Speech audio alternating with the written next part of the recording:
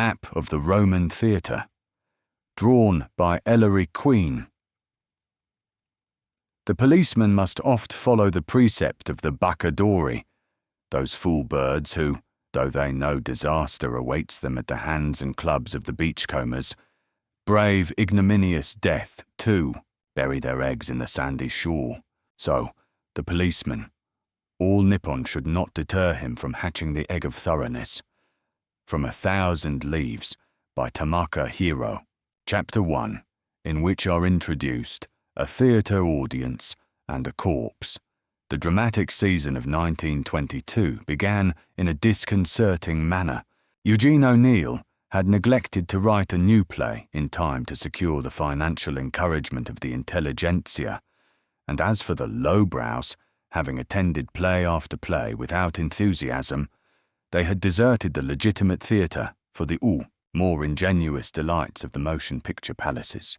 On the evening of Monday, September 24th, therefore, when a misty rain softened the electric blaze of Broadway's theatrical district, it was viewed morosely by house managers and producers from 37th Street to Columbus Circle. Several plays were then and there given their walking papers by the men higher up, who called upon God and the Weather Bureau to witness their discomfiture. The penetrating rain kept the play-going public close to its radios and bridge tables. Broadway was a bleak sight indeed to those few who had the temerity to patrol its empty streets. The sidewalk fronting the Roman Theatre on 47th Street west of the White Way, however, was jammed with a mid-season fair-weather crowd. The title, Gunplay, flared from a gay marquee. Cashiers dexterously attended the chattering throng lined up at the tonight's performance window. The buff and blue doorman, impressive with the dignity of his uniform and the placidity of his years, bowed the evening's top-hatted and befurred four customers into the orchestra with an air of satisfaction, as if inclemencies of weather held no terrors for those implicated in Gunplay's production. Inside the theatre, one of Broadway's newest, people bustled to their seats, visibly apprehensive, since the boisterous quality of the play was public knowledge. In due time, the last member of the audience ceased rustling his programme. The last latecomer stumbled over his neighbour's feet. The lights dimmed, and the curtain rose. A pistol coughed in the silence. A man screamed. The play was on. Gunplay was the first drama of the season to utilize the noises customarily associated with the underworld. Automatics, machine guns, raids on nightclubs, the lethal sounds of gang vendettas, the entire stock-in-trade of the romanticized crime society was jammed into 3 swift acts. It was an exaggerated reflection of the times, a bit raw, a bit nasty, and altogether satisfying to the theatrical public. Consequently, it played to packed houses in rain and shine. This evening's house was proof of its popularity. The performance proceeded smoothly. The audience was properly thrilled at the thunderous climax to the first act. The rain having stopped, people strolled out into the side alleys for a breath of air during the first 10-minute intermission. With the rising of the curtain on Act 2, the detonations on the stage increased in volume. The second act hurtled to its big moment as explosive dialogue shot across the footlights. A slight commotion at the rear of the theatre went unnoticed, not unnaturally, in the noise and the darkness. No one seemed aware of anything amiss, and the play crashed on. Gradually, however, the commotion increased in volume. At this point, a few spectators at the rear of the left section squirmed about in their seats to assert their rights in angry whispers. The 5 protest was contagious. In an incredibly short time, scores of eyes turned toward that section of the orchestra. Suddenly, a sharp scream tore through the theatre. The audience, excited and fascinated by the swift sequence of events on the stage, craned their necks expectantly in the direction of the cry, eager to witness what they thought was a new sensation of the play. Without warning, The lights of the theatre snapped on, revealing puzzled, fearful, already appreciative faces. At the extreme left, near a closed exit door, a large policeman stood holding a slight nervous man by the arm. He fended off a group of inquisitive people with a huge hand, shouting in stentorian tones, "Everybody stay right where he is. Don't move. Don't get out of your seat, any of you." People laughed. The smiles were soon wiped away, for the audience began to perceive a curious hesitancy on the part of the actors. Although they continued to recite their lines behind the footlights, they were casting puzzled glances out into the orchestra. People, noting this, half rose from their seats, panicky in the presence of a scented tragedy. The officer's Jovian voice continued to thunder, "Keep your seats, I say. Stay where you are." The audience suddenly realized that the incident was not play acting, but reality. Women shrieked and clutched their escorts. Bedlam broke loose in the balcony, whose occupants were in no position to see anything below. The policeman turned savagely to a stocky, foreign-looking man in evening clothes who was standing by, rubbing his hands together. "I'll have to ask you to close every exit this minute, and see that they're kept closed, Mr. Panzer," he growled. "Station an usher at all the doors, and tell him to hold everybody trying to get in or out.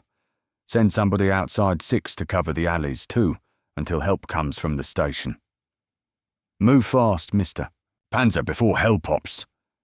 The swarthy little man hurried away, brushing aside a number of excited people who had disregarded the officer's bellowed admonition and had jumped up to question him. The bluecoat stood wide-legged at the entrance to the last row of the left section, concealing with his bulk the crumpled figure of a man in full evening dress, lying slumped in a queer attitude on the floor between rows. The policeman looked up, keeping a firm grip on the arm of the cowering man at his side, and shot a quick glance toward the rear of the orchestra. "Hey, Nielsen!" he shouted.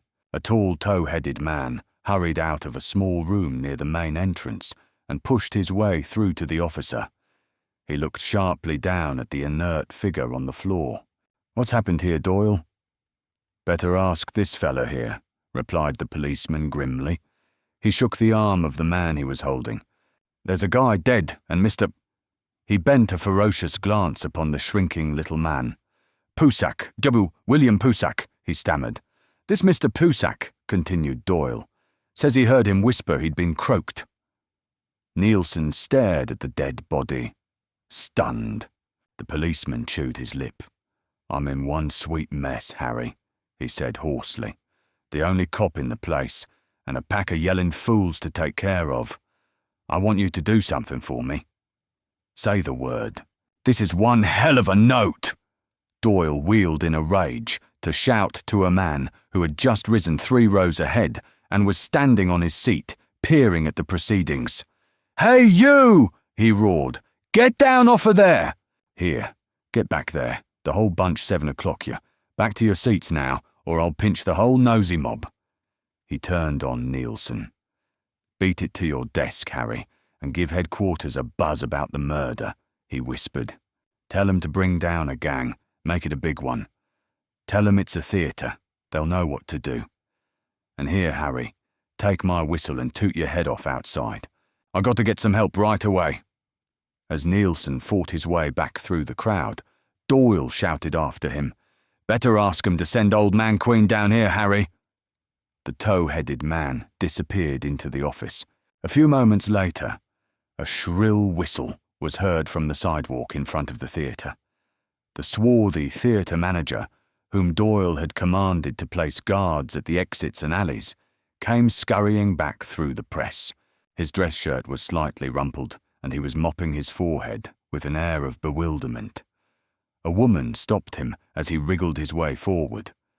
She squeaked, "Why is this policeman keeping us here, Mr. Panzer? I've a right to leave. I should like you to know. I don't care if an accident did happen. I had nothing to do with it. That's your affair. Please tell him to stop this silly disciplining of innocent people." The little man stammered, trying to escape. "Now, madam, please.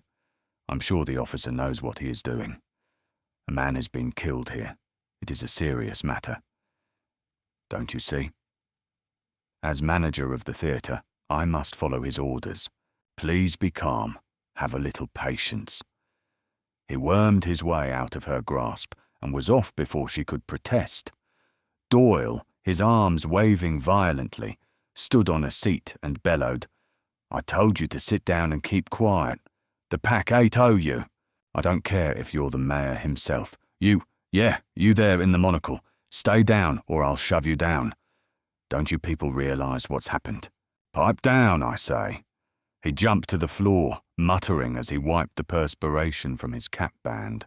In the turmoil and excitement, with the orchestra boiling like a huge kettle, and necks stretched over the railing of the balcony as the people there strove vainly to discover the cause of the confusion, the abrupt cessation of activity on the stage was forgotten by the audience. The actors had stammered their way through lines rendered meaningless by the drama before the footlights.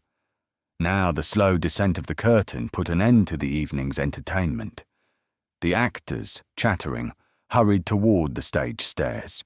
Like the audience, they peered toward the nucleus of the trouble in bewilderment. A buxom old lady, in garish clothes, the very fine imported actress billed in the character of Madame Murphy, keeper of the public house. Her name was Hilda Orange, the slight, graceful figure of the street waif, Nanette, Eve Ellis, leading lady of the piece, the tall, robust hero of Gunplay, James Peel, attired in a rough tweed suit and cap, the juvenile, smart in evening clothes, portraying the society lad who had fallen into the clutches of the gang, Stephen Barry, Lucille Horton, whose characterization of the Lady of the Streets had brought down a shower of adjectives from the dramatic critics who had little enough to rant about that unfortunate season, a Van Dyked old man whose faultless evening clothes attested to the tailoring, genius of M. Lebrun, costumer extraordinary to the entire cast of Gunplay, the heavy-set villain whose stage scowl was dissolved in a foggy docility as he surveyed the frantic auditorium. In fact, the entire personnel of the play, bewigged and powdered, rouged and painted, some wielding towels as they hastily removed their nine make-up, scampered in a body under the lowering curtain and trooped down the stage steps into the orchestra, where they elbowed their way up the aisle toward the scene of the commotion. Another flurry at the main entrance caused many people, despite Doyle's vigorous orders, to rise in their seats for a clearer view. A group of bluecoats were hustling their way inside, their nightsticks ready. Doyle heaved a gargantuan sigh of relief as he saluted the tall man in plain clothes at their head. "What's up, Doyle?" asked the newcomer, frowning at the pandemonium raging about them. The bluecoats who had entered with him were herding the crowd to the rear of the orchestra, behind the seat sections. People who had been standing tried to slip back to their seats. They were apprehended and made to join the angry cluster jammed behind the last row. "Looks like this man's been murdered, Sergeant," said Doyle. "Uh-huh." The plainclothes man looked incuriously down at the one still figure in the theatre, lying at their feet, a black-sleeved arm flung over his face, his legs sprawled gawkily under the seats in the row before. "What is it, Gat?" asked the newcomer of Doyle, his eyes roving. "No, sir, don't seem to be," said the policeman. "Had a doctor from the audience look him over the very first thing. Thinks it's poison." The sergeant grunted. "Who's this?" he rapped, indicating the trembling figure of Pusak by Doyle's side. "Chap who found the body," returned Doyle. "He hasn't moved from the spot since." "Good enough." The detective turned toward a compact group huddled a few feet behind them and asked generally, "Who's the manager here?" Ten Panzer stepped forward. "I'm Veli, Detective Sergeant from headquarters," said the plainclothes man abruptly. "Haven't you done anything to keep this yelling pack of idiots quiet?" "I've done my best, Sergeant," mumbled the manager, wringing his hands. but they all seem incensed at the way this officer," he indicated Doyle apologetically, "has been storming at them. I don't know how I can reasonably expect them to keep sitting in their seats as if nothing had happened." "Well, we'll take care of that," snapped Veli. He gave a rapid order to a uniformed man nearby. "Now," he turned back to Doyle, "how about the doors? The exits? Done anything yet in that direction?" "Sure thing, Sergeant," grinned the policeman. "I had Mr. Panzer here station ushers at every door. They've been there all night anyway, but I just wanted to make sure." "You were right. Nobody tried to get out?" "I think I can vouch for that, Sergeant," put in Panzer meekly. "The action of the play necessitates having ushers posted near every exit, for atmosphere. This is a crook play, with a good deal of shooting and screaming and that sort of thing going on. And the presence of guards around the doors heightens the general effect of mystery. I can very easily find out for you if—" "We'll attend to that ourselves," said Veli. "Doyle, who'd you send for?" "Inspector Queen," answered Doyle. "I had the publicity man, Nielsen, phone him at headquarters." Veli allowed a smile to crease his wintry face. "Thought of everything, didn't you? Now how about the body? Has it been touched at all since this fellow found it?" The cowering man held in Doyle's hard grasp broke out, 11, half crying. I only found him, officer. Honest to God, All right, said Veli coldly. "You'll keep, won't you? What are you blubbering about?" "Well, Doyle?" "Not a finger was laid on the body since I came over," replied Doyle, with a trace of pride in his voice. "Except, of course, for a Dr. Stuttgart. I got him out of the audience to make sure the man was dead. He was, and nobody else came near." "You've been busy, haven't you, Doyle?" "I'll see you won't suffer by it," said Veli. He wheeled on Panzer, who shrank back. "Better trot up to the stage and make an announcement, Mr. Manager. The whole crew of them are to stay right where they are until Inspector Queen lets them go home. Understand? Tell them it won't do any good to kick. And the more they kick, the longer they'll be here. Make it plain, too, that they're to stick to their seats, and any suspicious move on anybody's part is going to make trouble." Yes. Good Lord, what a catastrophe," groaned Panzer as he made his way down the aisle toward the stage. At the same moment, a little knot of people pushed open the big door at the rear of the theatre and stepped across the carpet in a body. Chapter 2. In which one queen works and another queen watches. There was nothing remarkable in either the physique or the manner of Inspector Richard Queen. He was a small, withered, rather mild-appearing old gentleman. He walked with a little stoop and an air of deliberation that somehow accorded perfectly with his thick grey hair and moustaches, veiled grey eyes and slender hands. As he crossed the carpet with short, quick steps, Inspector Queen was far from impressive to the milling eyes that observed his approach from every side. And yet, so unusual was the gentle dignity of his appearance, so harmless and benevolent the smile that illumined his lined old face, that an audible rustle swept over the auditorium, preceding him in a strangely fitting manner. In his own men, the change was appreciable.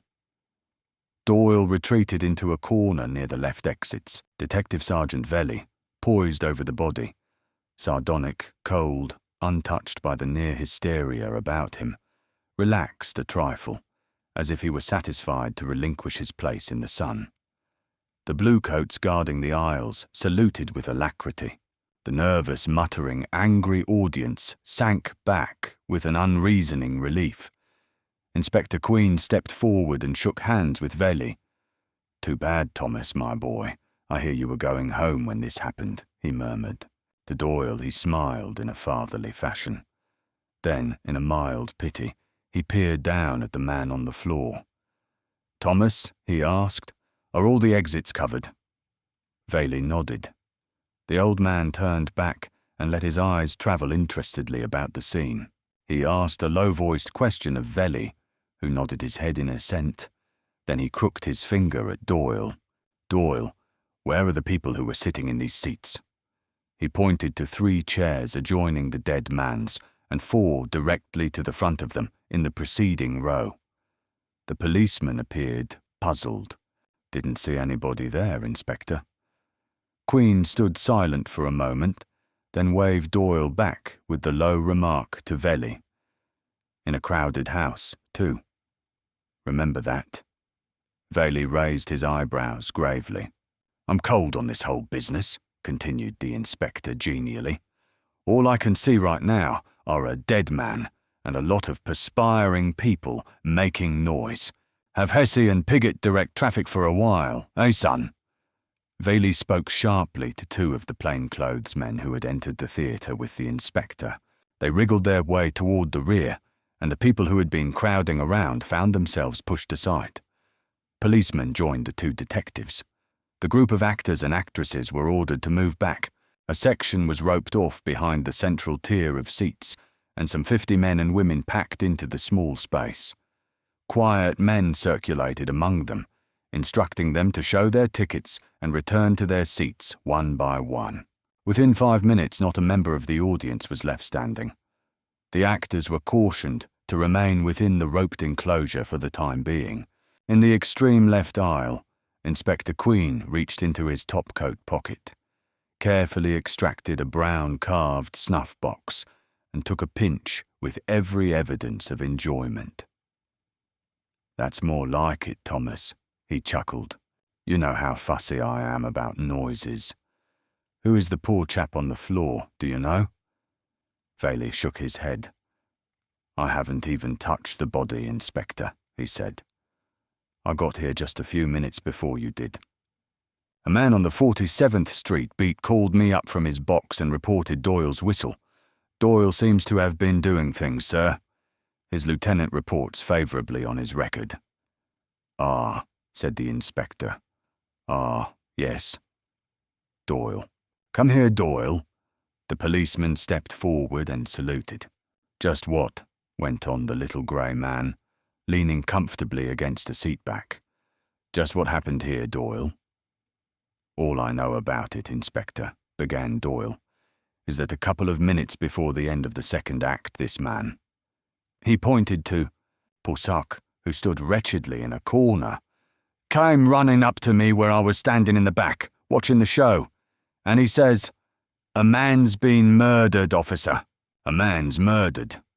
He was blubbering like a baby, and I thought he was pie-eyed. But I stepped mighty quick and came over here.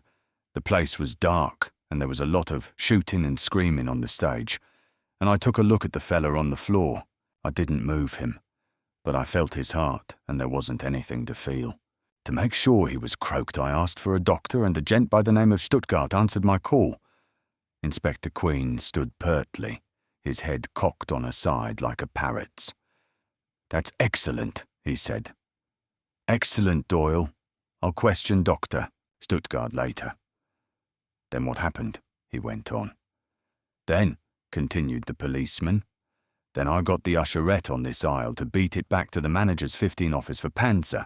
Louis Panzer, that's the manager right over there." Queen regarded Panzer, who was standing a few feet to the rear talking to Nielsen, and nodded. "That's Panzer, you say? All right. Ellery, you got my message?" He darted forward, brushing aside Panzer, who fell back apologetically, and clapped the shoulder of a tall young man who had slipped through the main door and was slowly looking about the scene. The old man passed his arm through the younger man's.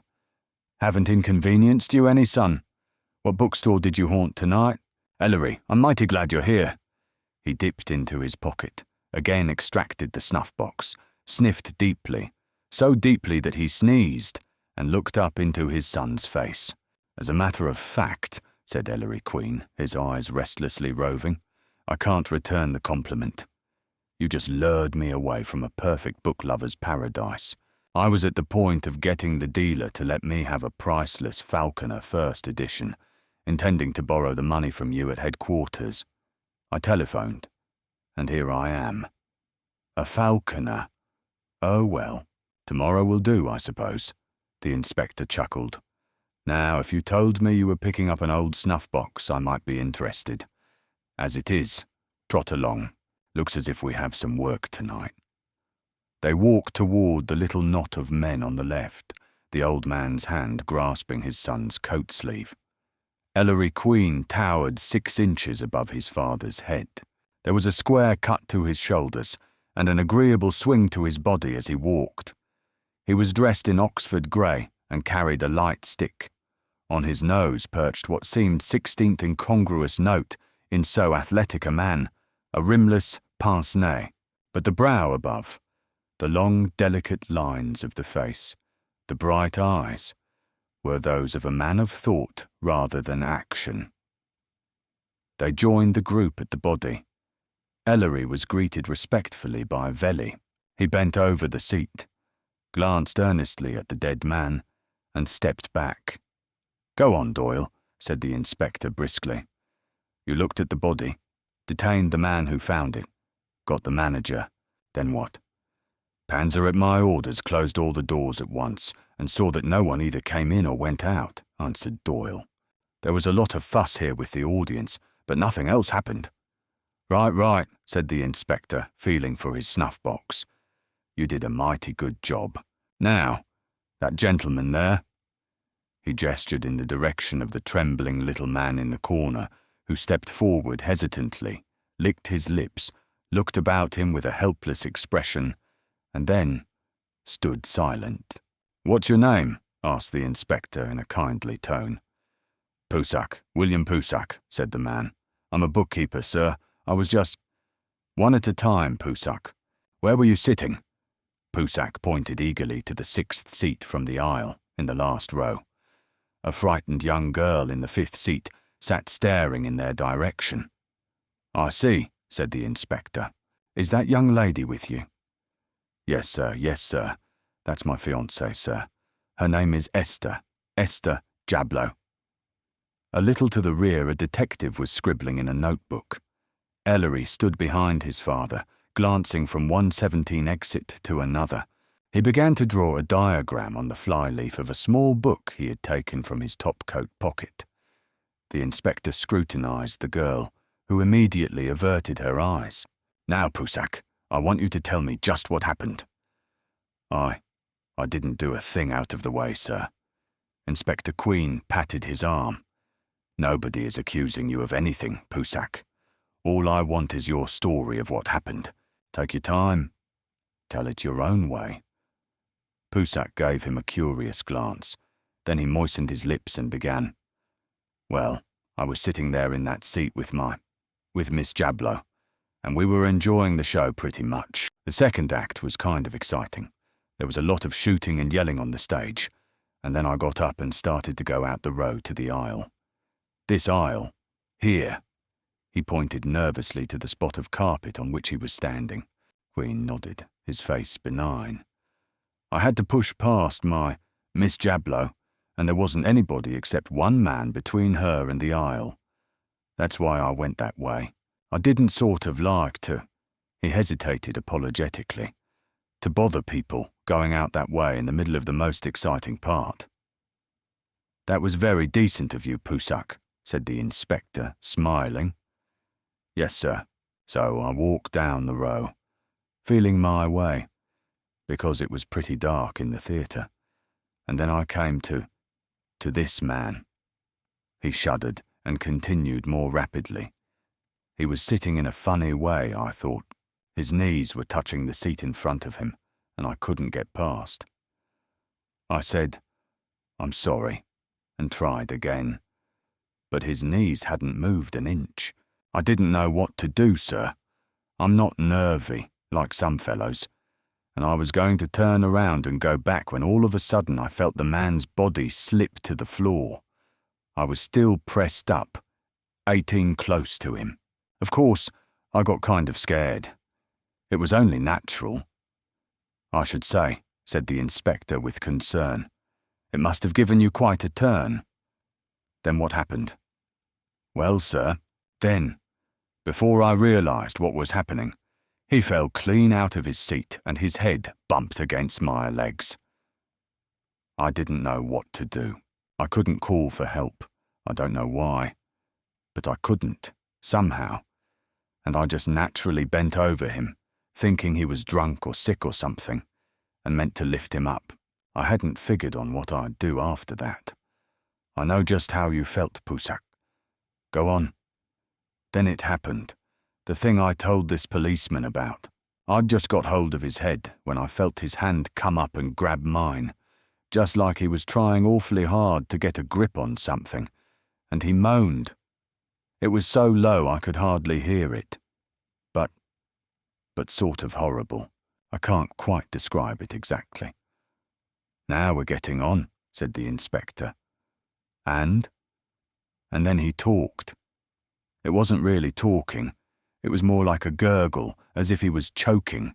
He said a few words that I didn't catch at all, but I realized that this was something different from just being sick or drunk, so I bent even lower and listened hard. I heard him gasp, "It's murder! Been murdered!" or something like that. So he said, "It's murder, eh?" The inspector regarded Pusak with severity. "Well, now, that must have given you a shock, Pusak." He snapped suddenly. "Are you certain this man said murder?" "That's what I heard, sir. I've got good hearing," said Pusak doggedly. "Well," Queen relaxed, smiling again. "Of course, I just wanted to make sure." "Then what did you do?" Then I felt him squirm a little, and all of a sudden 19 go limp in my arms. I was afraid he'd died, and I don't know how. But next thing I knew I was in the back, telling it all to the policeman. This policeman here. He pointed to Doyle, who rocked on his heels impersonally. "And that's all?" "Yes, sir. Yes, sir. That's all I know about it," said Pusak, with a sigh of relief. Queen grasped him by the coat front and barked, "That isn't all, Pusak. You forgot to tell us why you left your seat in the first place." He glared into the little man's eyes. Pusak coughed, teetered back and forth a moment, as if uncertain of his next words, then leaned forward and whispered into the inspector's astonished ear. "Oh." Queen's lips twitched in the suspicion of a smile, but he said gravely, "I see, Pusak. Thank you very much for your help. Everything is all right now. You may go back to your seat and leave with the others later on." He waved his hand in a gesture of dismissal. Pusak, with a sickly glance at the dead man on the floor, crept around the rear wall of the last row and reappeared by the girl's side. She immediately engaged him in a whispered but animated conversation. As the inspector, with a little smile, turned to Veli, Ellery made a slight movement of impatience, opened his mouth to speak, appeared to reconsider, and finally moved quietly backwards, disappearing from view. "Well, Thomas," sighed the inspector, "let's have a look at this chap." He bent nimbly over the dead man, on his knees in the space between the last row and the row directly before it. Despite the brilliant sparkle of light from the fixtures overhead, the cramped space near the floor was dark. Veli produced a flashlight and stooped over the inspector, keeping its bright beam on the corpse, shifting it as the inspector's 20 hands roved about. Queen silently pointed to an ugly, ragged brown stain on the otherwise immaculate shirt front. "Blood?" grunted Veli. The inspector sniffed the shirt cautiously. "Nothing more dangerous than whiskey," he retorted. He ran his hand swiftly over the body, feeling over the heart and at the neck, where the collar was loosened. He looked up at Veli. "Looks like a poisoning case, all right, Thomas. Get hold of this doctor. Stuttgart for me, will you? I'd like to have his professional opinion before Prouty gets here." Veli snapped an order, and a moment later, a medium-sized man in evening clothes, olive-skinned and wearing a thin black moustache, came up behind the detective. "Here he is, Inspector," said Veli. "Ah, yes." Queen looked up from his examination. "How do you do, Doctor? I am informed that you examined the body almost immediately after it was discovered. I see no obvious sign of death. What is your opinion?" "My examination was necessarily a cursory one," said Dr. Stuttgart carefully, his fingers brushing a phantom speck from his satin lapel. "In the semi-dark and under these conditions, I could not at first discern any abnormal sign of death. From the constriction of the facial muscles, I thought that it was a simple case of heart failure. But on closer examination, I noticed that blueness of the face. It's quite clear in this light, isn't it? That, combined with the alcoholic odour from the mouth, seems to point to some form of alcoholic poisoning. Of one thing I can assure you, this man did not die of a gunshot wound or a stab. I naturally made sure of that at once. I even examined his neck. You see, I loosened the collar to make sure it was not strangulation." 21. "I see." The inspector smiled. "Thank you very much, Doctor." "Oh, by the way," he added, as Dr. Stuttgart with a muttered word turned aside. "Do you think this man might have died from the effects of wood alcohol?" Dr. Stuttgart answered promptly. "Impossible," he said. "It was something much more powerful and quick-acting." "Could you put a name to the exact poison which killed this man?" The olive-skinned physician hesitated. Then he said stiffly, "I am very sorry, Inspector. You cannot reasonably expect me to be more precise. Under the circumstances—" His voice trailed off, and he backed away. Queen chuckled as he bent again to his grim task. The dead man sprawled on the floor was not a pleasant sight. The inspector gently lifted the clenched hand and stared hard at the contorted face. Then he looked under the seat. There was nothing there. However, a black silk-lined cape hung carelessly over the back of the chair. He emptied all of the pockets of both dress suit and cape, his hands diving in and out of the clothing. He extracted a few letters and papers from the inside breast pocket, delved into the vest pockets and trouser pockets, heaping his discoveries in two piles, one containing papers and letters, the other coins, keys, and miscellaneous material. A silver flask initialed MF he found in one of the hip pockets. He handled the flask gingerly, holding it by the neck and scanning the gleaming surface as if for fingerprints. Shaking his head, he wrapped the flask with infinite care in a clean handkerchief and placed it aside. A ticket stub coloured blue and bearing the inscription LL 32 left he secreted in his own vest pocket. Without pausing to examine any of the other objects individually, he ran his hands over the lining of the vest and coat and made a rapid pass over the trouser legs.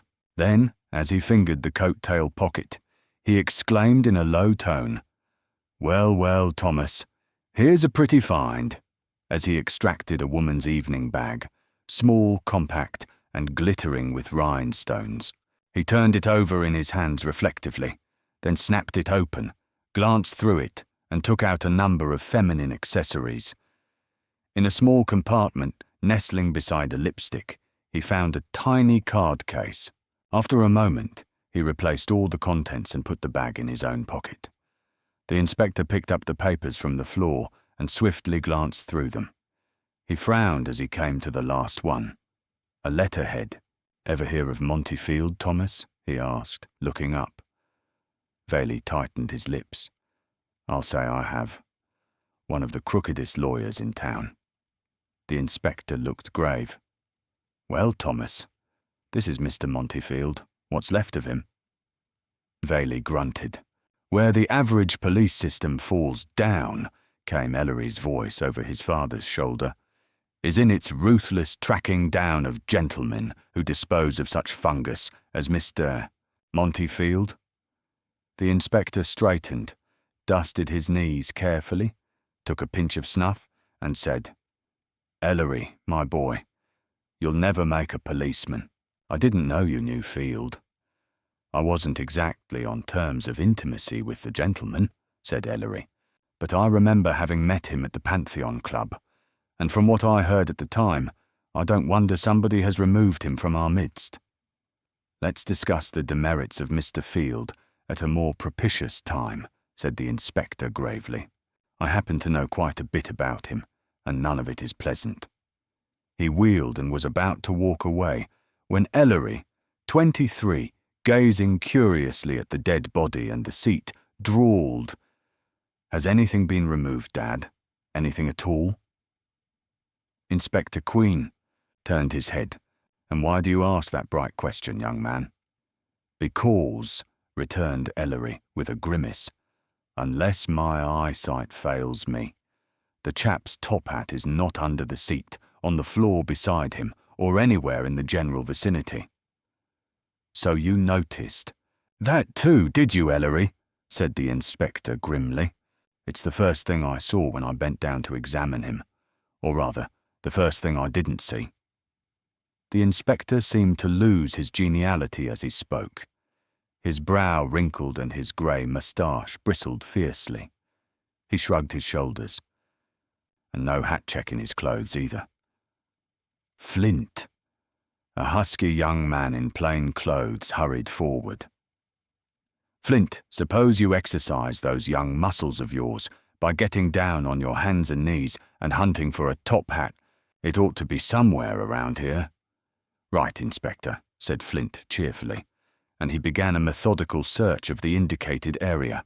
"Veli," said Queen in a business-like tone, "suppose you find Ritter and Hesse, and... No, those two will do. For me, will you?" Veli walked away. "Hagstrom," shouted the inspector to another detective standing by. "Yes, Chief." "Get busy with this stuff." He pointed to the two small piles of articles he had taken from Field's pockets and which lay on the floor, "and be sure to put them safely away in my own bags." As Hagstrom knelt by the body, Ellery quietly bent over and opened the coat. He immediately jotted a memorandum on the fly-leaf of the book in which he had drawn a diagram some time before. He muttered to himself, 24 patting the volume, "And it's a Stenhauser private edition too." Veli returned with Ritter and Hesse at his heels. The inspector said sharply, "Ritter, go to this man's apartment. His name is Montefield. He was an attorney, and he lived at 113 West 75th Street. Stick around until you're relieved. If anyone shows up, nab him." Ritter, touching his hat, mumbled, "Yes, Inspector," and turned away. "Now, Hesse, my lad," continued the inspector to the other detective, "hurry down to 51 Chambers Street, this man's office, and wait there until you hear from me. Get inside if you can, otherwise park outside the door all night." "Right, Inspector." Hesse disappeared. Queen turned about and chuckled as he saw Ellery, broad shoulders bent over, examining the dead man. "Don't trust your father, eh, Ellery?" the inspector chided. "What are you snooping for?" Ellery smiled, straightening up. "I'm merely curious, that's all," he said. "There are certain things about this unsavoury corpse that interest me hugely. For example, have you taken the man's head measurement?" He held up a piece of string, which he had slipped from a wrapped book in his coat pocket, and offered it for his father's inspection. The inspector took it, scowled, and summoned a policeman from the rear of the theatre. He issued a low-voiced order, the string exchanged hands, and the policeman departed. "Inspector." Queen looked up. Hagstrom stood by his elbow, eyes gleaming. "I found this pushed way back under Field's seat when I picked up the papers. It was against the back wall." He held up a dark green bottle, of the kind used by 25 ginger ale manufacturers. A gaudy label read, "Paley's Extra Dry Ginger Ale." The bottle was half empty. "Well, Hagstrom, you've got something up your sleeve. Out with it," the inspector said curtly. "Yes, sir. When I found this bottle under the dead man's seat, I knew that he had probably used it tonight. There was no matinee today, and the cleaning women go over the place every 24 hours. It wouldn't have been there unless this man, or somebody connected with him, had used it and put it there tonight. I thought, maybe this is a clue. So I dug up the refreshment boy who had this section of the theatre, and I asked him to sell me a bottle of ginger ale. He said," Hagstrom smiled, He said they don't sell ginger ale in this theatre. You used your head that time, Hagstrom, said the inspector approvingly. Get hold of the boy and bring him here. As Hagstrom left, a stout little man in slightly disarranged evening clothes bustled up, a policeman doggedly holding his arm. The inspector sighed. "Are you in charge of this affair, sir?" stormed the little man, drawing himself up to 5 feet 2 inches of perspiring flesh. "I am," said Queen gravely. "Then I want you to know," burst out the newcomer. "Here, you, let go of my arm, do you hear? I want you to know, sir." "Detach yourself from the gentleman's arm, officer," said the inspector with deepening gravity. "That I consider this entire affair the most vicious outrage. I have been sitting here with my wife and daughter since the interruption to the play for almost an hour, and your officers refuse to allow us even to stand up. It's a damnable outrage, sir. Do you think you can keep this entire audience waiting at your leisure?" "I've 26 been watching you. Don't think I haven't. You've been dawdling around while we sat and suffered. I want you to know, sir, I want you to know, that unless you permit my party to leave at once, I shall get in touch with my very good friend District Attorney Sampson and lodge a personal complaint against you." Inspector Queen gazed distastefully into the empurpled face of the stout little man.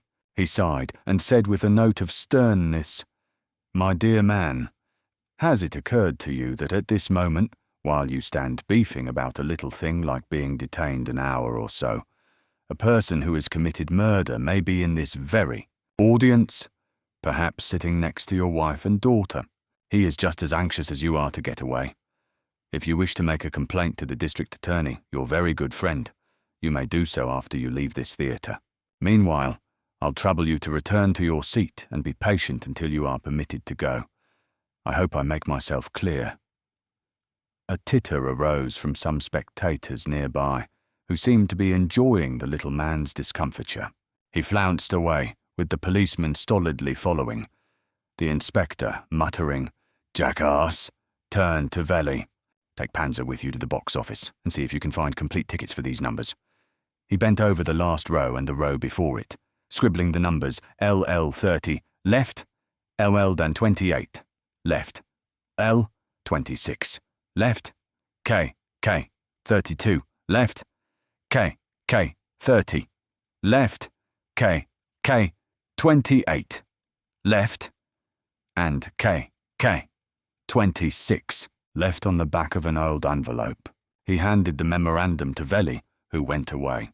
Ellery, who had been leaning idly against the rear wall of the last row, watching his father, the audience, and occasionally restudying the geography of the theatre, murmured in the inspector's ear, "I was just reflecting on the unusual fact that, with such a popular bit of dramatic trash as gunplay, 7 seats in the direct vicinity of 27th murdered man's seat should remain empty during the performance. When did you begin to wonder, my son?" said Queen, and while Ellery absently tapped the floor with his stick, barked, "Pigot!" The detective stepped forward. "Get the usherette who was on this aisle and the outside doorman, that middle-aged fellow on the sidewalk, and bring 'em here." As Pigot walked off, a dishevelled young man appeared by Queen's side, wiping his face with a handkerchief. "Well, Flint?" asked Queen instantly. "I've been over this floor like a scrub woman, Inspector. If you're looking for a hat in this section of the theatre, it's mighty well hidden." "All right, Flint, stand by." The detective trudged off. Ellery said slowly, "Didn't really think your young Diogenes would find the top hat, did you, Dad?" The inspector grunted. He walked down the aisle and proceeded to lean over person after person, questioning each in low tones. All heads turned in his direction as he went from row to row, interrogating the occupants of the 2 aisle seats successively. As he walked back in Ellery's direction, his face expressionless, the policeman whom he had sent out with the piece of string saluted him. "What size, officer?" asked the inspector. "The clerk in the hat store said it was exactly 7 1/8, answered the bluecoat. Inspector Queen nodded, dismissing him. Veli strode up, with Panzer trailing worriedly behind. Ellery leaned forward with an air of keen absorption to catch Veli's words. Queen grew tense, the light of a great interest on his face. 28. "Well, Thomas," he said, "what did you find in the box office?" "Just this, Inspector," reported Veli unemotionally. "The 7 tickets for which you gave me the numbers are not in the ticket rack. They were sold from the box office window. At what date, Mr. B. Panzer has no way of knowing. The tickets might have been turned over to an agency, you know, Veli," remarked Ellery. "I verified that, Mr. Queen," answered Veli. "Those tickets were not assigned to any agency. There are definite records to prove it." Inspector Queen stood very still, his grey eyes gleaming. Then he said, "In other words, gentlemen, it would seem that at a drama which has been playing to capacity business ever since its opening, 7 tickets in a group were bought, and then the purchasers conveniently forgot to attend the performance. Chapter 3, in which a parson comes to grief." There was a silence as the 4 men regarded each other with a dawning conviction. Panzer shuffled his feet and coughed nervously. Veli's face was a study in concentrated thought. Ellery stepped backward and fell into a rapt contemplation of his father's grey and blue necktie. Inspector Queen stood biting his moustache. He shook his shoulders suddenly and turned on Veli. "Thomas, I'm going to give you a dirty job," he said. "I want you to marshal a half-dozen or so of the uniformed men and set 'em to a personal examination of every soul in this place. All they have to do is get the name and address of each person in the audience. It's quite a job, and it will take time, but I'm afraid it's absolutely necessary. By the way, Thomas, in your scouting around, did you question any of the ushers who take care of the balcony?" "I got hold of the very man to give me information," said Veli. "He's the lad who stands at the foot of the stairs in the orchestra, directing holders of balcony tickets to the upper floor. Chap by the name of Miller." "A very conscientious boy," interposed Panzer, rubbing his hands. "Miller is ready to swear that not a person in this theatre either went upstairs from the orchestra or came downstairs from the balcony from the moment the curtain went up on the 2nd act." "That sort of cuts down your work, Thomas," remarked the inspector, who had been listening intently. 30. Have your men go through the orchestra boxes, and orchestra only. Remember, I want the name and address of every person here, every single one. And Thomas—" "Yes, Inspector," said Veli, turning back. "While they're at it, have 'em ask these people to show the ticket stubs belonging to the seats in which they are sitting. Every case of loss of stub should be noted beside the name of the loser, and in cases, it is a bare possibility, where a person holds a stub which does not agree with the seat number of the chair in which he's sitting, a notation is also to be made. Think you can get all that done, my boy?" "Sure thing," Veli grunted as he strode away. The inspector smoothed his grey moustache and took a pinch of snuff, inhaling deeply. "Ellery," he said, "there's something worrying you. Out with it, son." "Eh?" Ellery started, blinking his eyes. He removed his pince-nez and said slowly, "My very revered father, I am beginning to think that, well, there's little peace in this world for a quiet, book-loving man." He sat down on the arm of the dead man's seat, his eyes troubled. Suddenly, he smiled. "Take care that you don't repeat the unfortunate error of that ancient butcher, who, with his 20 apprentices, sought high and low for his most treasured knife, when all the time it reposed quietly in his mouth. You're very informative these days, my son," said the inspector petulantly. "Flint," the detective came forward. "Flint," said Queen, "you've had one pleasant job tonight and I've another for you.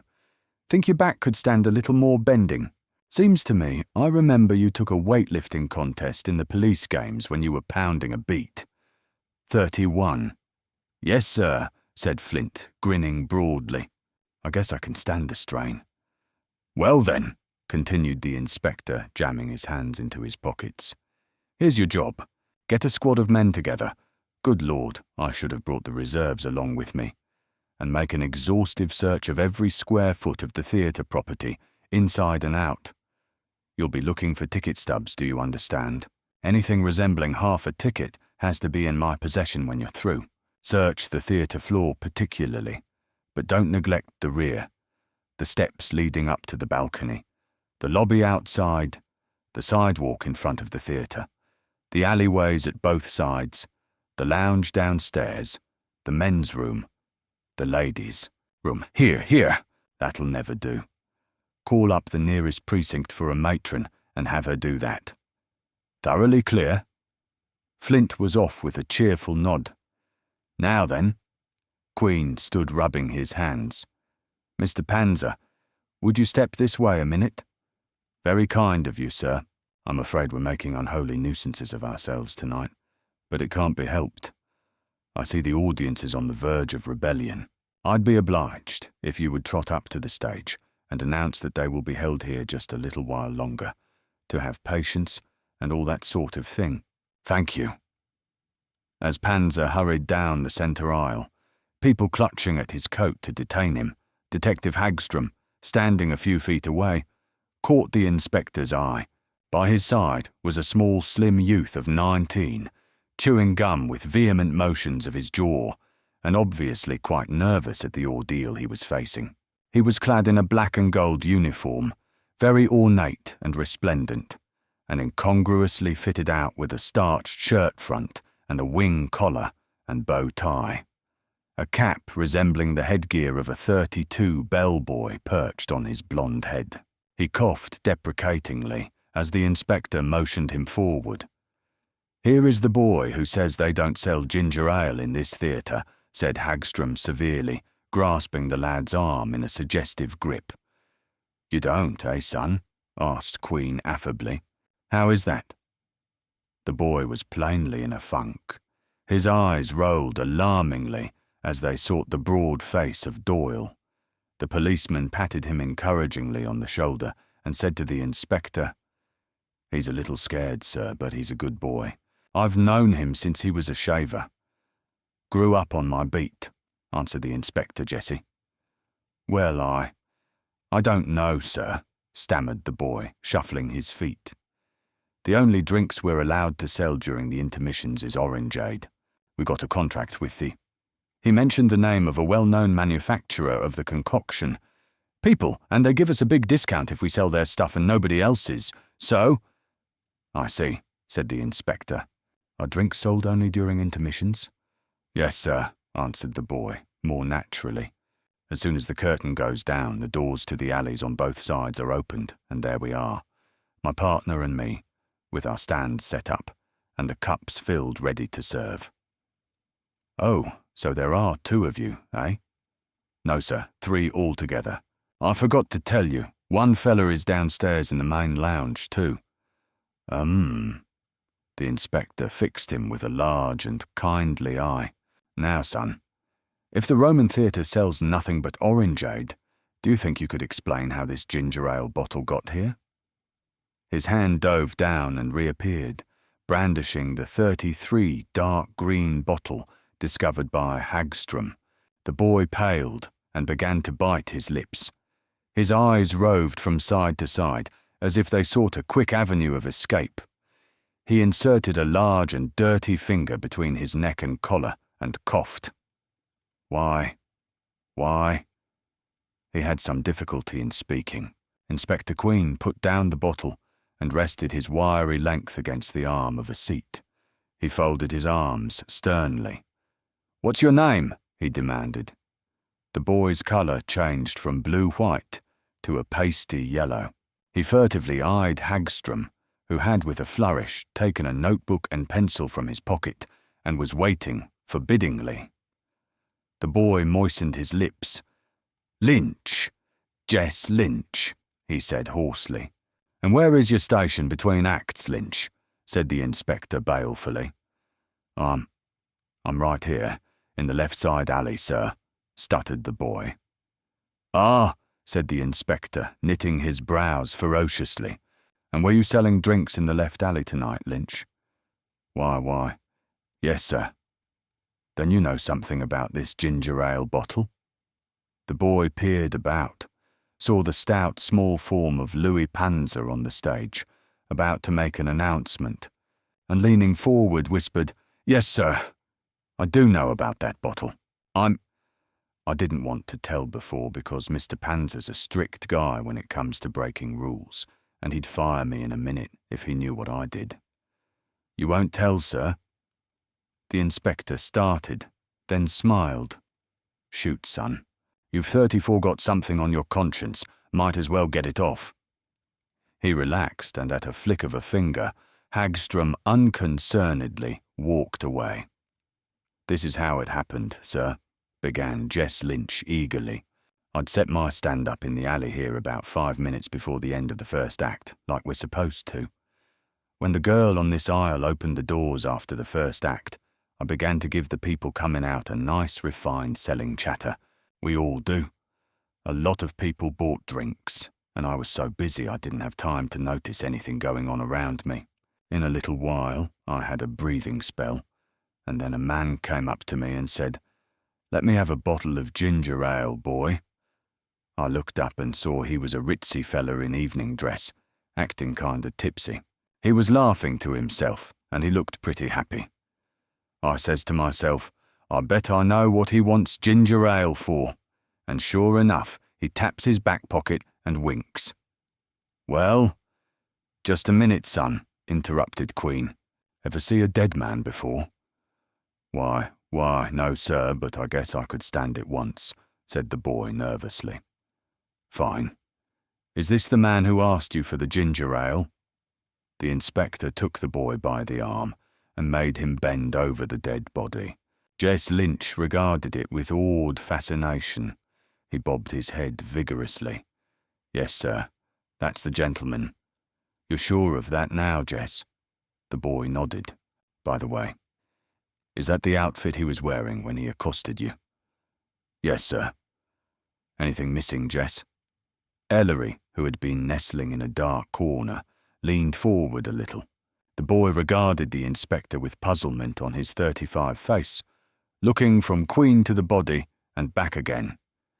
He was silent for a full minute, while the Queen's hung on his words. Then his face lit up suddenly and he cried, 'Why, yes, sir. He was wearing a hat, a shiny topper, when he spoke to me.' Inspector Queen looked pleased. 'Go on, Jess. Doc Proti. It's taken you a whale of a long time getting here. What held you up?' A tall, lanky man had come striding across the carpet, a black bag in his hand. He was smoking a vicious-looking cigar with no apparent concern for local fire rules, and appeared in something of a hurry. 'You said something there, Inspector,' he said, setting down the bag and shaking hands with both Ellery and Queen. 'You know, we just moved, and I haven't got my new phone yet. I had a hard day today, and I was in bed anyway. They couldn't get hold of me. Had to send a man around to my new place. I rushed down here as fast as I could. Where's the casualty?' He dropped to his knees in the aisle as the inspector indicated the body on the floor. A policeman was summoned to hold a flashlight as the assistant medical examiner worked. Queen took Jess Lynch by the arm and walked him off to one side. 'What happened after he asked you for the ginger ale, Jess?' The boy, who had been staring at the proceedings, gulped and continued. 'Well, sir, of course I told him that we didn't sell ginger ale, only orangeade.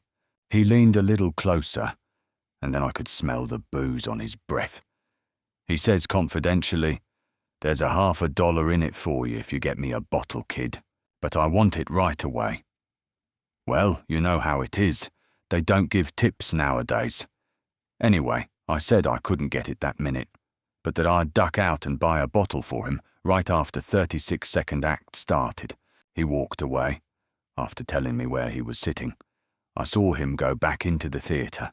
As soon as the intermission ended and the usherette closed the doors, I left my stand in the alleyway and hopped across the street to Libby's ice cream parlour. Do you usually leave your stand in the alley, Jess? No, sir. I always hop inside the doors with the stand just before she locks the doors, and then take it downstairs to the lounge. But the man said he wanted the ginger ale right away, so I figured I'd save time by getting the bottle for him first. Then I thought I'd go back into the alley, get my stand, and bring it into the theatre through the front door. Nobody'd say anything. Anyway, I left the stand in the alley and ran over to Libby's. I bought a bottle of Paley's ginger ale, sneaked it inside to this man, and he gave me $1. Pretty nice of him, I thought, seeing as how he'd only promised me 4 bits. You told that very nicely, Jess, said the inspector with approval. Now, a few things more. Was he sitting in this seat? Was this the seat he told you to come to? Oh, yes, sir. He said LL 32. Left, and sure enough, that's where I found him. Quite right, the inspector, after a pause, asked casually, Did you notice if he was alone, Jess? Sure thing, sir, returned the boy in a cheerful tone. He was sitting all alone on this end seat. The reason I noticed it was that the show's been packed ever since it opened, and I thought it was queer that there should be so many seats empty around here. That's fine, Jess. You'll make a detective yet. You couldn't tell me how many seats were empty, I suppose. Well, sir, it was kind of dark and I wasn't paying much attention. I guess it was about half a dozen, all told. Some 37 next to him in the same row, and some right in the row in front. Just a moment, Jess. The boy turned, licking his lips in honest fright at the sound of Ellery's low, cool voice. Did you see anything more of that shiny topper when you handed him the bottle of ginger ale? Asked Ellery, tapping the point of his neat shoe with his stick. Why, yes, sir, stammered the boy. When I gave him the bottle, he was holding the hat in his lap, but before I left, I saw him stick it underneath his seat. Another question, Jess. The boy sighed with relief at the sound of the inspector's reassuring voice. About how long, do you reckon, did it take you to deliver the bottle to this man after the second act started?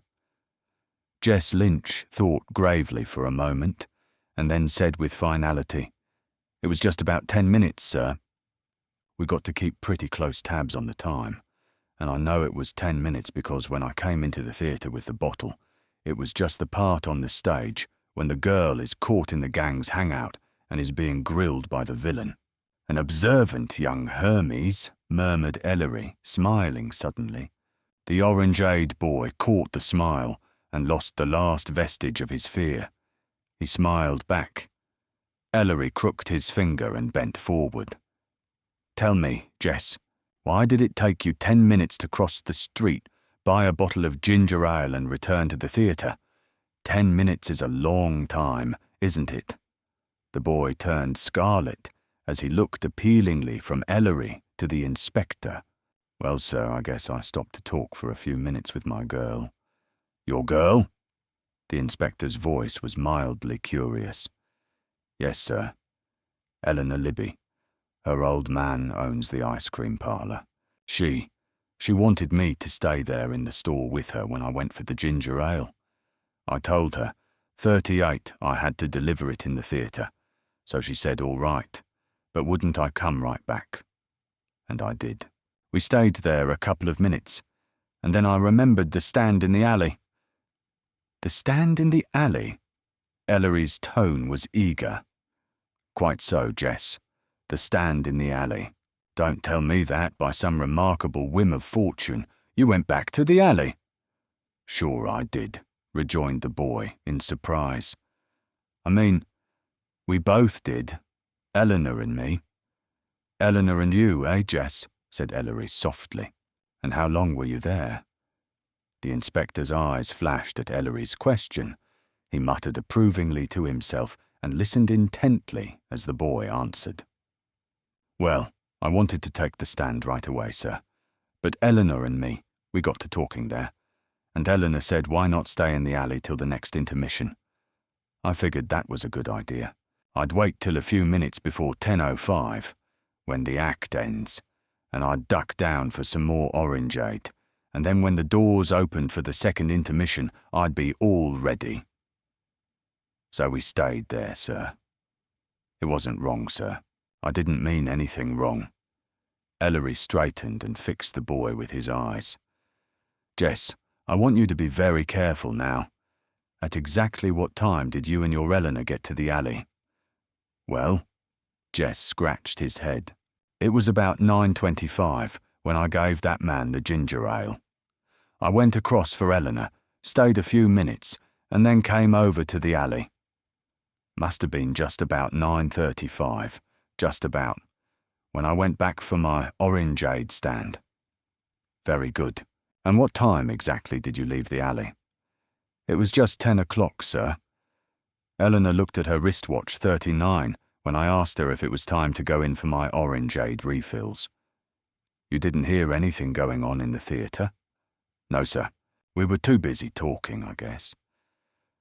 I didn't know anything had happened inside until we walked out of the alley and I met Johnny Chase, one of the ushers, standing there, like he was on guard.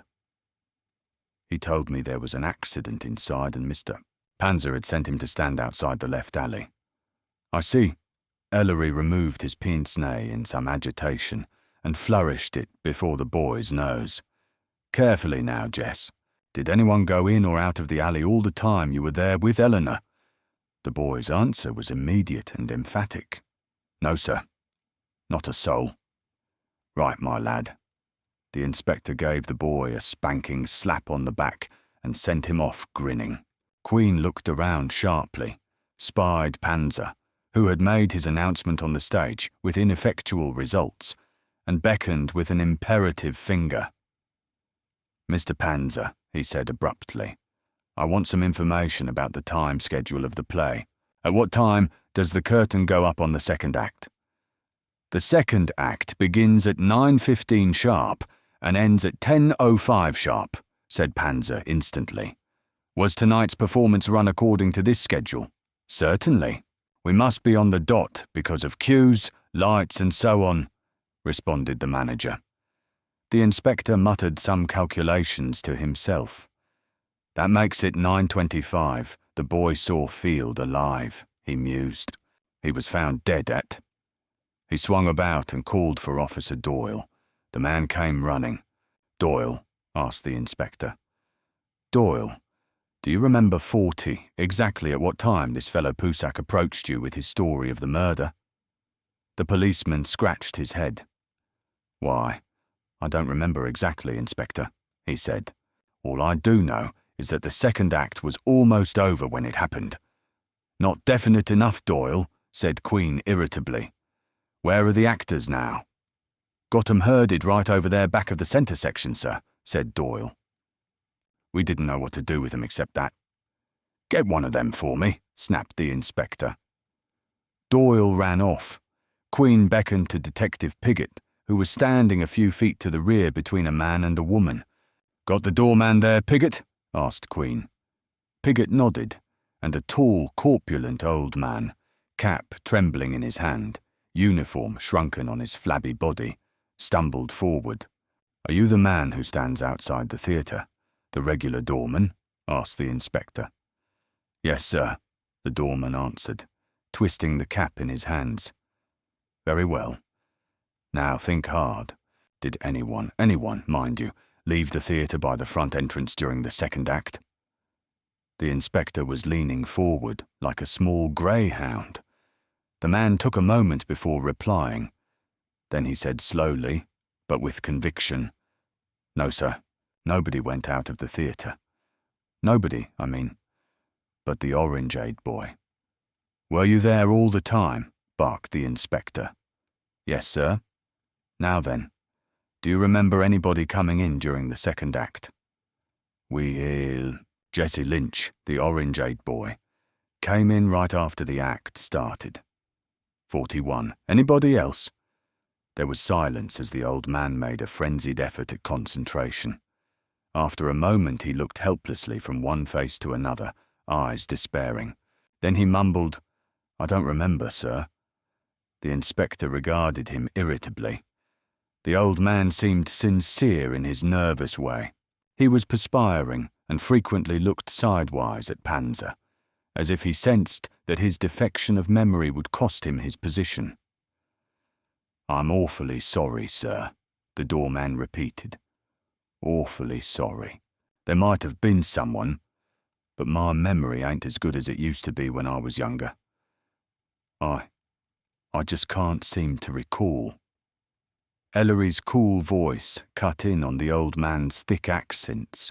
"How long have you been a doorman?" The old man's bewildered eyes shifted to this new inquisitor.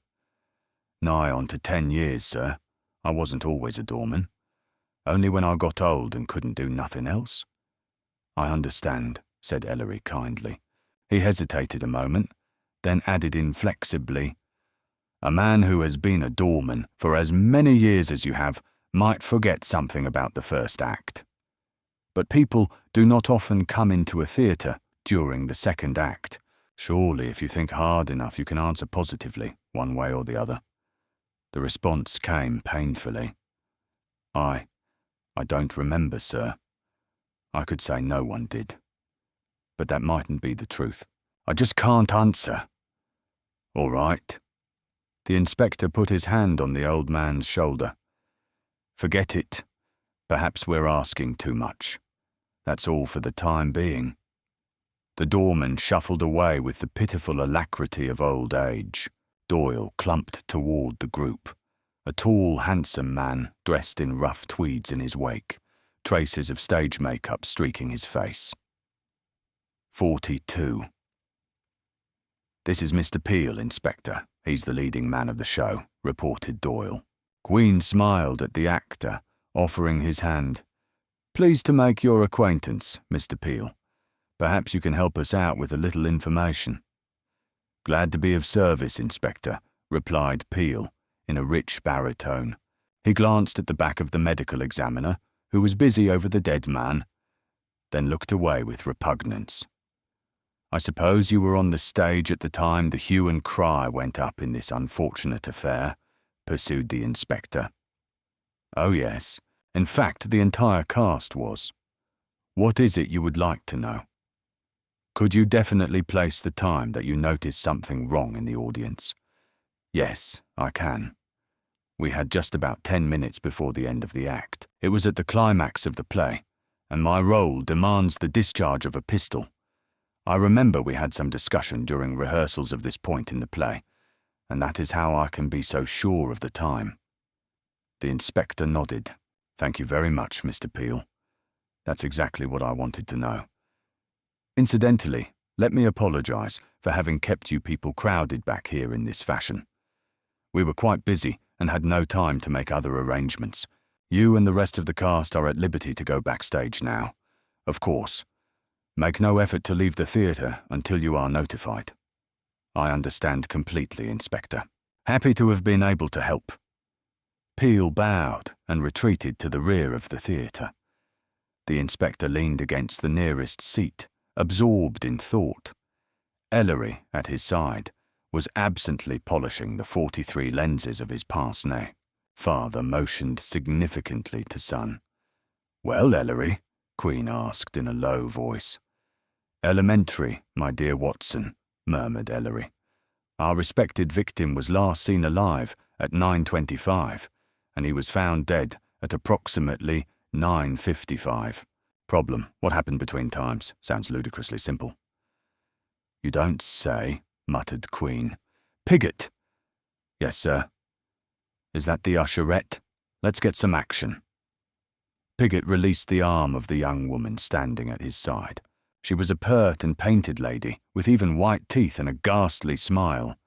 She minced forward and regarded the inspector brazenly. "Are you the regular usherette on this aisle, Miss?" asked the inspector briskly. "O'Connell, Madge O'Connell." "Yes, I am." The inspector took her arm gently. "I'm afraid I'll have to ask you to be as brave as you are impertinent, my dear," he said. "Step over here for a moment." The girl's face was deathly white as they paused at the LL row. "Pardon me a moment, Doc. Mind if we interrupt your work?" Dr. Proti looked up with an abstracted scowl. "No, Go right ahead, Inspector. I'm nearly through. He stood up and moved aside, biting the cigar between his teeth. Queen watched the girl's face as she stooped over the dead man's body. She drew her breath in sharply. Do you remember ushering this man to his seat tonight, Miss O'Connell? The girl hesitated. Seems like I do, but I was very busy tonight, as usual, and I must have ushered 200 people all told, so I couldn't say positively. Do you recall whether these seats which are empty for now, he indicated the 7 vacant chairs, were unoccupied all during the first and second acts?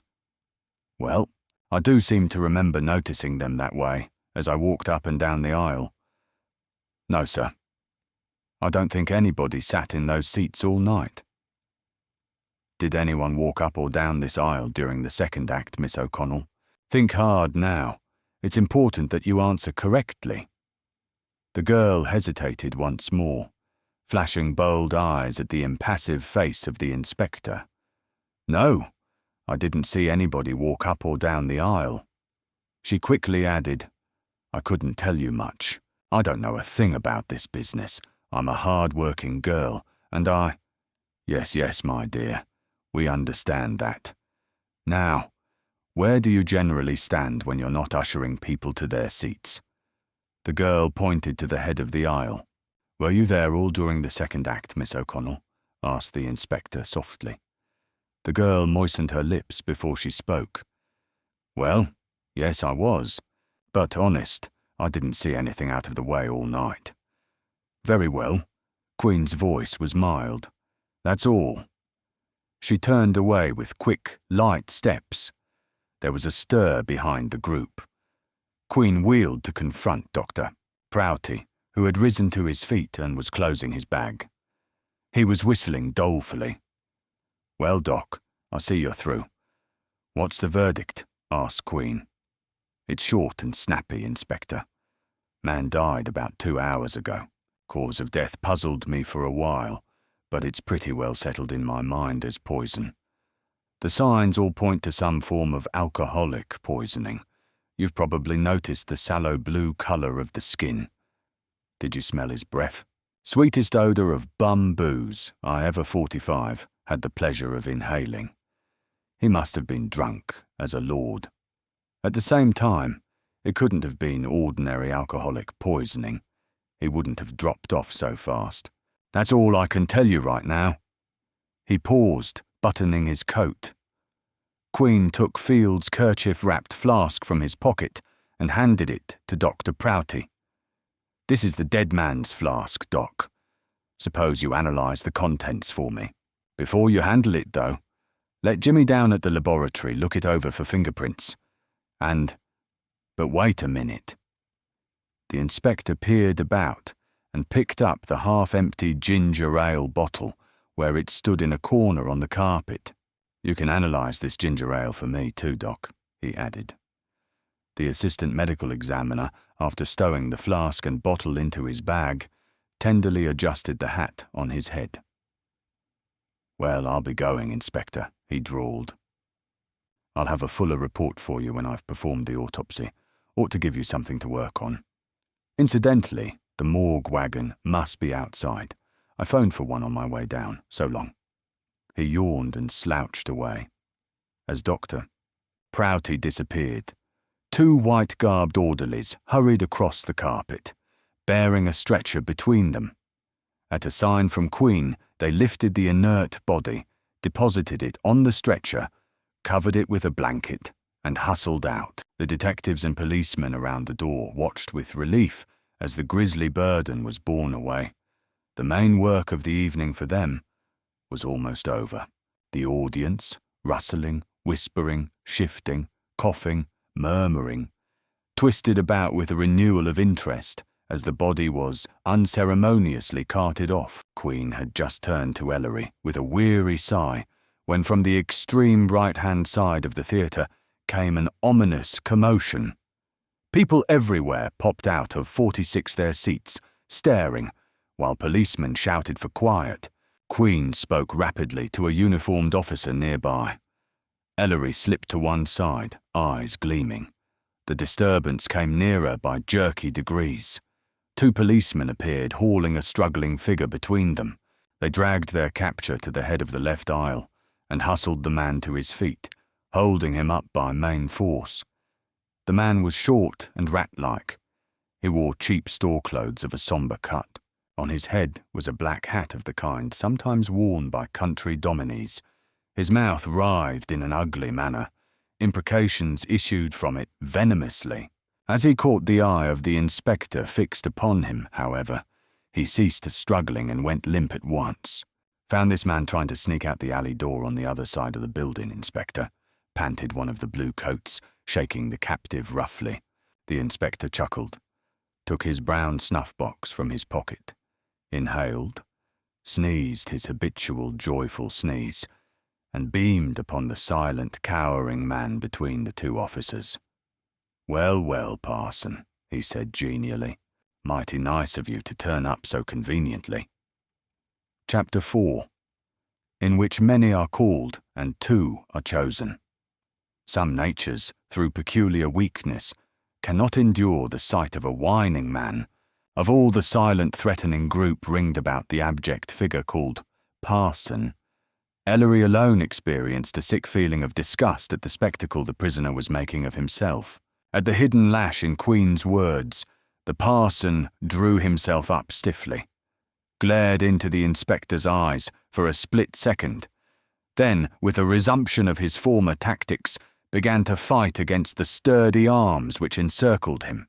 He writhed and spat and cursed, finally becoming silent again. He was conserving his breath. The fury of his threshing body communicated itself to his captors. Another policeman joined the melee and helped pin the prisoner to the floor, and suddenly he wilted and shrank like a pricked balloon. A policeman hauled him roughly to his feet, where he stood, eyes downcast, body still, hat clutched in his hand. Ellery turned his head. "Come now, Parson," went on the inspector, just as if the man had been a balky child at rest after a fit of temper. "You know that sort of business doesn't go with me. What happened when you tried it last time at the old slip on the riverfront?" "Answer when you're spoken to," growled a blue coat, prodding him in the ribs. "I don't know nothing, and besides I got nothing to say," muttered the parson, shifting from one foot to the other. 48. "I'm surprised at you, Parson," said Queen gently. "I haven't asked you what you know." "You got no right to hold an innocent man," shouted the parson indignantly. "Ain't I as good as anybody else here? I bought a ticket, and I paid for it with real dough, too. Where do you get that stuff, trying to keep me from going home?" "So you bought a ticket, did you?" asked the inspector, rocking on his heels. "Well, well, suppose you snap out the old stub and let Papa Queen look it over." The parson's hand mechanically went to his lower vest pocket, his fingers dipping into it with a quite surprising deftness. His face went blank as he slowly withdrew his hand. Empty. He began a search of his other pockets with an appearance of fierce annoyance that made the inspector smile. "Hell," grunted the parson, "if that ain't the toughest luck. I always hangs on to my ticket stubs, and just tonight I have to go and throw it away. Sorry, Inspector." "Oh, that's quite all right," said Queen. His face went bleak and hard. "Quit stalling, Cazzanelli. What were you doing in this theatre tonight? What made you decide to duck out so suddenly? Answer me." The parson looked about him. His arms were held very securely by 2 blue coats. A number of hard-looking men surrounded him. The prospect of escape did not seem particularly bright. His face underwent another change. It assumed a priestly, outraged innocence. A mist filmed his little eyes, as if he were truly the Christian martyr and these tyrants his pagan inquisitors. The parson had often employed this trick of personality to good purpose. "Inspector," he said, "you know you ain't got no right to grill me this way, don't you, Inspector?" "A man's got a right to his lawyer, ain't he?" "Sure he's got a right." And he stopped as if there were nothing more to be said. The inspector eyed him curiously. "When did you see Field last?" he asked. "Field? You don't mean to say Monty Field?" "Never heard of him, Inspector," muttered the parson, rather shakily. "What are you trying to put over on me?" "Not a thing, parson, not a thing. But as long as you don't care to answer now, suppose we let you cool your heels for a while. Perhaps you'll have something to say later. Don't forget, parson, there's still that little matter of the Bonomo silk robbery to go into." He turned to one of the policemen. "Escort our friend to that anteroom off the manager's office and keep him company for a while, officer." Ellery, reflectively watching the parson being dragged toward the rear of the theatre, was startled to hear his father say, "The parson isn't too bright, is he, to make a slip like that?" "Be thankful for small favours," smiled Ellery. "One error breeds 20 more." The inspector turned with a grin to confront Velli, who had just arrived with a sheaf of papers in his hand. "Ah, Thomas is back," chuckled the inspector, who seemed in good spirits. "And what have you found, Thomas?"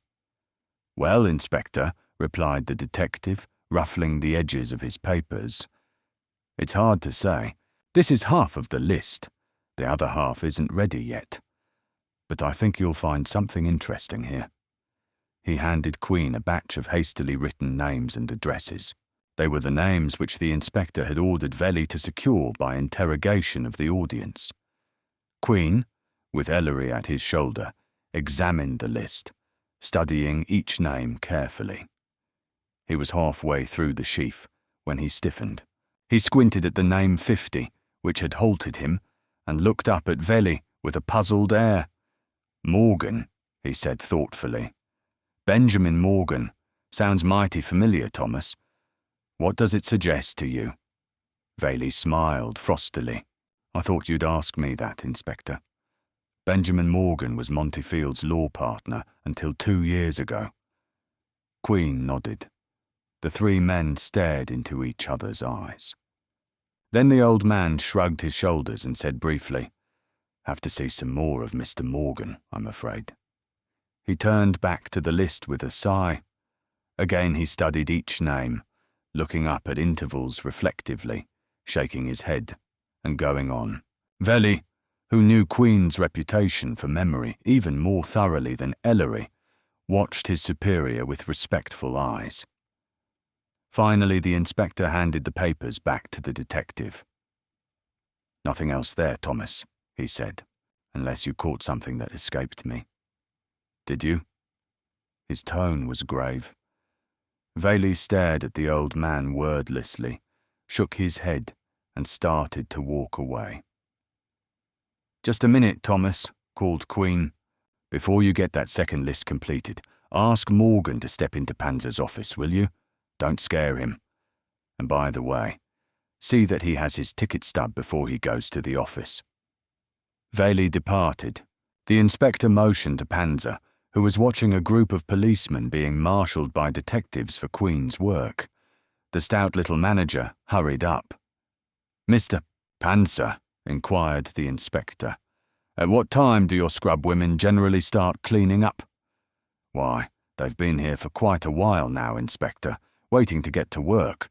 Most theatres are tidied 51 early in the morning, but I've always had my employees come immediately after the evening performance. Just what is on your mind?" Ellery, who had frowned slightly when the inspector spoke, brightened at the manager's reply. He began to polish his pince-nez with satisfaction. "Here's what I want you to do, Mr. Panzer," continued Queen evenly. "Arrange to have your cleaning women make a particularly thorough search tonight, after everybody is gone. They must pick up and save everything, no matter how seemingly trivial. And they're to watch especially for ticket stubs. Can you trust these people?" "Oh, absolutely, Inspector. They've been with the theatre ever since it was built. You may be sure that nothing will be overlooked. What shall I do with the sweepings?" "Wrap them carefully, address them to me, and send them by a trustworthy messenger to headquarters tomorrow morning." The inspector paused. "I want to impress upon you, Mr. Panzer, the importance of this task. It's much more important than it seems. Do you understand? Certainly, certainly, Panzer hastened away. A detective with grizzled hair walked briskly across the carpet, turned down the left aisle, and touched his hat to Queen. In his hand was a sheaf of papers resembling the one which Veli had presented. Sergeant Veli has asked me to give you this list of names.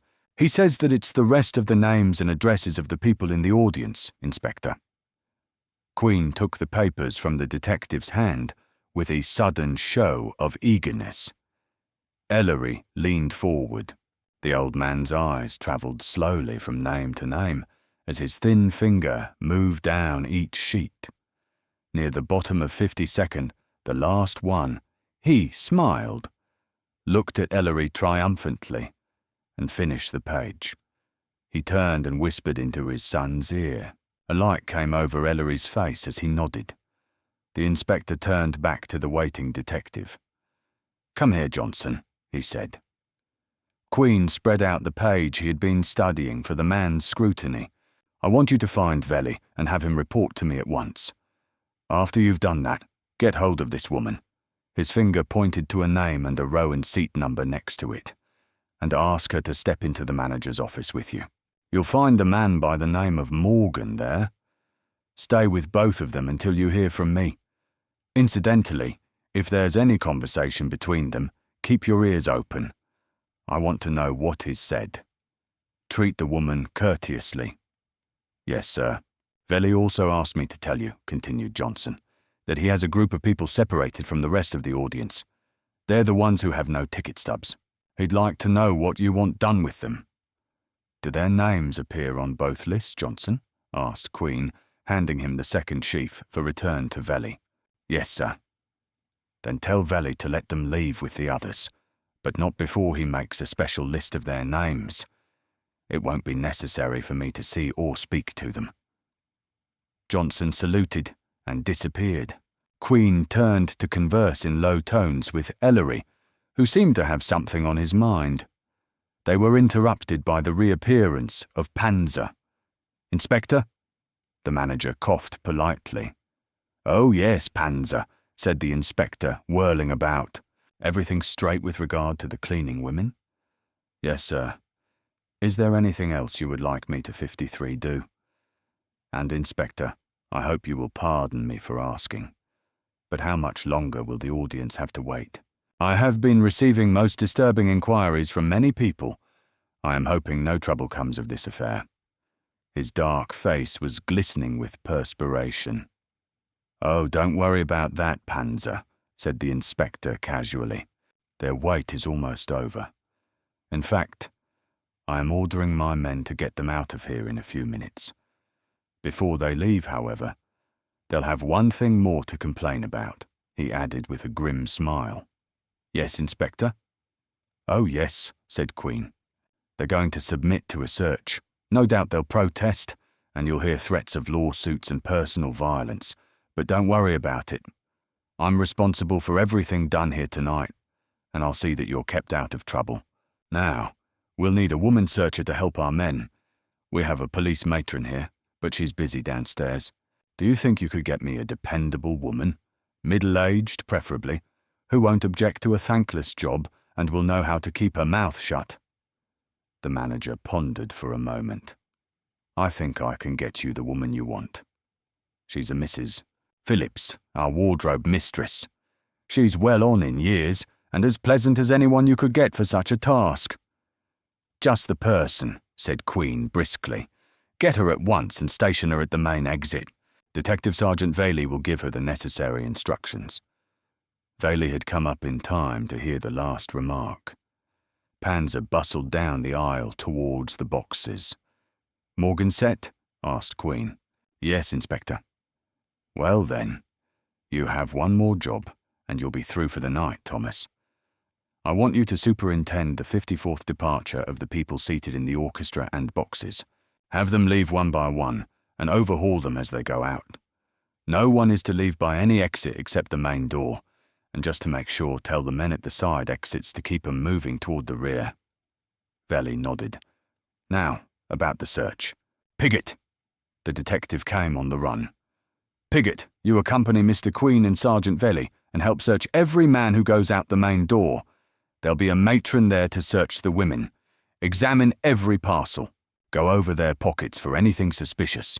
Collect all the ticket stubs and watch especially for an extra hat. The hat I want is a silk topper. But if you find any other kind of extra hat, nab the owner and be sure he's nabbed properly. Now, boys, get to work." Ellery, who had been lounging against a pillar, straightened up and followed Piggott. As Velly stalked behind, Queen called, "Don't release the people in the balcony until the orchestra is empty. Send somebody up there to keep them quiet."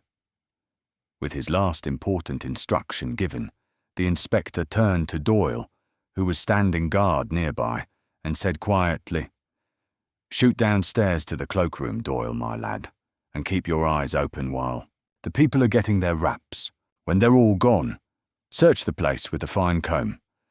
If there is anything left in the racks, bring it to me." Queen leaned back against the pillar which loomed, a marble sentinel, over the seat in which murder had been done. As he stood there, eyes blank, hands clutching his lapels, the broad-shouldered Flint hurried up with a gleam of excitement in his eyes. Inspector Queen regarded him critically. "Found something, Flint?" he asked, fumbling for his snuff-box. The detective silently offered him a half-ticket, coloured blue, and marked LL30 left.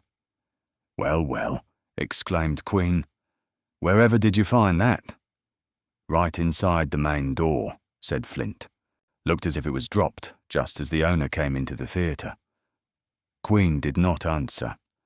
With a swooping dip of his fingers, he extracted from his vest pocket the blue-coloured stub he had found on the dead man's person. He regarded them in silence. Two identically coloured and marked stubs, one with the inscription LL32 left, the other LL30 left. His eyes narrowed as he studied the innocent-appearing pasteboards. He bent closer, slowly turning the stubs back to back. Then, with a puzzled light in his grey eyes, he turned them front to front. Still unsatisfied, he turned them back to front. In none of the three positions did the torn edges of the tickets coincide. Chapter 5, in which Inspector Queen conducts some legal conversations. Queen made his way across the broad red carpet covering the rear of the orchestra, his hat pulled down over his eyes. He was searching the recesses of his pocket for the inevitable snuff-box. The inspector was evidently engaged in a weighty mental process, for his hand closed tightly upon the two blue ticket stubs, and he grimaced as if he were not at all satisfied with his thoughts. Before opening the green-speckled door marked Manager's Office, he turned to survey the scene behind him. The stir in the audience was businesslike. A great chattering filled the air. Policemen and detectives circulated among the rows, giving orders, answering questions, hustling people out of their seats, lining them up in the main aisles to be searched at the huge outer door. The inspector noticed absently that there was little protest from the audience at the ordeal they were facing. They seemed too tired to resent the indignity of a search. A long queue of half-angry, half-amused women was lined up at one side being examined rapidly, one, by a motherly woman dressed in black. Queen glanced briefly at the detectives blocking the door. Piggott, with the experience of long practice, was making rapid passes over the clothing of the men. Velly, at his side, was studying the reactions of the various people undergoing examination. Occasionally, he searched a man himself. Ellery stood a little apart, hands in his capacious topcoat pockets, smoking a cigarette and seeming to be thinking of nothing 57 more important than the first edition he had missed buying. Queen sighed and went in. The ante-room to the main office was a tiny place, fitted out in bronze and oak. On one of the chairs against the wall, burrowed into the deep leather cushions, sat Parson Johnny, puffing at a cigarette with a show of unconcern. A policeman stood by the chair, one massive hand on the parson's shoulder. "Trail along, parson," said Queen casually, without stopping. The little gangster lounged to his feet, spun his cigarette butt deftly into a shining brass cuspidor, and slouched after the inspector, the policeman treading on his heels. Queen opened the door to the main office, glancing quickly about him as he stood on the threshold. Then he stepped aside, allowing the gangster and the bluecoat to precede him. The door banged shut behind them. Louis Panzer had an unusual taste in office appointments. A clear green light shade shone brilliantly above a carved desk, chairs and smoking stands, a skillfully wrought clothes tree, silk-covered divan. These and other articles were strewn tastefully about the room. Unlike most managers' offices, Panzer's did not exploit photographs of stars, managers, producers, and angels. Several delicate prints, a huge tapestry, and a constable oil painting hung on the walls. But Inspector Queen's scrutiny at the moment was not for the artistic quality of Mr. Panzer's private chamber. It was rather for the 6 people who faced him. Beside Detective Johnson sat a middle-aged man, inclining to corpulence, with shrewd eyes and a puzzled frown. He wore faultless evening clothes. In the next chair sat a young girl of considerable beauty, attired in a simple evening gown and wrap. She was looking up at a handsome young man in evening clothes, hat in hand, who was 58, bending over her chair and talking earnestly in an undertone. Beside them were 2 other women, both leaning forward and listening intently. The stout man held aloof from the others. At Inspector Queen's entrance, he immediately got to his feet with an inquiring look. The little group became silent and turned solemn faces on Queen. With a deprecating cough, Parson Johnny, accompanied by his escort, sidled across the rug and into a corner. He seemed overwhelmed by the splendour of the company in which he found himself. He shuffled his feet and cast a despairing look in the direction of the inspector. Queen moved over to the desk and faced the group. At a motion of his hand, Johnson came quickly to his side. "Who are the 3 extra people, Johnson?" he asked in a tone inaudible to the others. "The old fellow there is Morgan," whispered Johnson, "and the good looker sitting near him is the woman you told me to get. When I went for her in the orchestra, I found the young chap and the other 2 women with her. The 4 of them were pretty chummy. I gave her your message, and she seemed nervous, but she stood up and came along like a major. Only the other 3 came too. I didn't know but what you'd like to see 'em, Inspector." Queen nodded. "Hear anything?" he asked in the same low tone. "Not a peep, Inspector. The old chap doesn't seem to know any of these people.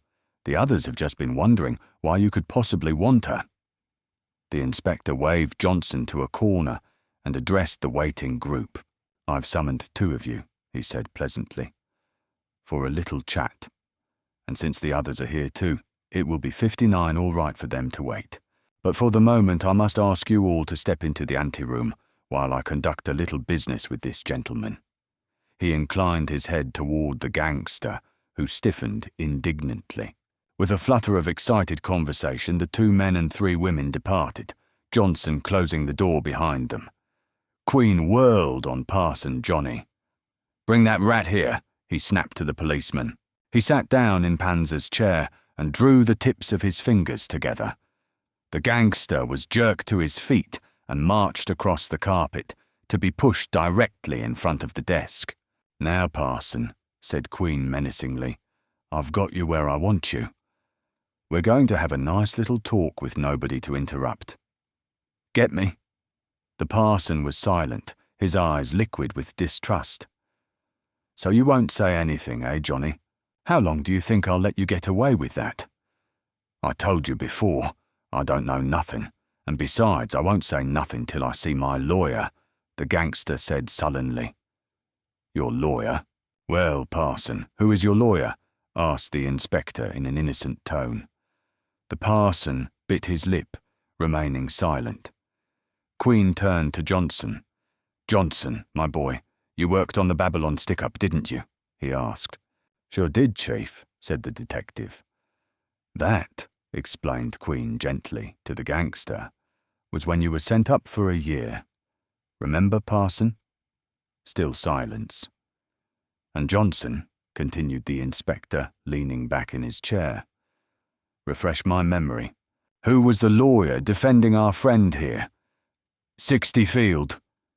By, Johnson exclaimed, staring at the parson. Exactly.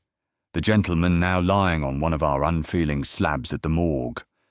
Well, Parson, what about it? Cut the comedy. Where do you come off saying you don't know Monty Field? You knew his first name, all right, when I mentioned only his last. Come clean, now. The gangster had sagged against the policeman, a furtive despair in his eyes. He moistened his lips and said, You got me there, Inspector. I don't know nothing about this, though. Honest. I ain't seen Field in a month. I didn't. My Gord, you're not trying to tie this croaking around my neck, are you? He stared at Queen in anguish. The policeman jerked him straight. Parson, said Queen, how you do jump at conclusions. I'm merely looking for a little information. Of course, if you want to confess to the murder, I'll call my men in and we can get your story all straight and go home to bed. How about it? No, shouted the gangster, thrashing out suddenly with his arm. The officer caught it deftly and twisted it behind the squirming back. Where do you get that stuff? I ain't confessing nothing. I don't know nothing. I didn't see Field tonight, and I didn't even know he was here. Confess. I got some mighty influential friends, Inspector. You can't pull that stuff on me, I'll tell you. That's too bad, Johnny, sighed the inspector. He took a pinch of snuff. All right, then. You didn't kill Monty Field. What time did you get here tonight, and where's your ticket? The parson twisted his hat in his hands. I wasn't going to say nothing before, Inspector, because I figured you was trying to railroad me. I can explain when and how I got here, all right. It was about 8:30, and I got in on 61A pass, that's how. Here's the stub to prove it. He searched carefully in his coat pocket and produced a perforated blue stub. He handed it to Queen, who glanced at it carelessly and put it in his pocket. And where? He asked. And where did you get the pass, Johnny? My girl give it to me, Inspector, replied the gangster nervously. Ah, the woman enters the case, said Queen jovially. And what might this young Circe's name be, Johnny? Who? Why, she's... Hey, Inspector, don't get her in no trouble, will you? Burst out Parson Johnny.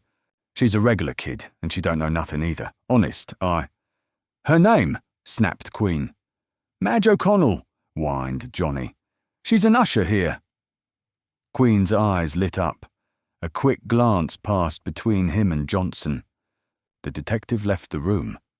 So, continued the inspector, leaning back again comfortably, so my old friend Parson Johnny doesn't know a thing about Monty Field. Well, we'll see how your lady friend's story backs you up. As he talked, he looked steadily at the hat in the gangster's hand. It was a cheap black fedora, matching the sombre suit which the man was wearing. Here, Parson, he said suddenly. Hand over that hat of yours. He took the headpiece from the gangster's reluctant hand and examined it.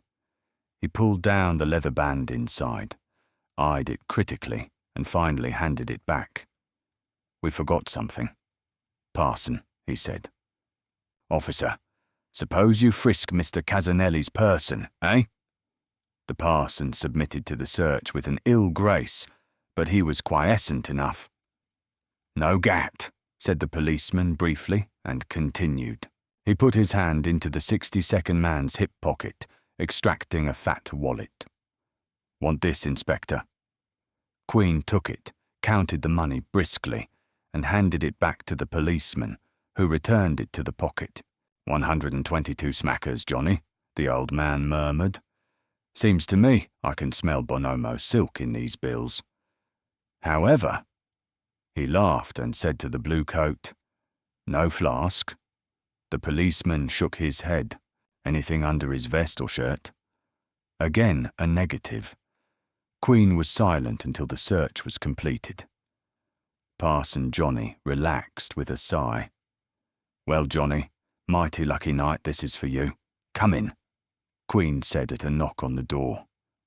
It opened to disclose the slender girl in usherette's uniform whom he had questioned earlier in the evening. Johnson came in after her and closed the door. Madge O'Connell stood on the rug and stared with tragic eyes at her lover, who was thoughtfully studying the floor. She flashed a glance at Queen. Then her mouth hardened and she snapped at the gangster. Well, so they got you after all, you sap. I told you not to try to make a break for it.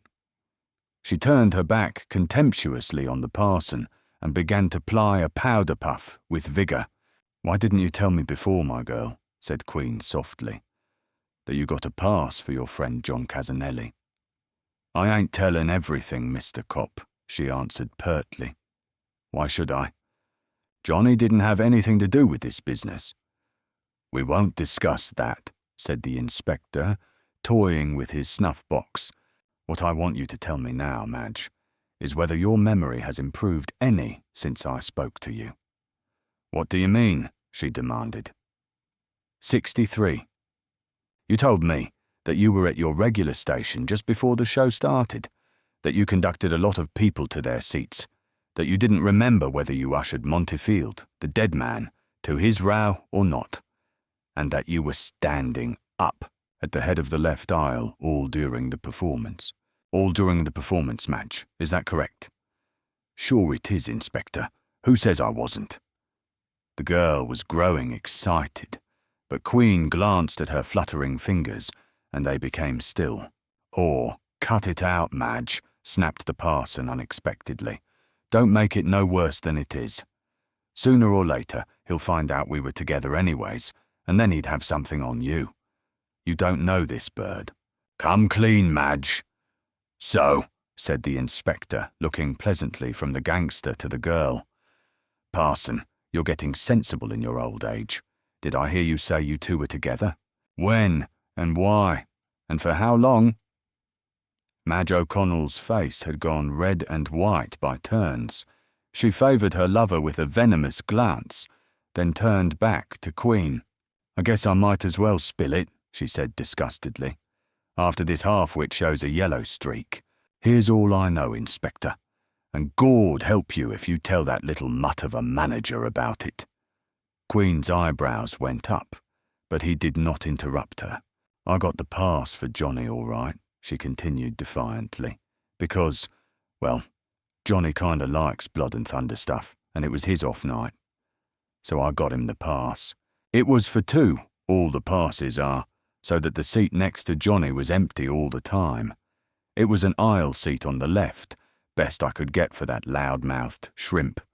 During the first act I was pretty busy and couldn't sit with him, but after the first intermission, when the curtain went up on Act 2, 64 Things got slack, and it was a good chance to sit next to him.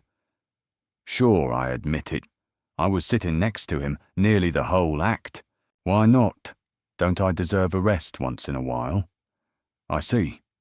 Queen bent his brows. You would have saved me a lot of time and trouble, young lady, if you'd told me this before. Didn't you get up at all during the second act? Well, I did a couple of times, I guess, she said guardedly. But everything was okay, and the manager wasn't around, so I went back. Did you notice this man Field as you passed? No, sir. Did you notice if somebody was sitting next to him? No, sir, I didn't even know he was there. Wasn't looking that way, I guess.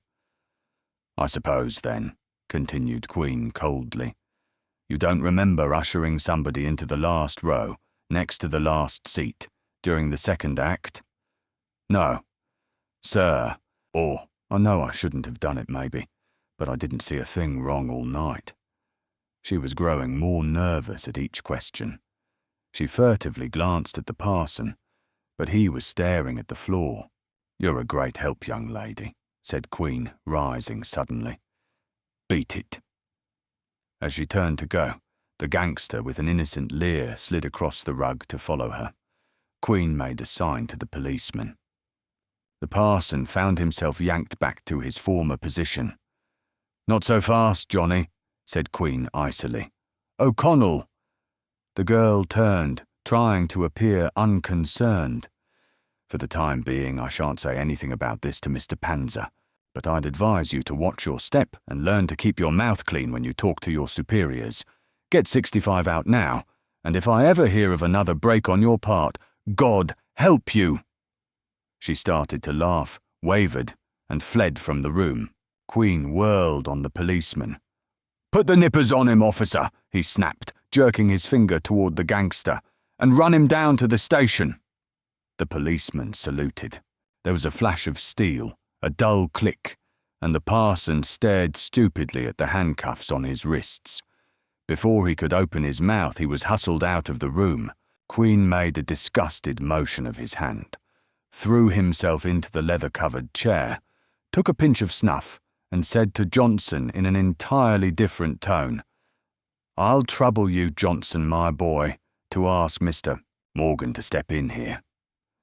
Benjamin Morgan entered Queen's temporary sanctum with a firm step that did not succeed entirely in concealing a certain bewildered agitation. He said in a cheerful, hearty baritone, "Well, sir, here I am," and sank into a chair with much the same air of satisfaction that a man exhales when he seats himself in his clubroom after a hard day. Queen was not taken in. He favoured Morgan with a long, earnest stare, which made the paunchy, grizzled man squirm. "My name is Queen, Mr. Morgan," he said in a friendly voice. "Inspector Richard Queen." "I suspected as much," said Morgan, rising to shake hands. "I think you know who I am, Inspector. I was under your eye more than once in the criminal court years ago. There was a case, do you remember it? I was defending Mary Doolittle when she was being tried for murder." "Indeed, yes," exclaimed the inspector heartily. "I wondered where I'd seen you before. You got her off too, 66 if I'm not mistaken. That was a mighty nice piece of work, Morgan. Very, very nice. So you're the fellow." "Well, well," Morgan laughed. "Was pretty nice at that," he admitted. "But those days are over, I'm afraid, Inspector. You know, I'm not in the criminal end of it any more." "No?" Queen took a pinch of snuff. "I didn't know that." "Anything?" he sneezed. "Anything go wrong?" he asked sympathetically. Morgan was silent. After a moment he crossed his legs and said, "Quite a bit went wrong." "May I smoke?" he asked abruptly. On Queen's assent, he lit a fat cigar and became absorbed in its curling haze. Neither man spoke for a long time. Morgan seemed to sense that he was under a rigid inspection, for he crossed and uncrossed his legs repeatedly, avoiding Queen's eyes. The old man appeared to be ruminating, his head sunk on his breast. The silence became electric, embarrassing. There was not a sound in the room except the ticking of a floor clock in a corner. From somewhere in the theatre came a sudden burst of conversation. Voices were raised to a high pitch of indignation or protest. Then even this was cut off. "Come now, Inspector." Morgan coughed. He was enveloped in a thick, rolling smoke from his cigar, and his voice was harsh and strained. "What is this? A refined third degree?" Queen looked up, startled. "Eh? I beg your pardon, Mr. Morgan. My thoughts went wool-gathering, I guess. Been rubbing it in, have I? Dear me, I must be getting old." He rose and took a short turn about the room, his hands clasped loosely behind his back. Morgan's eyes followed him. "Mr. Morgan," the inspector pounced on him with 167 of his habitual conversational leaps. "Do you know why I've asked you to stay and talk to me?" "Why? I can't say I do, Inspector. I suppose, naturally, that it has to do with the accident here tonight, but what connection it can possibly have with me, I'll confess I don't know." Morgan puffed violently at his weed. "Perhaps, Mr. Morgan, you will know in a moment," said Queen, leaning back against the desk. "The man murdered here tonight, it wasn't any accident, I can assure you of that, was a certain Monty Field." The announcement was placid enough, but the effect upon Morgan was astounding. He fairly leapt from his chair, eyes popping, hands trembling, breath hoarse and heavy. His cigar dropped to the floor. Queen regarded him with morose eyes. "Monty Field!" Morgan's cry was terrible in its intensity. He stared at the inspector's face. Then he collapsed in the chair, his whole body sagging. "Pick up your cigar, Mr. Morgan," said Queen. "I shouldn't like to abuse Mr. Panzer's hospitality." The lawyer stooped mechanically and retrieved the cigar. "My friend," thought Queen to himself, "either you are one of the world's greatest actors, or you just got the shock of your life." He straightened up. "Come now, Mr. Morgan. Pull yourself together. Why should the death of Field affect you in this way?" But, man, Monty Field, oh my God." And he threw back his head and laughed, a wild humour that made Queen sit up alertly. The spasm continued, Morgan's body rocking to and fro in hysteria. The inspector knew the symptoms. He slapped the lawyer in the face, pulling him to his feet by his coat collar. "Don't forget yourself, Morgan," commanded Queen. The rough tone had its effect. Morgan stopped laughing. 68 regarded Queen with a blank expression and dropped heavily into the chair, still shaken, but himself. I'm sorry, Inspector," he muttered, dabbing his face with a handkerchief. "It was quite a surprise." "Evidently," said Queen dryly. "You couldn't have acted more surprised if the earth had opened under your feet. Now, Morgan, what's this all about?" The lawyer continued to wipe the perspiration from his face. He was shaking like a leaf, his jowls red. He gnawed at his lip in indecision. "All right, Inspector," he said at last. "What do you want to know?"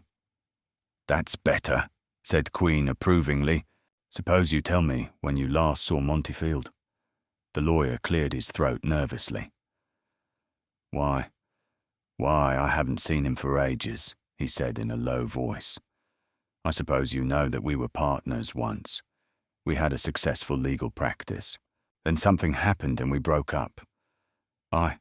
I haven't seen him since. And that was how long ago? A little over 2 years. Very good." Queen leaned forward. "I'm anxious to know too. Just why the two of you broke up your partnership." The lawyer looked down at the rug, fingering his cigar. Well, I guess you know Field's reputation as well as I. We didn't agree on ethics, had a little argument and decided to dissolve." "You parted amicably?" "Well, under the circumstances, yes." Queen drummed on the desk. Morgan shifted uneasily. He was evidently still labouring under the effects of his astonishment. "What time did you get to the theatre tonight, Morgan?" asked the inspector. 69. Morgan seemed surprised at the question. "Why, about 8:15, he replied. "Let me see your ticket stub, please," said Queen. The lawyer handed it over after fumbling for it in several pockets. Queen took it, extracted from his own pocket the 3 stubs he had secreted there, and lowered his hands below the level of the desk. He looked up in a moment, his eyes expressionless, as he returned the 4 bits of pasteboard to his own pocket. "So you were sitting in M2 Centre, were you?" "Pretty good seat, Morgan," he remarked. "Just what made you come to see gunplay tonight, anyway?" "Why, it is a rum sort of show, isn't it, Inspector?" Morgan appeared embarrassed. "I don't know that I would ever have thought of coming. I'm not a theatre-going man, you know, except that the Roman management was kind enough to send me a complimentary ticket for this evening's performance." "Is that a fact?" exclaimed Queen. "Ingenuously, quite nice of them, I'd say. When did you receive the ticket? Why, I got the ticket and the letter Saturday morning, Inspector, at my office. Oh, you got a letter too, eh? You don't happen to have it around you, do you? I'm pretty sure I have, grunted Morgan as he began to search his pockets. Yes, here it is.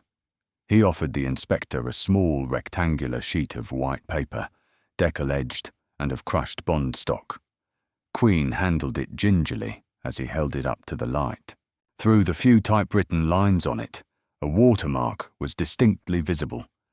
His lips puckered, and he laid the sheet cautiously on the desk blotter. As Morgan watched, he opened the top drawer of Panzer's desk and rummaged about until he found a piece of notepaper. It was large, 70 square, and heavily glazed with an ornate theatre insignia engraved on an upper quarter. Queen put the two pieces of paper side by side, thought a moment, then sighed and picked up the sheet which Morgan had handed him. He read it through slowly. The management of the Roman Theatre cordially invites the attendance of Mr. Benjamin Morgan at the Monday evening, September 24th performance of Gunplay. As a leading figure of the New York bar, Mr. Morgan's opinion of the play as a social and legal document is earnestly solicited. This, however, is by no means obligatory, and the management wishes further to assure Mr. Morgan that the acceptance of its invitation entails no obligation whatsoever. Signed, The Roman Theatre. Per S. The S was a barely decipherable ink scrawl. Queen looked up, smiling. Mighty nice of the theatre, Mr. Morgan. I just wonder now. Still smiling, he signalled to Johnson, who had been sitting in a corner chair, silent spectator to the interview. Get Mr. Panzer, the manager. For me, Johnson, said Queen. And if the publicity man, chap by the name of Beelson or Peelson or something, is around, have him step in here too. He turned to the lawyer after Johnson left. Let me trouble you for your gloves a moment, Mr. Morgan, he said lightly. With a puzzled stare, Morgan dropped them on the desk in front of Queen, who picked them up curiously. They were of white silk, the conventional gloves for evening wear. The inspector pretended to be very busy examining them. He turned them inside out, minutely scrutinized a speck on the tip of one finger, and even went so far as to try them on his own hands, with a jesting remark 71 to Morgan. His examination concluded, he gravely handed the gloves back to the lawyer. And, oh yes, Mr. Morgan, that's a mighty spruce-looking top hat you've got there. May I see it a moment? Still silently, the lawyer placed his hat on the desk. Queen picked it up with a carefree air, whistling in a slightly flat key. The Sidewalks of New York. He turned the hat over in his hand. It was a glistening affair of extremely fine quality. The lining was of shimmering white silk, with the name of the maker, James Chauncey Company, stamped in gold. Two initials, B.M., were similarly inlaid on the band. Queen grinned as he placed the hat on his own head. It was a close fit. He doffed it almost immediately and returned it to Morgan. Very kind of you to allow me these liberties, Mr. Morgan, he said, as he hastily scribbled a note on a pad which he took from his pocket. The door opened to admit Johnson, Panzer, and Harry Nielsen. Panzer stepped forward hesitantly, and Nielsen dropped into an armchair. What can we do for you, Inspector? Quavered Panzer, making a valiant attempt to disregard the presence of the grizzled aristocrat slumped in his chair. Mr. Panzer, said Queen slowly. How many kinds of stationery are used in the Roman theatre? The manager's eyes opened wide. Just one, Inspector.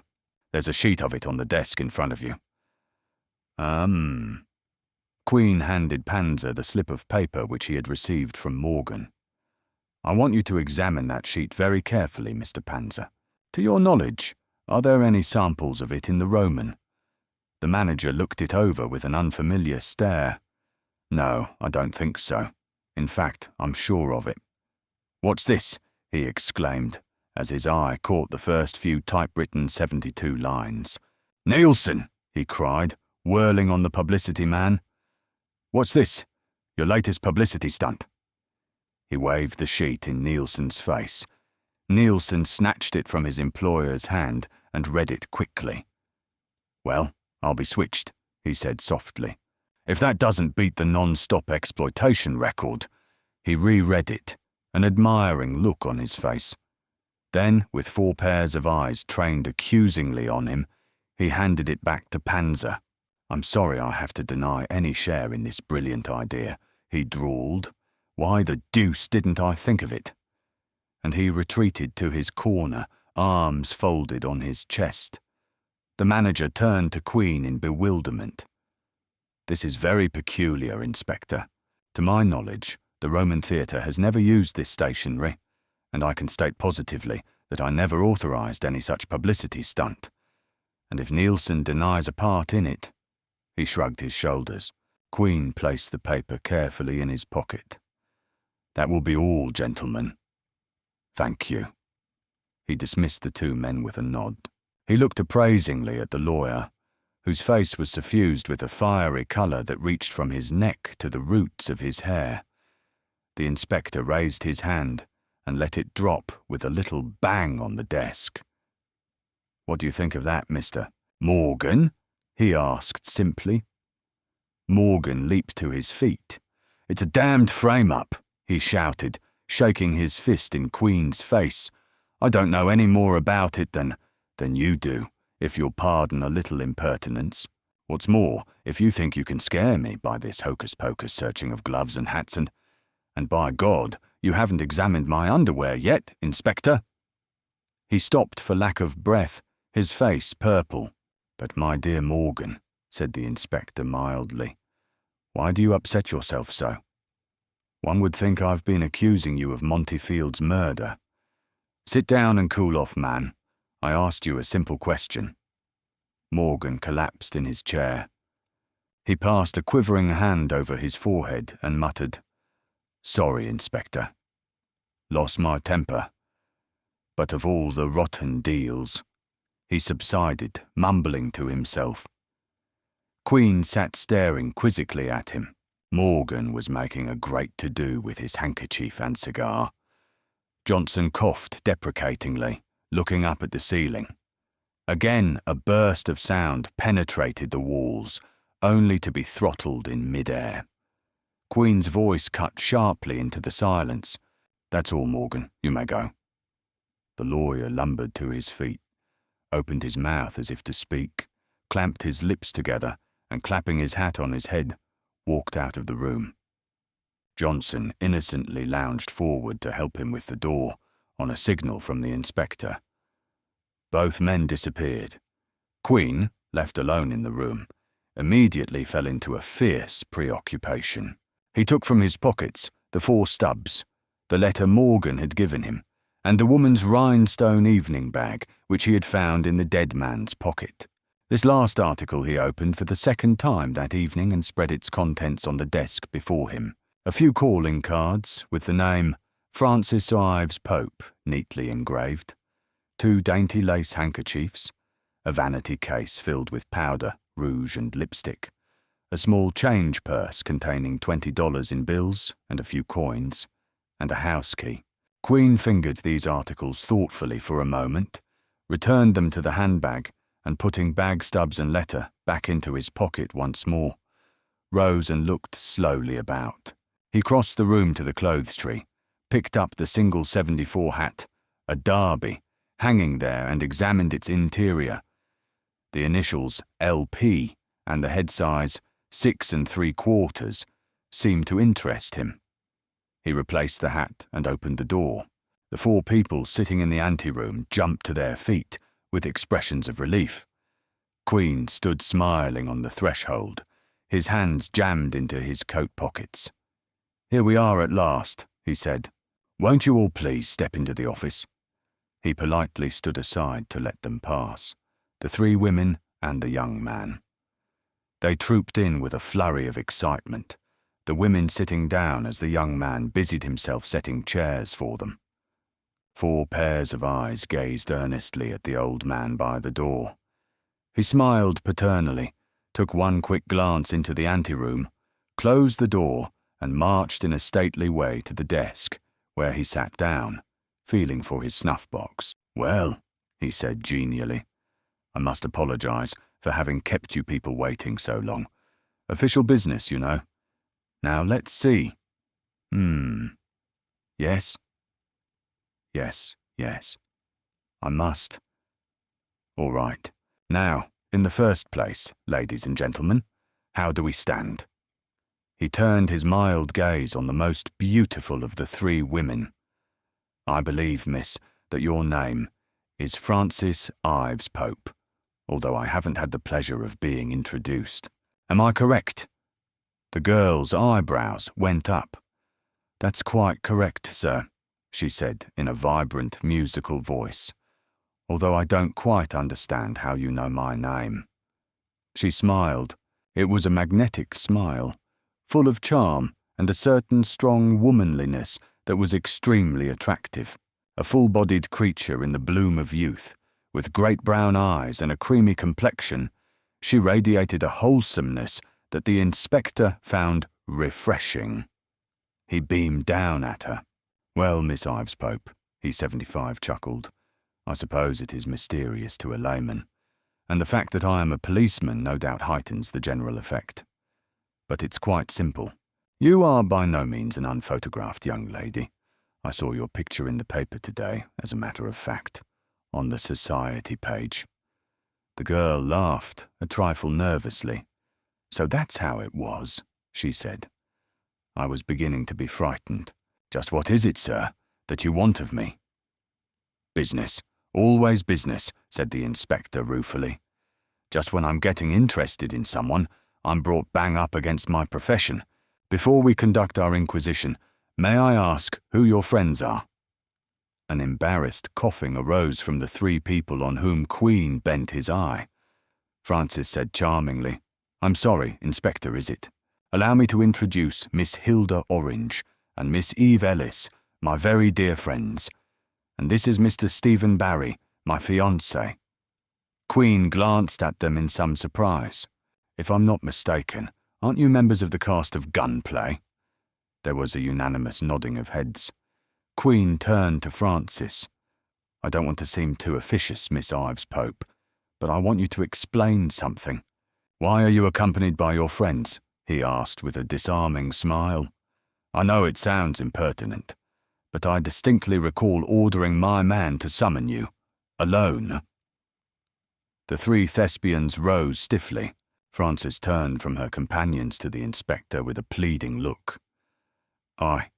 Please forgive me, Inspector," she said swiftly. I've never been questioned by the police before.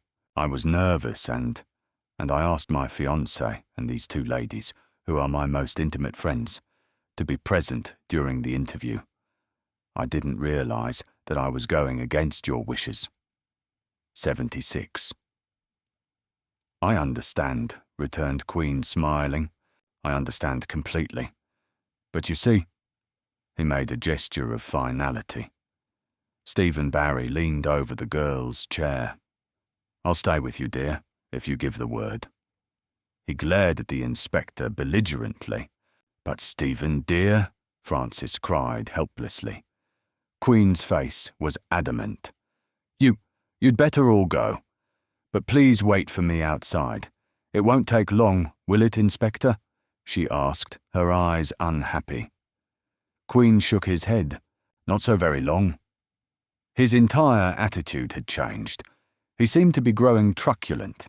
His audience sensed the metamorphosis in him, and in an intangible manner grew antagonistic. Hilda Orange, a large buxom woman of 40, with traces of a handsome youth in her face, now brutally shorn of its make-up in the cold light of the room, leaned over Frances and glared at the inspector. "We'll be waiting outside for you, my dear," she said grimly. "And if you feel faint or something, just screech a little, and you'll see what action means." She flounced out of the room. Eve Ellis patted Frances's hand. "Don't worry, Frances. she said in her soft, clear voice. "We're with you." And taking Barry's arm, she followed Hilda Orange. Barry looked back with a mixture of anger and solicitude, shooting a vitriolic glance at Queen as he slammed the door. Queen was instantly on his feet, his manner brisk and impersonal. He gazed fully into Francis's eyes, his palms pressed against the top surface of the desk.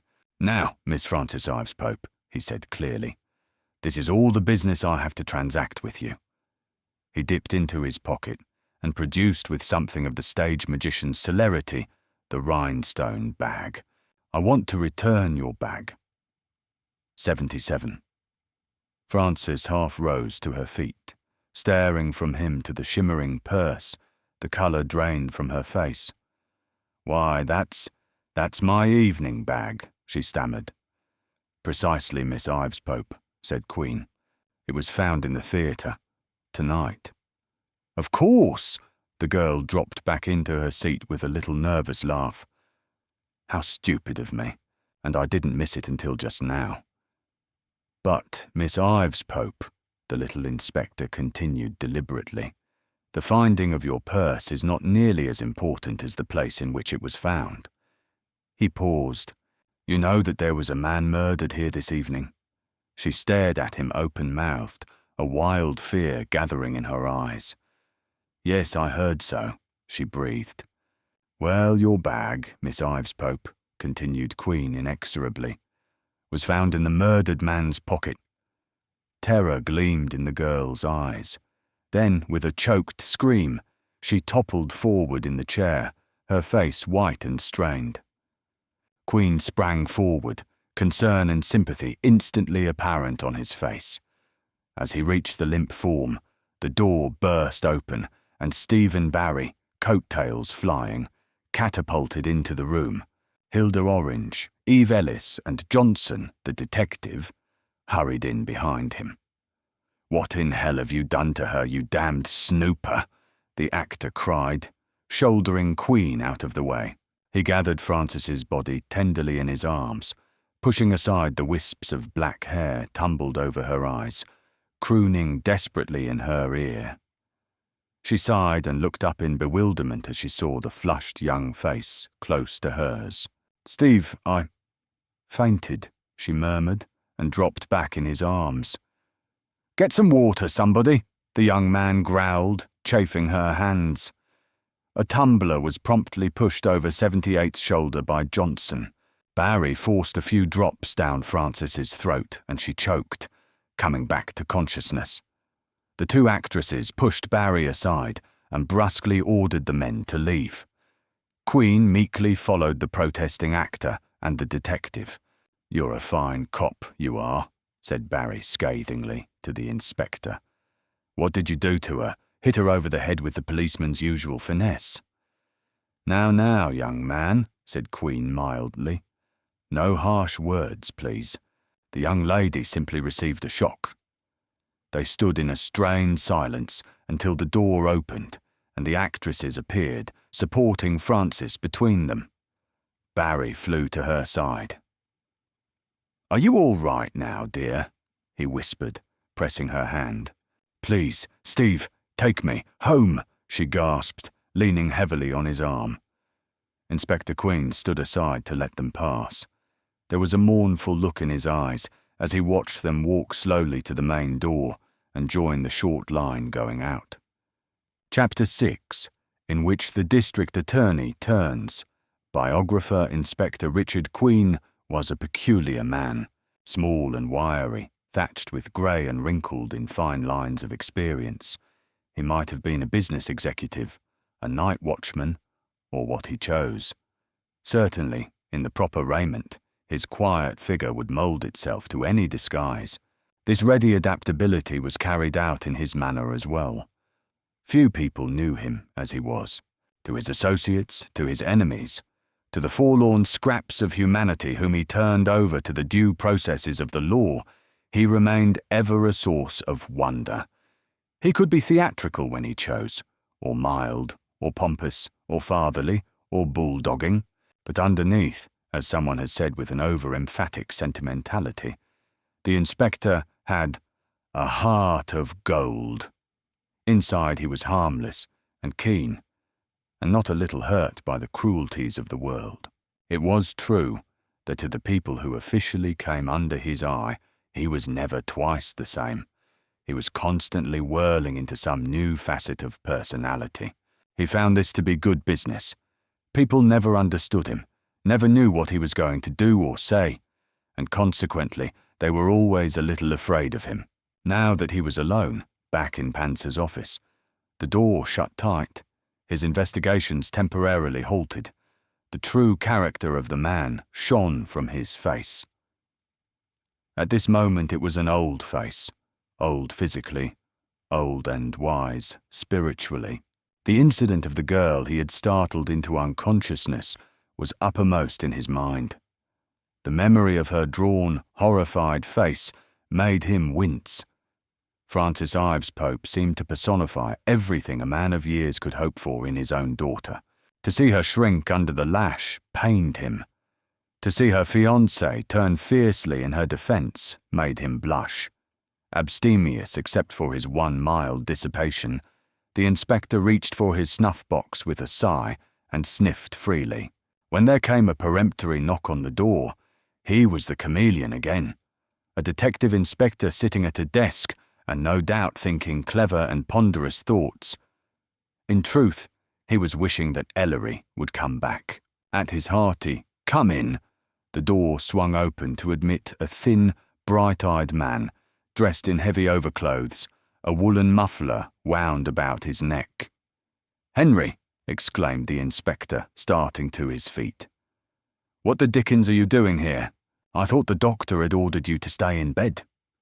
District Attorney Henry Sampson winked as he slumped into an armchair. "Doctors," he said didactically. "Doctors give me a pain in the neck. How are tricks?"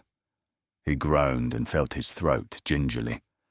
The inspector sat down again. "For a grown man, Henry," he said decisively, "you're the most unruly patient I've ever seen. Man alive, you'll catch pneumonia if you don't watch out." "Well," grinned the district attorney, "I carry a lot of insurance, so I should worry. You haven't answered my question." "Oh, yes," grunted Queen. "Your question. How's Trix, I think you asked?" "Trix, my dear Henry, are at 81 present in a state of complete nullity. Does that satisfy you?" "Kindly be more explicit," said Sampson. "Remember, I'm a sick man and my head is buzzing." "Henry," said Queen, leaning forward earnestly, "I warn you that we're in the midst of one of the toughest cases this department has ever handled. Is your head buzzing? I'd hate to tell you what's happening in mine." Sampson regarded him with a frown. "If it's as you say, and I suppose it is, this comes at a rotten time. Election's not so far off. An unsolved murder handled by the improper parties." "Well, that's one way of looking at it," remarked Queen in a low voice. "I wasn't exactly thinking of this affair in terms of votes, Henry. A man's been killed, and at the moment I'll be frank enough to admit that I haven't the slightest idea who did the job or how." "I accept your well-meant rebuke, Inspector," said Sampson in a lighter tone. "But if you'd heard what I did a few moments ago, over the telephone—" "One moment, my dear Watson, as Ellery would say," chuckled Queen, with that startling change of temperament so characteristic of him. "I'll bet I know what happened. You were at home, probably in bed. Your telephone rang. A voice began to crab, protest, gurgle, and do all the other things a voice does when its owner is excited. The voice said, 'I won't stand for being cooped up by the police like a common criminal. I want that man Queen severely reprimanded. He's a menace to personal liberty.' And so on, in words of that general tenor. 'My dear fellow,' said Sampson, laughing. 'This gentleman, the owner of the protesting voice,' continued the inspector, 'is short, rather stout, wears gold-rimmed eyeglasses, has an exceedingly disagreeable feminine voice, displays a really touching concern for his family, one wife and one child.'" "Daughter," in the presence of possible publicity agents, and always refers to you as his very good friend, District Attorney Sampson. Correct?" Sampson sat staring at him. Then his keen face creased into a smile. "Perfectly astounding, my dear Holmes," he murmured, "since you know so much about my friend. Perhaps it would be child's play for you to give me his name." But that was the fellow, wasn't it?" said Queen, his face scarlet. "Aye. Ellery, my boy, I'm glad to see you." Ellery had entered the room. He shook hands cordially with Sampson, who greeted him with a pleasure born of long association, and made a remark about the dangers of a district attorney's life, briskly setting down on the desk a huge container of coffee and a paper bag pleasantly suggestive of French pastry. "Well, gentlemen, the great search is finished, over, kaput, and the perspiring detectives will now partake of midnight tiffin." He laughed and slapped his father affectionately on the shoulder. "But Ellery," cried Queen delightedly, "this is a welcome surprise. Henry, will you join us in a little celebration?" He filled 3 paper cups with the steaming coffee. "I don't know what you're celebrating, but count me in," said Sampson, and the 3 men fell to with enthusiasm. "What's happened, Ellery?" asked the old man, sipping his coffee contentedly. "Gods do not eat, neither do they drink," murmured Ellery from behind a cream puff. "I am not omnipotent, and suppose you tell me what happened in your impromptu torture chamber. I can tell you one thing you don't know, however. Mr. Libby, of Libby's Ice Cream Parlour, 83, whence came these elegant cakes, confirms Jess Lynch's story about the ginger ale, and Miss Eleanor Libby nicely corroborated the alley story." Queen wiped his lips daintily with a huge handkerchief. "Well, let Proti make sure about the ginger ale anyway. As for me, I interviewed several people, and now I have nothing to do." "Thank you," remarked Ellery dryly. "That was a perfect recitation. Have you acquainted the DA with the events of this tumultuous evening?" "Gentlemen," said Sampson, setting down his cup, "here's what I know. About a half-hour ago, I was telephoned by one of my very good friends, who happens to wield a little power behind the scenes, and he told me in no uncertain terms that during tonight's performance a man was murdered. Inspector Richard Queen, he said, had descended upon the theatorium like a whirlwind, accompanied by his minor whirlwinds, and had proceeded to make everybody wait over an hour. An inexcusable, totally unwarranted procedure, my friend charged. He further deposed that said inspector even went so far as to accuse him personally of the crime, and had domineering policemen search him and his wife and daughter before they were allowed to leave the theatre. So much for my informant's story. The rest of his conversation, being rather profane, is irrelevant. The only other thing I know is that Velli told me outside who the murdered man was, and that, gentleman, was the most interesting part of the whole story. You know almost as much about this case as I do, grunted Queen. Probably more, because I have an idea you are thoroughly familiar with Field's operations. Ellery, what happened outside during the search? Ellery crossed his legs comfortably. As you might have guessed, the search of the audience was entirely without 84 result. Nothing out of the way was found. Not one solitary thing. Nobody looked guilty, and nobody took it upon himself to confess. In other words, it was a complete fiasco. Of course, said Queen. There's somebody almighty clever behind this business. I suppose you didn't even come across the suspicion of an extra hat. That, Dad, remarked Ellery, was what I was decorating the lobby for. No hat. Are they all through out there? Just finished when I strolled across the street for the refreshments, said Ellery. There was nothing else to do but allow the angry mob in the gallery to file downstairs and out into the street. Everybody's out now, the galleriites, the employees, the cast, queer species, actors. All night they play God, and then suddenly they find themselves reduced to ordinary street clothes and the ills that flesh is heir to. By the way, Vailey also searched the 5 people who came out of this office. Quite a motor that young lady possesses. Miss Ives Pope and her party, I gathered. Didn't know but that you might have forgotten them, he chuckled. So we're up a tree, eh? Muttered the inspector. Here's the story, Henry. And he gave a concise resume of the evening's events to Sampson, who sat silently throughout, frowning. And that, concluded Queen, after describing briefly the scenes enacted in the little office, is that. Now, Henry, you must have something to tell us about Montefield. We know that he was a slick article, but that's all we do know. That would be putting it mildly, said Sampson savagely. I can give you almost by rote the story of his life. It looks to me as if you're going to have a difficult time, and some incident in his past might give you a clue. 85. Field first came under the scrutiny of my office during my predecessor's regime. He was suspected of negotiating a swindle connected with the bucket shop scandals. Cronin, an assistant DA at the time, couldn't get a thing on him. Field had covered his operations well. All we had was the telltale story, which might or might not have been true, of a stool pigeon who had been kicked out of the mob. Of course, Cronin never let on to Field directly or indirectly that he was under suspicion.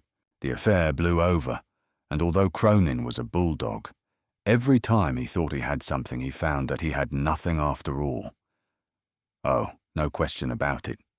Field was slick. When I came into office, on Cronin's fervent suggestion, we began an exhaustive investigation of Field's background, on the QT, of course, and this is what we discovered. Monty Field came of a blue-blood New England family, the kind that doesn't brag about its Mayflower descendants. He had private tutoring as a kid, went to a swanky prep school, got through by the skin of his teeth, and then was sent to Harvard by his father as a sort of last despairing gesture. He seems to have been a pretty bad egg even as a boy. Nothing criminal, but just wild.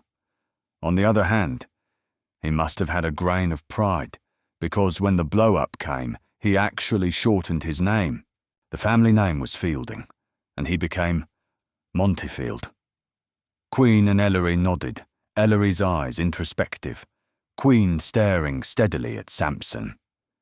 Field, resumed Sampson, wasn't a total loss, understand.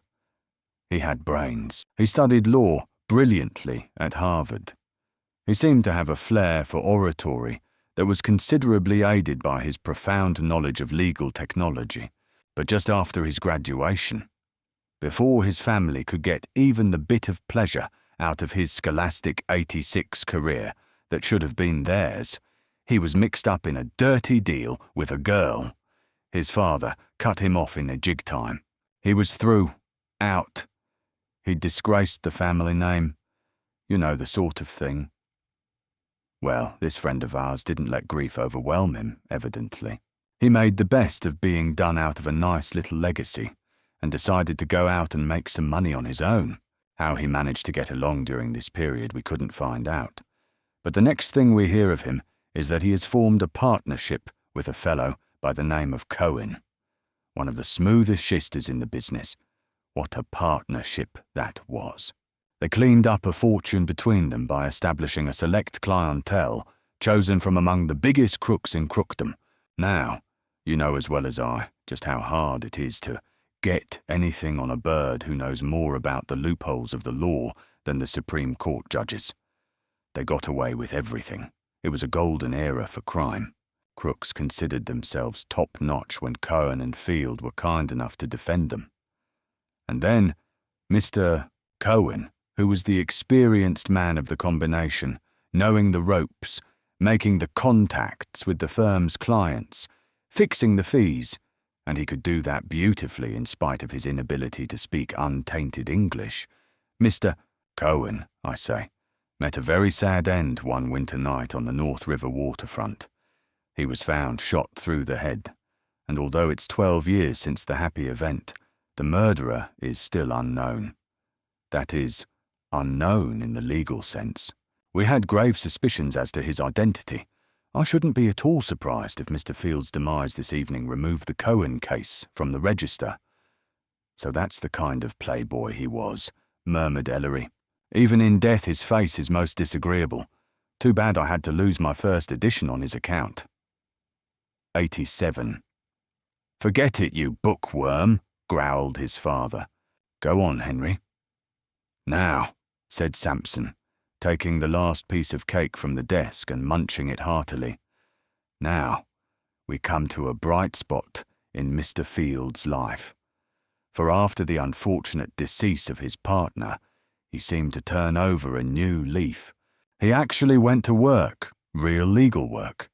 And of course, he had the brains to pull it through.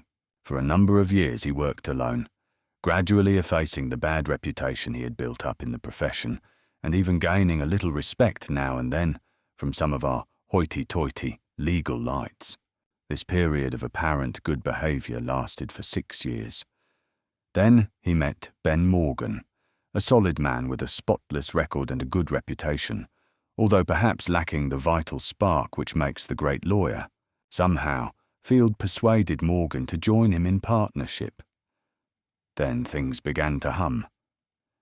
You'll remember that in that period, some highly shady things were happening in New York. We got faint inklings of a gigantic criminal ring composed of fences, crooks, lawyers, and in some cases, politicians. Some smashing big robberies were pulled off. Bootlegging got to be a distinct art in the city environs, and a number of daring hold-ups resulting in murder put the department on its toes. But you know that as well as I do. You fellows got some of them, but you never broke the ring, and you never reached the men higher up. And I have every reason to believe that our late friend Mr. Montefield was the brains behind the whole business. See how easy it was for a man of his talents. Under the tutelage of Cohen, his first partner, he had become thoroughly familiar with the underworld moguls. When Cohen outlived his usefulness, he was conveniently bumped off. Then Field. Remember, I am working now on speculation 88 chiefly, because the evidence is practically nil. Then Field, under the cloak of a respectable legal business, absolutely above board, quietly built up a far-flung criminal organisation. How he accomplished this we have no way of knowing, of course. When he was quite ready to shoot the works, he tied up with a well-known, respectable partner, Morgan, and now secure in his legal position, began to engineer most of the big crooked deals pulled off in the last 5 years or so. Where does Morgan come in? Asked Ellery idly. I was coming to that. Morgan, we have every reason to believe, was absolutely innocent of any connection with Field's undercover operations. He was as straight as a die, and in fact had often refused cases in which the defendant was a shady character. Their relations must have become strained when Morgan got a hint of what was going on. Whether this is so or not, I don't know. You could easily find out from Morgan himself. Anyway, they broke up. Since the dissolution, Field has operated a little more in the open, but still not a shred of tangible evidence which would count in a court of law. Pardon me for interrupting, Henry, said Queen reflectively. But can't you give me a little more information on their breakup? I'd like to use it as a check on Morgan when I talk to him again. Oh yes, replied Sampson grimly. I'm glad you reminded me. Before the last word was written in the dissolving of the partnership, the two men had a terrific blow-up, which almost resulted in tragedy. At the Webster Club, where they were lunching, they were heard quarrelling violently. The argument increased until it was necessary for the bystanders to interfere. Morgan was beside himself with rage and actually threatened Field's life right then and there. Field, I understand, was quite calm. 89. Did any of the witnesses get an inkling of the cause of the quarrel? Asked Queen. Unfortunately, no. The thing blew over soon enough. They dissolved quietly, and that was the last anybody ever heard of it. Until, of course, tonight. There was a pregnant silence when the district attorney stopped talking. Ellery whistled a few bars of a Schubert air, while Queen frankly took a pinch of snuff with a ferocious vigour. "I'd say offhand," murmured Ellery, looking off into space, "that Mr. Morgan is inducedly hot water." His father grunted. Sampson said seriously, "Well, that's your affair, gentlemen. I know what my job is. Now that Field is out of the way, I'm going to have his files and records gone over with a fine comb. If nothing else, his murder will accomplish eventually, I hope, the complete annihilation of his gang. I'll have a man at his office in the morning." "One of my men is camping there already," remarked Queen absently. "So you think it's Morgan, do you?" he asked Ellery with a flash of his eyes. "I seem to recall making a remark a minute ago," said Ellery calmly, "to the effect that Mr. Morgan is in hot water. I did not commit myself further. I admit that Morgan seems to be the logical man. Except, gentlemen, for one thing," he added. "The hat," said Inspector Queen instantly. "No," said Ellery, "the other hat." Chapter 7. The Queen's Take Stock. "Let's see where we stand," continued Ellery without pausing. "Let's consider this thing in its most elementary light. These, roughly, are the facts. A man of shady character, Monty Field, probable head of a vast criminal organisation, with undoubtedly a host of enemies, is found murdered in the Roman Theatre 10 minutes before the end of the second act, at precisely 9:55 o'clock. He is discovered by a man named William Pusack, a clerk of an inferior type of intelligence, who is sitting 5 seats away in the same row. This man, attempting to leave, pushes his way past the victim, who before he dies mutters, 'Murder! Been murdered!' or words to that effect. A policeman is called, and to make sure the man is dead, secures the services of a doctor in the audience, who definitely pronounces the victim killed by some form of alcoholic poisoning. Subsequently, Dr.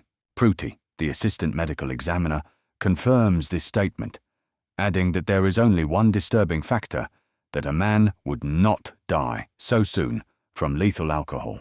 The question of the cause of death, therefore, we must leave for the moment, since only an autopsy can definitely determine it. With a large audience to attend to, the policeman calls for help. Officers of the vicinity come in to take charge, and subsequently the headquarters men arrive to conduct the immediate investigation. The first important issue that arises is the question of whether the murderer had the opportunity to leave the scene of the crime between the time it was committed and the time it was discovered.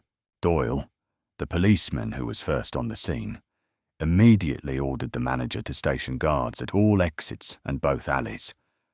When I arrived, I thought of this point the very first thing, and conducted a little investigation of my own.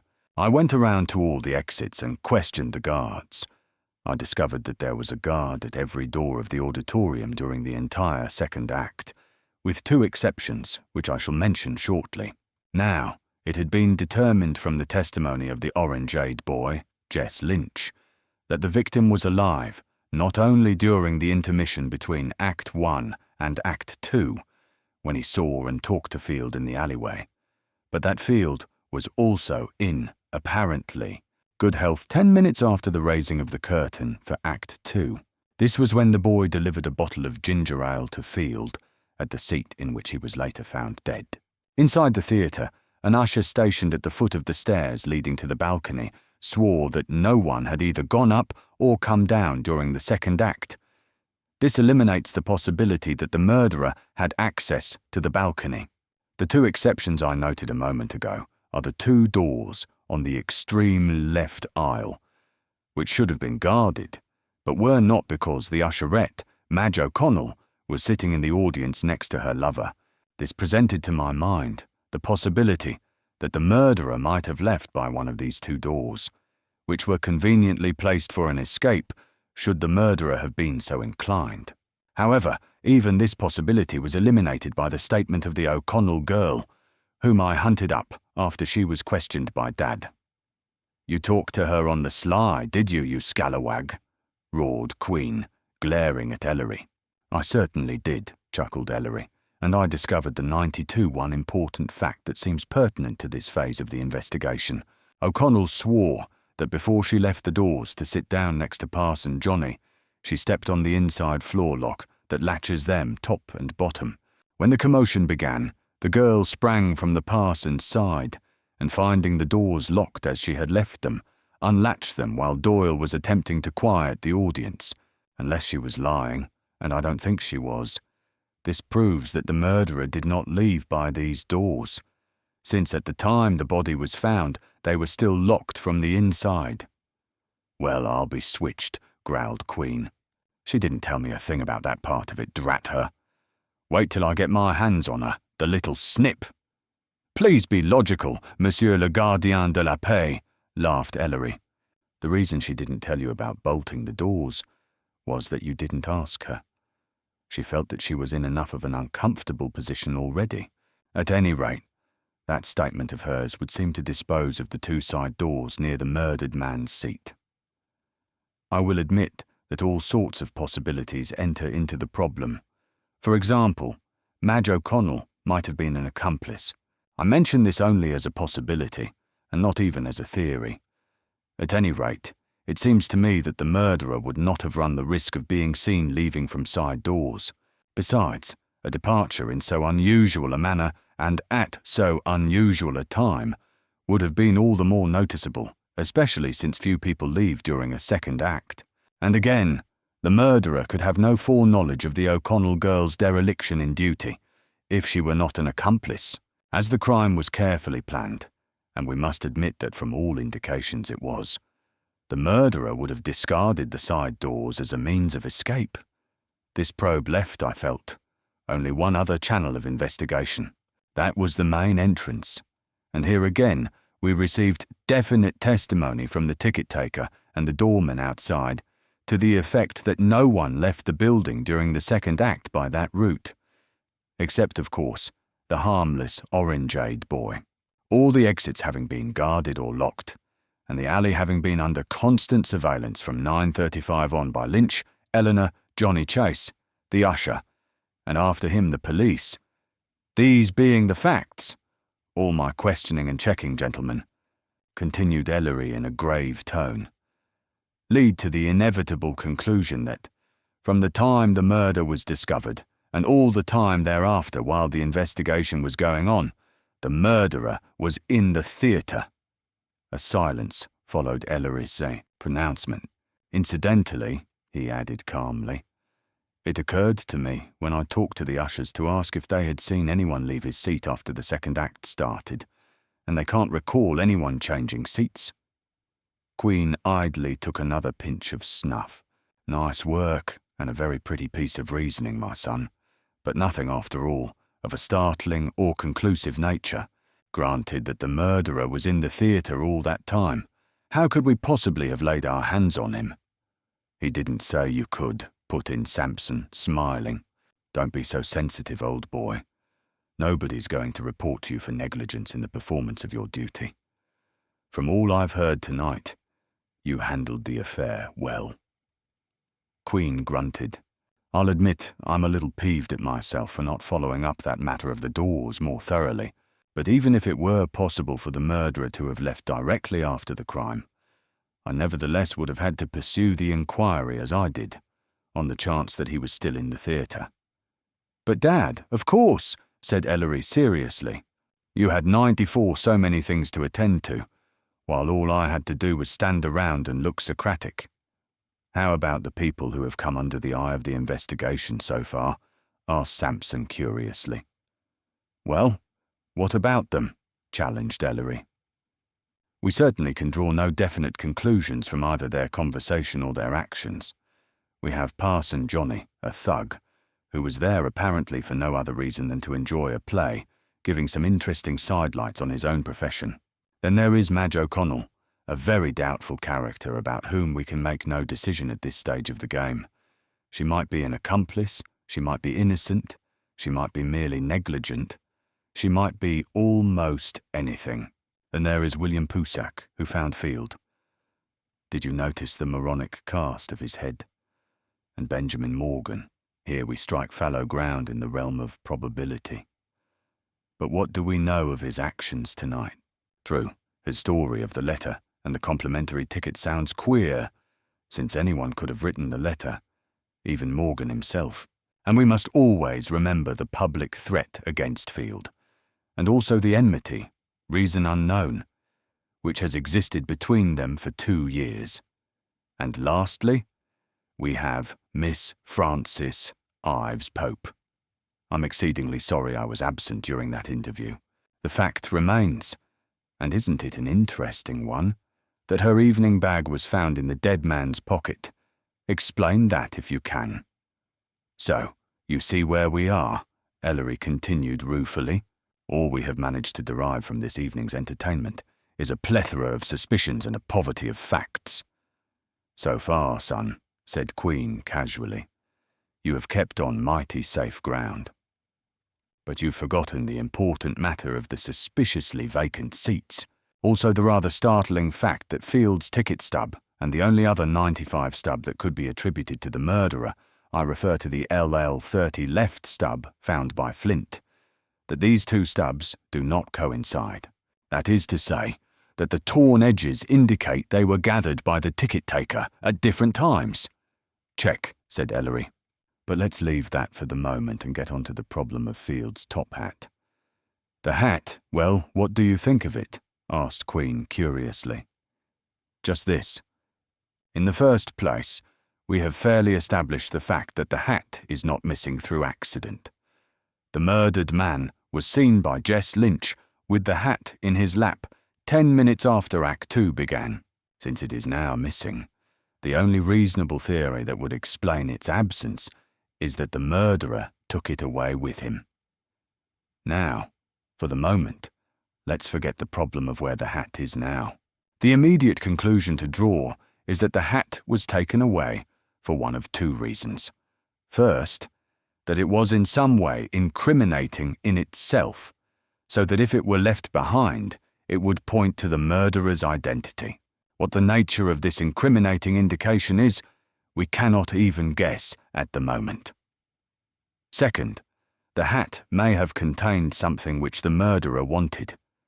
You will say, why couldn't he take this mysterious object and leave the hat? Probably, if this supposition is true, because he either had not sufficient time to extract it, or else did not know how to extract it, and therefore took the hat away with him to examine it at his leisure. Do you agree with me so far? The district attorney nodded slowly. Queen sat still, his eyes vaguely troubled.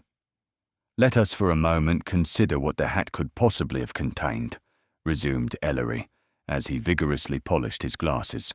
Due to its size, shape, and cubic content, our field of speculation is not a broad one.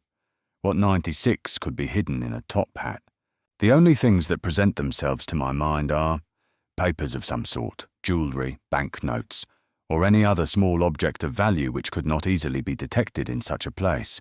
Obviously, this problematical object would not be carried merely in the crown of the hat, since it would fall out whenever the wearer uncovered his head.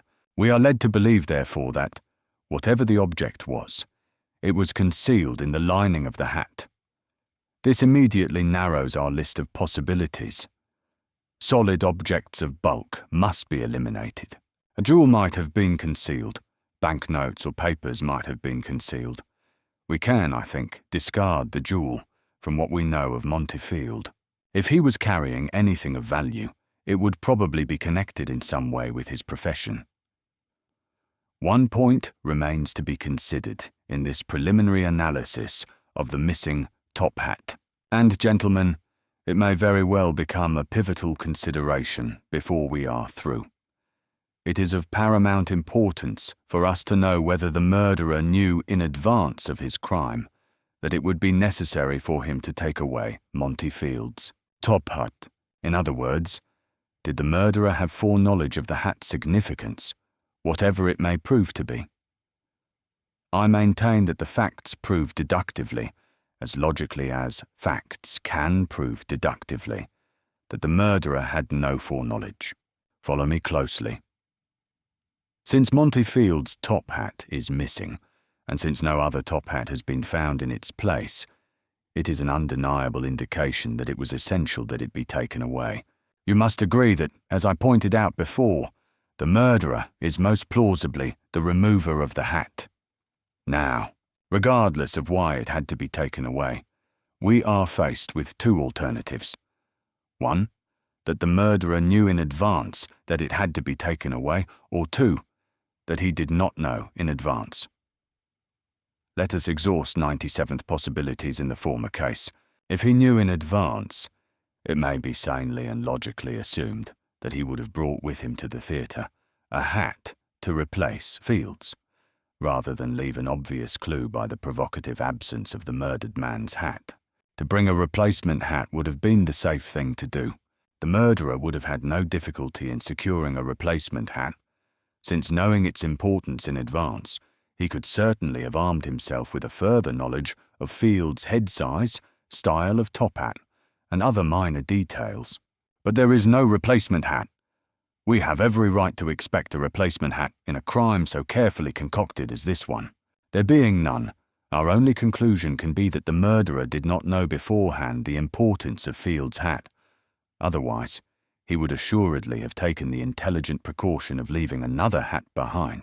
In this way, the police would never know that Fields' hat had any significance at all. Another point in corroboration: even if the murderer didn't desire, for some dark reason of his own, to leave a replacement hat, he certainly would have arranged to secure what was in the hat by cutting it out. All he had to do was to provide himself in advance with a sharp instrument, a pocket knife, for example. The empty hat, though cut, would not have presented the problem of disposal that the missing hat would. Surely the murderer would have preferred this procedure, had he full knowledge of the hat's contents.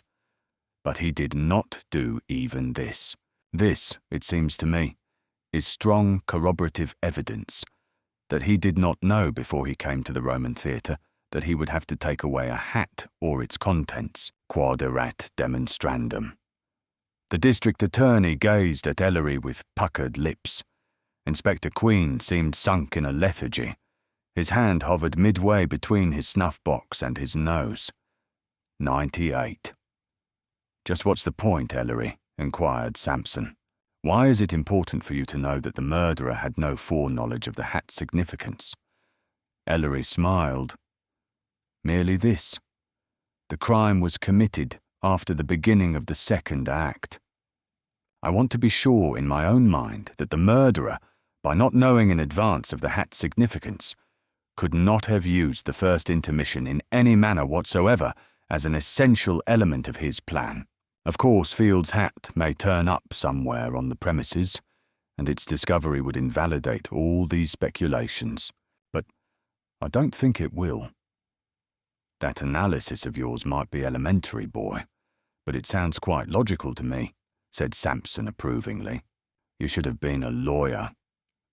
You can't beat the Queen brains, chuckled the old man suddenly, his face wreathed in a wide smile. But I'm going to get busy on another tack that ought to jibe somewhere with this puzzle of the hat. You noticed, Ellery, the name of the clothier sewed into Fields' coat? No sooner said than done, grinned Ellery. Producing one of the small volumes which he carried in his topcoat pocket, he opened it and pointed to a notation on the fly leaf. Brown brother, gentleman, no less.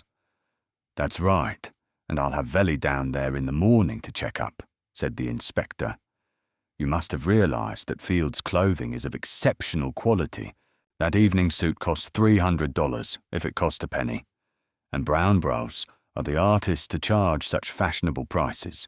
But there's another point in this connection. Every stitch of clothing on the dead man's body had the same manufacturer's mark. That's not uncommon with wealthy men, and Brown's made a specialty of outfitting their customers from head to foot. What more probable to assume? 99. Than that Field bought his hats there too, exclaimed Sampson with an air of discovery. Exactly, Tacitus, said Queen, grinning. Velly's job is to check up on this clothing business and if possible secure an exact duplicate of the hat Field wore tonight. I'm mighty anxious to look it over. Sampson rose with a cough. I suppose I really ought to get back to bed, he said. The only reason I came down here was to see that you didn't arrest the mayor. Boy, that friend of mine was sore. I'll never hear the end of it. Queen looked up at him with a quizzical smile. Before you go, Henry, suppose you tell me just where I stand on this thing. I know that I used a pretty high hand tonight, but you must realise how necessary it was. Are you going to put one of your own men on the case? Sampson glared at him. When did you get the idea I wasn't satisfied with your conduct of the investigation, you old canary bird? He growled. I've never checked you up yet, and I'm not going to start now. If you can't bring this thing to a successful conclusion, I certainly don't think any of my men can. My dear Q, go ahead and detain half of New York if you think it's necessary. I'll back you up. Thanks, Henry, said Queen. I just wanted to be sure. And now, since you're so nice about it, watch my smoke. He ambled across the room into the anteroom, stuck his head past the doorway into the theatre, and shouted, Mr. Panzer, will you come here a moment? He came back smiling grimly to himself, the swarthy theatre manager close on his heels. Mr. Panzer, meet District Attorney Sampson, said Queen. The two men shook hands. Now, Mr. Panzer, you've got one more job, and you can go home and go to 100 sleep. I want this theatre shut down so tight a mouse couldn't get into it. Panzer grew pale. Sampson shrugged his shoulders, as if to indicate that he washed his hands of the entire affair. Ellery nodded sagely in approval. But, Inspector, just when we're playing to capacity, groaned the little manager. Is it absolutely necessary? So necessary, my dear man, answered the inspector coolly, that I'm going to have 2 men here patrolling the premises all the time. Panzer wrung his hands, looking furtively at Sampson, but the district attorney was standing with his back to them, examining a print on the wall. This is terrible, Inspector, wailed Panzer.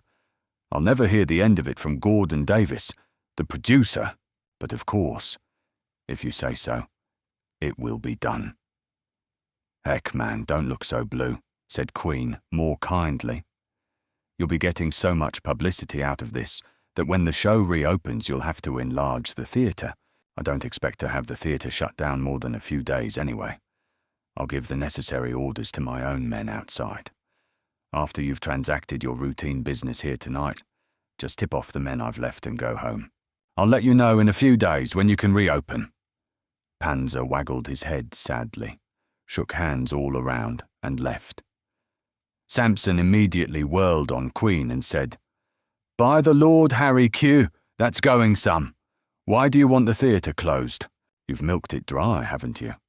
Well, Henry, said Queen slowly, the hat hasn't been found. All those people filed out of the theatre and were searched, and each one had just one hat. Doesn't that indicate that the hat we're looking for is still here somewhere? 101. And if it's still here, I'm not giving anybody a chance to come in and take it away. If there's any taking to be done, I'll do it. Sampson nodded.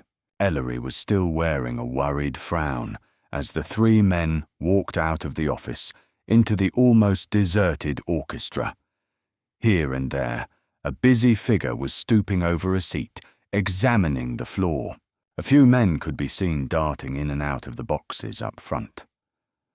Sergeant Velli stood by the main door, talking in low tones to Piggott and Hagstrom. Detective Flint, superintending a squad of men, was working far to the front of the orchestra. A small group of cleaning women operated vacuum cleaners tiredly here and there. In one corner, to the rear, a buxom police matron was talking with an elderly woman. The woman Panzer had called Mrs. Phillips.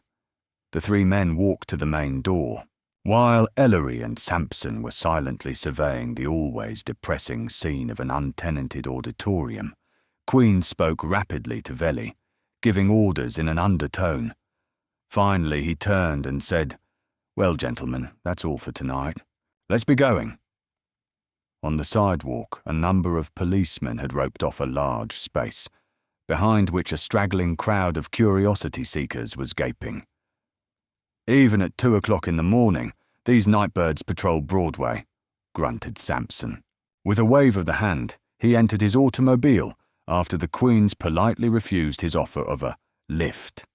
A crowd of businesslike reporters pushed through the lines and surrounded the two Queens. Here!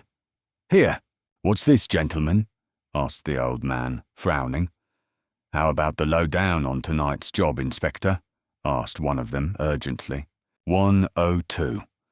"You'll get all the information you want, boys, from Detective Sergeant Velli, inside." He smiled as they charged in a body through the glass doors. Ellery and Richard Queen stood silently on the curb, watching the policeman herd back the crowd. Then the old man said with a sudden wave of weariness, "Come on, son, let's walk part of the way home." Part 2. To illustrate, once young Jean C. came to me after a month of diligent investigation on a difficult assignment. He wore a forlorn expression. Without a word, he handed me a slip of official paper. I read it in surprise. It was his resignation. "Here, Jean," I cried. "What is the meaning of this?" "I have failed, Monsieur Brillant," he muttered. "A month's work gone to the devil. I have been on the wrong track. It is a disgrace." "Jean, my friend," said I solemnly, "this for your resignation." Wherewith I tore it to hits before his astonished eyes. "Go now," I admonished him, "and begin from the beginning. For remember always the maxim, he who would know right must first know wrong." From Reminiscences of a Prefect, by Auguste Briand.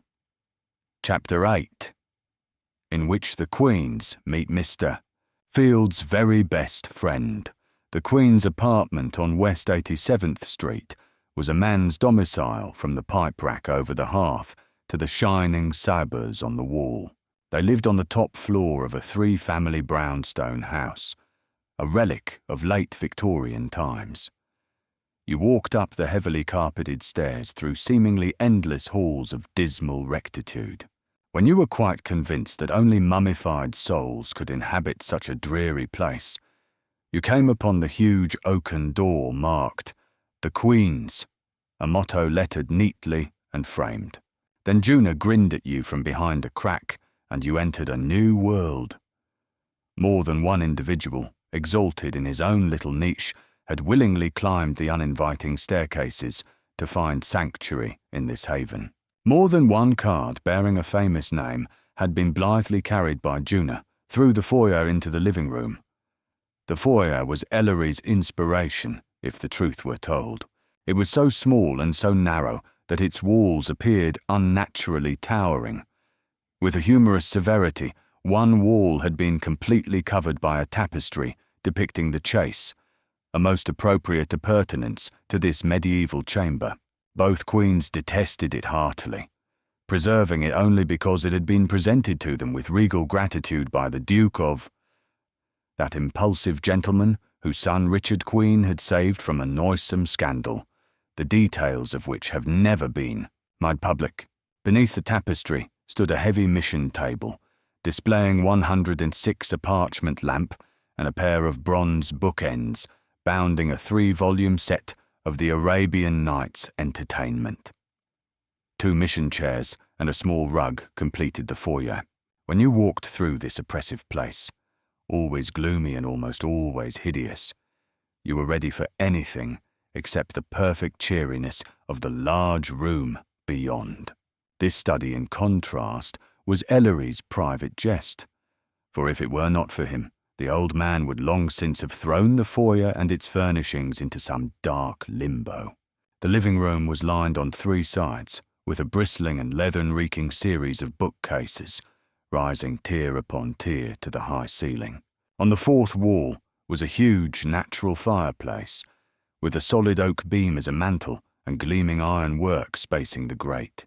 Above the fireplace were the famous crossed sabres, a gift from the old fencing master of Nuremberg, with whom Richard had lived in his younger days during his studies in Germany. Lamps winked and gleamed all over the great sprawling room. Easy chairs, armchairs, low divans, footstools, bright-coloured leather cushions were everywhere.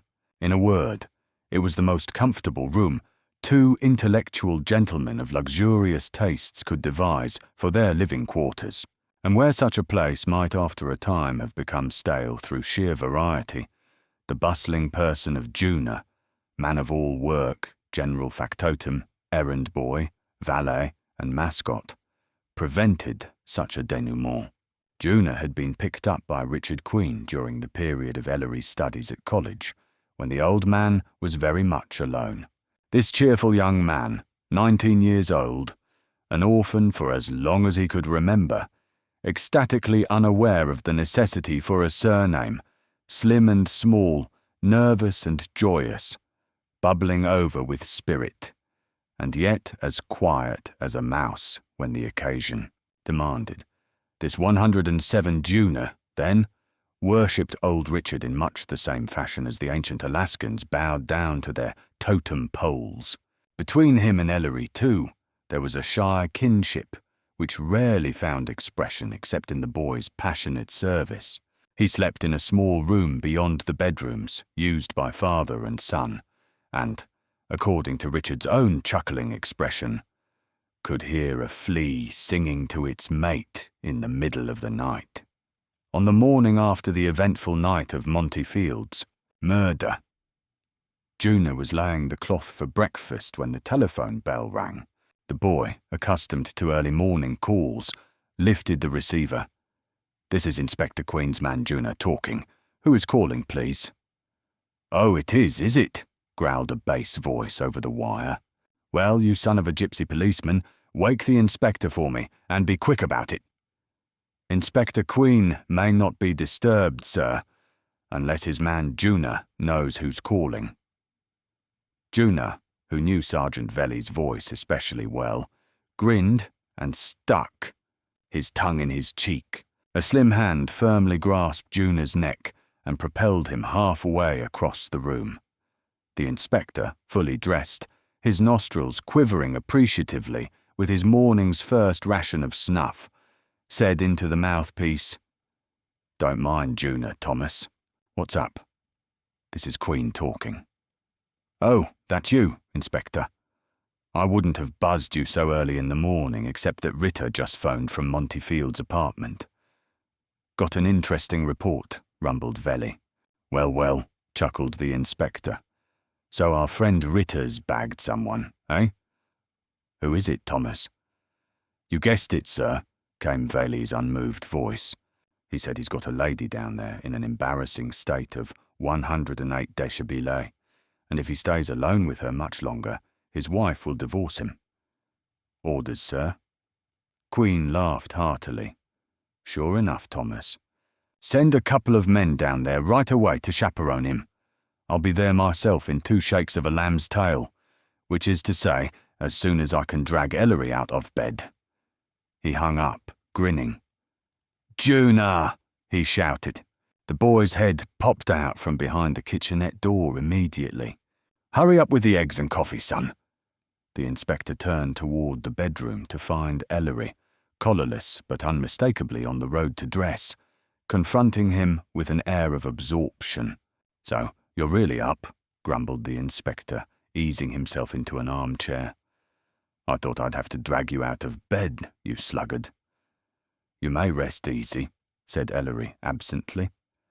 "I most certainly am up, and I am going to stay up. And as soon as Juna replenishes the inner man, I'll be off and out of your way." He lounged into the bedroom, reappearing a moment later, brandishing his collar and tie. "Here." "Where do you think you're going, young man?" roared Queen, starting up. "Down to my bookshop, Inspector Darling," replied Ellery judicially. "You don't think I'm going to allow that Falconer first edition to get away from me? Really, it may still be there, you know." "Falconer fiddlesticks," said his father grimly. "You started something and you're going to help finish it. Here, Juna, where in time is that kid?" Juna stepped briskly into the room, balancing a tray in one hand and a pitcher of milk in the other. In a twinkling, he had the table ready, the coffee bubbling, the toast browned, and father and son hurried through their breakfast without a word. "Now," remarked Ellery, setting down his empty cup, 1:09, now that I've finished this Arcadian repast. Tell me where the fire is. Get your hat and coat on, and stop asking pointless questions, son of my grief, growled Queen. In 3 minutes, they were on the sidewalk, hailing a taxicab. The cab drew up before a monumental apartment building. Lounging on the sidewalk, a cigarette drooping from his lips, was Detective Piggott. The inspector winked and trotted into the lobby. He and Ellery were whisked up to the 4th floor where Detective Hagstrom greeted them, pointing to an apartment door numbered 4D. Ellery, leaning forward to catch the inscription on the nameplate, was about to turn on his father with an amused expostulation when the door swung open at Queen's imperious ring and the broad, flushed face of Ritter peered out at them. "Morning, Inspector," the detective mumbled, holding the door open. "I'm glad you've come, sir." Queen and Ellery marched inside. They stood in a small foyer, profusely furnished. Directly in their line of vision was a living room, and beyond that a closed door. A frilled feminine slipper and a slim ankle were visible at the edge of the door. The inspector stepped forward, changed his mind, and quickly opening the hall door, called to Hagstrom, who was sauntering about outside. The detective ran up. "Come inside here," said Queen sharply. "Got a job for you." With Ellery and the 2 plainclothes men following at his heels, he strode into the living room. A woman of mature beauty, a trifle worn, the pastiness of a ruined complexion apparent beneath heavily applied rouge, sprang to her feet. She was dressed in a flowing, flimsy negligee, and her hair was tousled. She nervously crushed a cigarette underfoot. 110. "Are you the big cheese around here?" she yelled in a strident fury to Queen. He stood stock still and examined her impersonally. "Then what the hell do you mean by sending one of your flatfoots to keep me locked up all night, eh?" She jumped forward as if to come to grips with the old man. Ritter lumbered swiftly toward her and squeezed her arm. "Here you," he growled. "Shut up until you're spoken to."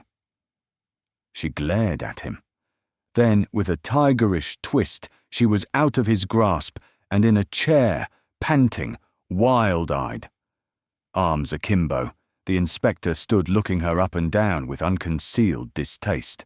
Ellery had glanced at the woman briefly and begun to potter about the room, peering at the wall hangings and Japanese prints, picking up a book from an end table, poking his head into dark corners. Queen motioned to Hagstrom. "Take this lady into the next room and keep her company for a while," he said. The detective unceremoniously hustled the woman to her feet. She tossed her head defiantly and marched into the next room, Hagstrom following. "Now, a Ritter, my boy," sighed the old man, sinking into an easy chair. "Tell me what happened." Ritter answered stiffly. His eyes were strained, bloodshot. "I followed out your orders last night to the dot. I beat it down here in a police car.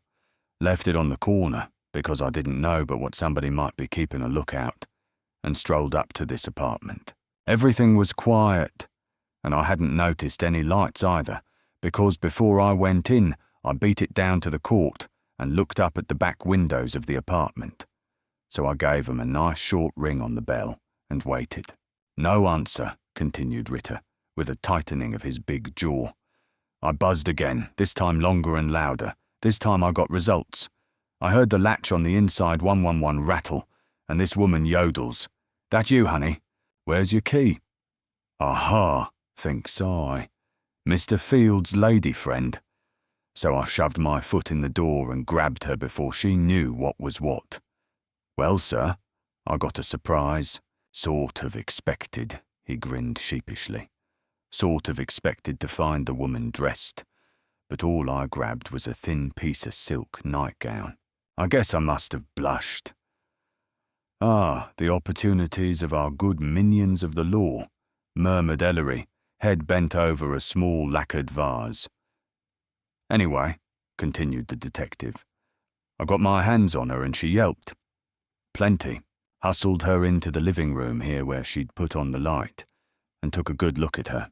She was scared blue, but she was kind of plucky too, because she began to cuss me and she wanted to know who in hell I was, what I was trying to do in a woman's apartment at night, and all that sort of stuff.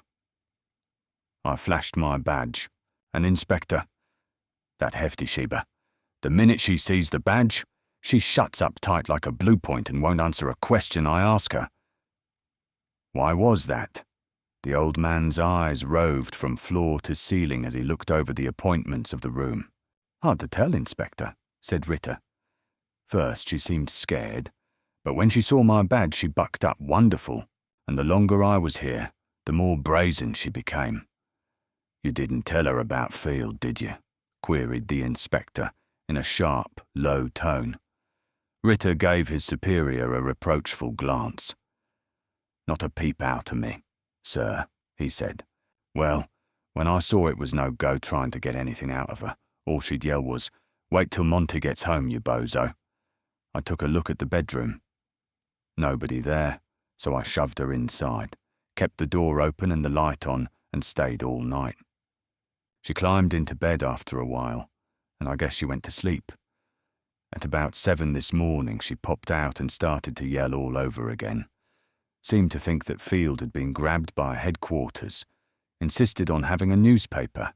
I told her nothing doing, and then phoned the office. Not another thing happened since. I say, Dad, exclaimed Ellery suddenly, from a corner of the room. What do you think our legal friend reads? You'll never guess. How to tell character from handwriting. The inspector grunted as he rose. Stop fiddling with those eternal books, he said, and come along. He flung open the bedroom door. The woman was sitting cross-legged on the bed, an ornate affair of a bastard French period style, canopied and draped from ceiling to floor with heavy damask curtains. Hagstrom leaned stolidly against the window. Queen looked quickly about. He turned to Ritter. Was that bed mussed up when you came in here last night? Did it look as if it had been slept in? He whispered aside. Ritter nodded. All right then, Ritter, said Queen in a genial tone. Go home and get some rest. You deserve it. And send up Piggott on your way out. The detective touched his hat and departed. Queen turned on the woman. He walked to the bed and sat down beside her, studying her half-averted face. She lit a cigarette defiantly. I am Inspector Queen of the police, my dear, announced the old man mildly.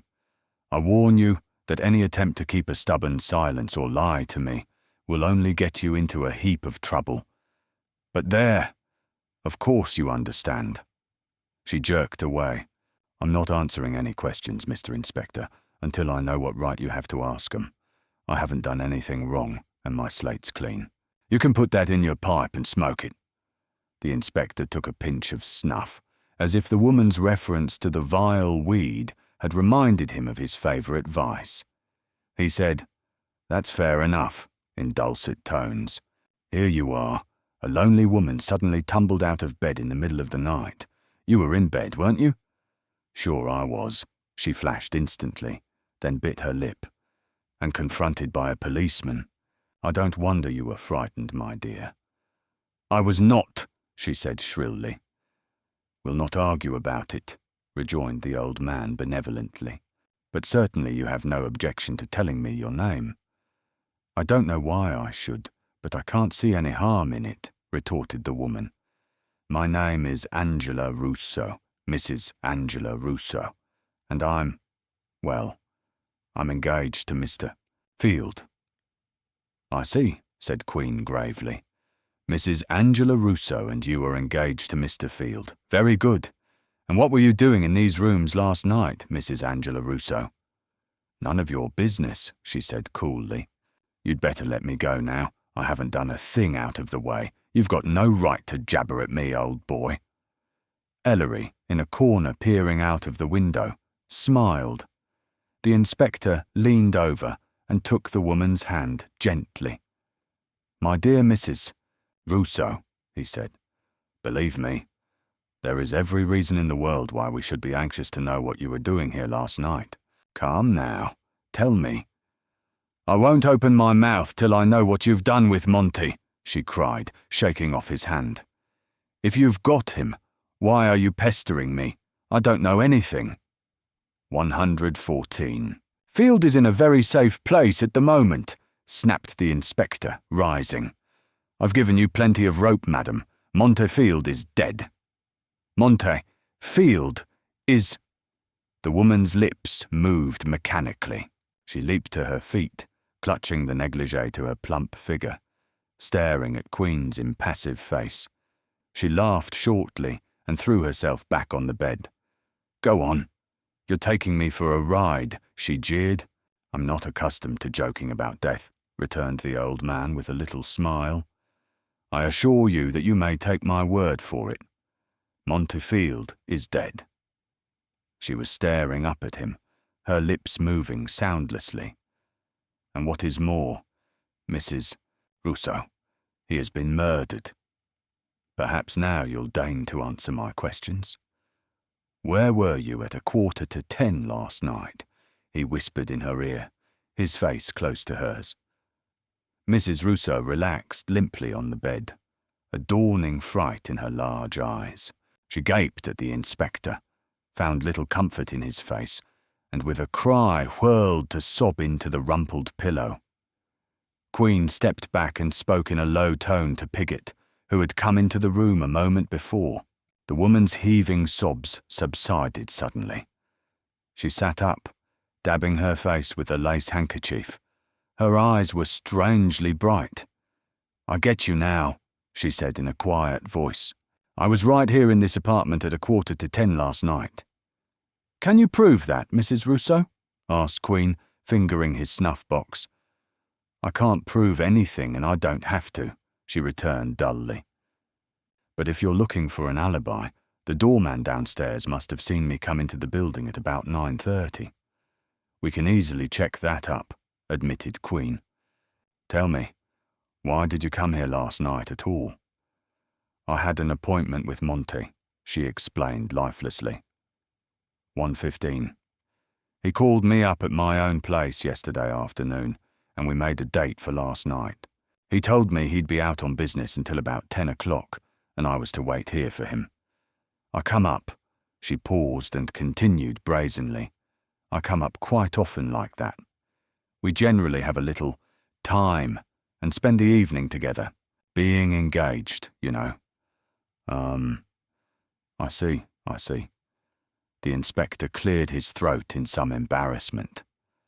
"And then, when he didn't come on time, I thought he might have been detained longer than he'd figured, so I felt tired and took a little nap."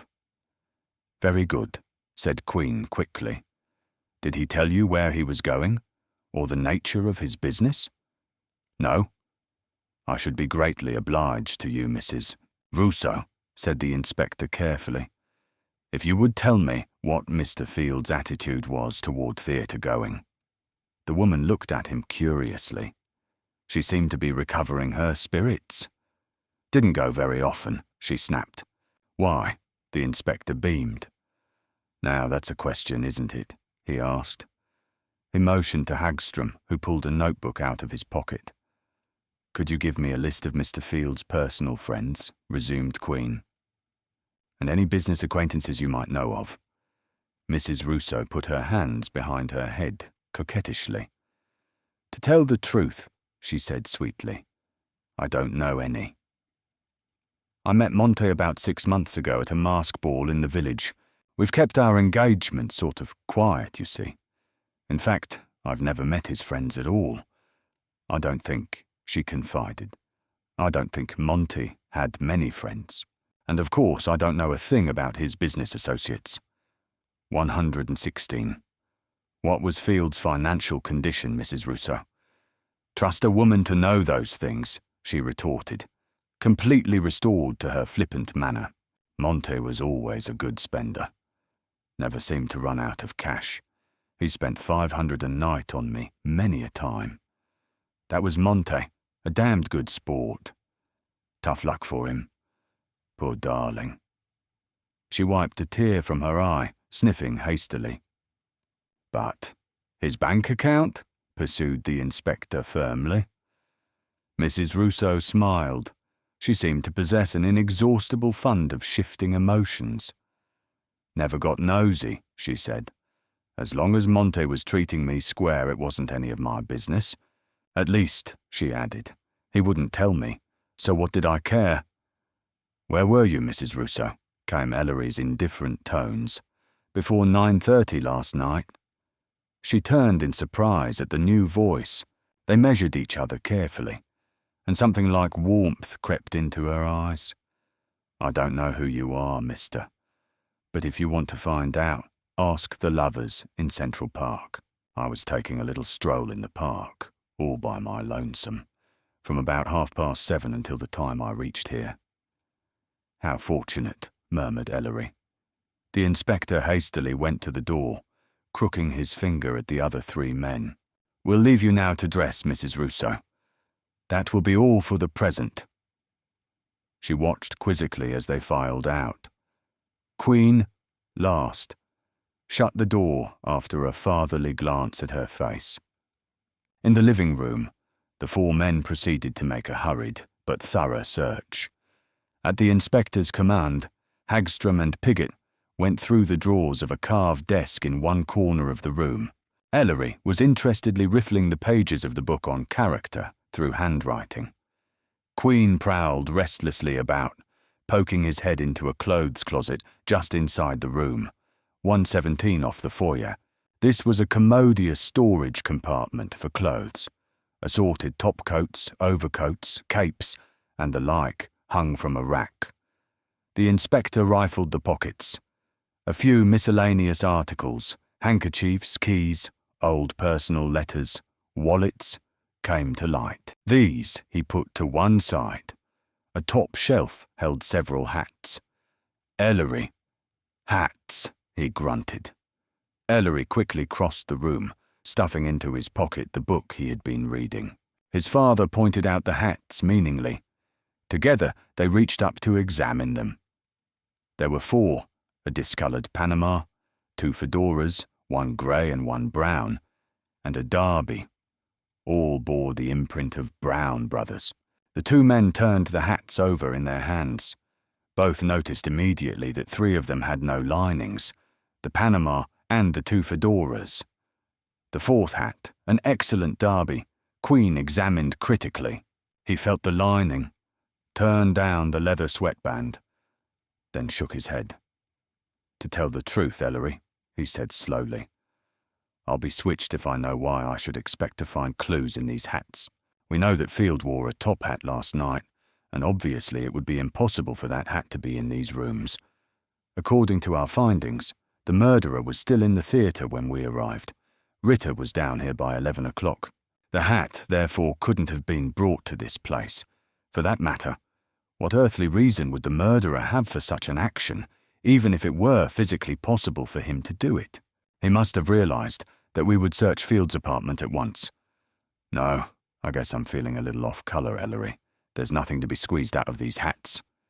He threw the derby back onto the shelf disgustedly. Ellery stood thoughtful and unsmiling. You're right enough, Dad. These hats mean nothing. But I have the 118th strangest feeling. By the way, he straightened up and took off his pince-nez. Did it occur to you last night that something else belonging to Field might have been missing besides the hat?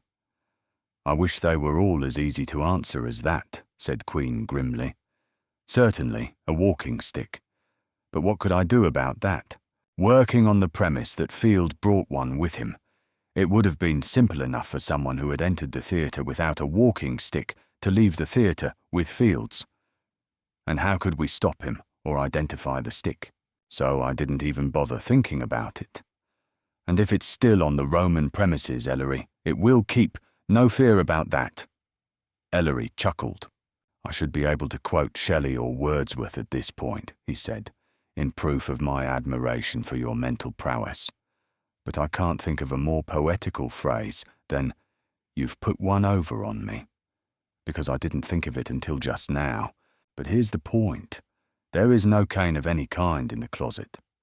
A man like Field, had he possessed a swanky halberd to go with evening dress, would most certainly have owned other sticks to match other costumes.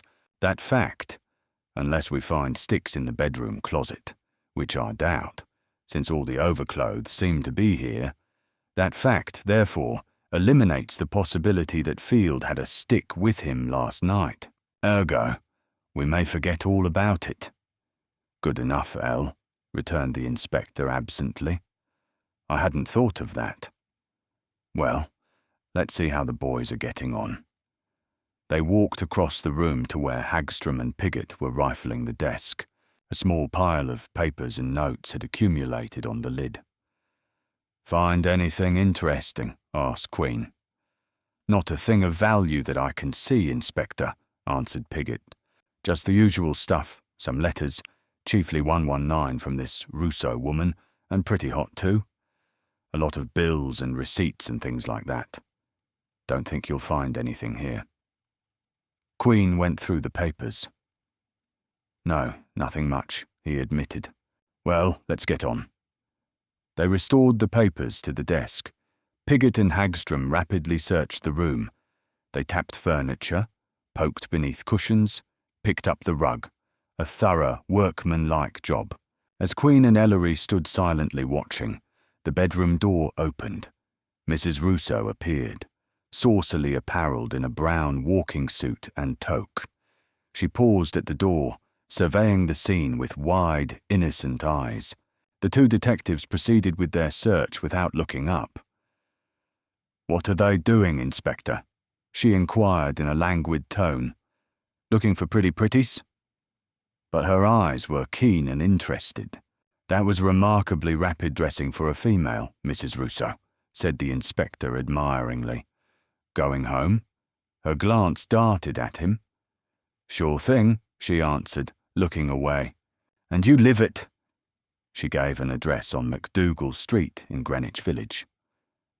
"Thank you," said Queen courteously, making a note.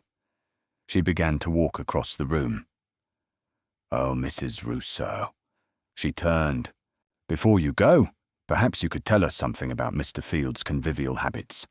Was he now what you would call a heavy drinker?" She laughed merrily. "Is that all?" she said. "Yes and no. I've seen Monty drink half a night and be sober as a parson. And then I've seen him at other times when he was pickled silly on a couple of tots. It all depended, don't you know?" She laughed again. "Well, many of us are that way," murmured the inspector. "I don't want you to abuse any confidences, Mrs. 120 Rousseau, but perhaps you know the source of his liquor supply." She stopped laughing instantly, her face reflecting an innocent indignation. "What do you think I am, anyway?" she demanded. "I don't know, but even if I did, I wouldn't tell. There's many a hard-working bootlegger who's head and shoulders above the guys who try to run 'em in, believe me." "The way of all flesh, Mrs. Rousseau," said Queen soothingly. "Nevertheless, my dear," he continued softly, "I'm sure that if I need that information eventually, you will enlighten me. Eh?" There was a silence. "I think that will be all then, Mrs. Rousseau. Just stay in town, won't you? We may require your testimony soon." "Well, so long," she said, tossing her head. She marched out of the room to the foyer. "Mrs. Rousseau," called Queen suddenly, in a sharp tone. She turned with her gloved hand on the front door knob, the smile dying from her lips. "What's Ben Morgan been doing since he and Field dissolved partnership? Do you know?" Her reply came after a split second of hesitation. "Who's he?" she asked, her forehead wrinkled into a frown. Queen stood squarely on the rug. He said sadly, "Never mind. Good day," and turned his back on her. The door slammed. A moment later, Hagstrom strolled out, leaving Piggott, Queen and Ellery in the apartment. The three men, as if inspired by a single thought, ran into the bedroom. It was apparently as they had left it. The bed was disordered, and Mrs. Rousseau's nightgown and negligee were lying on the floor. Queen opened the door of the bedroom clothes closet. "Phew," said Ellery. "This chap had a quiet taste in clothes, didn't he? Sort of Mulberry Street Beau Brummel." They ransacked the closet with no result. Ellery craned his neck at the 121st shelf above. "No hats, no canes. That settles that," he murmured with an air of satisfaction. Piggott, who had disappeared into a small kitchen, returned staggering under the burden of a half-empty case of liquor bottles. Ellery and his father bent over the case. The inspector removed a cork gingerly, sniffed the contents, then handed the bottle to Piggott, who followed his superior's example critically. "Looks and smells okay," said the detective, "but I'd hate to take a chance tasting this stuff after last night." "You're perfectly justified in your caution," chuckled Ellery. "But if you should change your mind and decide to invoke the spirit of Bacchus, Piggott, let me suggest this prayer. O wine, if thou hast no name to be known by, let us call thee Death." "I'll have the fire-water analysed," growled Queen. "Scotch and rye mixed, and the labels look like the real thing. But then you never can tell." Ellery suddenly grasped his father's arm, leaning forward tensely. The three men stiffened. A barely audible scratching came to their ears, proceeding from the foyer. "Sounds as if somebody is using a key on the door," whispered Queen. "Duck out, Piggott. Jump whoever it is as soon as he gets inside." Piggott darted through the living room into the foyer. Queen and Ellery waited in the bedroom, concealed from view. There was utter silence now, except for the scraping on the outer door. The newcomer seemed to be having difficulty with the key. Suddenly, the rasp of the lock tumblers falling back was heard, and an instant later, the door swung open. It slammed shut almost immediately. 122. A muffled cry, a hoarse, bull-like voice, Piggott's half-strangled oath, the frenzied shuffling of feet, and Ellery and his father were speeding across the living room to the foyer. Piggott was struggling in the arms of a burly, powerful man dressed in black. A suitcase lay on the floor to one side, as if it had been thrown there during the tussle. A newspaper was fluttering through the air, settling on the parquet just as Ellery reached the cursing men. It took the combined efforts of the three to subdue their visitor. Finally, panting heavily, he lay on the floor. Piggott's arm jammed tightly across his chest. The inspector bent down, gazed curiously into the man's red, angry features, and said softly, "And who are you, mister?" Chapter 9, in which the mysterious Mr. Michaels appears. The intruder rose awkwardly to his feet. He was a tall, ponderous man, with solemn features and blank eyes. There was nothing distinguished in either his appearance or his manner. If anything unusual could be said of him at all, it was that both his appearance and manner were so unremarkable. It seemed as if, whoever he was or whatever his occupation, he had made a deliberate effort to efface all marks of personality. "Just what's the idea of the strong-arm stuff?" he said in a bass voice, but even his tones were flat and colourless. Queen turned to Piggott. "What happened?" he demanded, with a pretence of severity. "I stood behind the door, Inspector," gasped Piggott, still winded. "And when this wildcat stepped in, I touched him on the arm. He jumped me like a trainload of tigers, he did. Pushed me in the face. He's got a wallop, Inspector. Tried to get out the door again." Queen nodded judicially. The newcomer said mildly, "That's a lie, sir. He jumped me, and I fought back." "Here, here," murmured Queen. "This will never do." The door swung open suddenly, and Detective Johnson stood on the threshold. He took the inspector to one side. "Velly sent me down the last minute on the chance you might need me, Inspector. And as I was coming up, I saw that chap there. Didn't know but what he might be snooping around, so I followed him up. Queen nodded vigorously. "Glad you came. I can use you," he muttered. 124, and, motioning to the others, he led the way into the living room. "Now, my man," he said curtly to the big intruder. "The show is over. Who are you, and what are you doing here?" "My name is Charles Michaels, sir. I am Mr. Monty Field's valet." The inspector's eyes narrowed. The man's entire demeanour had in some intangible manner changed. His face was blank, as before, and his attitude seemed in no way different.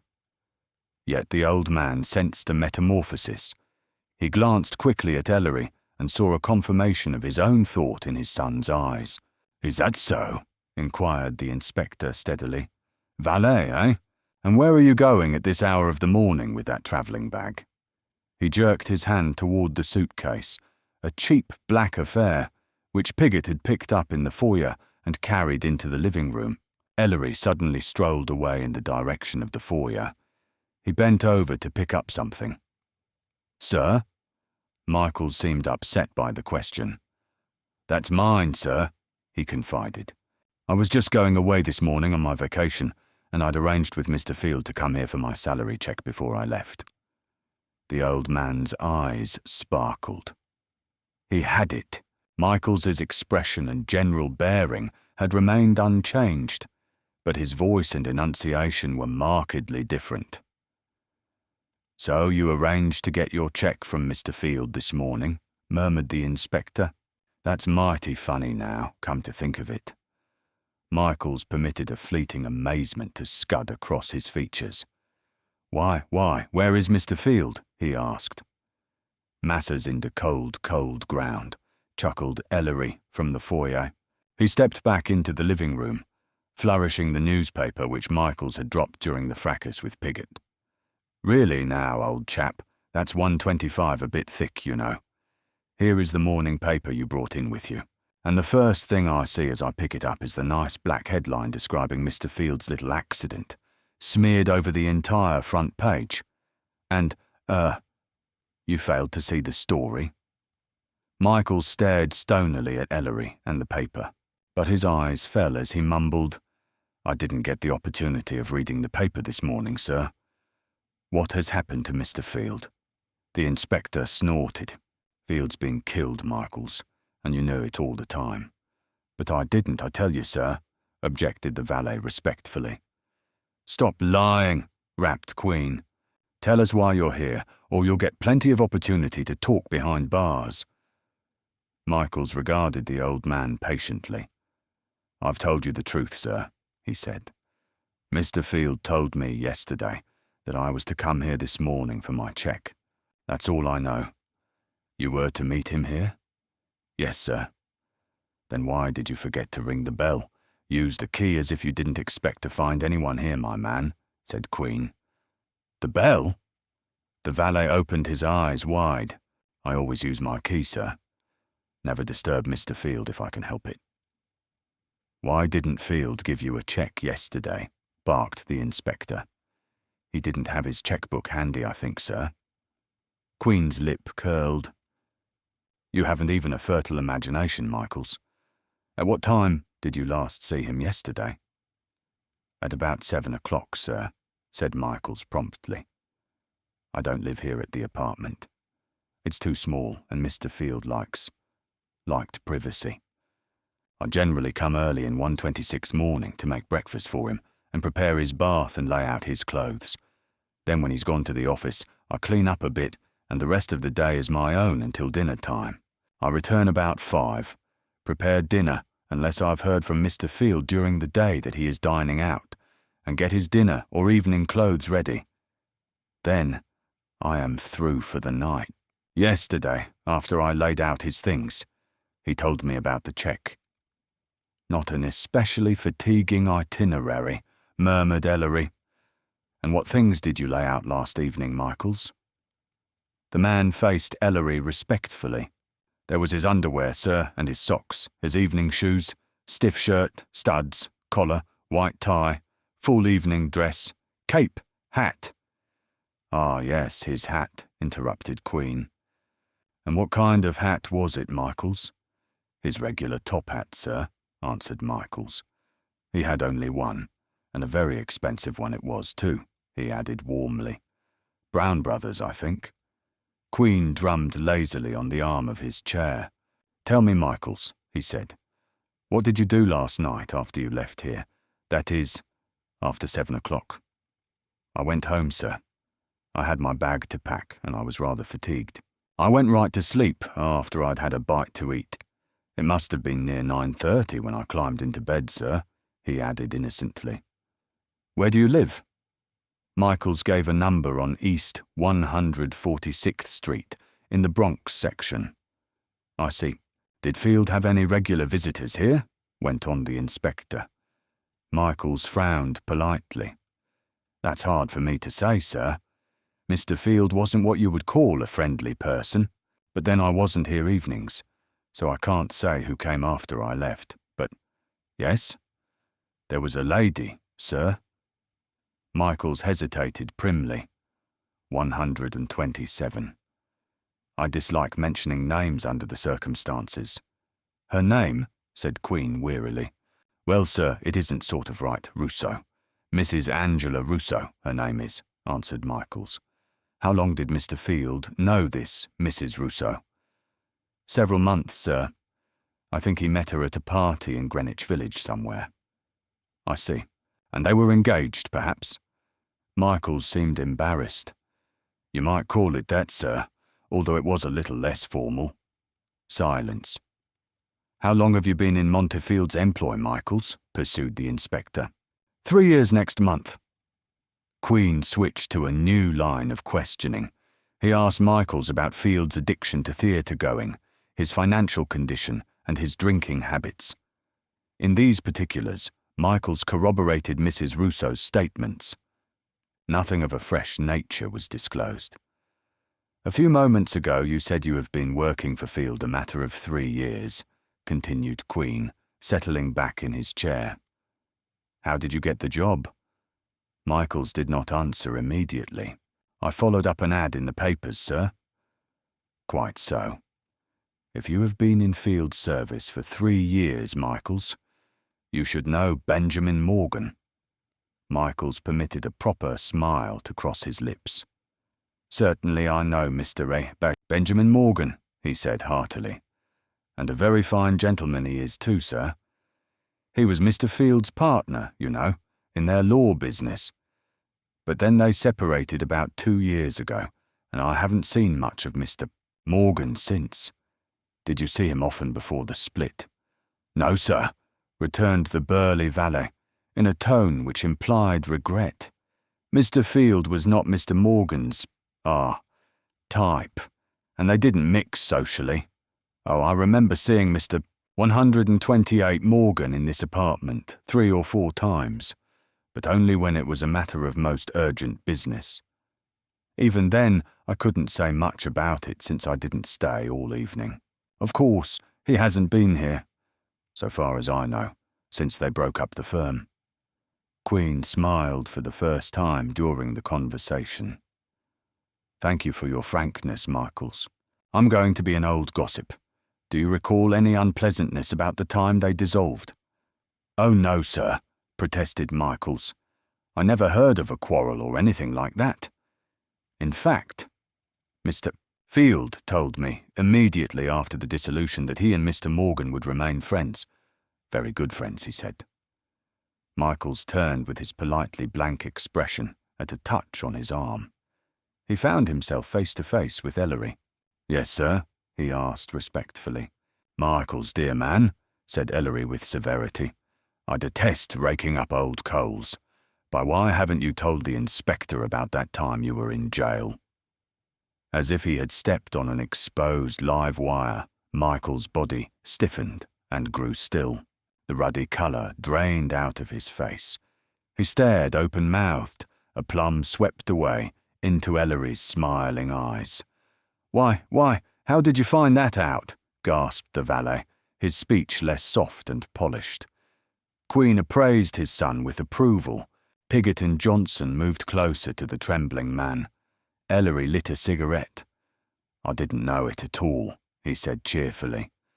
"That is, not until you told me. It would pay you to cultivate the Delphic oracles, Michaels." Michaels's face was the colour of dead ashes. He turned, shaking, toward Queen. You didn't ask me about that, sir," he said weakly. Nevertheless, his tone had again become taut and blank. "Besides, a man doesn't like to tell things like that to the police." 129. "Where did you do time, Michaels?" asked the inspector in a kindly voice. "Elmira Reformatory, sir," muttered Michaels. "It was my first offence. I was up against it, starving, stole some money. I got a short stretch, sir." Queen rose. "Well, Michaels, of course you understand that you are not exactly a free agent at present. You may go home and look for another job if you want to. But stay at your present lodgings and be ready for a call at any time. Just a moment before you go." He strode over to the black suitcase and snapped it open. A jumbled mass of clothing, a dark suit, shirts, ties, socks, some clean, some dirty, was revealed. Queen rummaged swiftly through the bag, closed it and handed it to Michaels, who was standing to one side with an expression of sorrowful patience. "Seems to me you were taking mighty few duds with you, Michaels," remarked Queen, smiling. "It's too bad that you've been done out of your vacation." "Well, that's the way life is," Michaels murmured a low goodbye, picked up the bag, and departed. A moment later, Piggott strolled out of the apartment. Ellery threw back his head and laughed delightedly. "What a mannerly beggar, lying in his teeth patter. And what did he want here, do you think?" "He came to get something, of course," mused the inspector. "And that means there's something here of importance that we have apparently overlooked." He grew thoughtful. The telephone bell rang. "Inspector?" Sergeant Velli's voice boomed over the wire. "I called headquarters, but you weren't there, so I guessed you were still at Field's place. I've some interesting news for you from Brown Brothers. Do you want me to come up to Field's?" "No," returned Queen. "We're through here. I'll be 1:30 at my office, just as soon as I've paid a visit to Field's on Chambers Street. I'll be there if anything important comes up in the interim. Where are you now?" "Fifth Avenue. I've just come out of Brown's." "Then go back to headquarters and wait for me. And Thomas, send a uniformed man up here right away." Queen hung up and turned to Johnson. "Stay here until a cop shows up. It won't be long," he grunted. "Have him keep a watch in the apartment and arrange for a relief. Then report back to the main office. Come along, Ellery. This is going to be a busy day." Ellery's protests were in vain. His father fussily hustled him out of the building and into the street, where the roar of a taxicab's exhaust effectually drowned out his voice. Chapter 10, in which Mr. Field's top hats begin to assume proportions. It was exactly 10 o'clock in the morning when Inspector Queen and his son opened the frosted glass door marked "Monte Field, Attorney at Law." The large waiting room they entered was decorated in just such a fashion as might have been expected from a man of Field's taste in clothes. It was deserted, and with a puzzled glance, Inspector Queen pushed through the door, Ellery strolling behind, and went into the general office. This was a long room filled with desks. It resembled a newspaper city room, except for its rows of bookcases filled with ponderous legal tomes. The office was in a state of violent upheaval. Stenographers chattered excitedly in small groups. A number of male clerks whispered in a corner, and in the centre of the room stood Detective Hesse, talking earnestly to a lean saturnine man with greyed temples. It was evident that the demise of the lawyer had created something of a stir in his place of business. At the entrance of the Queen's, the employees looked at each other in a startled way and began to slip back to their desks. An embarrassed silence fell. Hesse hurried forward. His eyes were red and strained. "Good morning, Hesse," said the inspector abruptly. "Where's Field's private office?" 132. The detective led them across the room to still another door, a large private, lettered on its panels. The three men went into a small office, which was overwhelmingly luxurious. "This chap went in for atmosphere, didn't he?" Ellery chuckled, sinking into a red leather armchair. "Let's have it, Hesse," said the inspector, following Ellery's suit. Hesse began to talk rapidly. "Got here last night and found the door locked. No sign of a light inside. I listened pretty closely but couldn't hear a sound, so I took it for granted that there was no one inside and camped in the corridor all night. At about 8:45 this morning, the office manager breezed in and I collared him. He was that tall bird I was talking to when you came in. Name's Lewin, Oscar Lewin." "Office manager, eh?" remarked the old man, inhaling snuff. "Yes, Chief. He's either dumb or else he knows how to keep his mouth shut," continued Hesse. Of course, he'd already seen the morning papers and was upset by the news of Field's murder. I could see he didn't like my questions any too well either. I didn't get a thing out of him. Not a thing. He said he'd gone straight home last night. It seems Field had left about 4 o'clock and didn't come back. And he didn't know anything about the murder until he read the papers. We've been sort of sliding along here all morning, waiting for you to come. Get Lewin for me." Hesse returned with the lanky office manager in his wake. Oscar Lewin was physically unprepossessing. He had shifty black eyes and was abnormally thin. There was something predatory in his beaked nose and bony figure. The inspector looked him over coldly. 133. "So you're the office manager," he remarked. "Well, what do you think of this affair, Lewin?" "It's terrible, simply terrible," groaned Lewin. "I can't imagine how it happened or why. Good Lord, I was talking to him only 4 o'clock yesterday afternoon. He seemed genuinely distressed." "Did Mr. Field appear strange or worried when you spoke to him?" "Not at all, sir," replied Lewin nervously. "In fact, he was in unusually good spirits, cracked a joke about the Giants and said he was going to see a darned good show last night. Gunplay! And now I see by the papers that he was killed there." "Oh, he told you about the play, did he?" asked the inspector. He didn't happen to remark by any chance that he was going with anybody. "No, sir." Lewin shuffled his feet. "I see." Queen paused. "Lewin, as manager, you must have been closer to Field than any other of his employees. Just what do you know about him personally?" "Not a thing, sir, not a thing," said Lewin hastily. Mr. Field was not a man with whom an employee could become familiar. Occasionally he said something about himself, but it was always of a general nature and more jesting than serious. To us outside, he was always a considerate and generous employer, that's all.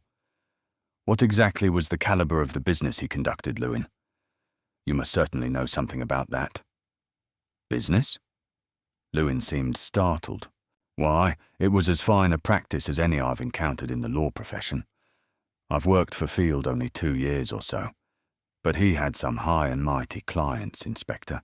I can give you a list of them." "Do that, and mail it to me," said Queen. "So he had 134, a flourishing and respectable practice, eh? Any personal visitors to your knowledge, especially recently?" "Number. I can't remember ever seeing anyone up here except his clients. Of course, he may have known some of them socially. Oh yes, of course his valet came here at times. Tall, brawny fellow by the name of Michaels." "Michaels? I'll have to remember that name," said the inspector thoughtfully. He looked up at Lewin. "All right, Lewin. That will be all now. You might dismiss the force for the day. And just stay around for a while. I expect one of Mr. Sampson's men soon, and undoubtedly he will need your help." Lewin nodded gravely and retired. The moment the door closed, Queen was on his feet. "Where's Field's private washroom, Hesse?" he demanded. The detective pointed to a door in a far corner of the room. Queen opened it, Ellery crowding close behind. They were peering into a tiny cubicle spaced off in an angle of the wall. It contained a wash bowl, a medicine chest, and a small clothes closet. Queen looked into the medicine chest first. It held a bottle of iodine, a bottle of peroxide, a tube of shaving cream, and other shaving articles. "Nothing there," said Ellery. "How about the closet?" The old man pulled the door open curiously. A suit of street clothes hung there, a half-dozen neckties, and a fedora hat. The inspector carried the hat back into the office and examined it. He handed it to Ellery, who disdainfully returned it at once to its peg in the closet. "Dang those hats!" exploded the inspector. There was a knock on the door, and Hesse admitted a bland young man. "Inspector Queen?" inquired the newcomer politely. "Right," snapped the inspector. "And if you're a reporter, 1:35, you can say the police will apprehend the murderer of Montefield within 24 hours, because that's all I'm going to give you right now." The young man smiled. "Sorry, Inspector, but I'm not a reporter. I'm Arthur Stoats, new man at District Attorney Sampson's office. The chief couldn't reach me until this morning and I was busy on something else. That's why I'm a little late. Too bad about Field, isn't it?" He grinned as he threw his coat and hat on a chair. "It's all in the point of view," grumbled Queen. "He's certainly causing a heap of trouble. Just what were Sampson's instructions?" "Well, I'm not as familiar with Field's career as I might be, naturally. But I'm pinch-hitting for Tim Cronin, who's tied up this morning on something else. I'm to make a start until Tim gets untangled, which will be some time this afternoon. Cronin, you know, was the man after Field a couple of years ago. He's aching to get busy with these files." "Fair enough. From what Sampson told me about Cronin, if there's anything incriminating in these records and files, he'll ferret it out. Hesse, take Mr. Stoats outside and introduce him to Lewin. That's the office manager, Stoats. Keep your eye on him. He looks like a wily bird. And Stoats, remember you're looking not for legitimate business and clientele in these records, but for something crooked. See you later." Stoats gave him a cheery smile and followed Hesse out. Ellery and his father faced each other across the room. "What's that you've got in your hand?" asked the old man sharply. "A copy of What Handwriting Tells, which I picked up in this bookcase," replied Ellery lazily. "Why?" "Come to think of it now, El," declared the inspector slowly. "There's something fishy about this handwriting 136 business." He shook his head in despair and rose. "Come along, son. There isn't a blamed thing here." On their way through the main office, now empty except for Hesse, Lewin, and Stoats, Queen beckoned to the detective. "Go home, Hesse," he said kindly. "Can't have you coming down with the grip." Hesse grinned and sped through the door. In a few minutes, Inspector Queen was sitting in his private office at Centre Street. Ellery termed it the Star Chamber. It was small and cosy and homelike. Ellery draped himself over a chair and began to con the books on handwriting, which he had filched from Field's apartment and office. The inspector pressed a buzzer, and the solid figure of Thomas Velli loomed in the doorway. "Morning, Thomas," said Queen. "What is this remarkable news you have for me from Brown Brothers?" "I don't know how remarkable it is, Inspector," said Velli coolly, seating himself in one of the straight-backed chairs which lined the wall. "But it sounded like the real thing to me. You told me last night to find out about Field's top hat. Well, I've an exact duplicate of it on my desk. Like to see it?" "Don't be silly, Thomas," said Queen. "On the run." Velli departed and was back in a moment carrying a hat box. He tore the string and uncovered a shining top hat of such fine quality that Queen blinked. The inspector picked it up curiously. On the inside was marked the size, 7 1/8. "I spoke to the clerk, an old-timer down at Brown's. Been waiting on Field for years," resumed Velli. It seems that Field bought every stitch of his clothing there, for a long time, and it happens that he preferred one clerk. Naturally, the old buzzard knows quite a bit about Field's tastes and purchases. He says, for one thing, that Field was a fussy dresser. 137 his clothes were always made to order by Brown's special tailoring department. He went in for fancy suits and cuts and the latest in underclothes and neckwear. What about his taste in hats? Interposed Ellery, without looking up from the book he was reading. I was coming to that, sir, continued Valley. This clerk made a particular point of the hat business. For instance, when I questioned him about the top hat, he said, Mr. Field was almost a fanatic on the subject. Why, in the last 6 months he's bought no less than 3 of them. I caught that up, of course. Made him check back with the sales records. Sure enough, Field bought 3 silk toppers in the last half year. Ellery and his father found themselves staring at each other, the same question on their lips. 3, began the old man.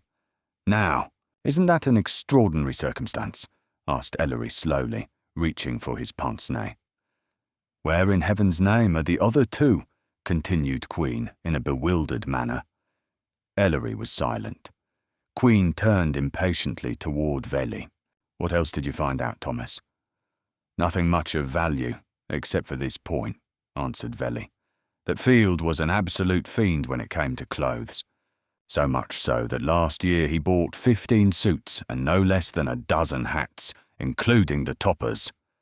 Hats, hats, hats, groaned the inspector. The man must have been a lunatic. Look here. Did you find out whether Field ever bought walking sticks at Brown's? A look of consternation spread over Valley's face. Why, Inspector, he said ruefully. I guess I slipped up there. I never even thought of asking, and you hadn't told me last night. 138. Heck, we're none of us perfect, growled Queen. Get that clerk on the wire for me, Thomas. Valley picked up one of the telephones on the desk, and a few moments later handed the instrument to his superior. This is Inspector Queen speaking, said the old man rapidly. I understand that you served Monty Field for a good many years. Well, I want to check up on a little detail. Did Field ever purchase canes or walking sticks from you people? What? Oh, I see. Yes. Now, another thing. Did he ever give special orders about the manufacture of his clothes, extra pockets or things like that? You don't think so? All right. What? Oh, I see. Thank you very much. He hung up the receiver and turned about. Our lamented friend, he said disgustedly, seems to have had as great an aversion to sticks as he had a love for hats. This clerk said he tried many times to interest Field in canes, and Field invariably refused to buy. Didn't like 'em, he said, and the clerk just confirmed his own impression about the special pockets, nothing doing. So that leaves us up a blank alley. On the contrary, said Ellery coolly, it does nothing of the kind. It proves fairly conclusively that the only article of apparel taken away by the murderer last night was the hat. It seems to me that simplifies matters. I must have a moron's intelligence, grunted his father. It doesn't mean a thing to me. By the way, Inspector, put in Valley, scowling, Jimmy reported about the fingerprints on Field's flask. There are a few, but there's no question, he says, that they're all Field's. Jimmy got a print from the morgue, of course, to check up. Well, said the inspector, maybe the flask has nothing to do with the crime at all. We'll have to wait, anyway, for Prouty's report on its contents. 139. There's something else, Inspector, added Valley. That junk, the sweepings of the theatre, that you told Panzer to send over to you this morning came a couple of minutes ago. Want to see it? Sure thing, Thomas, said Queen. And while you're out, bring me the list you made last night containing the names of the people who had no stubs. The seat numbers are attached to each name, aren't they? Valley nodded and disappeared.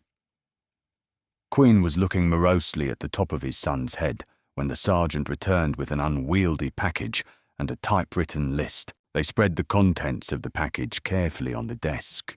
For the most part, the collected material consisted of crumpled programs, stray scraps of paper, chiefly from candy boxes, and many ticket stubs, those which had not been found by Flint and his searchers. 2 women's gloves of different design, a small brown button, probably from a man's coat, the cap of a fountain pen, a woman's handkerchief, and a few other scattered articles of the kind usually lost or thrown away in theatres came to light. "Doesn't look as if there's much here, does it?" commented the inspector. "Well, at least we'll be able to check up on the ticket stub business." Velli heaped the lost stubs in a small pile and began to read off their numbers and letters to Queen, who checked them off on the list Velli had brought him. There were not many of these, and the checking off process was completed in a few moments. "That all, Thomas?" inquired the inspector, looking up. "That's all, Chief." "Well, there are about 50 people still unaccounted for according to this list. Where's Flint?" "He's in the building somewhere, Inspector." 140 Queen picked up his telephone and gave a rapid order. Flint appeared almost at once. "What did you find last night?" asked Queen abruptly. "Well, Inspector," answered Flint sheepishly, "we practically dry-cleaned that place. We found quite a bit of stuff, but most of it was programs and things like that, and we left those for the cleaning women who were working along with us. But we did pick up a raft of ticket stubs, especially out in the alleys." He brought forth from his pocket a package of pasteboards neatly bound with a rubber band. Velli took them and continued the process of reading off numbers and letters. When he was finished, Queen slapped the typewritten list down on the desk before him. "No fruit in the loom?" murmured Ellery, looking up from the book. "Ding it! Every one of those people who had no stubs is accounted for," growled the inspector. "There isn't a stub or a name left unchecked. Well, there's one thing I can do." He searched through the pile of stubs, referring to the lists, until he found the stub which had belonged to Francis Ives Pope. He fished from his pocket the 4 stubs he had collected Monday night, and carefully tested the girl's stub with the one for Field's seat. The torn edges did not coincide. "There's one consolation," the inspector continued, stuffing the 5 tickets into his vest pocket. "We haven't found a trace of the 6 tickets for the seats next to and in front of Field's seat." "I didn't think you would," remarked Ellery. He put the book down and regarded his father with unwanted seriousness. "Have you ever stopped to consider, Dad, that we don't know definitely why Field was in the theatre last night?" Queen knit his grey brows. "That particular problem 141 has been puzzling me, of course. We know from Mrs. Rousseau and Michaels that Field did not care for the theatre." "You can never tell what vagary will seize a man," said Ellery decisively. "Many things might make a non-theatre-going man decide suddenly to go in for that sort of entertainment. The fact remains, he was there. But what I want to know is why he was there." The old man shook his head gravely. "Was it a business appointment? Remember what Mrs. Rousseau said, that Field had promised to be back at 10 o'clock. "I fancy the business appointment idea," applauded Ellery. "But consider how many probabilities there are. The Rousseau woman might be lying and Field said nothing of the sort, or if he did, he might have had no intention of keeping the appointment with her at 10 o'clock. "I've quite made up my mind, Ellery," said the inspector. "Whatever the probabilities, that he didn't go to the Roman Theatre last night to see the show. He went there with his eyes open, for business." "I think that's correct myself," returned Ellery, smiling. "But you can never be too careful in weighing possibilities. Now, if he went on business, he went to meet somebody. Was that somebody the murderer?" "You ask too many questions, Ellery," said the inspector. "Thomas, let's have a look at the other stuff in that package."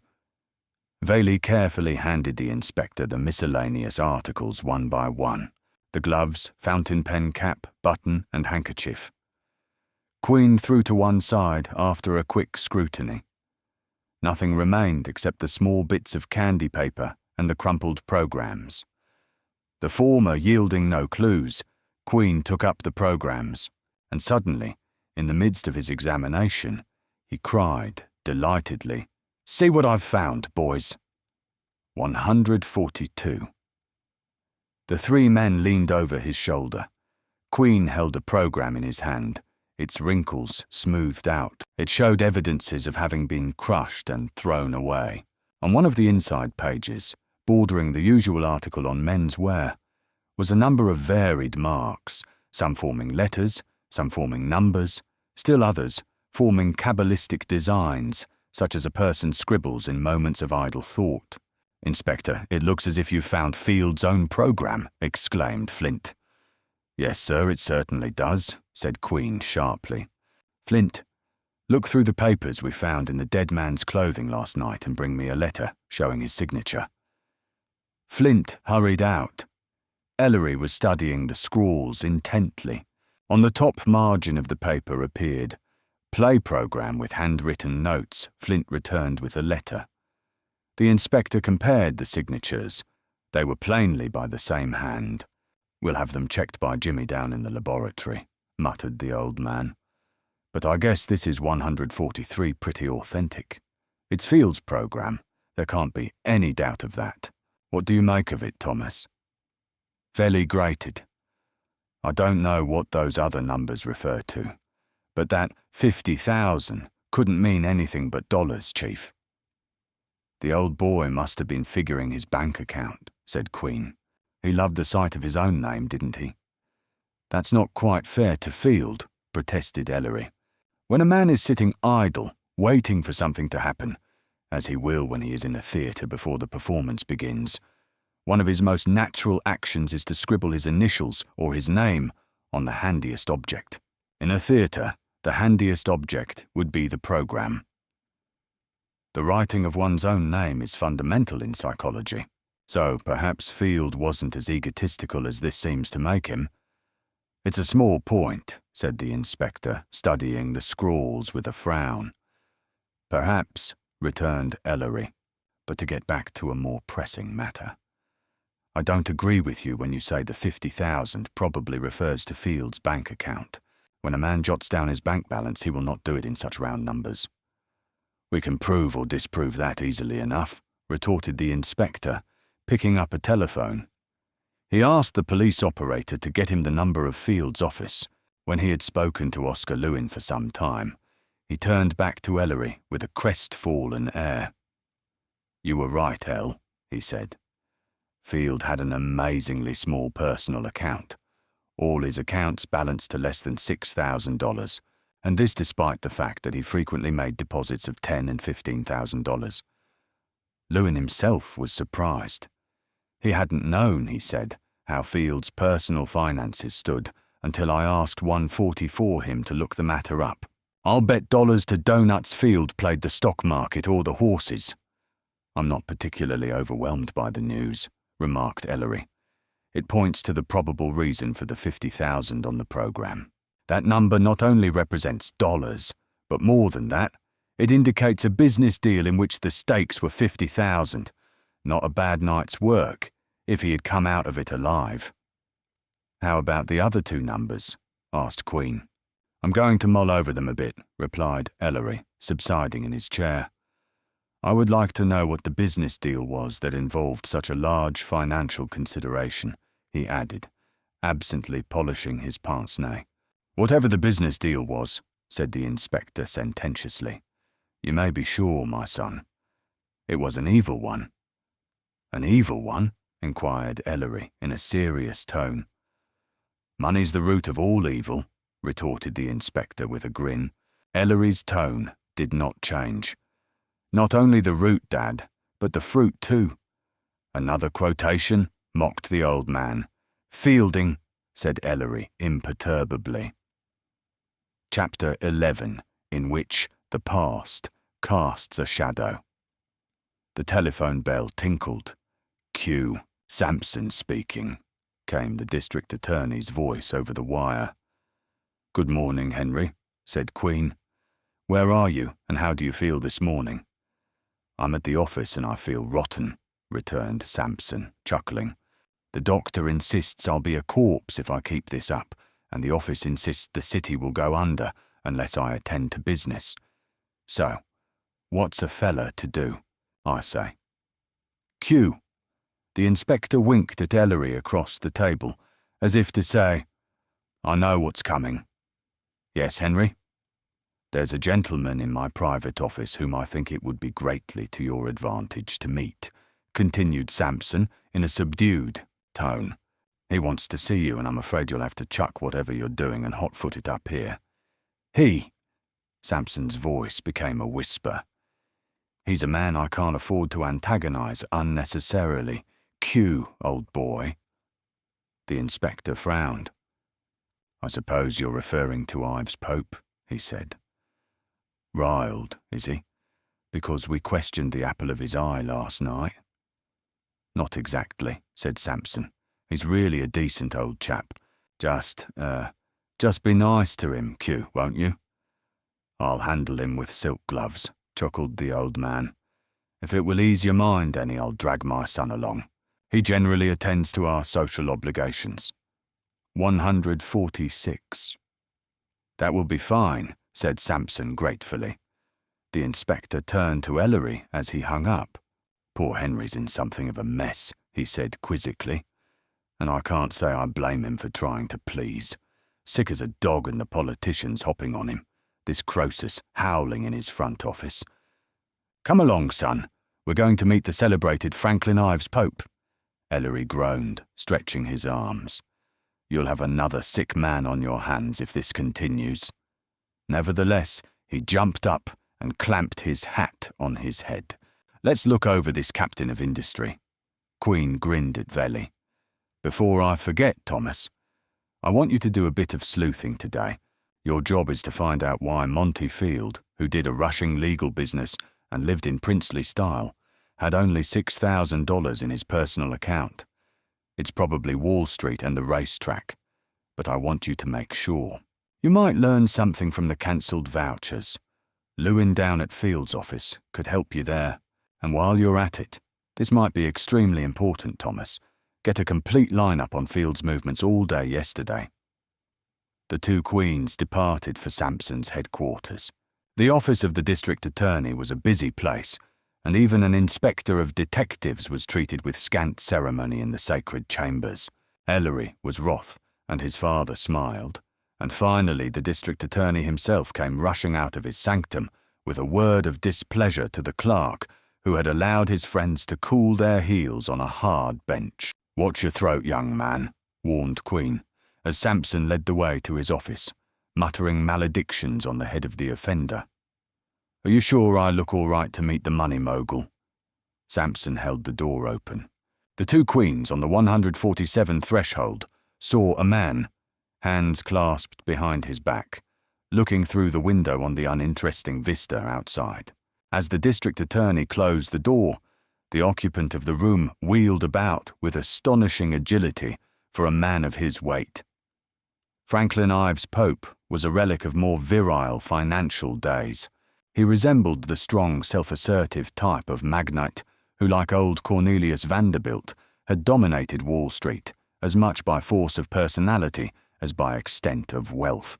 Ives Pope had clear grey eyes, iron grey hair, a grizzled moustache, a husky body still springy with youth, and an air of authority unmistakably masterful.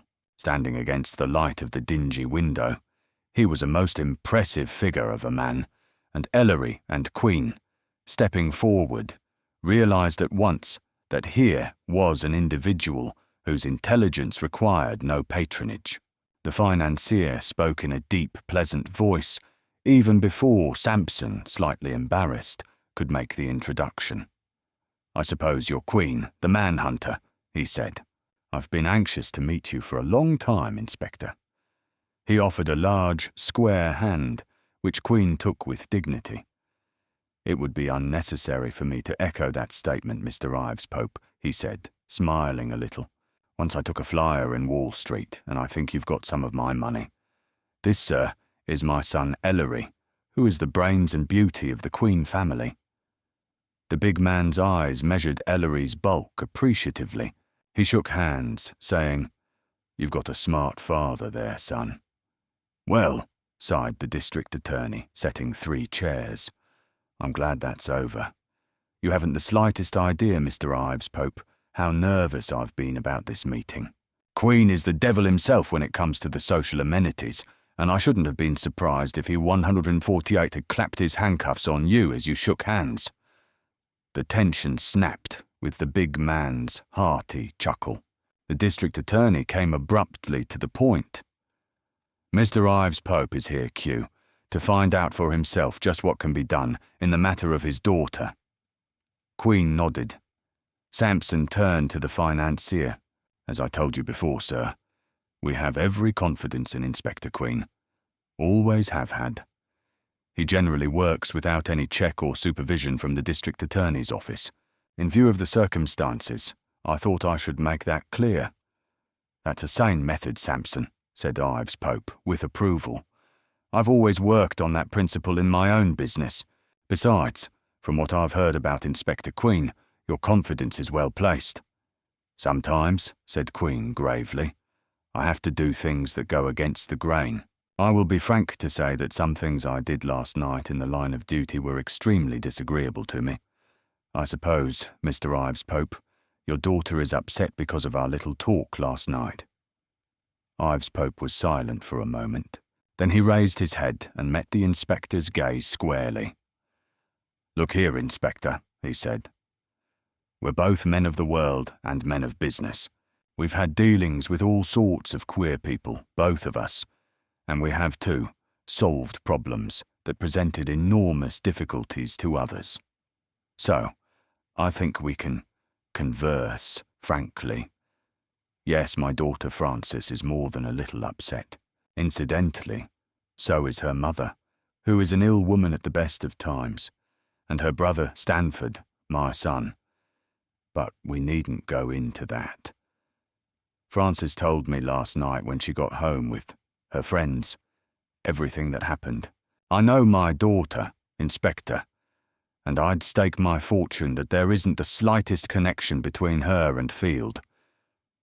"My dear sir," returned the inspector quietly, "I didn't 149 accuse her of anything.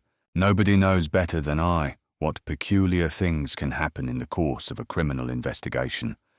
Therefore, I never let the slightest blind spot escape my notice. All I did was to ask her to identify the bag. When she did so, I told her where it was found. I was waiting, of course, for an explanation. It did not come. You must understand, Mr. Ives Pope, that when a man is murdered and a woman's bag is found in his pocket, it is the duty of the police to discover the owner of the bag and his or her connection with the crime. But of course, I do not have to convince you of that." The magnate drummed on the arm of his chair. "I see your point of view, Inspector," he said. "It was obviously your duty, and it is still your duty to go to the bottom of the thing. In fact, I want you to make every effort to. My own personal opinion is that she is the victim of circumstances, but I don't want to plead her case. I trust you sufficiently to rely on your judgment after you've thoroughly probed the problem." He paused. "Inspector Queen, how would you like to have me arrange a little interview at my home tomorrow morning?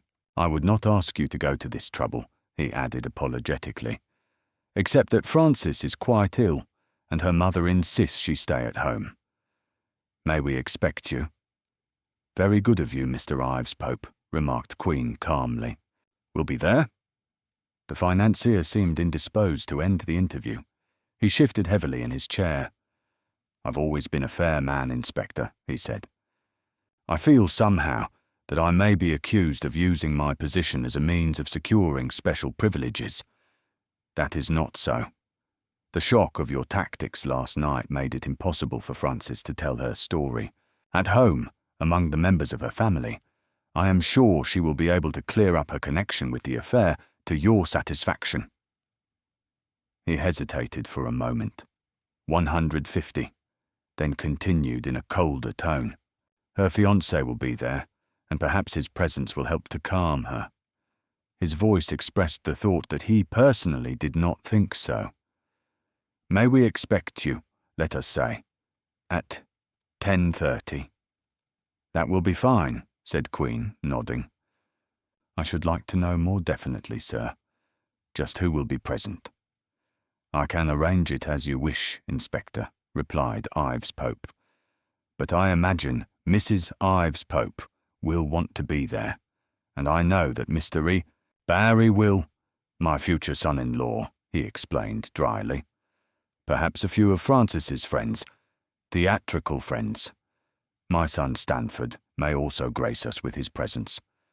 A very busy young man, you know," he added with a suspicion of bitterness. The three men shifted embarrassedly. Ives Pope rose with a sigh, and Ellery, Queen and Sampson followed suit. "That's all, I think, Inspector," said the financier in a lighter tone. "Is there anything else I can do?" "Not a thing." "Then I'll be getting along." Ives Pope turned to Ellery and Sampson.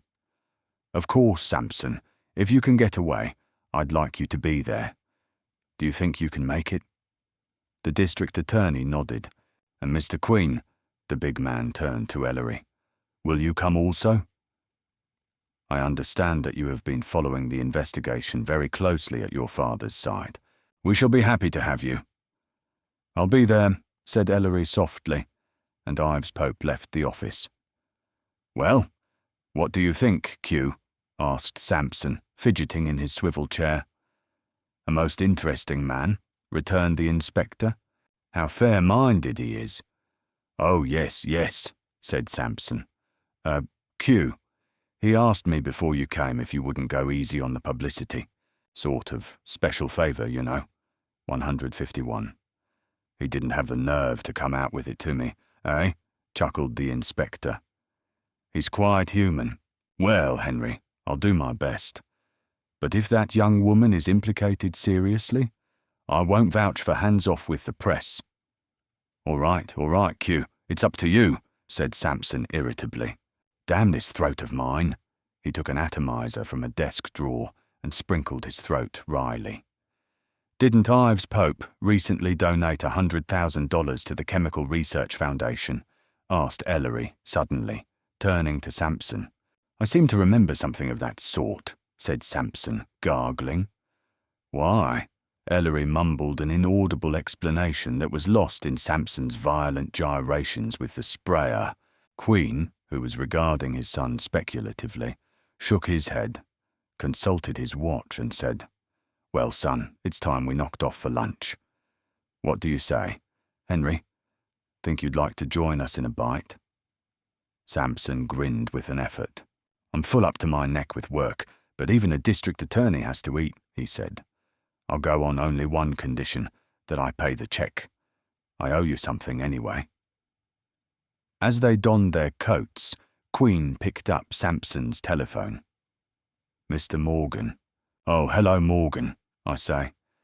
Do you think you can find a little time this afternoon for a chat?" "Right. 2:30 will be fine. Goodbye." "That settles that," said the inspector comfortably. "Always pays to be polite, Ellery. Remember that." At 2:30 promptly, the two queens were ushered into the quiet law office of Benjamin Morgan. It was noticeably different from Field's lavish suite, richly furnished, but with a more business-like simplicity. A smiling 152 young woman closed the door after them. Morgan greeted them with some reserve. He held out a box of cigars as they sat down. "No thanks, my snuff will do," said the inspector genially, while Ellery, after being introduced, lit a cigarette and blew smoke rings. Morgan lit a cigar with shaking fingers. "I suppose you're here to continue that talk of ours last night, Inspector?" said Morgan. Queen sneezed, replaced his snuff box, and leaned back in the chair. "Look here, Morgan, old man," he said evenly.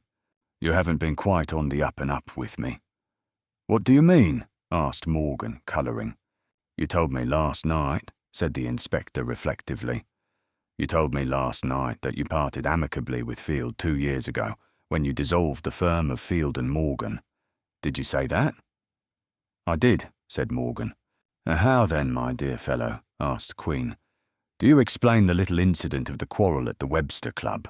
I certainly would not call a threat against another man's life an amicable way of dissolving a partnership. Morgan sat quietly for several minutes, while Queen stared patiently at him, and Ellery sighed. Then he looked up and began to speak in a passionate undertone. I'm sorry, Inspector, he muttered, glancing away. I might have known that a threat like that would be remembered by somebody. Yes, it's true enough. We had lunch one day in the Webster Club at Field's suggestion. As far as I was concerned, the less I had to do with him socially, the better I liked it. But the purpose of the luncheon was to go over some last details of the dissolution, and of course I had no choice. I'm afraid I lost my temper. I did make a threat against his life, but it was, 1:53. It was said in the heat of an angry moment. I forgot the whole thing before the week was over. The inspector nodded sagely. Yes, things do happen like that sometimes. But, and Morgan licked his lips in despairing anticipation, a man doesn't threaten another man's life, even if he doesn't mean it, merely over a matter of business detail. He levelled his finger at Morgan's shrinking body. Come on now, man, out with it. What are you holding back? Morgan's entire body had gone flaccid. His lips were ashy as he turned from one queen to the other, mute appeal in his eyes. But their glances were inexorable, and Ellery, who was regarding him much as a vivisectionist regards a guinea pig, interrupted. My dear Morgan, he said coldly, Field had something on you, and he thought that that was a good time to tell you about it. It's as obvious as the red in your eye. You've guessed it in part, Mr. Queen. I've been one of the most unfortunate men God ever created. That devil Field, whoever killed him, deserves to be decorated for his service to humanity. He was an octopus, a soulless beast in human form. I can't tell you how happy, yes, happy, I am that he is dead. Softly there, Morgan, said Queen. Although I gather our mutual friend was a good deal of a skunk, your remarks might be overheard by a less sympathetic audience. And here's the whole story, mumbled Morgan, his eyes fixed on the desk blotter. It's a hard one to tell. When I was a kid at college, I got into some trouble with a girl, a waitress in the college restaurant. She was not bad, just weak, and I suppose I was wild in those days. At any rate, she had a child, my child. I suppose you know that I come from a straight-laced family. If you don't, you would find out soon enough on investigation. They had great plans for me. They were socially ambitious. To cut it short, I couldn't very well marry the girl and bring her to Father's house as my wife. It was a caddish thing to do. He paused. But it was done, and that's all that matters. I've always loved her. She was sensible enough about the arrangements.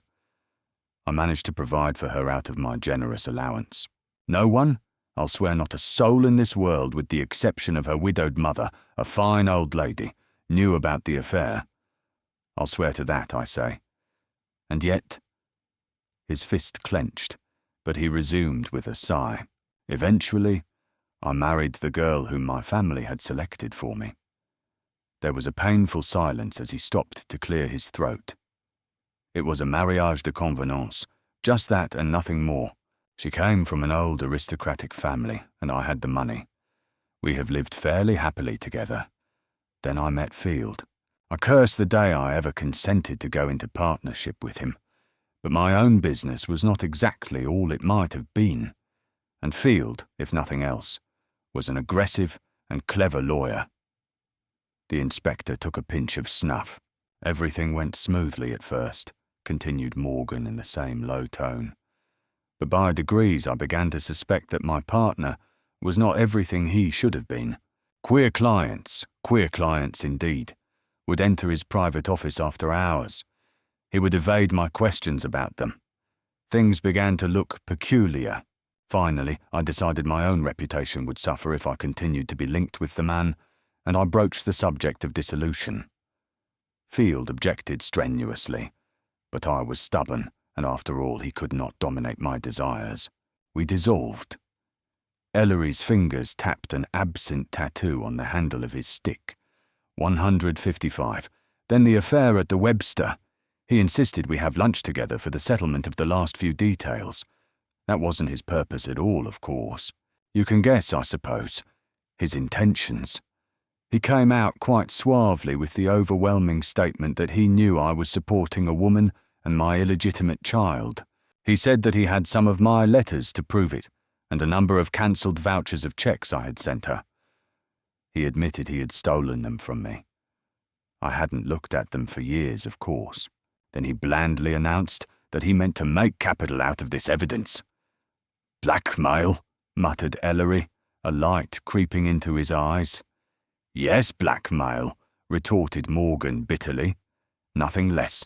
He described in very graphic terms what would happen if the story should come out. Oh, Field was a clever crook. I saw the entire structure of social position I had built up, a process which took years, destroyed in an instant. My wife, her family, my own family, and more than that, the circle in which we moved. I shouldn't have been able to lift my head out of the muck. And as for business, well, it doesn't take much to make important clients go elsewhere for their legal work. I was trapped. I knew it, and he knew it. "Just how much did he want, Morgan?" asked Queen. "Enough. He wanted $25,000, just to keep quiet." I didn't even have any assurances that the affair would end there. I was caught and caught properly. Because remember, this was not an affair which had died years before. I was still supporting that poor woman and my son. I am supporting them now. I will continue to support them. He stared at his fingernails. "I paid the money," he resumed morosely. "It meant 156 stretching a bit, but I paid it. But the harm was done. I saw red there at the club, but you know what happened." "And this blackmail has continued all the while, Morgan?" asked the inspector. "Yes, sir, for 2 solid years. The man was insatiable, I tell you. Even today, I can't completely understand it. He must have been earning tremendous fees in his own practice, and yet he always seemed to be needing money. No small change either. I have never paid him less than $10,000 at one time." Queen and Ellery looked at each other fleetingly. Queen said, "Well, Morgan, it's a pretty kettle of fish. The more I hear about Field, the more I dislike putting the irons on the fellow who did away with him. However, in the light of what you've told me, your statement last night that you hadn't seen Field for 2 years is patently untrue. When did you see him last?" Morgan appeared to be racking his memory. "Oh, it was about 2 months ago, Inspector," he said at last. The inspector shifted in his chair. "I see. I'm sorry you didn't tell me all this last night. You understand, of course, that your story is perfectly safe with the police, and it's mighty vital information. Now then, do you happen to know a woman by the name of Angela Russo?" Morgan stared. "Why, no, Inspector. I've never heard of her." Queen was silent for a moment. "Do you know a gentleman called Parson Johnny?" "I think I can give you some information there, Inspector. I'm certain that during our partnership, Field was using the little thug for some shady business of his own. I caught him sneaking up into the office a number of times after hours, and when I asked Field about him, he would 150 near and say, 'Oh, that's only Parson Johnny, a friend of mine.' But it was sufficient to establish the man's identity. What their connection was, I can't tell you, because I don't know." "Thanks, Morgan," said the inspector. "I'm glad you told me that. And now, one last question. Have you ever heard the name Charles Michaels?" "To be sure I have," responded Morgan grimly. "Michaels was Field's so-called valet.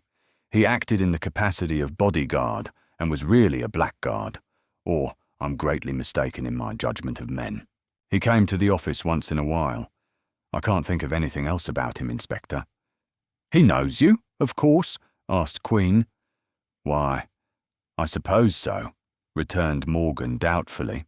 "I never spoke to him, but undoubtedly he saw me during his visits to the office."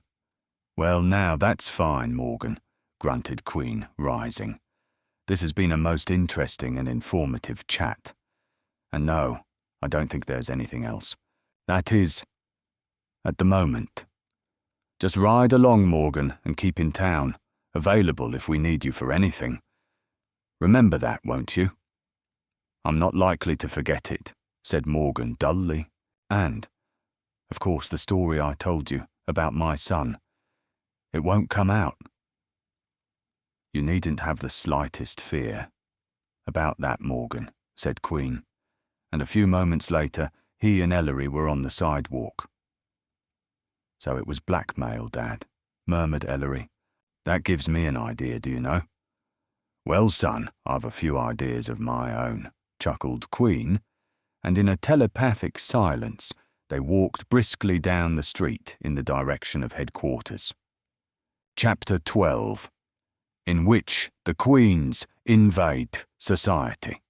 Wednesday morning found Juna pouring the coffee before a bemused inspector and a chattering Ellery. The telephone bell rang. Both Ellery and his father jumped for the instrument. "Here! What are you doing?" exclaimed Queen. "I'm expecting a call and that's it." Now, sir. Allow a bibliophile the privilege of using his own telephone," retorted Ellery. "I have a feeling that that's my friend the book dealer calling me about the elusive falconer." "Look here, Ellery, don't start." While they were chaffing each other good-naturedly across the table, Juna picked up the telephone. The inspector, did you say?" "Inspector," said Juna, grinning as he held the mouthpiece to his thin chest. "It's for you."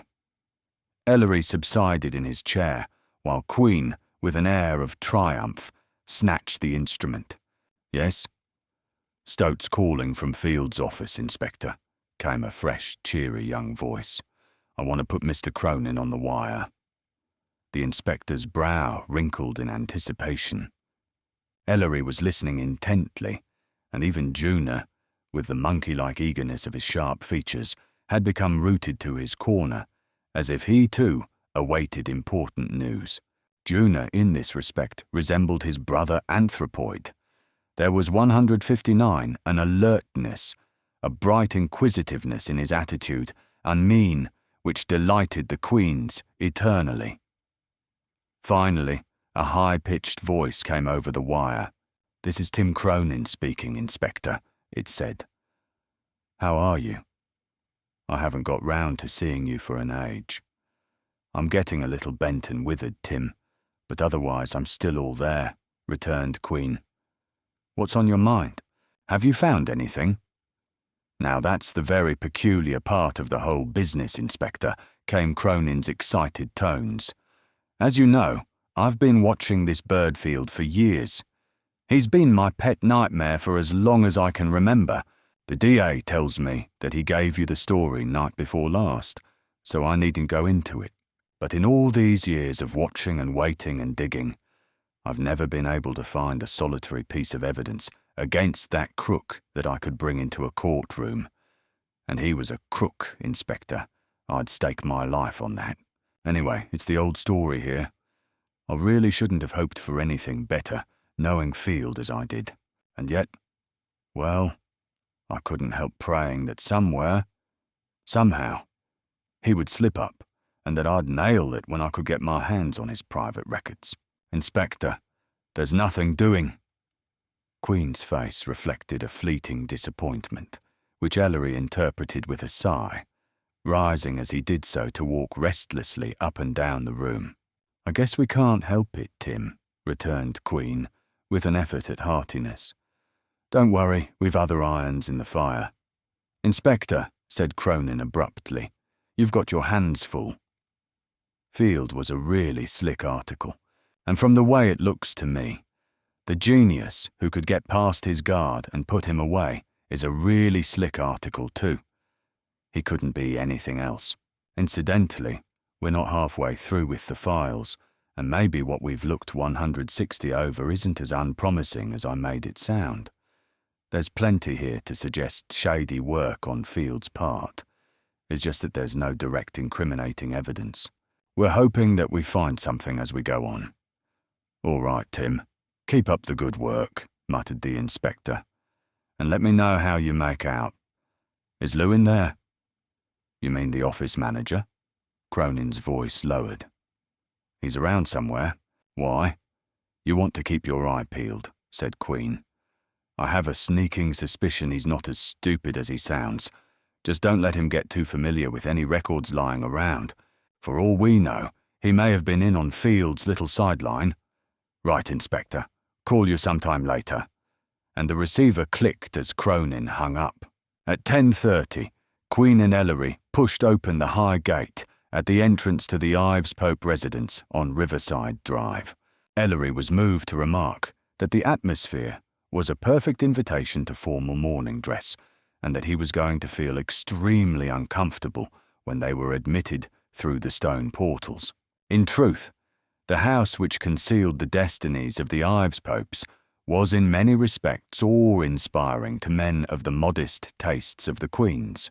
It was a huge, rambling old stone house, set far back from the drive, hunched on the greensward of a respectable acreage. Must have cost a pretty penny, grunted the inspector, as his eyes swept the rolling lawns surrounding the building, gardens and summer houses, walks and bowered nooks.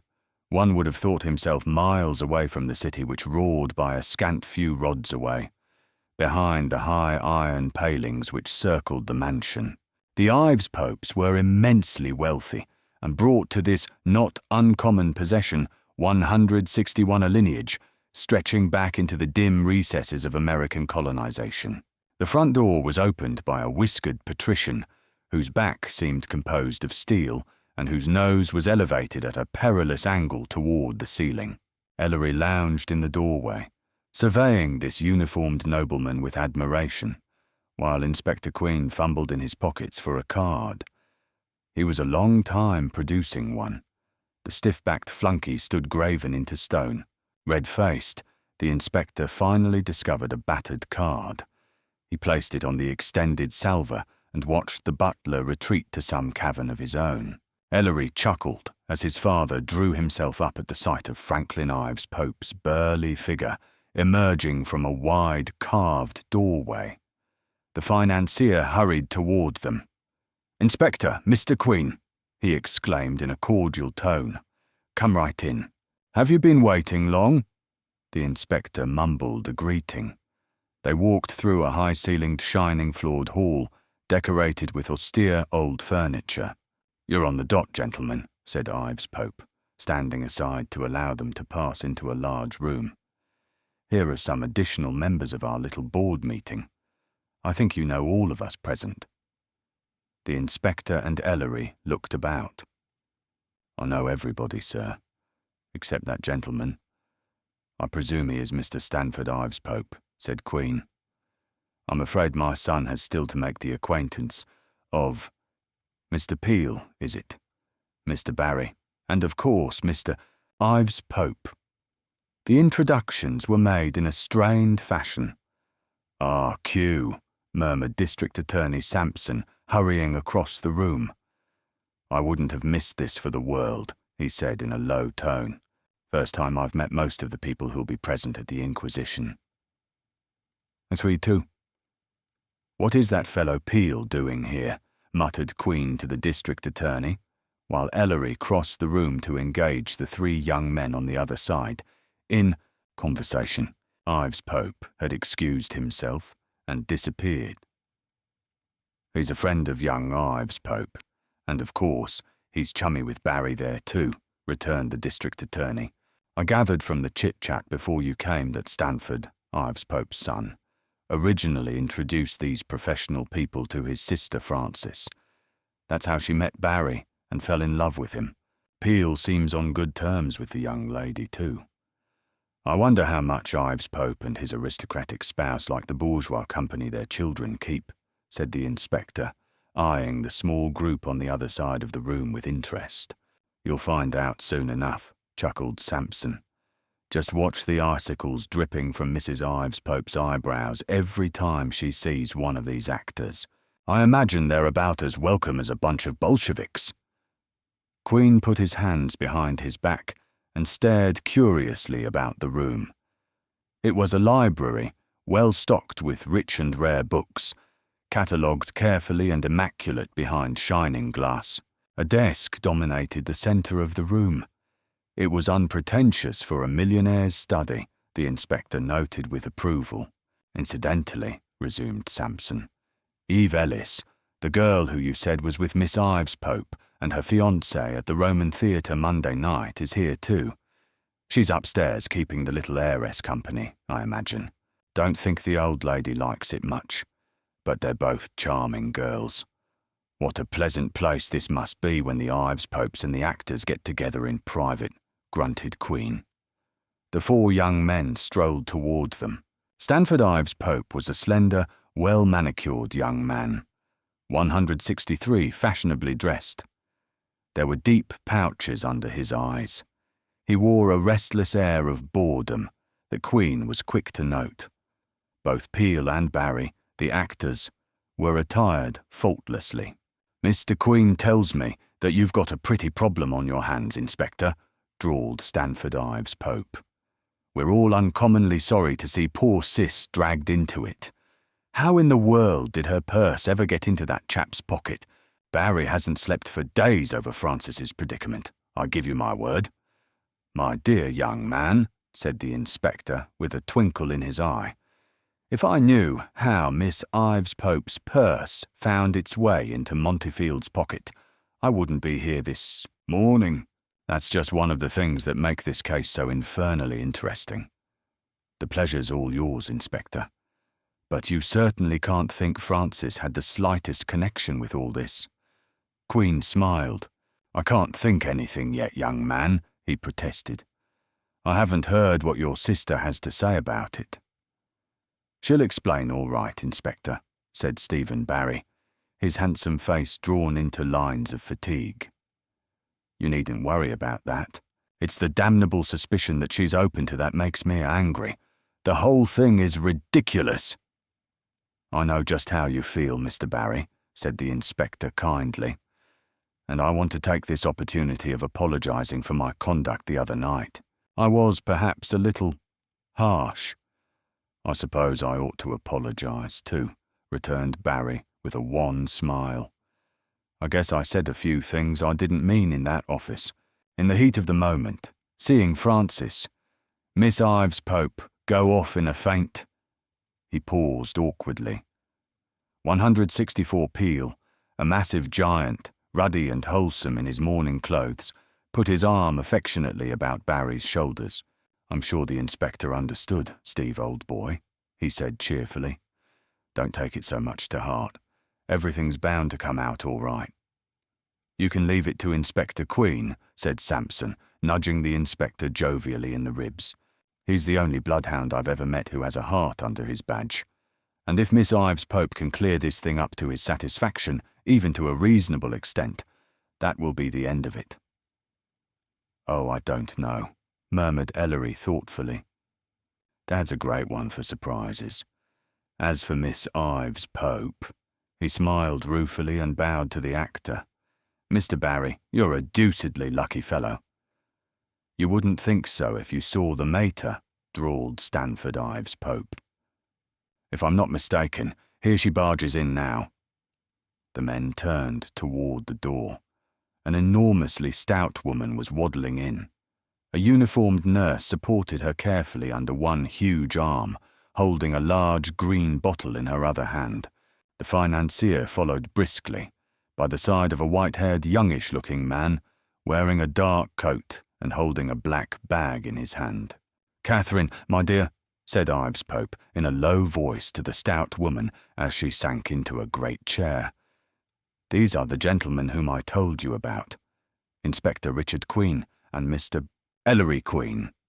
The two queens bowed, receiving a stony glance from the myopic eyes of Mrs. Ives Pope. "Charmed, I'm sure," she shrilled. "Where's Nurse?"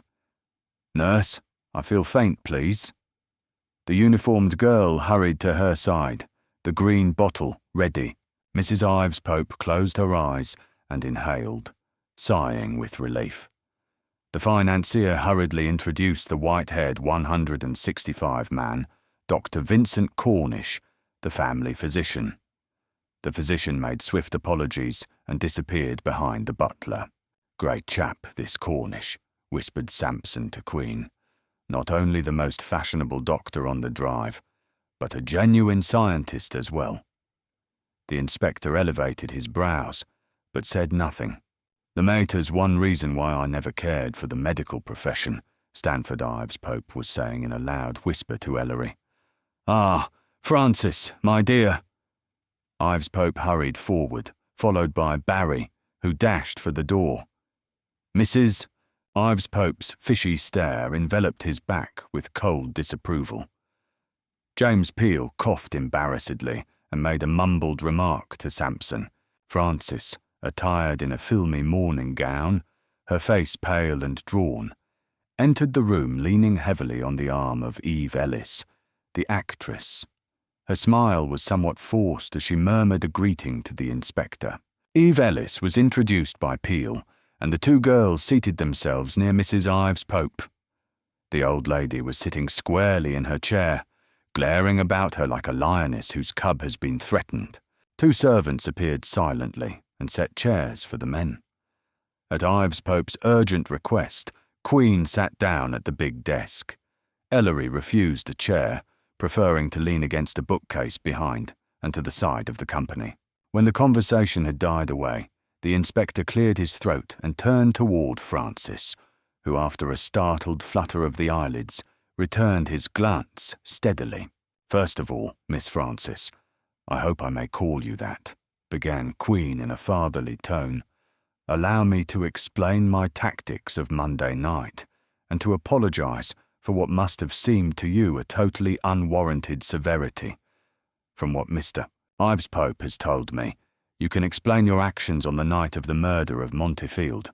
I take 166 it, therefore, that as far as you are concerned, our little chat this morning will effectually remove you from the investigation. Before we have that chat, please believe me when I say that Monday night you were to me merely one of a number of suspicious characters. I acted in accordance with my habits in such cases. I see now how, to a woman of your breeding and social position, a grilling by a policeman under such tense circumstances would cause sufficient shock to bring on your present condition." Francis smiled wearily. "You're forgiven, Inspector," she said in a clear, low voice. "It was my fault for being so foolish. I'm ready to answer any questions you may care to ask me." "In just a moment, my dear."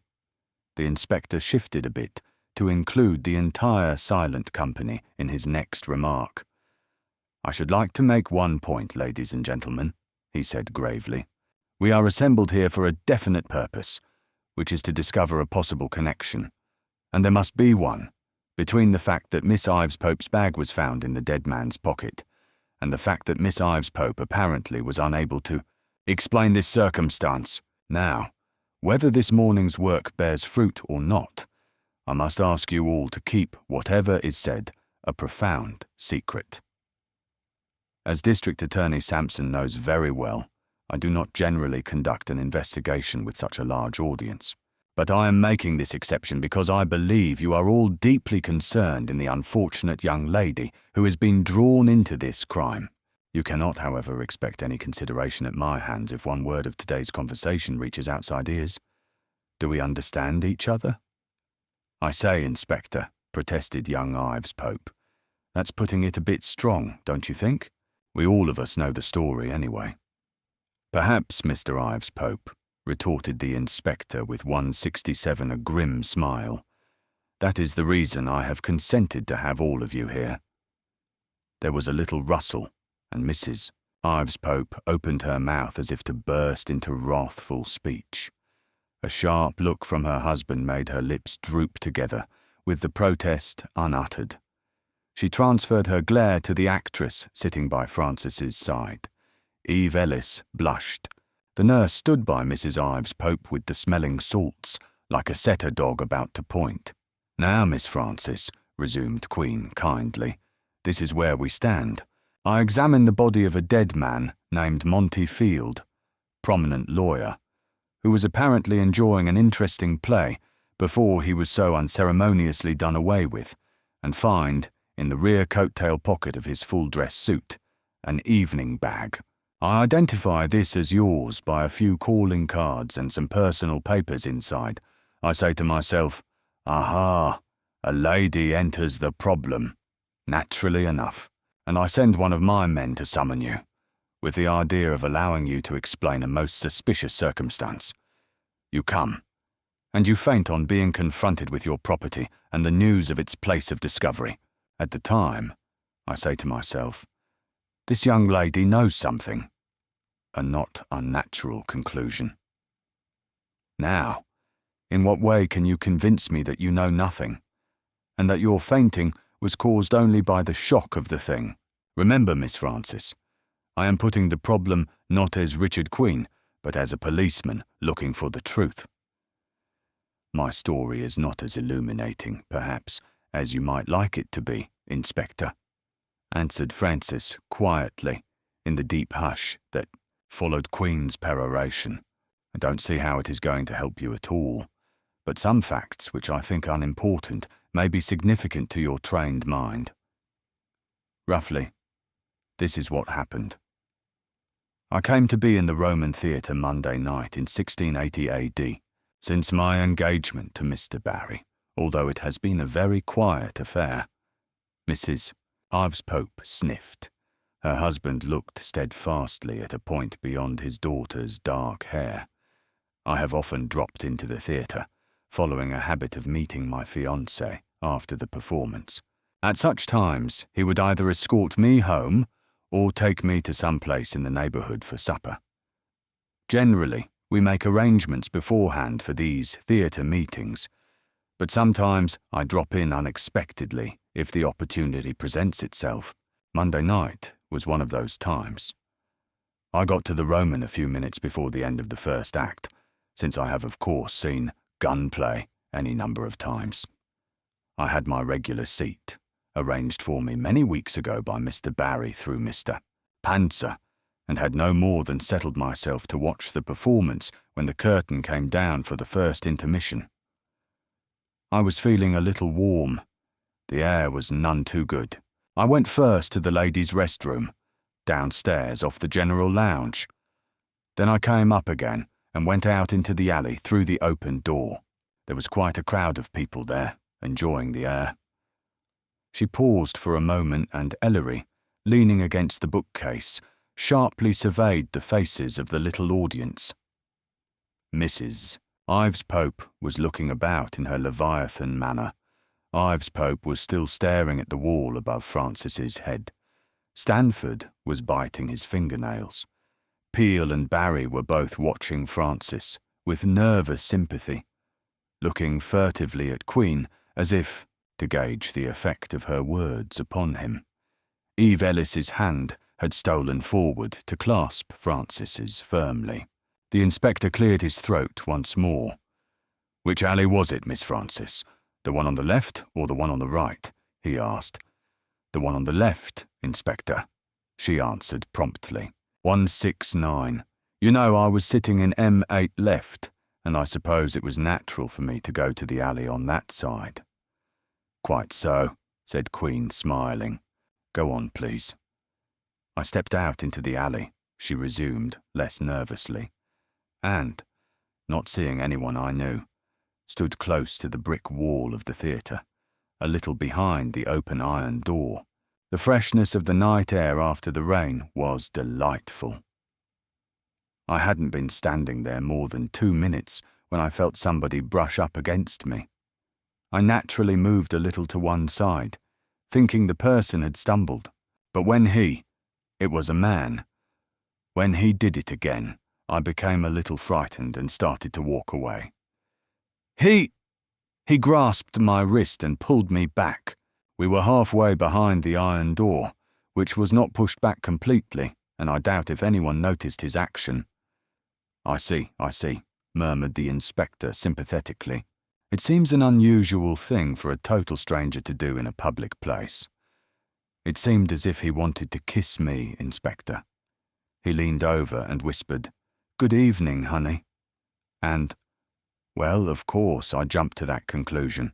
I drew back a little and said as coldly as I could, "Please let me go, or I will call for help." He just laughed at that and bent closer. The reek of whiskey on his breath was overpowering. It made me ill.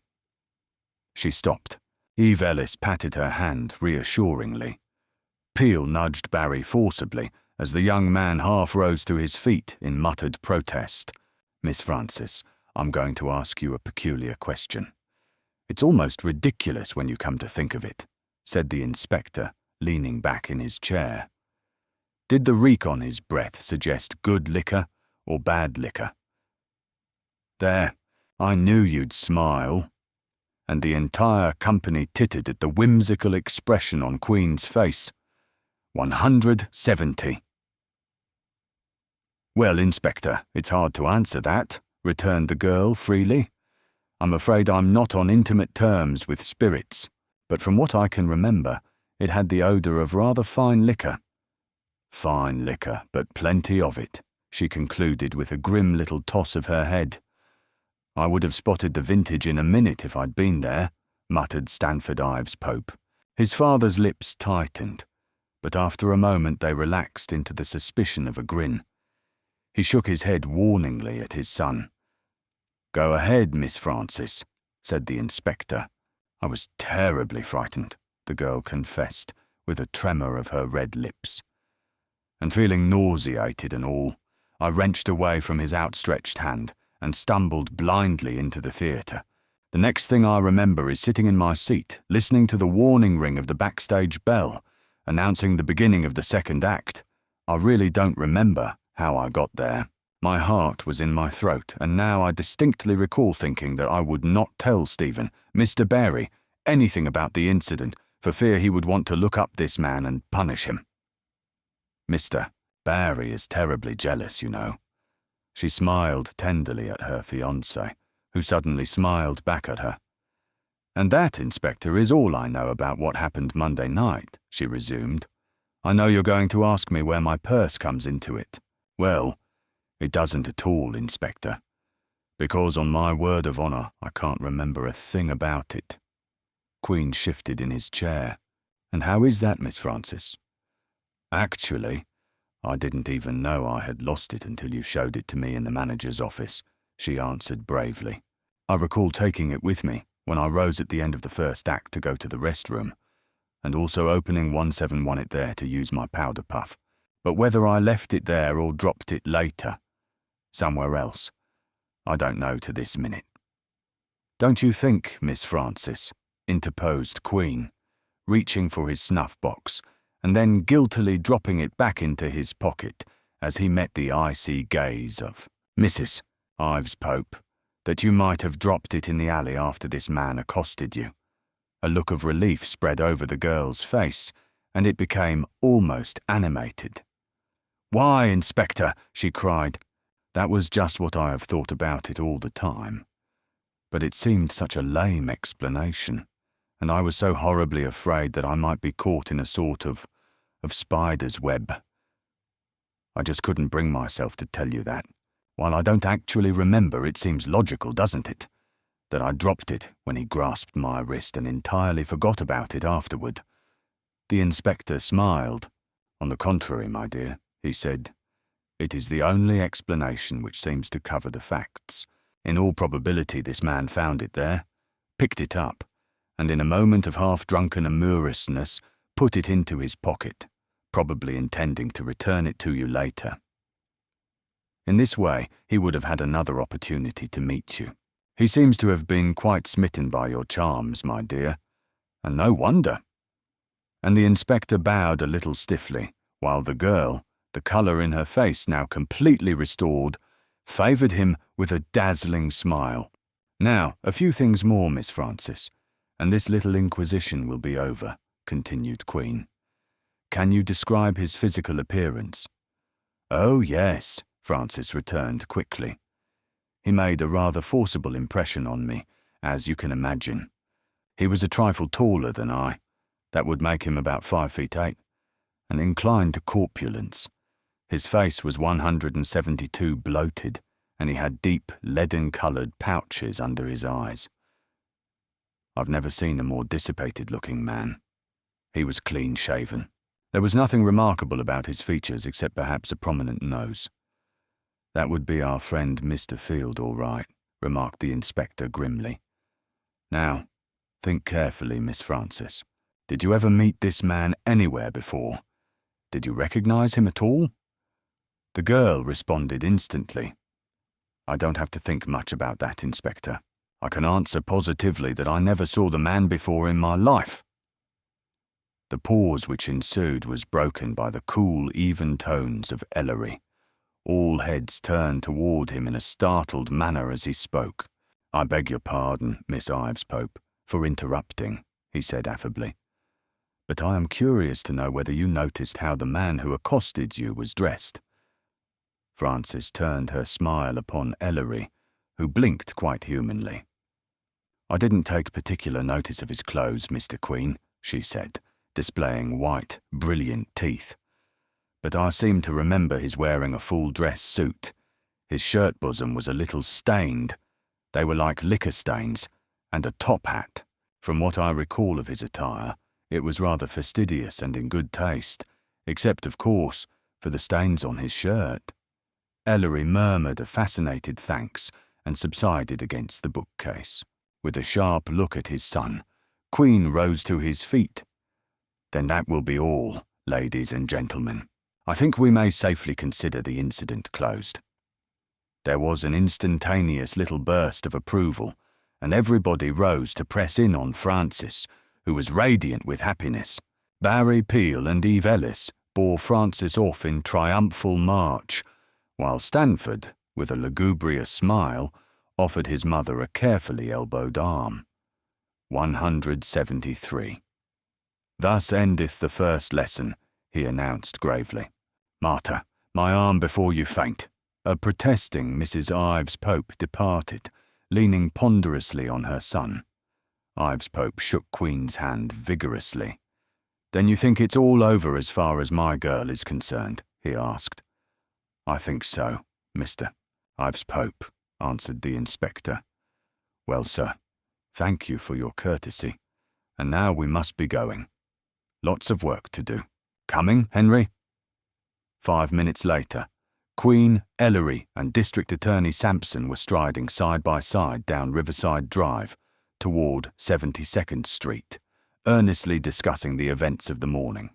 I'm glad that line of investigation is cleared up with no result, said Sampson dreamily. By the Lord Harry, I admire that girl's pluck, Q.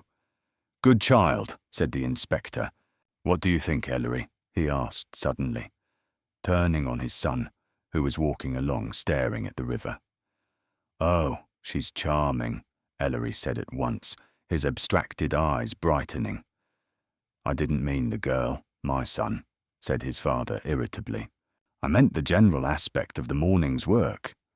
Oh, that, Ellery smiled a little. Do you mind if I become Aesopian? Yes, groaned his father. A lion, said Ellery, may be beholden to a mouse. Chapter 13. Queen to Queen.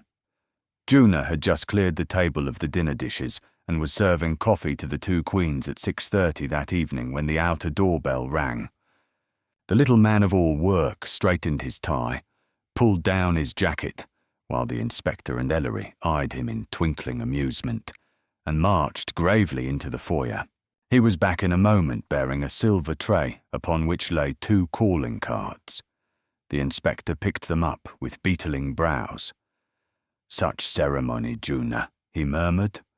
Well, well. So, Doc Pruty's bringing a visitor. Show 'em in, you imp.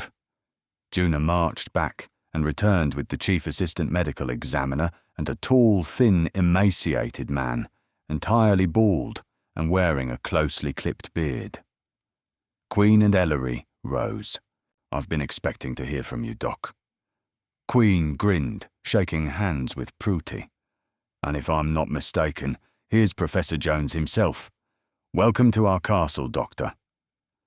The thin man bowed. "This is my son and keeper of my conscience, Doctor," Queen added, presenting Ellery. "Ellery, Doctor, Thaddeus Jones." Dr. Jones offered a large, limp hand. "So you're the chap Queen and Sampson keep prattling about," he boomed. "Certainly happy to meet you, sir. I've been fairly itching to be introduced to New York City's Paracelsus, an eminent toxicologist," smiled Ellery. 175. "The honour of rattling the city's skeletons is all yours." He shuddered elaborately and indicated some chairs. The four men sat down.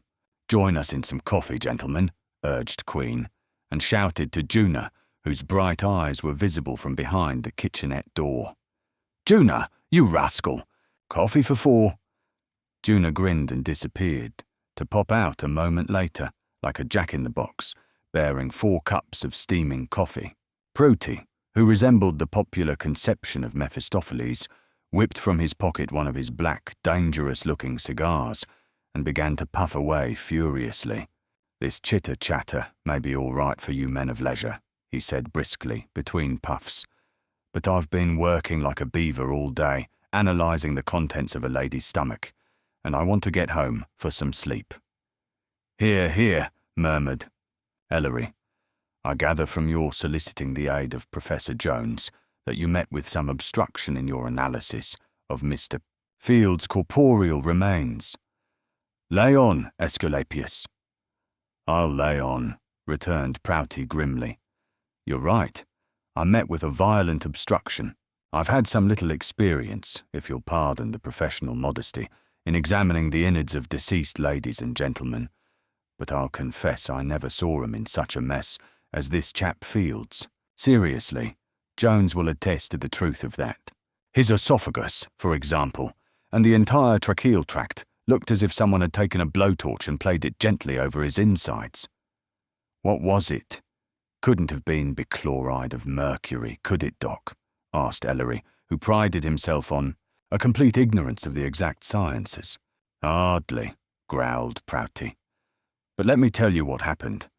I analysed for every poison on the calendar, and although this one had familiar petroleum components 176, I couldn't place it exactly. Yes, sir, I was stumped good and proper. And to let you in on a secret, the medical examiner himself, who thought I was pie-eyed from overwork, made a stab at it with his own fine Italian hand. The net result in his case, my boys, was 0. And the ME's not exactly a novice either when it comes to chemical analysis.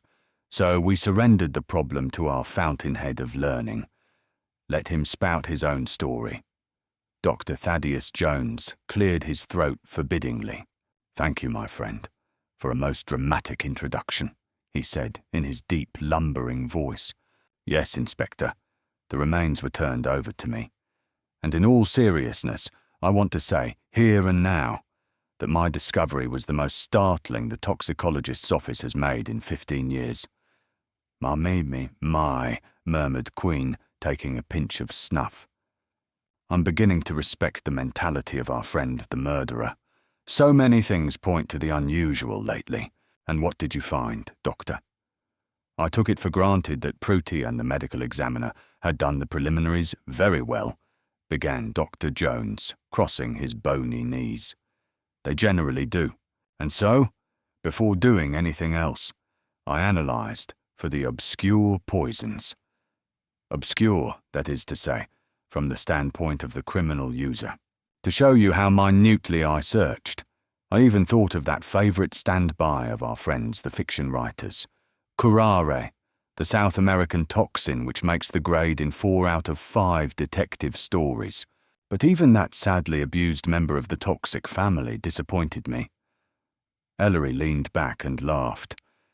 "If you're referring in a mildly satirical way to my profession, Doctor Jones, Let me inform you that I have never used curare in any of my novels. The toxicologist's eyes twinkled. So you're one of 1770 them too, eh? Queen, old man, he added dolorously, turning to the inspector, who was thoughtfully chewing on a piece of French pastry. Allow me to offer you my condolences. At any rate, gentlemen, let me explain that in the case of rare poisons, we can generally come to a definite conclusion without much trouble. That is, rare poisons that are in the pharmacopoeia. Of course, there are any number of rare poisons of which we have no knowledge whatever, Eastern drugs particularly. Well, to make a long story short, I found myself faced with the unpleasant conclusion that I was up a tree.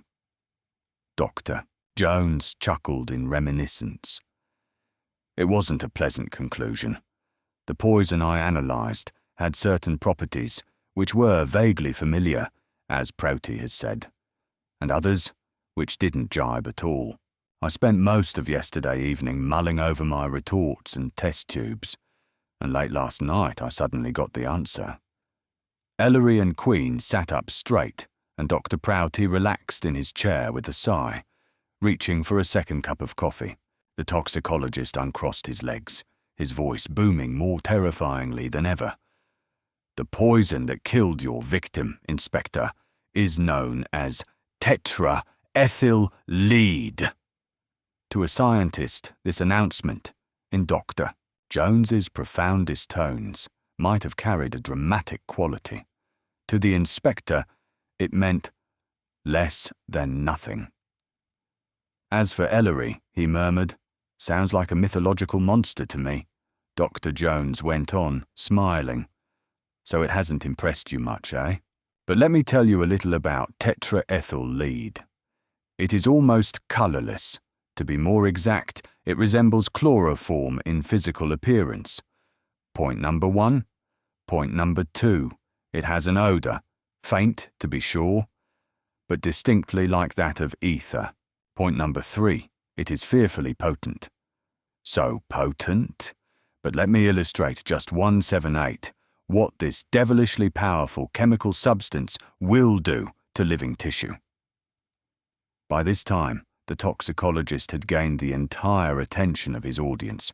I took a healthy rabbit, of the sort we use for experiment, and painted, just painted mind you, the tender area behind the creature's ear with an undiluted dose of the stuff. Remember, this was not an internal injection. It was merely a painting of the skin. It would have to be absorbed through the dermis before it reached the bloodstream. I watched the rabbit for an hour, and after that, I didn't have to watch him anymore. He was as dead as any dead rabbit I ever saw. That doesn't seem so powerful to me, Doctor, protested the inspector. It doesn't, eh? Well, take my word for it that it's extraordinary. For a mere daubing of whole, healthy skin, I tell you, I was astounded. If the skin had an incision of some sort, or if the poison were administered internally, that would be a different story. You can imagine, therefore, what happened to Field's insides when he swallowed the stuff. And he swallowed plenty. Ellery's brow was wrinkled in thought. He began to polish the lenses of his pince-nez. And that isn't all, resumed Dr. Jones. As far as I know, and I have been in the service of the city for God knows how many years, and I've not kept uninformed about the progress of my science in other parts of the world either. As far as I know, tetraethyl lead has never before been used. For criminal purposes! The inspector drew up, startled. That's saying something, Doctor, he muttered. Are you sure? Positive. That's why I'm so keenly interested. Just how long would it take for this poison to kill a man, Doctor? Asked Ellery slowly. 179, Dr. Jones grimaced. That's something I can't answer definitely, for the very good reason that to my knowledge, no human being has ever died of its effects before. But I can make a fairly good guess. I can't conceive of Field having lived more than from 15 to 20 minutes at the utmost after having taken the poison internally. The silence that followed was broken by a cough from Queen. On the other hand, Doctor, this very strangeness of the poison should make it fairly easy to trace. What, would you say, is its commonest source? Where does it come from? How would I go about getting it if I wanted some for a criminal purpose and didn't want to leave a trail? A gaunt smile lit up the features of the toxicologist. The job of tracing this stuff, Inspector, he said fervently. I'll leave to you. You can have it. Tetraethyl lead, as far as I've been able to determine, remember it is almost entirely new to us, occurs most commonly in certain petroleum products. I tinkered around quite a bit before I found the easiest way of making it in quantity. You'll never guess how it's done. It can be extracted from common, ordinary, everyday gasoline, the two queens exclaimed under their breaths. Gasoline? Cried the inspector. Why, how on earth could a man trace that? That's the point, answered the toxicologist. I could go to the corner gas station, fill up the tank of my car, run it home, extract some of the gasoline from the tank, go into my laboratory and distill the tetraethyl lead in remarkably little time, with remarkably little effort.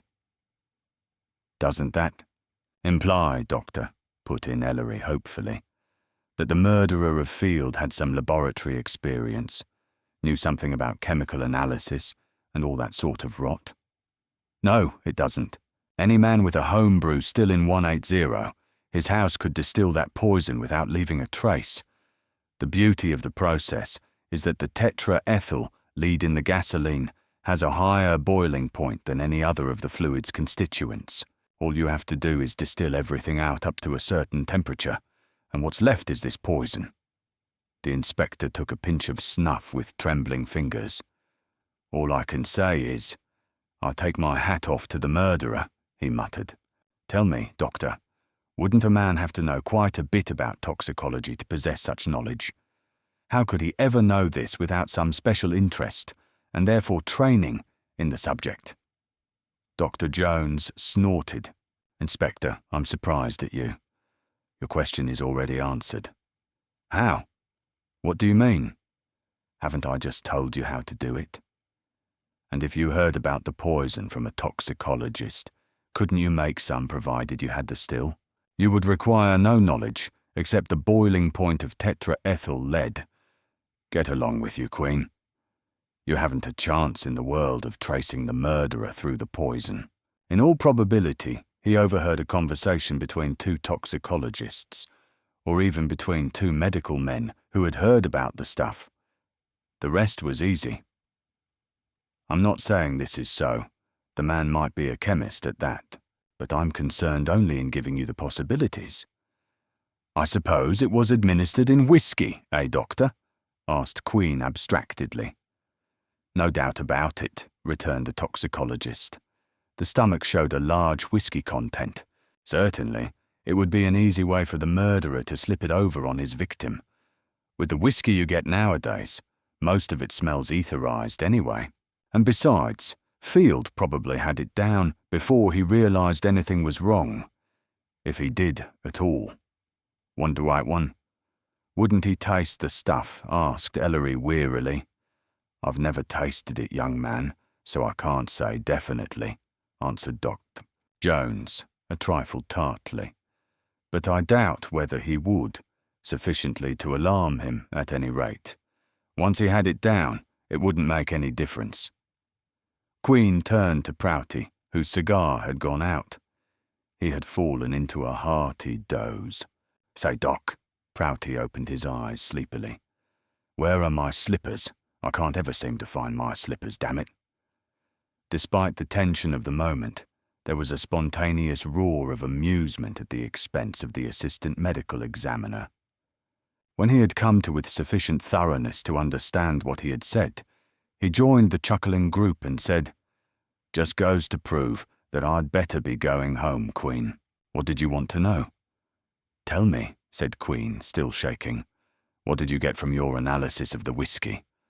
Oh, Prouty sobered instantly. The whiskey in the flask was as fine as any I've ever tested, and I've been doing nothing but testing booze for years now. It was the poison in the liquor on his breath that made me think at first that Field had drunk rotten booze. The Scotch and rye that you sent me in bottles from Field's apartment were also of the very highest quality. Probably the flask's contents came from the same place as the bottled stuff. In fact, I should say that both samples were imported goods. I haven't come across domestic liquor of that caliber ever since the war. That is, except for the pre-war stuff that was stored away. And I suppose Velly communicated my report to you, that the ginger ale is okay. Queen nodded. Well, that seems to settle it, he said heavily. It looks as if we're up against a blank wall on this tetraethyl lead business. But just to make sure, Doc, work 182, along with the professor here, and try to locate a possible leak somewhere in the distribution of the poison. You fellows know more about that than anybody I could put on the case. It's just a stab in the dark, and probably nothing will come of it. There's no question about it, murmured Ellery. A novelist should stick to his last. I think, remarked Ellery eagerly after the two doctors had gone, that I'll amble down to my bookseller for that falconer. He rose and began a hasty search for his coat. Here, bellowed the inspector, pulling him down into a chair. Nothing doing. That blasted book of yours won't run away. I want you to sit here and keep my headache company. Ellery nestled into the leather cushions with a sigh.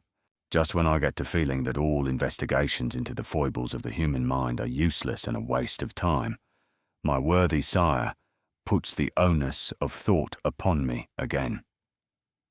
Hi-ho, what's on the menu? I'm not putting any onus on you at all, growled Queen. And stop using such big words. I'm dizzy enough. What I want you to do is help me go over this confounded mess of a case and see, well, what we can see. I might have suspected it, said Ellery. Where do I start? You don't, grunted his father. I'm doing the talking tonight and you're going to listen. And you might make a few notes too. Let's begin with Field. I think, in the first place, that we can take it for granted our friend went to the Roman Theatre Monday night, not for pleasure, but for business. Right? 183. No doubt about it in my mind, said Ellery. What did Velly report about Field's movements Monday? Field got to his office at 9:30, his usual morning arrival hour. He worked until noon. He had no personal visitors all day. At 12 o'clock he lunched at the Webster Club alone, and at 1:30 returned to his office. He worked steadily until 4 o'clock, and seems to have gone straight home, as the doorman and elevator man both testify he arrived at the apartment about 4:30. Velly could get no further data, except that Michaels arrived at 5 o'clock and left at 6 o'clock. Field left at 7:30, dressed as we found him. I have a list of the clients whom he saw during the day, but it doesn't tell much. How about the reason for his small bank account? Asked Ellery. Just what I figured, returned Queen. Field has been losing steadily on the stock market, and not chicken feed either. Velly's just run a little tip to earth which makes Field out as a frequent visitor to the racetrack, where he's also dropped plenty. For a shrewd man, he certainly was an easy mark for the wiseacres.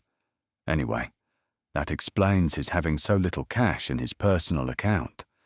And more than that, it probably also explains more conclusively the item of 50,000 on the programme we found. That meant money, and the money it referred to was in some way connected, I'm sure, with the person he was to meet at the theatre. Now, I think that we can pretty well conclude that Field knew his murderer rather intimately. For one thing, he accepted a drink obviously without suspicion, or at least question. For another, the meeting seems to have been definitely arranged for purposes of concealment.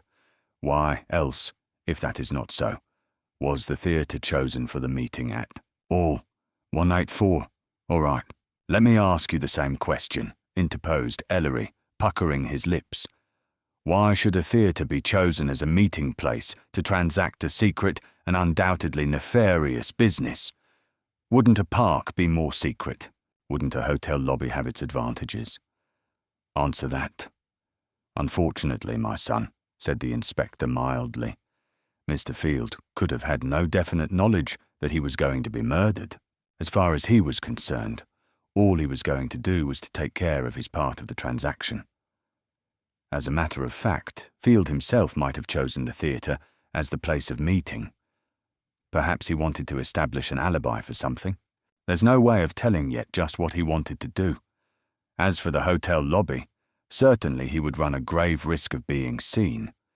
He might have been unwilling, further, to risk himself in such a lonely place as a park. And lastly, he may have had some particular reason for not wanting to be seen in the company of the second party. Remember, the ticket stubs we found showed that the other person did not come into the theatre at the same time as Field. But this is all fruitless conjecture. Ellery smiled in a thoughtful manner, but said nothing. He was thinking to himself that the old man had not completely satisfied the objection, and that this was a strange thing in a man of Inspector Queen's direct habits of thought. But Queen was continuing. Very well, we must always bear in mind the further possibility that the person with whom Field transacted his business was not his murderer. Of course, this is merely a possibility. The crime seems to have been too well planned for that. But if this is so, then we must look for 2 people in the audience Monday night who were directly connected with Field's death. 185. Morgan? Asked Ellery idly. The inspector shrugged his shoulders. Perhaps. Why didn't he tell us about it when we spoke to him yesterday afternoon? He confessed everything else. Well, maybe because he felt that a confession of having paid blackmail to the murdered man, together with the fact that he was found in the theatre, would be too damning a bit of circumstantial evidence. Look at it this way, said Ellery. Here we find a man dead who has written on his programme the number 50,000, obviously referring to dollars. We know from what both Sampson and Cronin have told us about Field that he was a man of unscrupulous and probably criminal character. Further, we know from Morgan that he was also a blackmailer. I think, therefore, we can deduce safely that he went to the Roman Theatre on Monday night to collect or arrange for the payment of $50,000 in blackmail from some person unknown. Right so far? Go ahead, grunted the inspector non-committally. Very well, continued Ellery. If we conclude that the person blackmailed that night and the murderer were one and the same, we need look no farther for a motive. There's the motive ready-made, to choke off the blackmailing Field.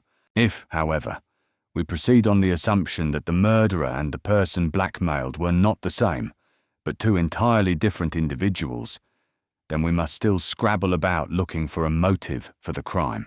My personal opinion is that this is unnecessary, that the murderer and the blackmailed person are one.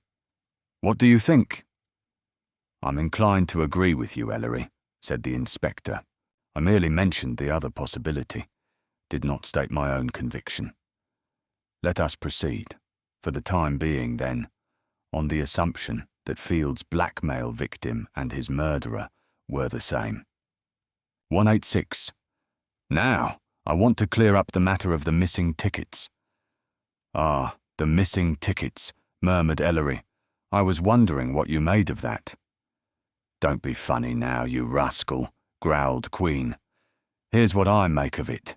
All in all, we are dealing with 8 seats, 1 in which Field sat, for which we have the stub found on Field's person, 1 in which the murderer sat, for which we have the stub found by Flint, and finally the 6 empty seats for which tickets were bought as established by the box office report, and for which stubs were not found, torn or whole, anywhere in the theatre or box office. First of all, it is barely possible that all of those 6 whole tickets were in the theatre Monday night and went out of the theatre on somebody's person. Remember, the search of individuals was necessarily not so exhaustive as to include an examination for small things like tickets. This, however, is highly improbable. The best explanation is that either Field or his murderer bought all 8 tickets at one time, intending to use 2 and reserving the other 6 to ensure absolute privacy during the short time that the business was to be transacted.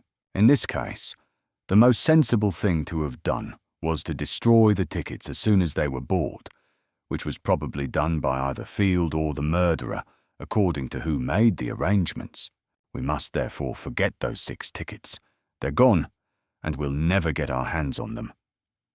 To proceed, continued the inspector, we know that Field and his victim entered the theatre separately. This may positively be deduced from the fact that when I put the 2 stubs back to front, the torn edges did not match. When 2 people enter together, the tickets are presented together and are invariably torn together. Now, this does not say that they did not come in at practically 187 the same time, because for purposes of safety, they may have come in one after the other, as if they did not know each other. However, Madge O'Connell claims no one sat in LL30 during Act 1, and the orange-eyed boy, Jess Lynch, testified that 10 minutes after Act 2 had started, there was still no one in LL30. This means that the murderer either had not yet entered the theatre, or he had come in before but was sitting in some other part of the orchestra, having a ticket necessarily for another seat. Ellery shook his head. I realise that as well as you, son, said the old man testily. I'm just following the thought through. I was going to say that it doesn't seem likely the murderer had come into the theatre at the regular time. It's probable that he entered at least 10 minutes after the second act started. I can give you a proof of that, said Ellery, lazily. The inspector took a pinch of snuff. I know. Those cabalistic figures on the programme. How did they read? 50,000. We know what the 50,000 represented. The other 2 figures must have referred not to dollars, but to time. Look at the 8:15. The play started at 8:25. In all likelihood, Field arrived about 8:15. Or if he arrived sooner, he had some cause to refer to his watch at that time. Now, if he had an appointment with someone who, we assume, arrived much later, what more likely than that Field should have idly jotted down on his programme, first, the 50,000, which indicates that he was thinking about the impending transaction, which involved $50,000 in blackmail. Then 8:15, the time he was thinking about it. And finally 9:30, the time the blackmail victim was due to arrive. It's the most natural thing in the world for Field to have done this, as it would be for anyone 188 who is in the habit of scribbling in idle moments.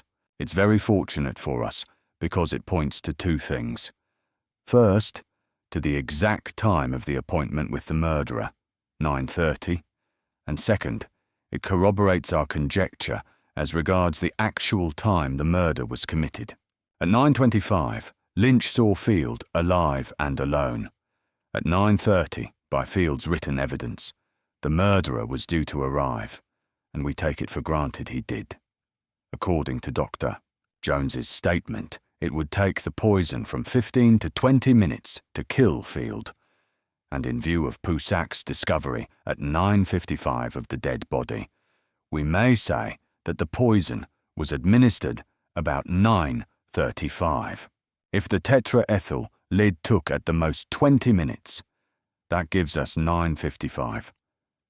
Much before then, of course, the murderer left the scene of the crime. Remember, he could not have known that our friend, Mr. Poussac, would suddenly desire to rise and leave his seat. The murderer was probably figuring that Field's body would not be discovered until the intermission at 10:05, which would have been ample time for Field to have died without being able to murmur any message at all. Luckily for our mysterious murderer, Field was discovered too late to gasp more than the information that he'd been murdered. If Poussac had walked out 5 minutes earlier, we'd have our elusive friend behind the bars, right now. Bravo, murmured Ellery, smiling affectionately. A perfect recitation. My congratulations.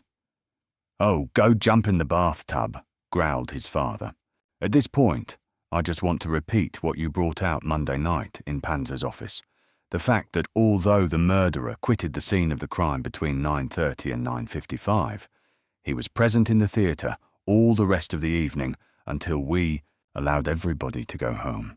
Your examination of the guards and the O'Connell girl, together with the doormen's evidence, Jess Lynch's 189 presence in the alley, the usher's corroboration of this fact and all the rest of it, takes care of that. He was there all right. This leaves us momentarily up a tree.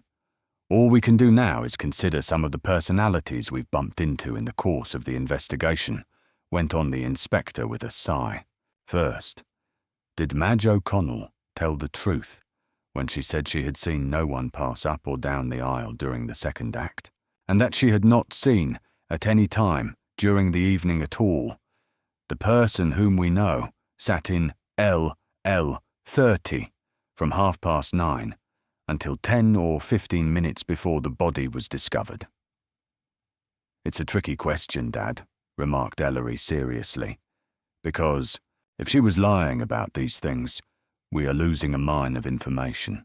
If she was lying, good Lord, she might be in a position at this moment either to describe or identify or possibly name the murderer. However, her nervousness and peculiar attitude might be ascribed to her knowledge that Parson Johnny was in the theatre, with a pack of policemen just aching to get their fingers on him. Sounds reasonable to me, grumbled Queen.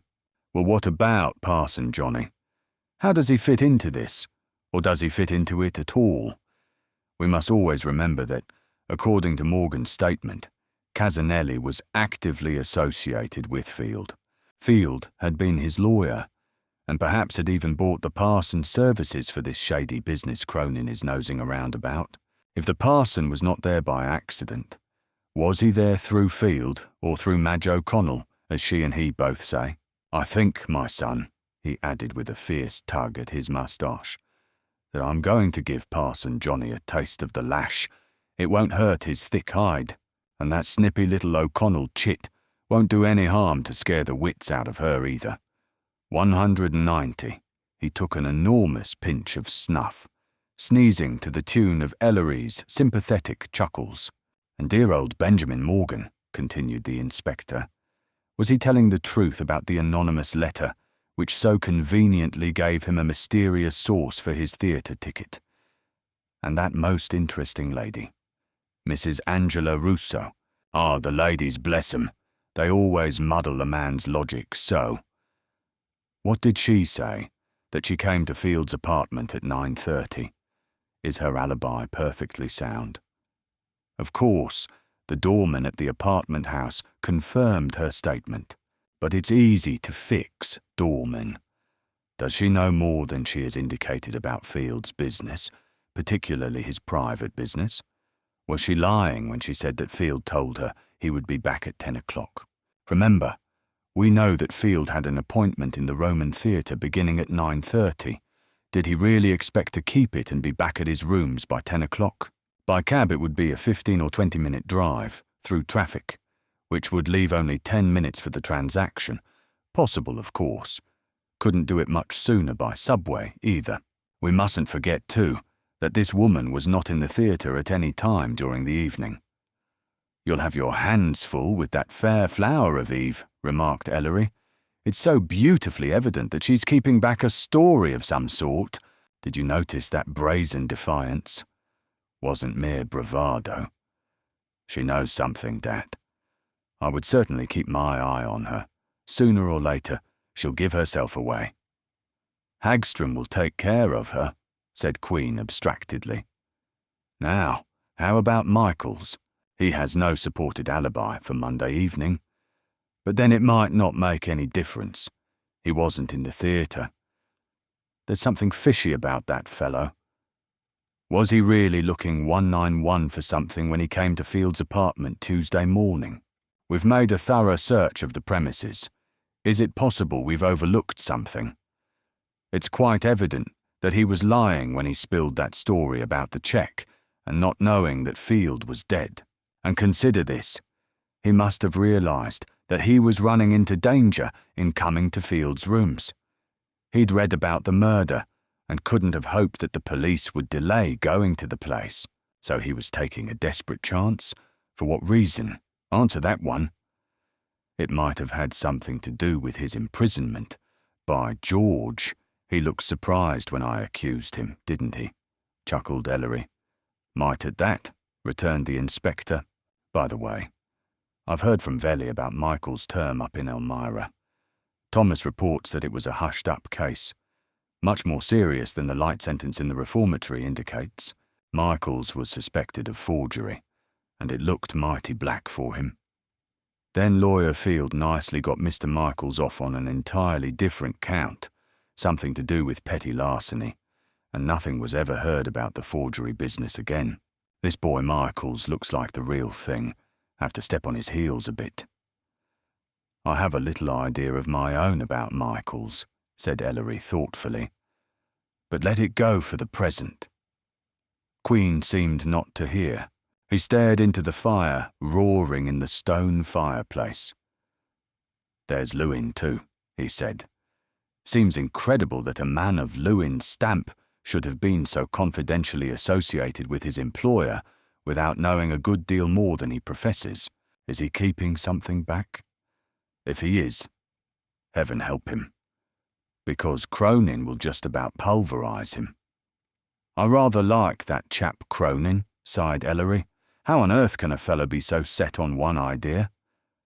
Has this occurred to you? I wonder if Morgan knows Angela 192, Rousseau, despite the fact that both of them deny a mutual acquaintance. Would be deucedly interesting if they did, wouldn't it? My son, groaned Queen, don't go looking for trouble. We've a peck of it now without going out of our way for more. By Jingo! There was a comfortable silence as the inspector sprawled in the light of the leaping flames. Ellery munched contentedly on a succulent piece of pastry.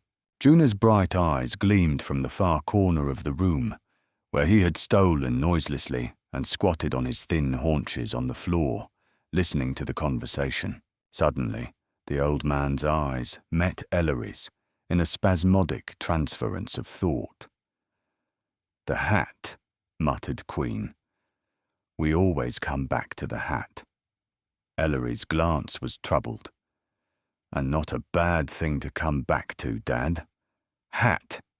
Hat. Hat. Where does it fit in? Just what do we know about it? The inspector shifted in his chair. He crossed his legs, took another pinch of snuff, and proceeded with a fresh vigour. All right, we can't afford to be lazy in the matter of that blamed silk topper, he said briskly. What do we know so far? First, that the hat did not leave the theatre. It seems funny, doesn't it? Doesn't seem possible that we would find no trace at all after such a thorough search. Nothing was left in the cloakroom after everybody was gone. Nothing was found in the sweepings that might indicate a hat torn to small pieces or burned. In fact, not a trace. Not a thing for us to go on. Therefore, Ellery, the only sensible conclusion we can make at this point is that we haven't looked for the hat in the right place. And further, wherever it is, it's still there, due to our precaution of closing the theatre down since Monday night. Ellery, we've got to go back tomorrow, 1939 morning, and turn that place upside down. I won't sleep until we see light somewhere in this matter. Ellery was silent. I'm not at all satisfied with things as you've stated them, Dad, he muttered at last. Hat, there's something wrong somewhere. He fell silent once more. No, the hat is the focal point of this investigation. I cannot see any other way out of it. Solve the mystery of Field's hat, and you will find the one essential clue that will point to the murderer. I'm so convinced of this that I'll be satisfied we're on the right track only when we're making progress in the explanation of the hat. The old man nodded his head vigorously. Ever since yesterday morning, when I had time to think over the hat business, I've felt that we had gone astray somewhere. And here it is Wednesday night. Still no light. We've done necessary things. They've led nowhere. He stared into the fire. Everything is so badly muddled. I've got all the loose ends at my fingertips, but for some blasted reason I can't seem to make them cohere, fit together, explain anything. Undoubtedly, son, what is missing is the story of the top piece. The telephone bell rang. The inspector sprang for the instrument. He listened attentively to a man's unhurried tones, made a brisk comment, and finally hung up. "Who's the latest midnight babbler? O recipient of many confidences?" asked Ellery, grinning. "That was Edmund Crewe," said Queen. "You remember I asked him yesterday morning to go over the Roman. He spent all of yesterday and today at it, and he reports positively that there is no secret hiding place anywhere on the premises of the theatre. If Eddie Crewe, who is about the last word in architectural matters of this kind, says there's no hiding place there, you may rest assured it's so." 194. He jumped to his feet and espied Juna squatting on his hams in the corner. "Juna, get the old bed ready," he roared. Juna slipped through the room and disappeared with a silent grin. Queen wheeled on Ellery, who had already taken off his coat and was fumbling with his tie. "The first thing we do tomorrow morning is go down to the Roman Theatre and start all over again," the old man said decisively. "And let me tell you, son, I'm through fooling around. Somebody'd better watch out." Ellery affectionately encircled his father's shoulders with one great arm. "Come on to bed, you old fraud," he laughed. Part 3. A good detective is born, not made. Like all genius, he springs not from a carefully nurtured polizei, but from all mankind. The most amazing detective I ever knew was a dirty old witch doctor who had never been out of the bush. It is the peculiar gift of the truly great detective that he can apply to the inexorable rules of logic 3 catalyzers: an abnormal observation of events, a knowledge of the human mind, and an insight into the human heart. From The Manhunters, Manual by James Reedix the Younger. Chapter 14, In Which the Hat Grows, on Thursday, September 27th, the 3rd morning after the events of the crime in the Roman Theatre. Inspector Queen and Ellery rose at an early hour and dressed hastily. They repaired to a makeshift breakfast, under the protesting eye of Juna, who had been pulled bodily from his bed and thrust into the sober habiliments which he affected as major domo of the Queen menage. While they were munching at anemic pancakes, the old man asked Juna to get Louis Panzer on the telephone. In a few moments the inspector was speaking genially into the mouthpiece. "Good morning, Panzer. Please forgive me for hauling you out of bed at this ungodly time of the morning. There's something important in the wind, and we need your help." Panzer murmured a sleepy reassurance. "Can you come down to the Roman Theatre right away and open it for us?" went on the old man. "I told you that you wouldn't be shut down very long, and now it looks as if you'll be able to cash in on the publicity the affair has been getting. I'm not sure when we can reopen, you understand, but it's barely possible that you'll be able to put your show on tonight. Can I count on you?" "This is excellent," Panzer's voice came over the wire in a tremulous eagerness. "Do you want me to come down to the theatre at once? I'll be there in a half hour. I'm not dressed." "That will be fine," returned Queen. "Of course, Panzer. No one is to be allowed inside yet. Wait for us 1980 on the sidewalk before you use your keys, and don't notify anyone, either. We'll talk it all over at the theatre. Just a moment." He clamped the mouthpiece against his chest and looked up inquiringly at Ellery, who was gesturing frantically. Ellery formed his lips around the syllables of a name, and the old man nodded approvingly. He spoke into the telephone again. "There's one other thing you can do for me at present, Panzer," he continued. "Can you get hold of that nice old lady, Mrs. Phillips? I'd like to have her meet us at the theatre as soon as she can." "Certainly, Inspector, if it's at all possible," said Panzer. Queen replaced the receiver on its hook. "Well, that's that," he remarked, rubbing his hands together and delving into his pocket for the snuff-box. "Oh, ha, ha, ha. Bless Sir Walter and all those hardy pioneers who championed the cause of the filthy weed." He sneezed joyously 1 minute, Ellery, then we'll go. He picked up the telephone once more and called Detective Headquarters. He gave a few cheery orders, banged the instrument back on the table, and hustled Ellery into his coat. Juna watched them leave with a mournful expression. He had often pleaded with the inspector to be allowed to accompany the Queens on their sporadic excursions into the byways of New York. The inspector, who had his own ideas on the subject of rearing adolescents, invariably refused. And Juna, who regarded his patron much as the Stone Age man regarded his amulets, accepted the inevitable and hoped for a more auspicious future. It was a raw, wet day. Ellery and his father turned up their coat collars as they walked towards Broadway and the subway. Both were extraordinarily taciturn, but the keen anticipatory looks on their faces, so curiously 199 alike and yet so different, portended an exciting and revealing day.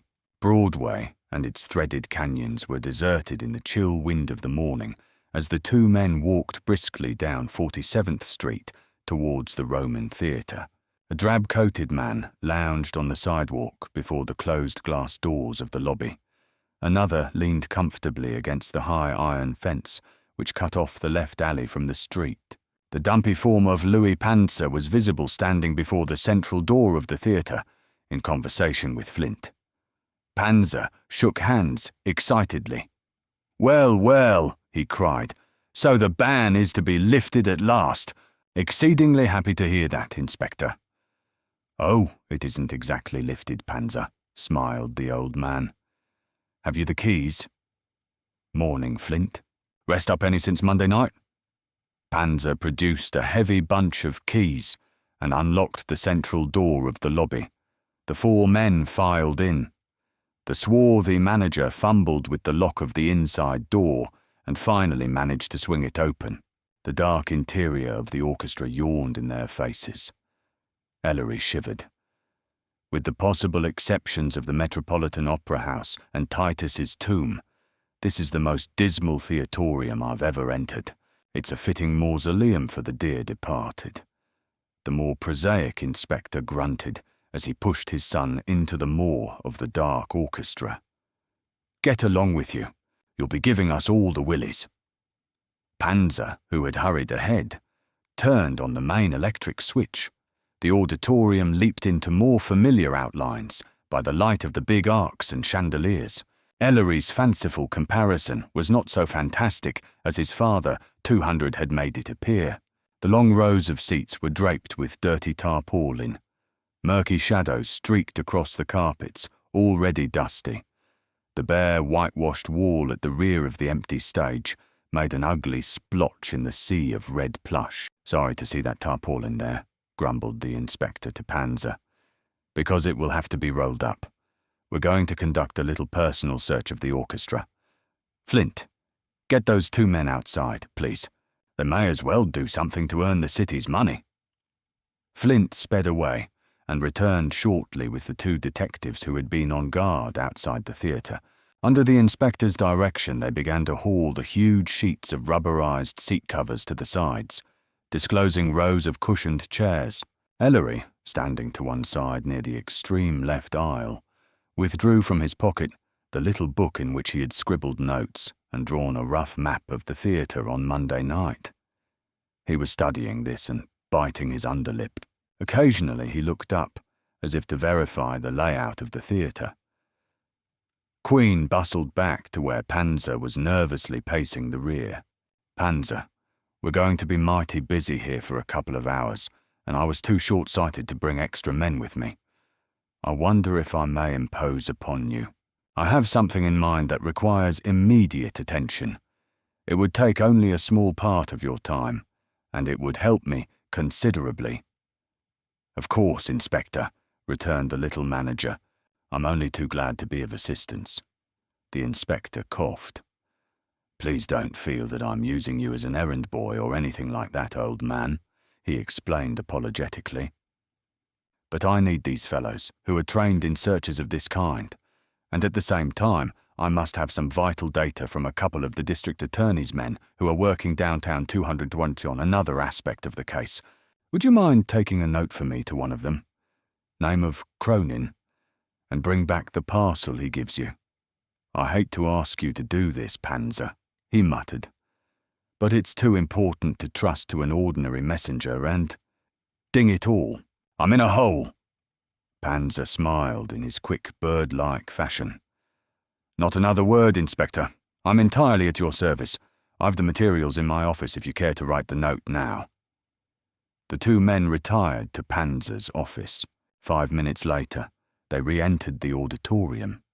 Panzer held a sealed envelope in his hand and hurried out into the street. Queen watched him go, then turned with a sigh to Ellery, who had perched himself on the arm of the seat in which Field had been murdered and was still consulting the penciled map. The inspector whispered a few words to his son.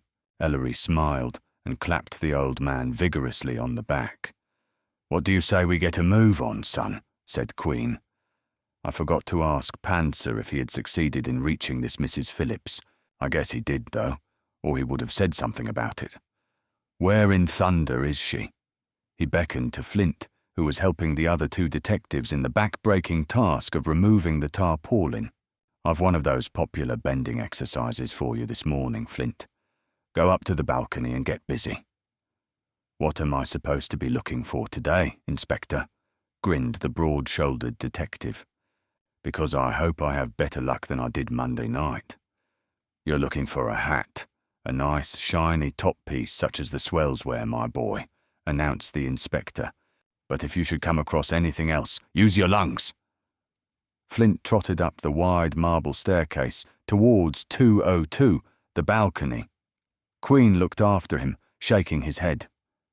"I'm afraid the poor lad is doomed to another disappointment," he remarked to Ellery. "But I must make absolutely certain that there's nothing up there, and that the usher Miller, who was guarding the balcony staircase Monday night, was telling the truth. Come along, lazybones." Ellery shed his topcoat reluctantly and tucked the little book away in his pocket. The inspector wriggled out of his ulster and preceded his son down the aisle.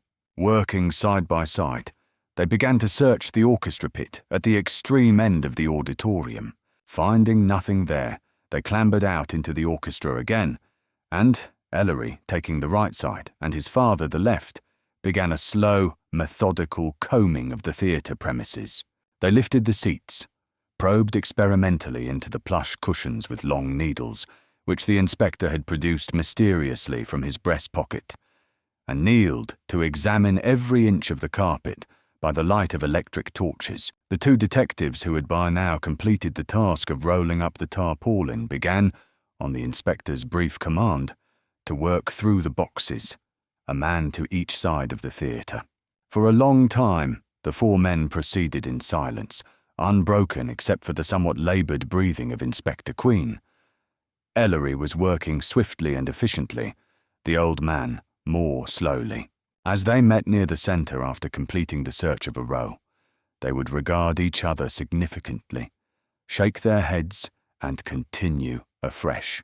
About 20 minutes after Panzer's departure, the inspector and Ellery, absorbed in their examination, were startled by the ringing of a telephone bell.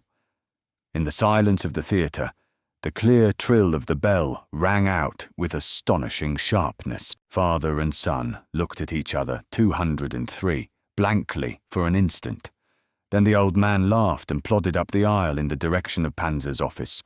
He returned shortly, smiling. "It was Panzer," he announced. "Got down to Field's office and found the place closed. No wonder, it's only 9:15. But I told him to wait there until Cronin comes. It can't be long now." Ellery laughed and they set to work again. 15 minutes later, when the two men were almost finished, the front door opened and a small elderly woman dressed in black stood blinking in the brilliant arc lights. The inspector sprang forward to meet her. "You're Mrs. Phillips, aren't you?" he cried warmly. "It's mighty nice of you to come so soon, madam. I think you know Mr. Queen here." Ellery came forward, smiling one of his rare smiles and bowing with genuine gallantry. Mrs. Phillips was representative of a lovable old womanhood. She was short and of motherly proportions. Her gleaming white hair and air of kindliness endeared her immediately to Inspector Queen, who had a sentimental weakness for middle-aged ladies of presence. "I certainly do know Mr. Queen," she said, extending her hand. "He was very nice to an old woman Monday night. And I was so afraid you'd have to wait for me, sir," she said softly, turning to the inspector. "Mr. Panzer sent a messenger for me this morning. I haven't a telephone, you see. There was a time when I was on the stage. I came just as soon as I could." The inspector beamed. For a lady, it was remarkably prompt. "Remarkably prompt, Mrs. Phillips." "My father kissed the Blarney Stone several centuries ago, Mrs. Phillips," said Ellery gravely. "Don't believe a word of him.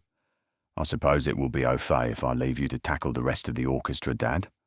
I'd like to 2:04 have a little chat with Mrs. Phillips. Do you think you're physically able to complete the job alone?" "Physically able," snorted the inspector.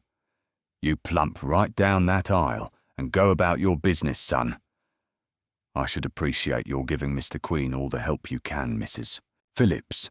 The white-haired lady smiled, and Ellery, taking her arm, led her off in the direction of the stage. Inspector Queen, looking after them wistfully, shrugged his shoulders after a moment and turned back to resume the search. A short time later, when he chanced to straighten up, he espied Ellery and Mrs. Phillips seated on the stage conversing earnestly, like two players rehearsing their roles. Queen proceeded slowly up and down the rows, weaving in and out among the empty seats, shaking his head dolefully as he approached the last few rows still empty-handed. When he looked up again, the two chairs on the stage held no occupants. Ellery and the old lady had disappeared. Queen came at last to LL 32 left, the seat in which Monty Field had died. He made a painstaking examination of the cushions, a light of resignation in his eyes. Muttering to himself, he walked slowly across the carpet at the rear of the theatre and entered Panzer's office. A few moments later, he reappeared, only to make his way to the cubicle, which was used as an office by the publicity man, Harry Nielsen. He was in this compartment for some time. He came out and visited the cashier's offices. Shutting the door behind him when he had finished, he wended his way down the steps on the right of the theatre, leading to the general lounge, on the floor below the orchestra.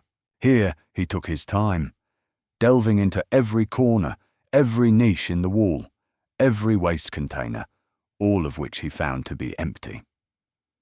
He speculatively eyed the large bin standing directly under the water fountain.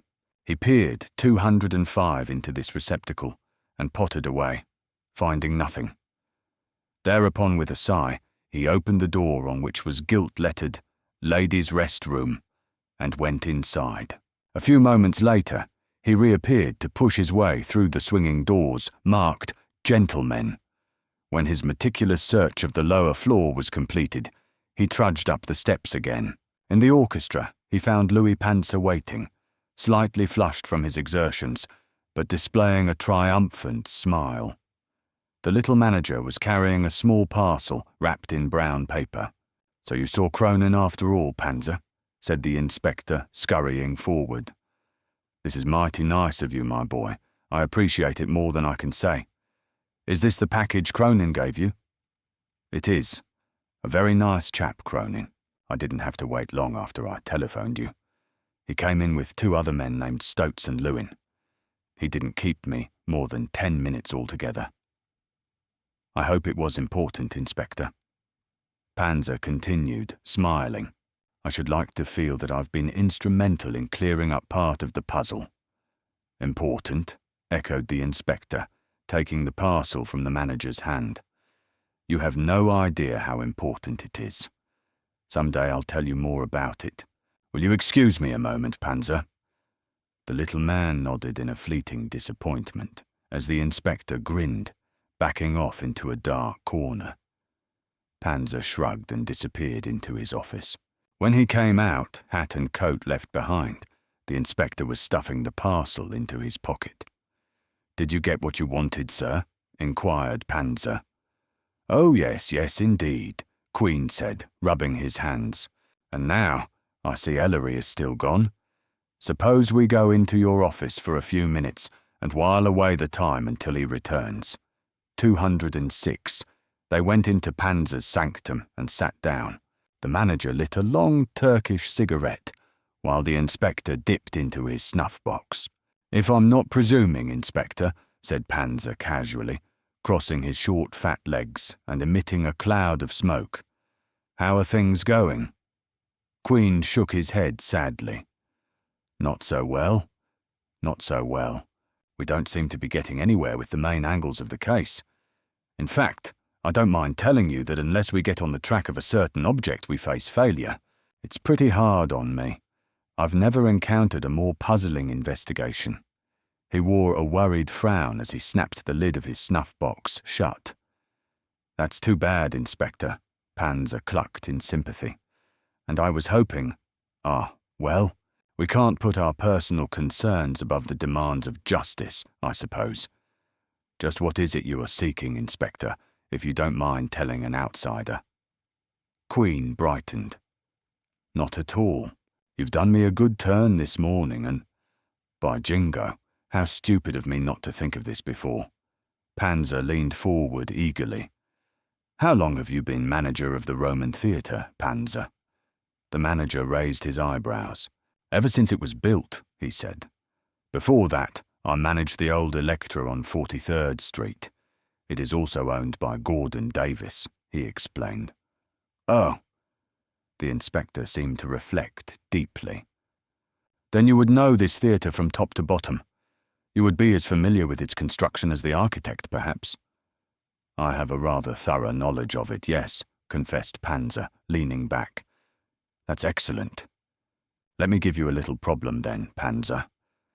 Suppose you wish to conceal let 207 us say a top hat somewhere in the building, in such a way that not even an exhaustive search of the premises would bring it to light. What would you do? Where would you hide it?" Panzer scowled thoughtfully at his cigarette. "A rather unusual question, Inspector," he said at last, "and one which it is not easy to answer. I know the plans of the theatre very well. I was consulted about them in a conference with the architect before the theatre was built, and I can positively state that the original blueprints did not provide for such medieval devices as concealed passageways, secret closets, or anything of that sort. I could enumerate any number of places where a man might hide a comparatively small object like a top hat, but none of them would be proof against a really thorough search." "I see."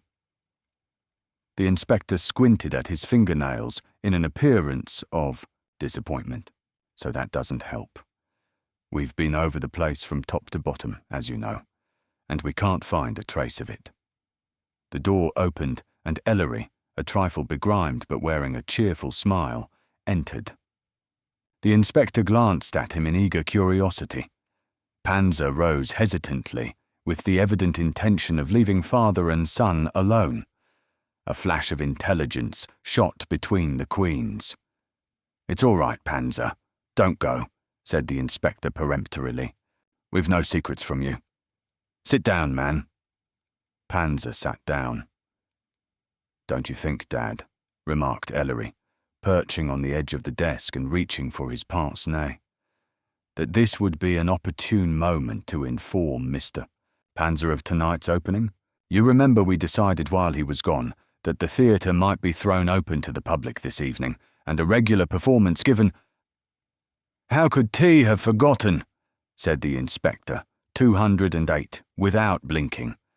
Although this was the first time, he had heard about the mythical decision.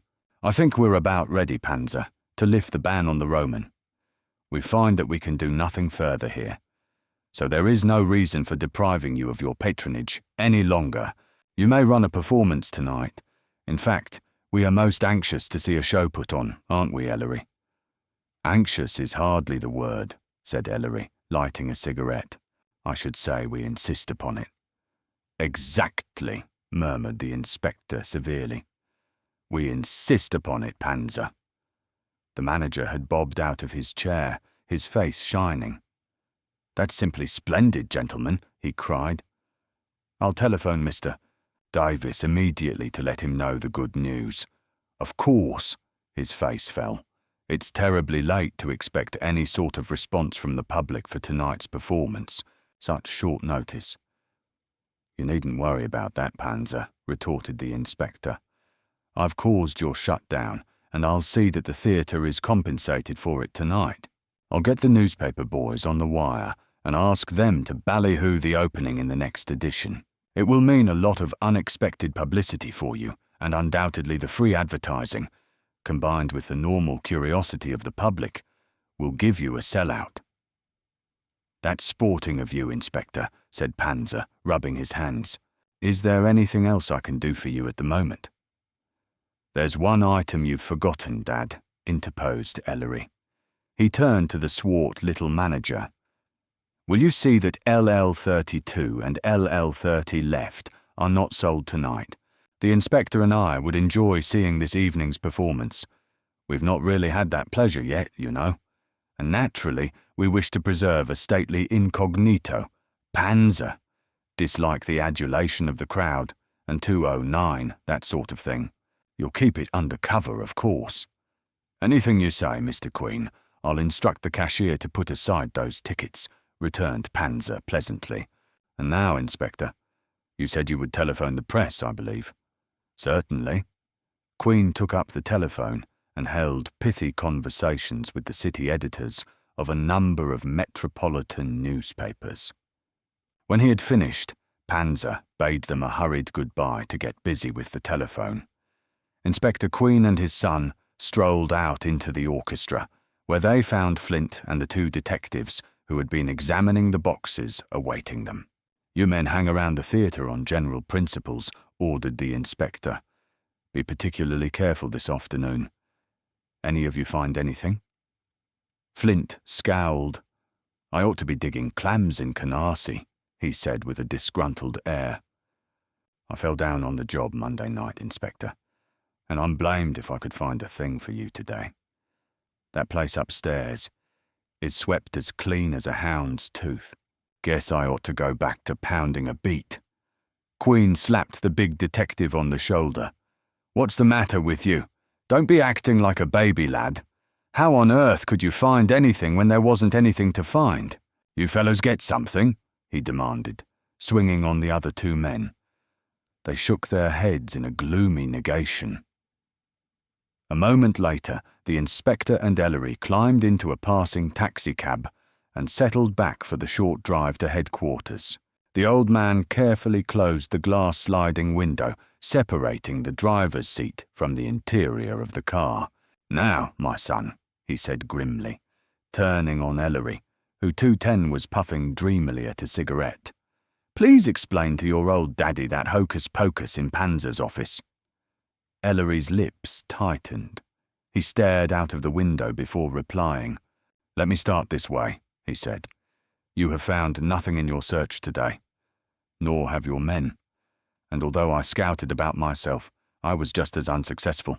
Dad, make up your mind to this one primary point. The hat which Montefield wore to the performance of Gunplay on Monday night, in which he was seen at the beginning of the second act, and which presumably the murderer took away after the crime was committed, is not in the Roman theatre now, and has not been there since Monday night. To proceed. Queen stared at him with grizzled brows. In all likelihood, Field's top hat no longer exists. I would stake my falconer against your snuff-box that it has fled this life, and now enjoys a reincarnation as ashes in the city dumps. That's point number one. Go on, commanded the inspector. Point number two is so elementary as to be infantile. Nevertheless, allow me the privilege of insulting the Queen intelligence. If Field's hat is not in the Roman theatre now, and has not been in the Roman theatre since Monday night, it must of necessity have been taken out of the Roman theatre some time during the course of that evening. He paused to gaze thoughtfully. Through the window, A traffic officer was waving his arms at the juncture of 42nd Street and Broadway. We have established, therefore, he continued lightly, the factual basis of a point which has been running us ragged for 3 days. To wit, did the hat for which we are looking leave the Roman theatre?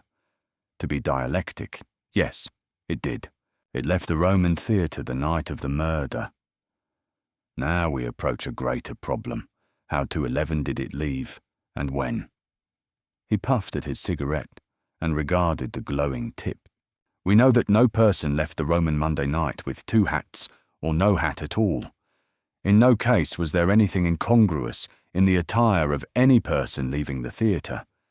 That is, a man wearing a full dress costume did not go out with a fedora. In a similar way, no one wearing a silk topper was dressed in ordinary street clothes. Remember, we noticed nothing wrong from this angle in anyone. This leads us inevitably, to my staggering mind, to the third fundamental conclusion. That Montefield's hat left the theatre in the most natural manner in the world. Ardest, by way of some man's head, its owner being garbed in appropriate evening clothes. The inspector was keenly interested. He thought over Ellery's statement for a moment. Then he said seriously, "That's getting us somewhere, son.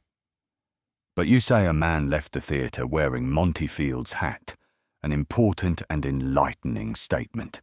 But please answer this question. What did he do with his own hat, since no one left with 2? Ellery smiled. You now have your hand on the heart of our little mystery, Dad. But let it hold for the moment. We have a number of other points to mull over. For example, the man who departed wearing Montefield's hat could have been only one of 2 things. Either he was the actual murderer, or he was an accomplice of the murderer.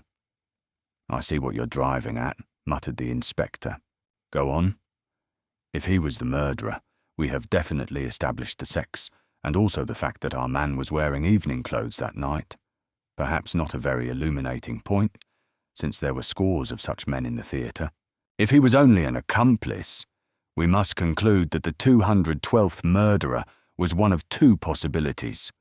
Either a man dressed in ordinary clothes, whose possession of a top hat as he left would be patently suspicious, or else a woman, who of course could not sport a top hat at all. The inspector sank back into the leather cushions. Talk about your logic, he chortled. My son, I'm almost proud of you. That is, I would be if you weren't so disgustingly conceited. Things standing where they do. Therefore, the reason you pulled your little drama in Panzer's office. His voice lowered as Ellery leaned forward. They continued to converse in inaudible tones until the taxicab drew up before the headquarters building. No sooner had Inspector Queen, who had proceeded blithely through the sombre corridors with Ellery striding at his side, entered his tiny office than Sergeant Velli lumbered to his feet. Thought you were lost, Inspector, he exclaimed. That Stoats kid was in here not long ago with a suffering look on his face. Said that Cronin was tearing his hair at Field's office, that they still hadn't found a thing in the files of an incriminating nature. Go away, Thomas, my lad, gurgled the inspector softly. I can't bother myself with petty problems like putting a dead man behind bars. Ellery and I. The telephone bell rang. Queen sprang forward and snatched the instrument from the desk. As he listened, the glow left his thin cheeks, and a frown settled once more on his forehead. Ellery watched him with a strange absorption. Inspector, came the hurried voice of a man. This is Hagstrom reporting. Just got a minute? Can't say much. Been tailing Angela Russo all morning and had a tough time. Seems to be wise that I'm following 213 her dots. A half hour ago she thought she'd given me the slip. She hopped into a cab and beat it downtown. And say, Inspector, just 3 minutes ago I saw her enter Benjamin Morgan's office. Queen barked. Nail her the instant she comes out, and slammed the receiver down. He turned slowly to Ellery and Velli and repeated Hagstrom's report. Ellery's face became a study in frowning astonishment. Veli appeared unmistakably pleased, but the old man's voice was strained as he sat down weakly in his swivel chair. Finally, he groaned. "What do you know about that?" Chapter 15, in which an accusation is made. Detective Hagstrom was a phlegmatic man. He traced his ancestry to the mountains of Norway, where stolidity was a virtue and stoicism the ultimate cult. Nevertheless, as he leaned against a gleaming marble wall on the 20th floor of the Madden building, 30 feet to the side of the bronze and glass door marked Benjamin Morgan, Attorney at Law. His heart beat a trifle faster than usual. He shuffled his feet nervously as his jaw masticated a wad of chewing tobacco. If the truth were told, Detective Hagstrom, a man of varied experience in the service of the police department, had never clamped his hand on the shoulder of a female with intent to arrest. He faced his coming assignment, therefore, in some trepidation, remembering with appalling clarity the fiery temperament of the lady for whom he was waiting. His apprehension was well-founded. When he had been lounging in the corridor some 20 minutes and wondering whether his quarry had not slipped away through another exit, Benjamin Morgan's office door suddenly swung open and the large, curved figure of Mrs. Angela Russo, garbed in a modish tweed ensemble, appeared. An unbecoming snarl distorted her carefully made-up features. She swung her purse menacingly as she strode toward the line of elevators. Hagstrom glanced quickly at his wristwatch. It was 10 minutes to 12. In a short time, the offices would be disgorging their occupants for the lunch hour, and he was most desirous of making his arrest in the quiet of the deserted hall. Accordingly, he straightened up, adjusted his orange and blue necktie, and stepped with a fair assumption of coolness into full view of the approaching woman. As she caught sight of him, she slackened her stride perceptibly. Hagstrom hurried toward her, anticipating flight, but Mrs. Angela Russo was made of sterner stuff. She tossed her head and came on brazenly. Hagstrom fixed his large red hand on her arm. "I guess you know what I want you for," he said fiercely. "Come along now, and don't make a fuss, or I'll put the nippers on you." Mrs. Russo shook off his hand. My, aren't you the big rough cop?" she murmured. "Just what do you think you're doing anyway?" Hagstrom glared. "None of your lip now." His finger pressed savagely on the down signal for the elevators. "You just shut up and come along." She faced him sweetly. "Are you trying to arrest me, by any chance?" she cooed. "Because you know my big he-man, you've got to have a warrant to do that." "Oh, stow it," he growled. "I'm not arresting you. I'm just inviting you to step down to headquarters for a little gab with Inspector Queen. You coming, or do I have to call the wagon?" An elevator flashed to a stop. The elevator man snapped. "Going down!" The woman glanced with momentary uncertainty at the car, peered slyly at Hagstrom, and finally stepped into the elevator, the detective's hand firmly clasped on her elbow. They descended in silence under the curious scrutiny of several passengers. Hagstrom, uneasy but determined, sensing somehow a storm brewing in the breast of the woman who strode 216 so calmly by his side, was taking no chances. He did not relax his grasp until they sat side by side in a taxicab, bound for headquarters.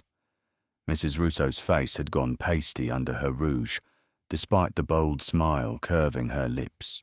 She turned suddenly to face her captor, leaning close to his rigidly official body.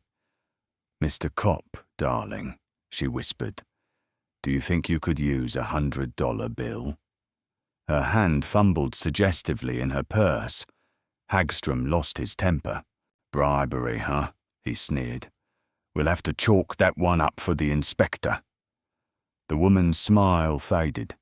For the rest of the journey she sat looking fixedly at the back of the driver's neck. It was only when she was being marched, like a soldier on parade, down the dark corridors of the big police structure that her poise returned. And when Hagstrom held open the door of Inspector Queen's office, she passed inside, with an airy tilt to her head, and a pleasant smile that would have deceived a police matron. Inspector Queen's office was a cheery affair of sunlight and colour. At the moment it resembled a clubroom. Ellery's long legs were stretched comfortably across the thick carpet, his eyes pleasantly absorbed in the contents of a small, cheaply bound book entitled The Complete Guide to Handwriting Analysis. The smoke of a cigarette curled from his slack fingers. Sergeant Velli was sitting stolidly in a chair against the far wall, engrossed in a contemplation of Inspector Queen's snuff-box, which was held lovingly between the thumb and forefinger of the old police official himself. Queen was seated in his comfortable armchair, smiling in hazy introspection at some secret thought. "Ah, Mrs. Russo, come in," exclaimed the inspector, bouncing to his feet. "Thomas, a chair 217 for Mrs. Russo, if you please." The sergeant silently placed one of the bare wooden chairs by the side of the inspector's desk and as silently retreated to his corner. Ellery had not even glanced in the woman's direction. He read on, the same pleasantly abstracted smile on his lips. The old man was bowing with hospitable courtesy to Mrs. Russo. She looked about at the peaceful scene with bewilderment. She had been prepared for severity, harshness, brutality. The domestic atmosphere of the little office took her completely by surprise. Nevertheless, she seated herself, and, the instant of hesitation gone, she exhibited the same agreeable smile, the same ladylike demeanour that she had practised so successfully in the corridors. Hagstrom was standing inside the doorway, glaring with offended dignity at the profile of the seated woman. "She tried to slip me $100 bill," he said indignantly. "Tried to bribe me, Chief." Queen's eyebrows instantly rose in shocked surprise. "My dear Mrs. Russo," he exclaimed in a sorrowful voice, "you really didn't intend to make this excellent officer forget his duty to the city, did you? But of course not. How stupid of me." "Hagstrom, certainly you must be mistaken, my dear fellow. $100. He shook his head dolefully, sinking back into the leather swivel chair.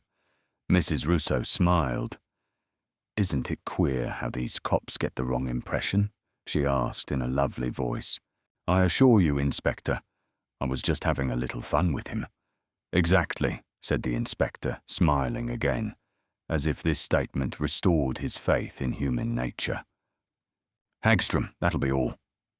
The detective, who was staring open-mouthed from his superior to the smiling woman, recovered in time to 218 intercept a wink which passed from Velli to Queen across the woman's head.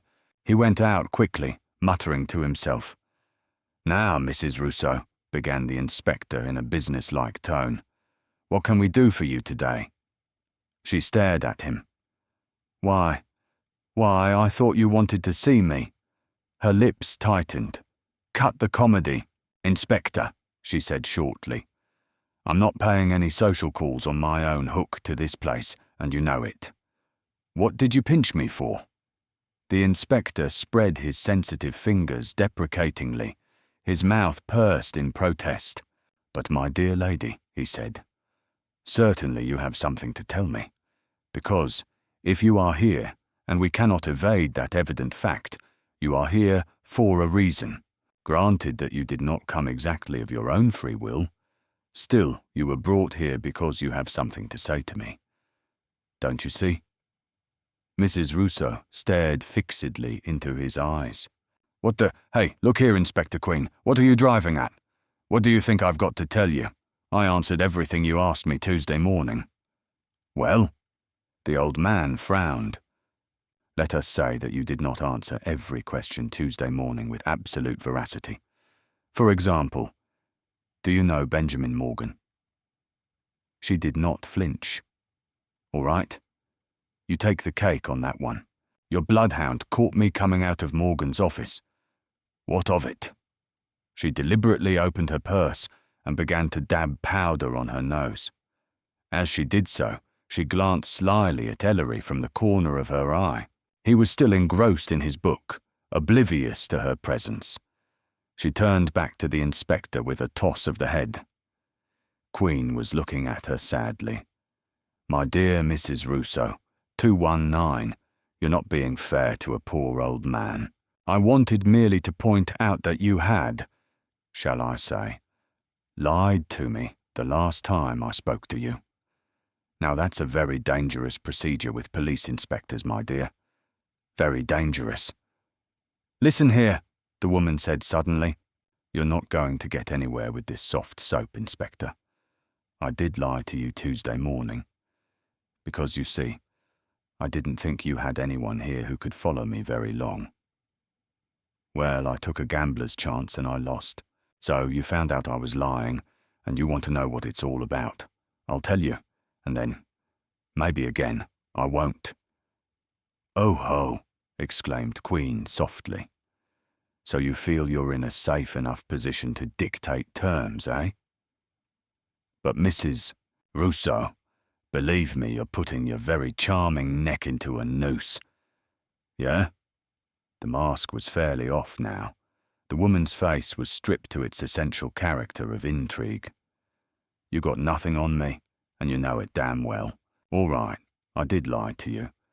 What are you going to do about it? I'm admitting it now. And I'll even tell you what I was doing in that guy Morgan's office, if that'll help you any. That's the kind of a square shooter I am, Mr. Inspector. My dear Mrs.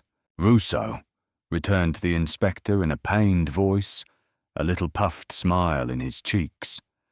We know already what you were doing in Mr. Morgan's office this morning, so you won't be conferring such a great favour on us after all.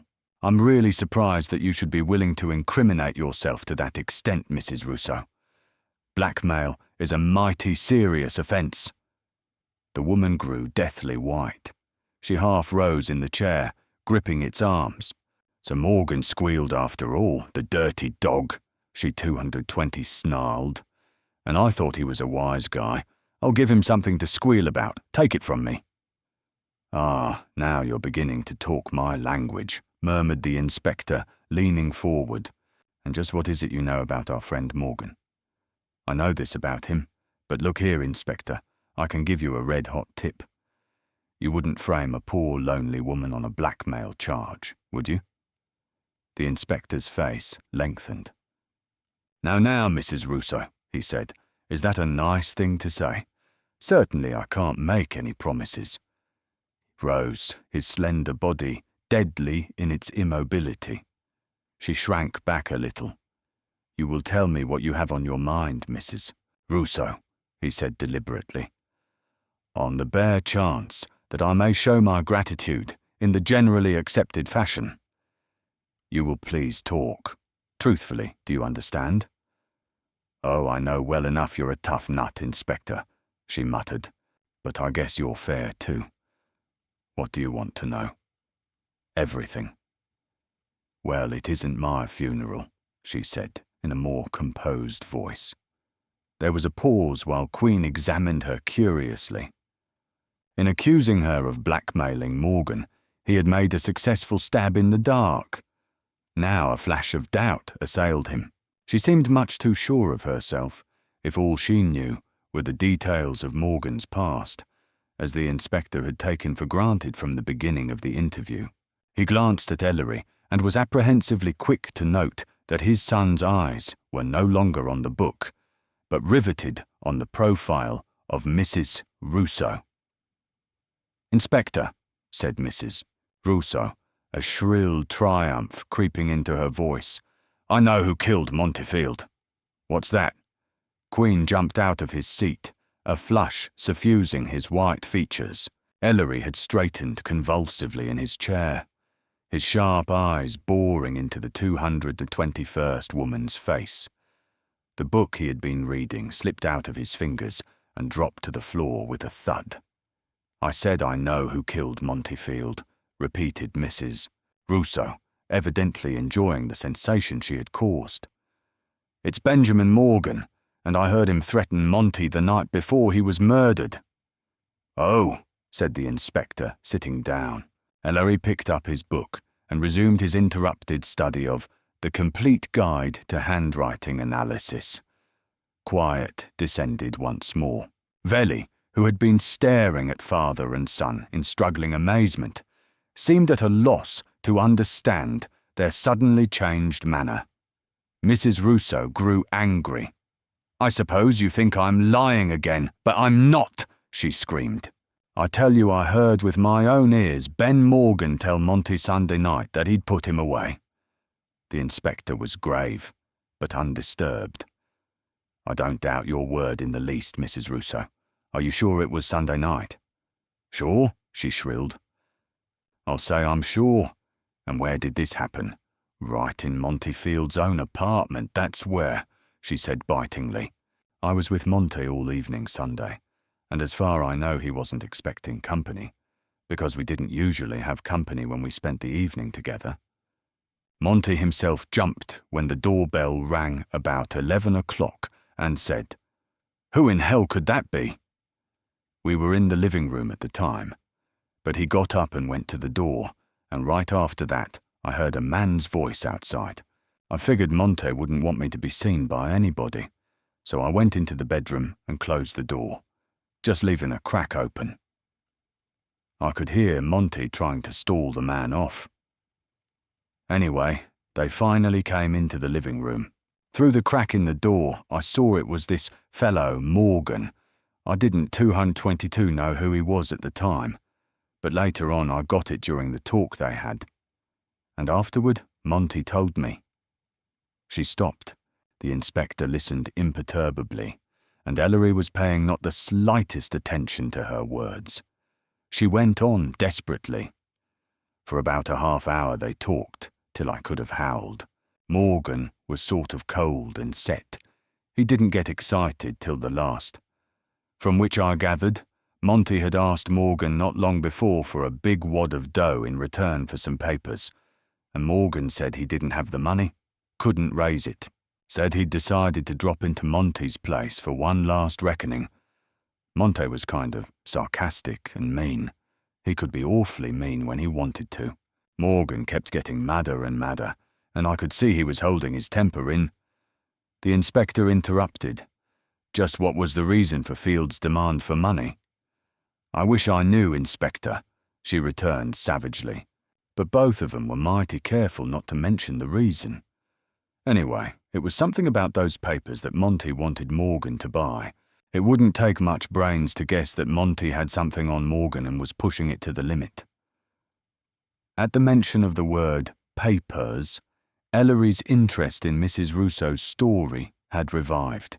He had put the book down and begun to listen intently. The inspector gave him a fleeting glance as he addressed the woman. "Just how much money was Field demanding, Mrs. Russo?" "You wouldn't believe me if I told you," she said, laughing disdainfully. "Monty was no piker. All he wanted was $50,000. The inspector seemed unmoved. "Go on." "So there they were," she continued, jabbering back and forth with Monty getting colder and Morgan getting 223 madder. Finally Morgan picked up his hat and yelled, "I'll be damned, you crook, if I'm going to be milked any more.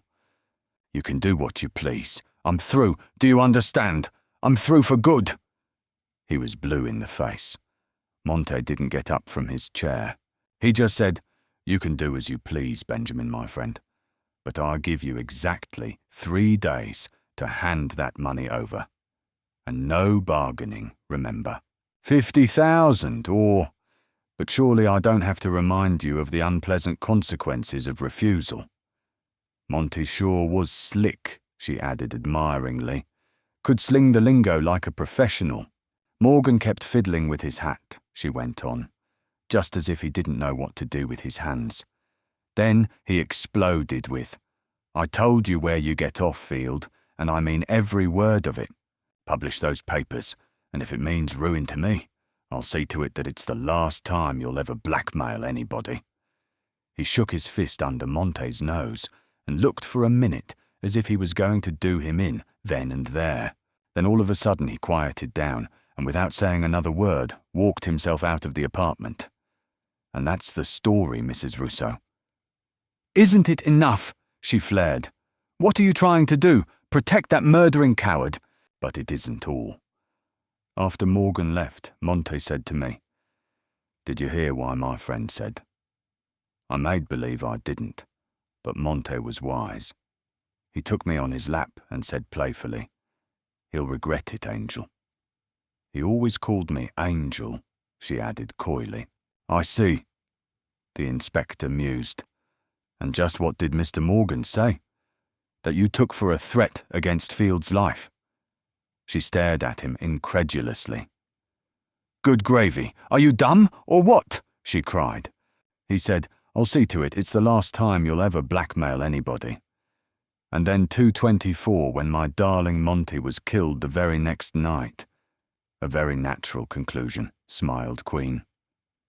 "Do I understand that you are preferring charges against Benjamin Morgan?" "I'm not preferring anything except a little peace, Inspector," she retorted. "I've told you the story. Now do what you want with it." She shrugged her shoulders and made as if to rise. "One moment, Mrs. Russo." The inspector held up a small and delicate finger. "You referred in your story to some papers that Field was holding over Morgan's head. Did Field at any time, during the quarrel between them, actually bring out these papers?" Mrs. Russo looked the old man coolly in the eye. "No, sir, he didn't. And make believe I'm not sorry he didn't too. A charming attitude of yours, Mrs. Russo. One of these days. I hope you understand that your skirts are not entirely clean in this matter, in a manner of speaking," said the inspector. "So please consider very carefully before you answer my next question. Where did Monty Field keep his private documents?" "I don't have to consider, Inspector," she snapped. "I just don't know. If there was any chance of my knowing, I would. Don't worry." "Perhaps you made a few personal forays of your own when Field was absent from his apartment?" pursued Queen, smiling.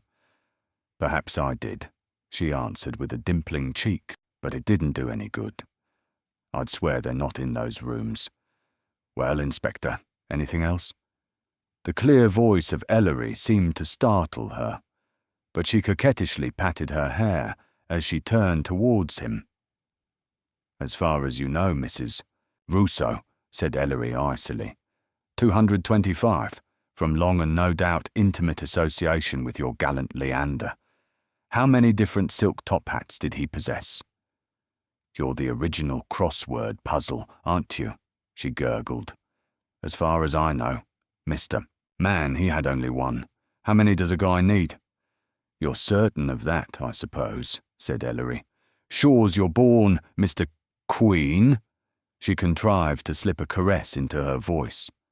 Ellery stared at her as one stares at a strange zoological specimen. She made a little moue and turned about gaily. "I'm not so popular around here, so I'll beat it.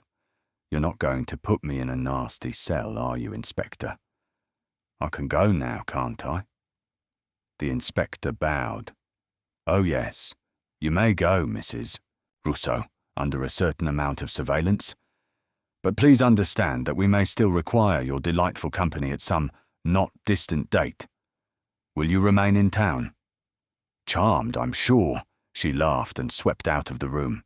Veli snapped to his feet like a soldier and said, "Well, Inspector, I guess that settles it." The inspector sank wearily into his chair. "Are you insinuating, Thomas, like some of Ellery's stupid fiction sergeants, which you are not, that Mr.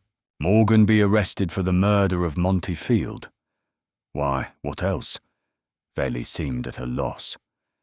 "We'll wait a while, Thomas," returned the old man heavily. Chapter 16, in which the Queens go to the theatre. Ellery and his father regarded each other across the length of the little office. Veli had resumed his seat with a puzzled frown. He sat quietly for a time in the growing silence, seemed suddenly to make a decision, and asking permission, left the room. The inspector grinned as he fumbled with the lid of his snuff box. "Did you get a scare too, Ellery?" Ellery, however, was serious. "That woman gives me a case of Woodhouse Willies," he said, shuddering. Scare is much too mild a word. I couldn't for the moment grasp the significance of her attitude, said Inspector Queen. To think that she knew, while we have been fumbling around. It scattered my wits. I should say the interview was highly successful, commented Ellery, principally because I've been gathering a few interesting facts from this ponderous tome on chirography. But Mrs. Angela Russo does not measure up to my conception of perfect womanhood. If you ask me, chuckled the inspector, our beauteous friend has a crush on you. Consider the opportunities, my son. Ellery made a grimace of profound distaste. Well, Queen reached for one of the telephones on the desk.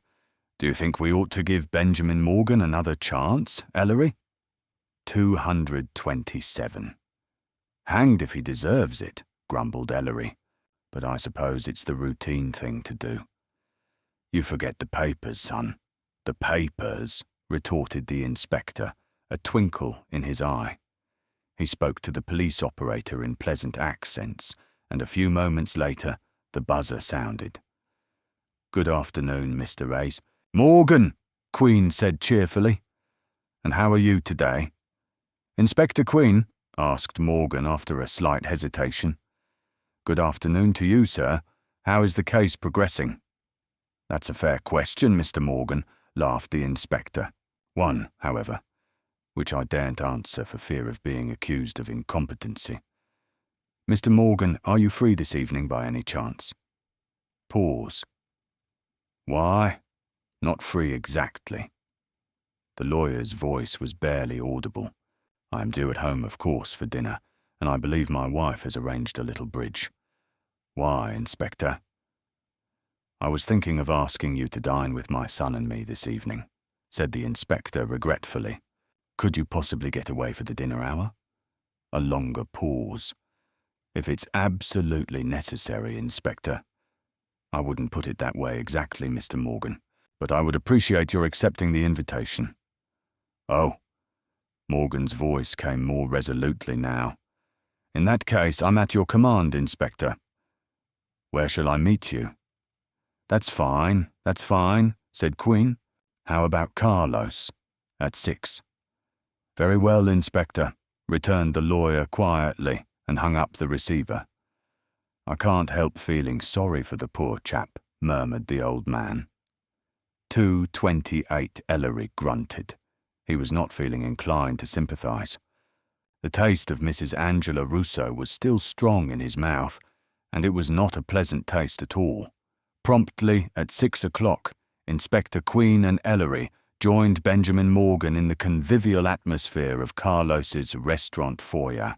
He was sitting dejectedly in a red leather chair, staring at the backs of his hands. His lips drooped sadly. His knees were widely separated in an instinctive attitude of depression. He made a laudable attempt to smile as the two queens approached. He rose with a firmness that indicated to his keen hosts a mind determined upon a fixed course of action.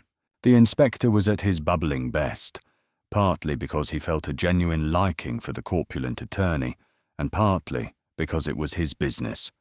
Ellery, as usual, was non-committal. The three men shook hands like old friends. Glad to see you're on time, Morgan, said the inspector, as a stiff headwaiter conducted them to a corner table. I really must apologize for taking you away from your dinner at home. There was a time once. He sighed, and they sat down. No apology necessary, said Morgan with a wan smile. I suppose you know that every married man relishes a bachelor dinner at times. Just what is it, Inspector, you wanted to talk to me about? The old man raised a warning finger. No business now, Morgan, he said. I have an idea Louis has something up his sleeve in the way of solid refreshment. Right, Louis? The dinner was a culinary delight. The inspector, who was quite indifferent to the nuances of the art, had left the details of the menu to his son. Ellery was fanatically 229th, interested in the delicate subject of foods and their preparation. Consequently, the three men dined well. Morgan was at first inclined to taste his food abstractedly, but he became more and more alive to the delightful concoctions placed before him, until finally he forgot his troubles altogether and chatted and laughed with his hosts, with café au lait and excellent cigars, which Ellery smoked cautiously, the inspector diffidently, and Morgan with enjoyment. Queen came to the point. "Morgan, I'm not going to beat around the bush. I have an idea you know why I asked you here tonight. I'm going to be perfectly honest.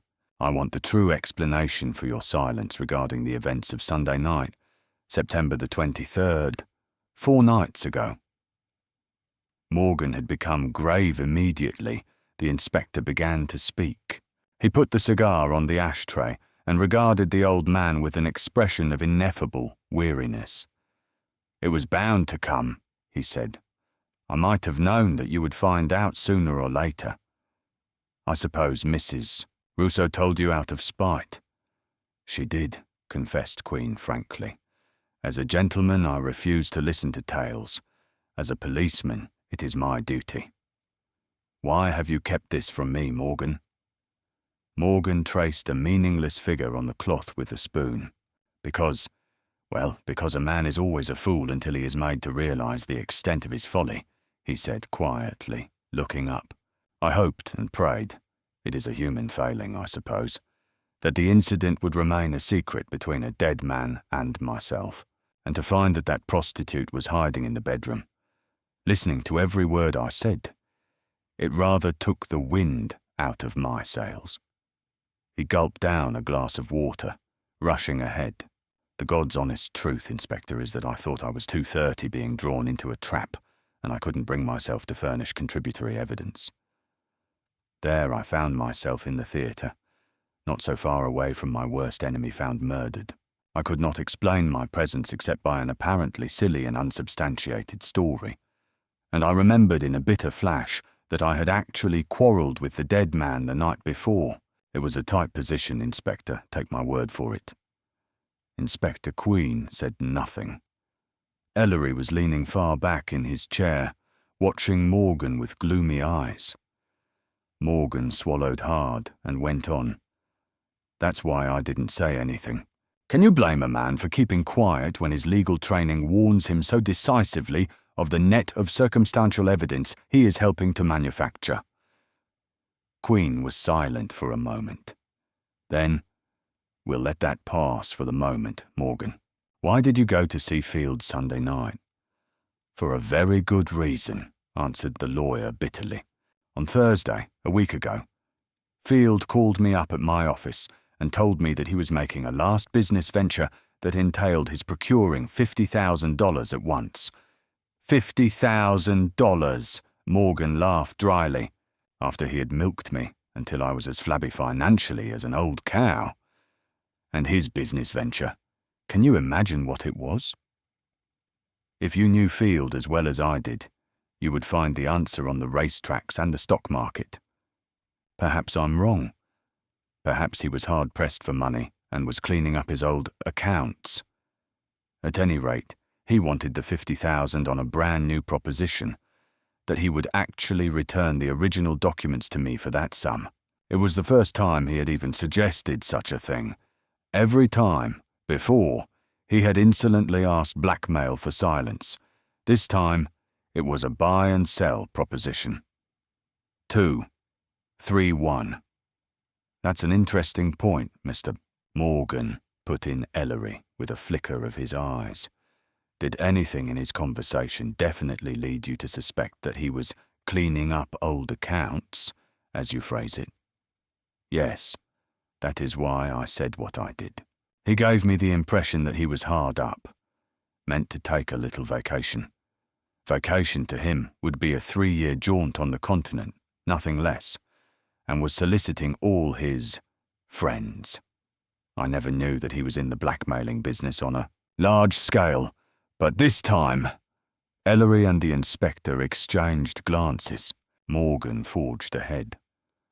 "I told him the truth, that I was in a bad way financially, chiefly through him, and that it would be absolutely impossible for me to raise the preposterous amount he demanded. He merely laughed, insisted on getting the money. I was most anxious to get the papers back, of course. Had you verified from your cancelled vouchers the fact that some were missing? Asked the inspector. It wasn't necessary, Inspector, grated Morgan. He actually exhibited the vouchers and letters for my benefit in the Webster Club 2 years ago, when we had the quarrel. Oh, there is no question about it. He was top man. Go on. He hung up on me with a thinly veiled threat last Thursday.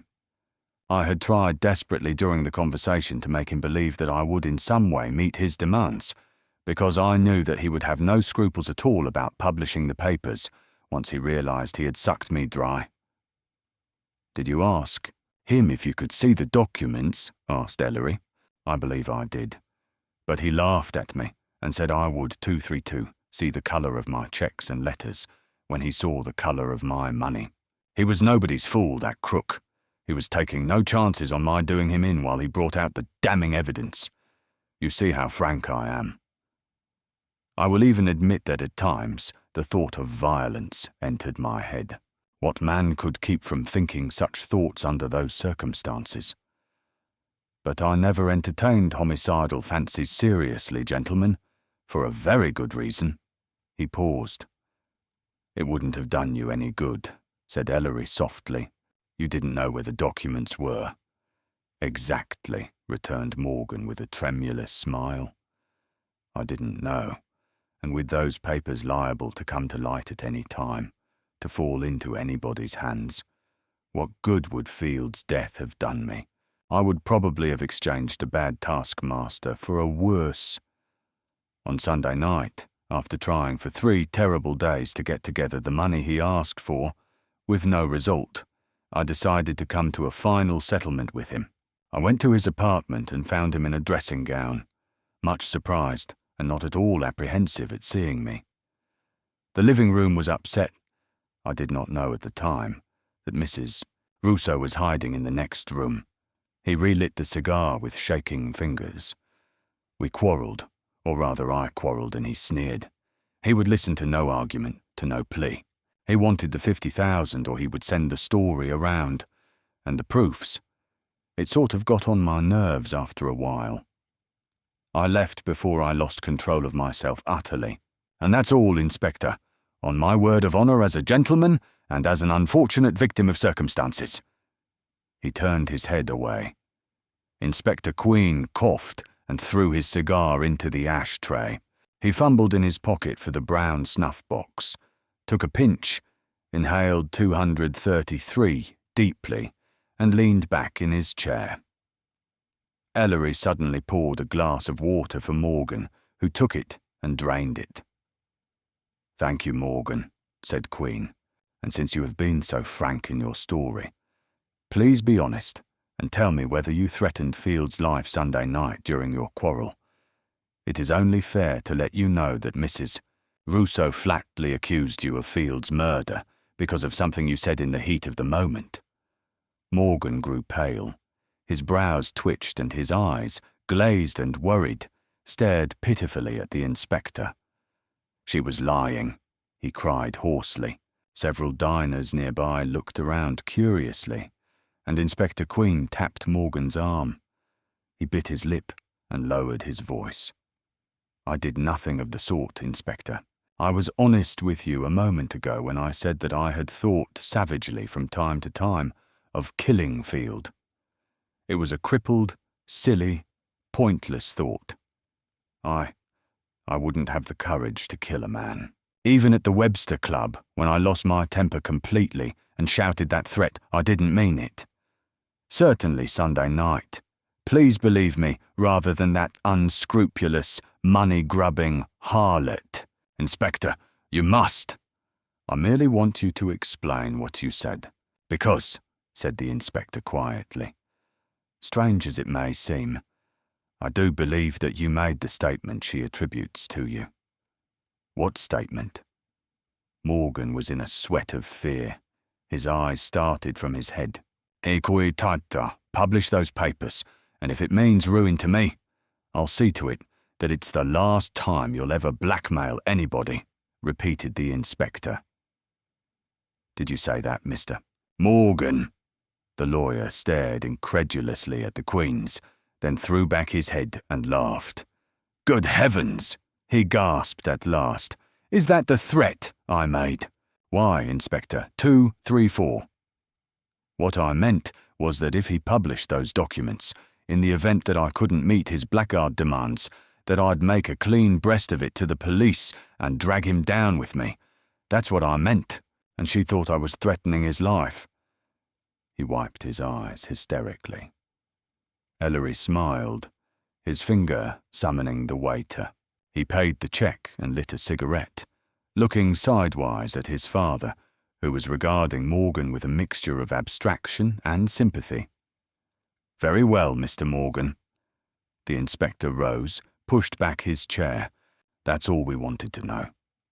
He stood aside courteously to allow the dazed, still trembling lawyer to precede them toward the cloakroom. The sidewalk fronting the Roman Theatre was jammed when the two Queens strolled up 47th Street from Broadway. The crowd was so huge that police lines had been established. Traffic was at a complete standstill along the entire length of the narrow thoroughfare. The electric lights of the marquee blared forth the title, "Gunplay," in vigorous dashes of light, and in smaller lights the legend, "Starring James Peele and Eve Ellis," supported by an all-star cast. Women and men wielded frenzied elbows to push through the milling mob. Policemen shouted hoarsely, demanding tickets for the evening's performance before they would allow anyone to pass through the lines. The inspector showed his badge, and he and Ellery were hurled with the jostling crowd into the small lobby of the theatre. Beside the box office, his Latin face wreathed in smiles, stood Manager Panza, courteous, firm and authoritative, helping to speed the long line of cash customers from the box office window to the ticket taker. The venerable doorman, perspiring mightily, was standing 235 to one side, a bewildered expression on his face. The cashiers worked madly. Harry Nielsen was huddled in a corner of the lobby, talking earnestly to three young men who were obviously reporters. Panza caught sight of the two Queens and hurried forward to greet them. At an imperious gesture from the inspector, he hesitated, then, with an understanding nod, turned back to the cashier's window. Ellery stood meekly in line and procured 2 reserved tickets from the box office. They entered the orchestra in the midst of a pushing throng. A startled Madge O'Connell fell back as Ellery presented 2 tickets plainly marked L, 32, left, and L, 30, left. The inspector smiled as she fumbled with the pasteboards and threw him a half-fearful glance. She led them across the thick carpet to the extreme left aisle, silently indicated the last 2 seats of the last row, and fled. The 2 men sat down, placed their hats in the wire holders below the seats, and leaned back comfortably, for all the world like 2 pleasure-seekers contemplating an evening's gory entertainment. The auditorium was packed. Droves of people being ushered down the aisles were rapidly consuming the empty seats. Heads twisted expectantly in the direction of the Queens, who became unwittingly the centre of a most unwelcome scrutiny. "Heck," grumbled the old man. "We should have come in after the curtain went up." "You're much too sensitive to public acclaim, mon père," laughed Ellery. "I don't mind the limelight." He consulted his wristwatch, and their glances met significantly. It was exactly 8:25. They wriggled in their seats and settled down. The lights were blotted out, one by one. The chatter of the audience died in a responsive sympathy. In total, 236 darkness, the curtain rose on a weirdly dim stage. A shot exploded the silence. A man's gurgling shout raised gasps in the theatre. Gunplay was off in its widely publicised and theatrical manner. Despite the preoccupation of his father, Ellery, relaxed in the chair which 3 nights before had held the dead body of Monty Field, was able to sit still and enjoy the exceedingly mellow melodrama.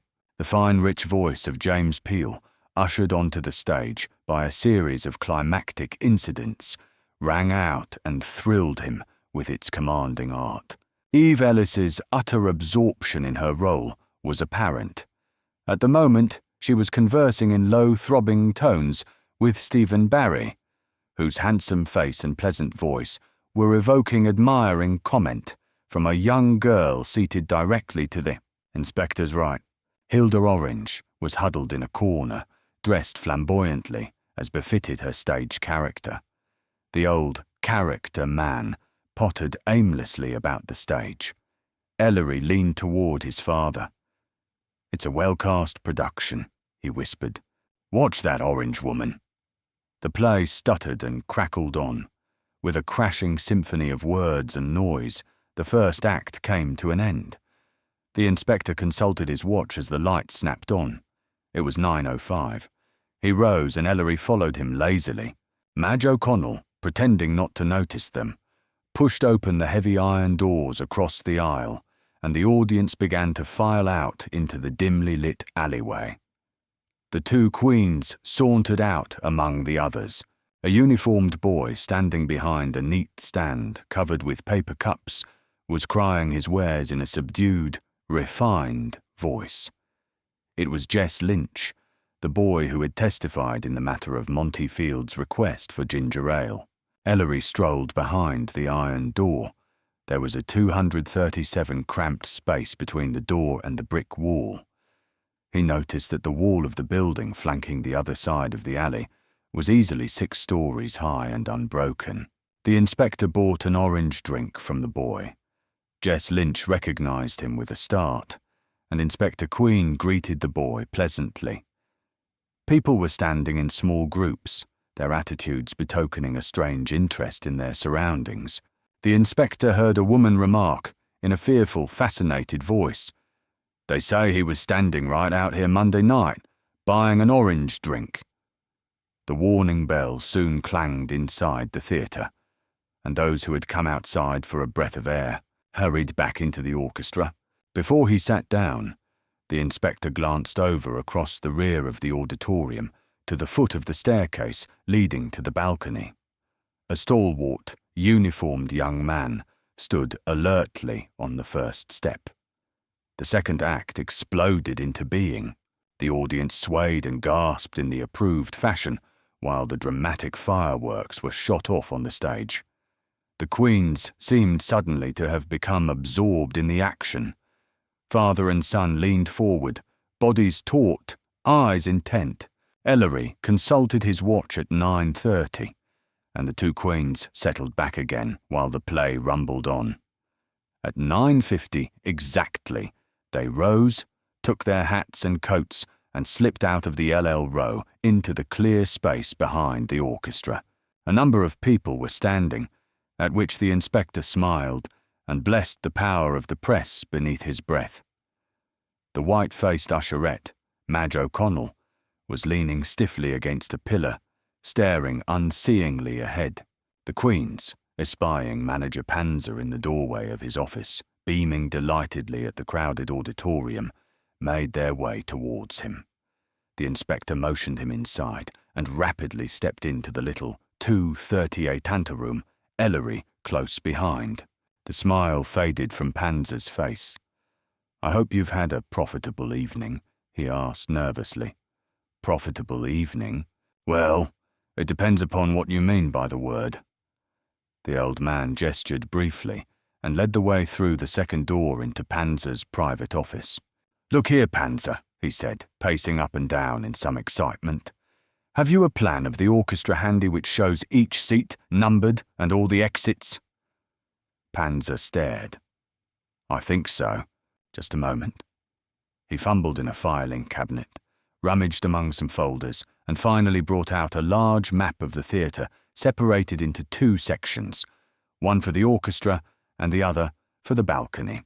The inspector brushed the second away impatiently as he and Ellery bent over the orchestra plan. They studied it for a moment, Queen looked up at Panzer, who was shifting from one foot to another on the rug, evidently at a loss to know what would be required of him next. "May I have this map, Panzer?" asked the inspector shortly. "I'll return it unharmed in a few days." Certainly, said Panzer. "Is there anything else I can do for you now, Inspector? I want to thank you for your consideration in the matter of publicity, sir. Gordon Davis is extremely pleased at the house tonight. He asked me to relay his thanks." Not at all, grumbled the inspector, folding the map and putting it in his breast pocket. "It was coming to you. What's right is right. And now, Ellery, if you'll come along." "Good night, Panzer. Not a word about this, remember." Two queens slipped out of Panzer's office while he was babbling his reassurances of silence. They crossed the rear of the orchestra once more in the direction of the extreme left aisle. The inspector beckoned curtly to Madge O'Connell. "Yes," she breathed, her face chalky. "Just open those doors wide enough to let us through, O'Connell, and forget all about it afterward." "Understand," said the inspector grimly. She mumbled under her breath as she pushed open one of the big iron doors opposite the LL row. With a last warning shake of the head, the inspector slipped through, Ellery following, and the door came softly back into place again. At 11 o'clock, as the wide exits were disgorging their first flocks of theatre-goers after the final curtain, Richard and Ellery Queen re-entered the Roman Theatre through the main door. Chapter 17, in which more hats grow. "Sit down, Tim. Have a cup of coffee?" Timothy Cronin, a keen-eyed man of medium height, thatched plentifully with fire-red hair, seated himself in one of the Queen's comfortable chairs and accepted the inspector's invitation in some embarrassment. It was Friday morning, and the inspector and Ellery, garbed romantically in colourful dressing gowns, were in high spirits. They had retired the night before at an uncommonly early hour. For them, they had slept the sleep of the just. Now Juna had a pot of steaming coffee, of a variety which he blended himself, ready on the table, and indubitably all seemed right with the world. Cronin had stalked into the cheery Queen quarters at an ungodly hour, dishevelled, morose, and unashamedly cursing. Not even the mild protests of the inspector were able to stem the tide of profanity which streamed from his lips. And as for Ellery, he listened to the lawyer's language with an air of grave enjoyment, as an amateur hearkens to a professional. Then Cronin awoke to his environment, and blushed, and was invited to sit down, and stared at the unbending back of Juna as that nimble man of affairs busied himself with the light appurtenances of the morning meal. "I don't suppose you're in a mood to apologise for your shocking language, Tim Cronin, me lad," chided the inspector, folding his hands Buddha-like over his stomach. 2-4-1. "Do I have to inquire the reason for the bad temper?" "Not much, you don't," growled Cronin, shifting his feet savagely on the rug. "You ought to be able to guess. I'm up against a blank wall in the matter of Field's papers. Blast his black soul. It's blasted, Tim. It's blasted. Never fear," said Queen sorrowfully. "Poor Field is probably roasting his toes over a sizzling little coal fire in hell just now, and chortling to himself over your profanity. Exactly what is the situation? How do things stand?" Cronin grasped the cup Juna had set before him and drained its scalding contents in a gulp. "Stand!" he cried, banging down the cup. "They don't stand. They're nil, nit, not. By Christopher, if I don't get my hands on some documentary evidence soon, I'll go batty. Why, Inspector, Stoats and I ransacked that swell office of Field's until I don't think there's a rat in the walls who dares show his head outside a 10-foot hole. And there's nothing. Nothing. Man, it's inconceivable. I'd stake my reputation that somewhere, the Lord alone knows where, Field's papers are hidden, just begging somebody to come along and carry them away." You seem possessed of a phobia on the subject of hidden papers, Cronin, remarked Ellery mildly. One would think we are living in the days of Charles I. There's no such thing as hidden papers. You merely have to know where to look.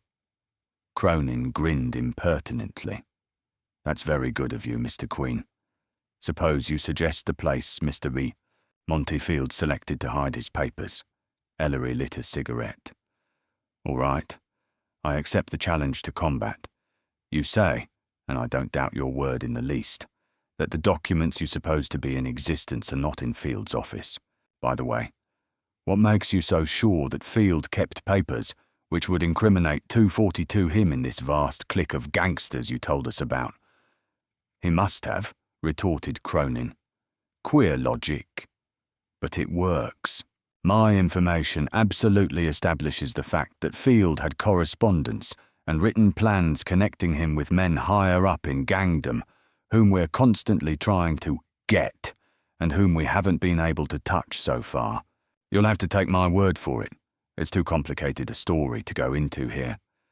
But you mark my words, Mr. Queen. Field had papers that he couldn't afford to destroy. Those are the papers I'm looking for. Granted, said Ellery in a rhetorical tone. I merely wish to make certain of the facts. Let me repeat then, these papers are not in his office. We must therefore look for them farther afield. For example, they might be secreted in a safety deposit vault. But objected the inspector, who had listened to the interplay between Cronin and Ellery in amusement. Didn't I tell you this morning that Thomas had run that lead to earth? Field did not have a box in a safety deposit vault. That is established. He had no general delivery or private post office box either, under his real name or any other name. Thomas has also investigated Field's club affiliations and discovered that the lawyer had no residence, permanent or temporary, besides the flat on 75th Street. Furthermore, in all Thomas's scouting around, he found not the slightest indication of a possible hiding place. He thought that Field might have left the papers in a parcel or bag in the keeping of a shopkeeper, or something of the sort. But there wasn't a trace. Fairley's a good man in these matters, Ellery. You can bet your bottom dollar that hypothesis of yours is false. I was making a point for Cronin's benefit, retorted 243 Ellery. He spread his fingers on the table elaborately and winked. You see, we must narrow the field of search to the point where we can definitely say, it must be here. The office, the safety deposit vault, the post office boxes have been ruled out, yet we know that Field could not afford to keep these documents in a place difficult of access. I cannot vouch for the papers you're seeking, Cronin, but it's different with the papers we're seeking.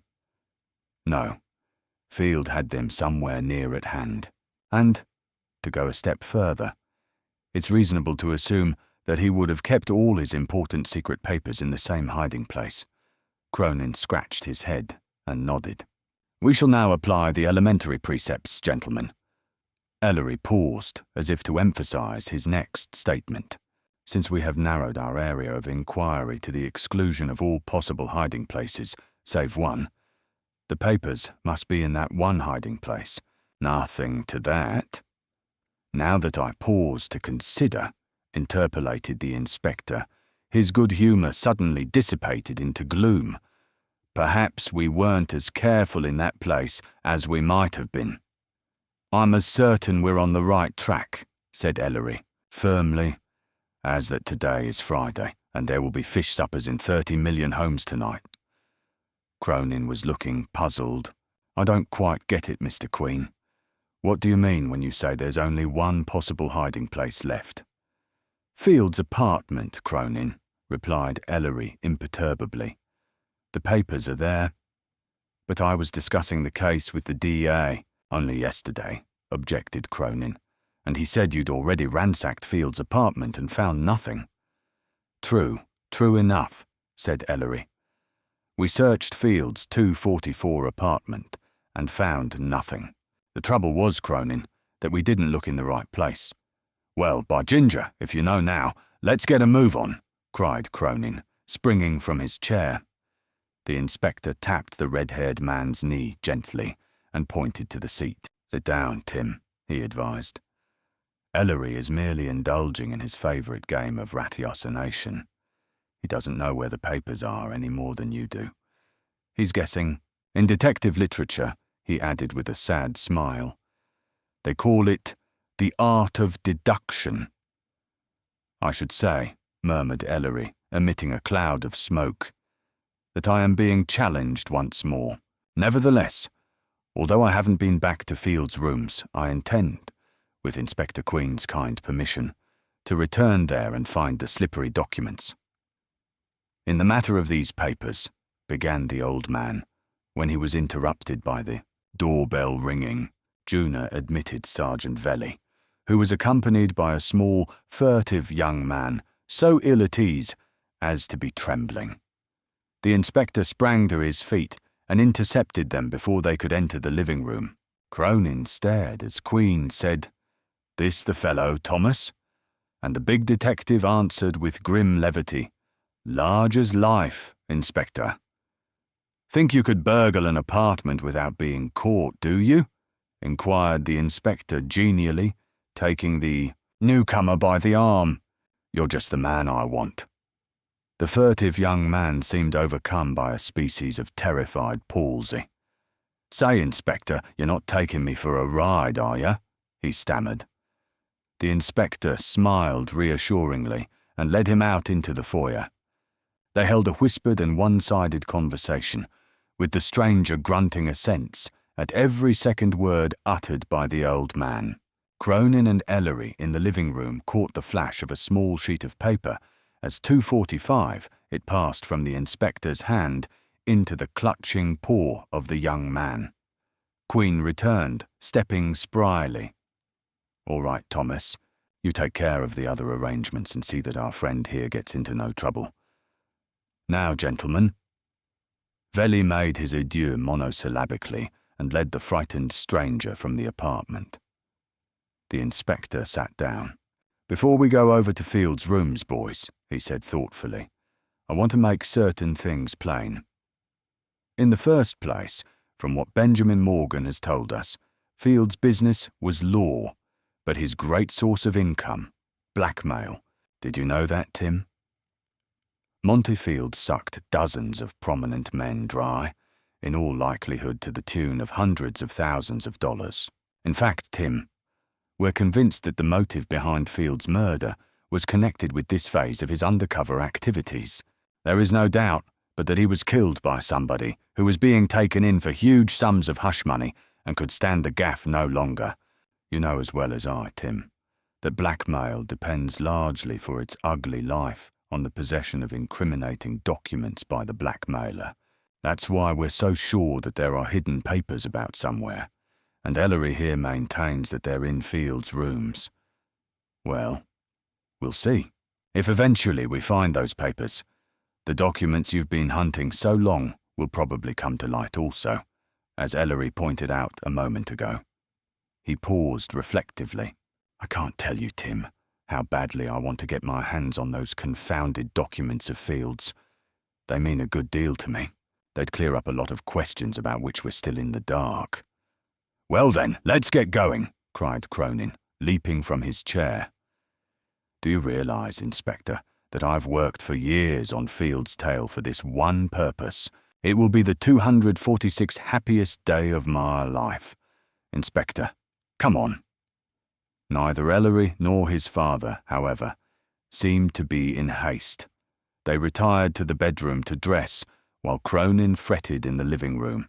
If Cronin had not been so preoccupied with his own thoughts, he would have noticed that the light spirits which had suffused the Queen's when he arrived were now scattered into black gloom. The inspector particularly seemed out of sorts, irritable, and for once slow to push the investigation into an inevitable channel. Eventually, the Queen's appeared fully dressed. The three men descended to the street. As they climbed into a taxicab, Ellery sighed. "Afraid you're going to be shown up, son," muttered the old man, his nose buried in the folds of his topcoat. "I'm not thinking of that," returned Ellery.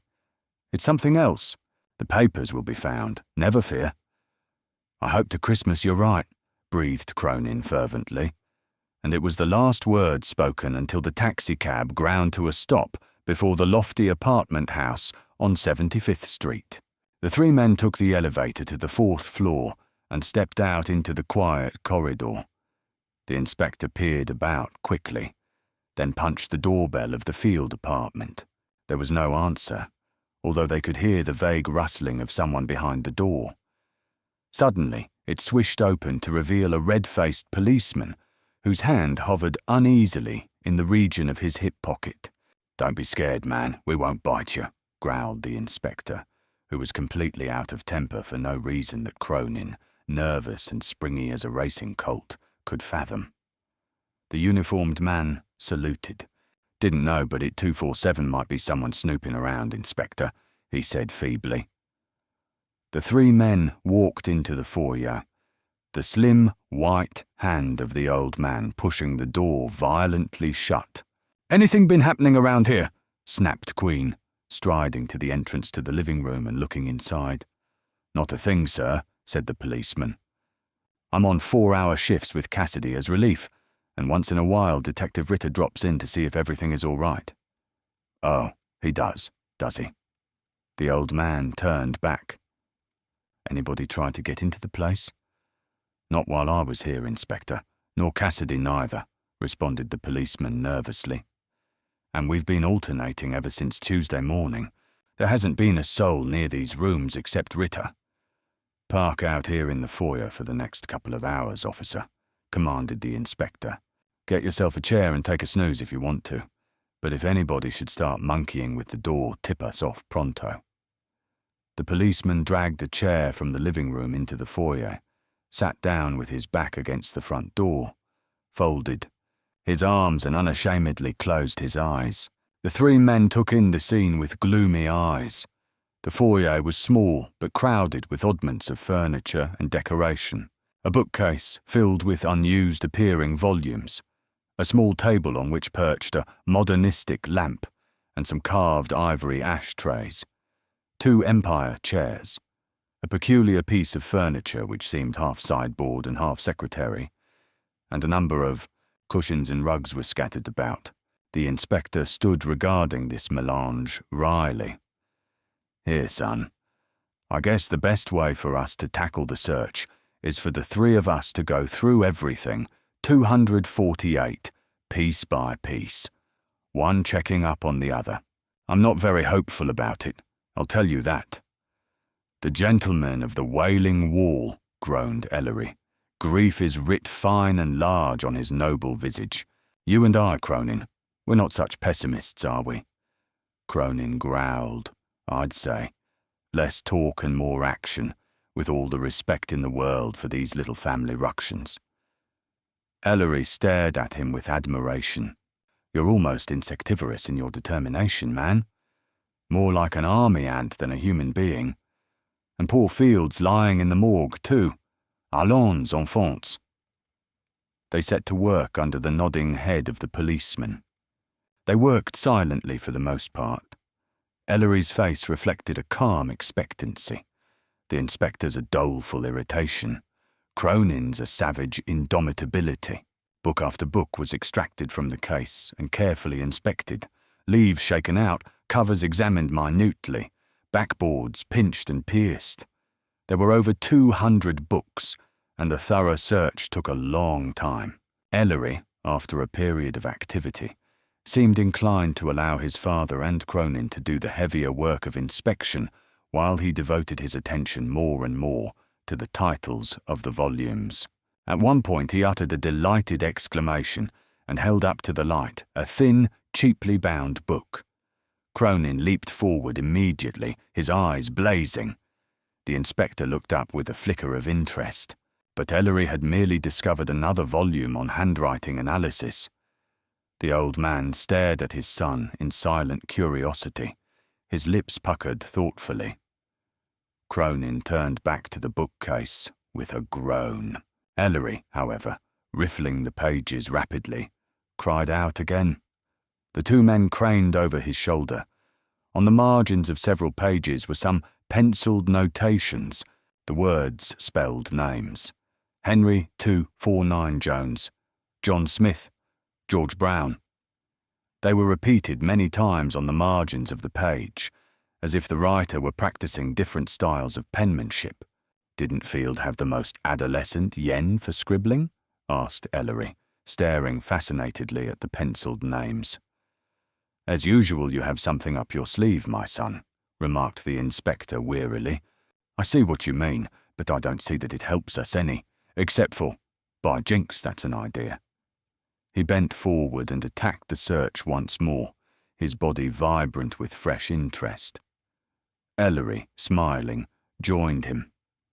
Cronin stared uncomprehendingly at both. "Suppose you let me in on this thing, folks," he said in an aggrieved voice. The inspector straightened up. "Ellery's hit on something that, if it's true, is a bit of luck for us, and reveals still another sidelight on Field's character. The black-hearted rascal. See here, Tim, if a man's an inveterate blackmailer, and you find continual evidence that he has been practicing handwriting from textbooks on the subject, what conclusion would you draw?" "You mean that he's a forger too?" frowned Cronin. "I never suspected that in spite of all these years of hounding him." "Not merely a forger, Cronin," laughed Ellery. "I don't think you will find Monty Field has penned somebody else's name to a cheque, or anything of that sort. He was too wily a bird to make such a grievous error. What he probably did do was secure original and incriminating documents referring to a certain individual, make copies of them, and sell the copies back to the owner, retaining the originals for further use." "And in that case, Tim," added the inspector portentously, "if we find this gold mine of papers somewhere 250 about, which I greatly doubt, we'll also find, as like as not, the original or originals of the papers for which Monty Field was murdered." The red-haired assistant districtor attorney pulled a long face at his two companions. "Seems like a lot of ifs," he said finally, shaking his head. They resumed the search in growing silence. Nothing was concealed in the foyer.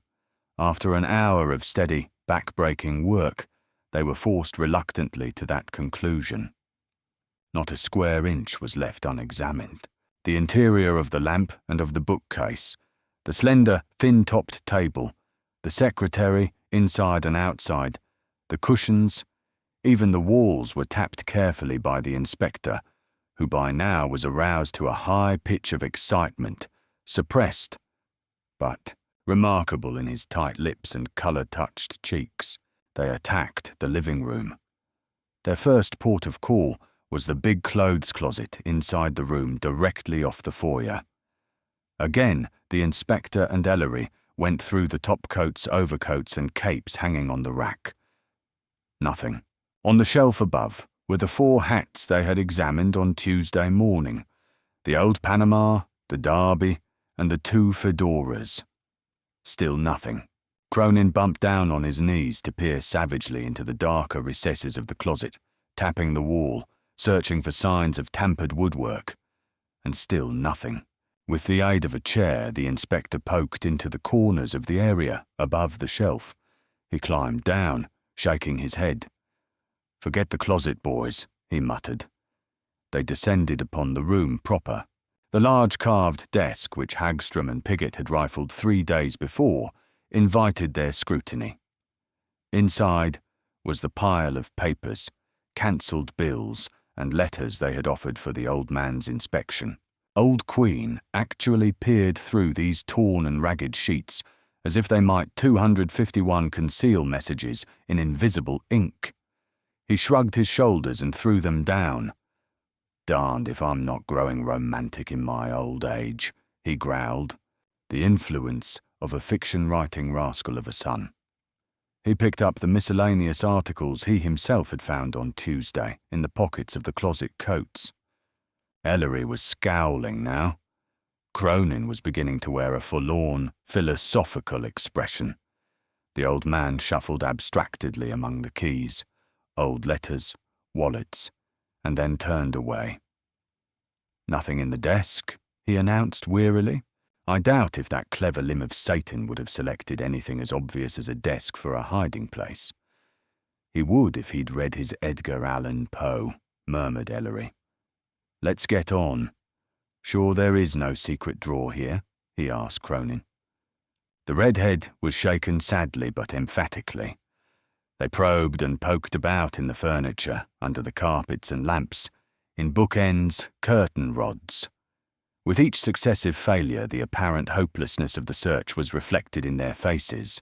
When they had finished with the living room, it looked as if it had innocently fallen into the path of a hurricane, a bare and comfortless satisfaction.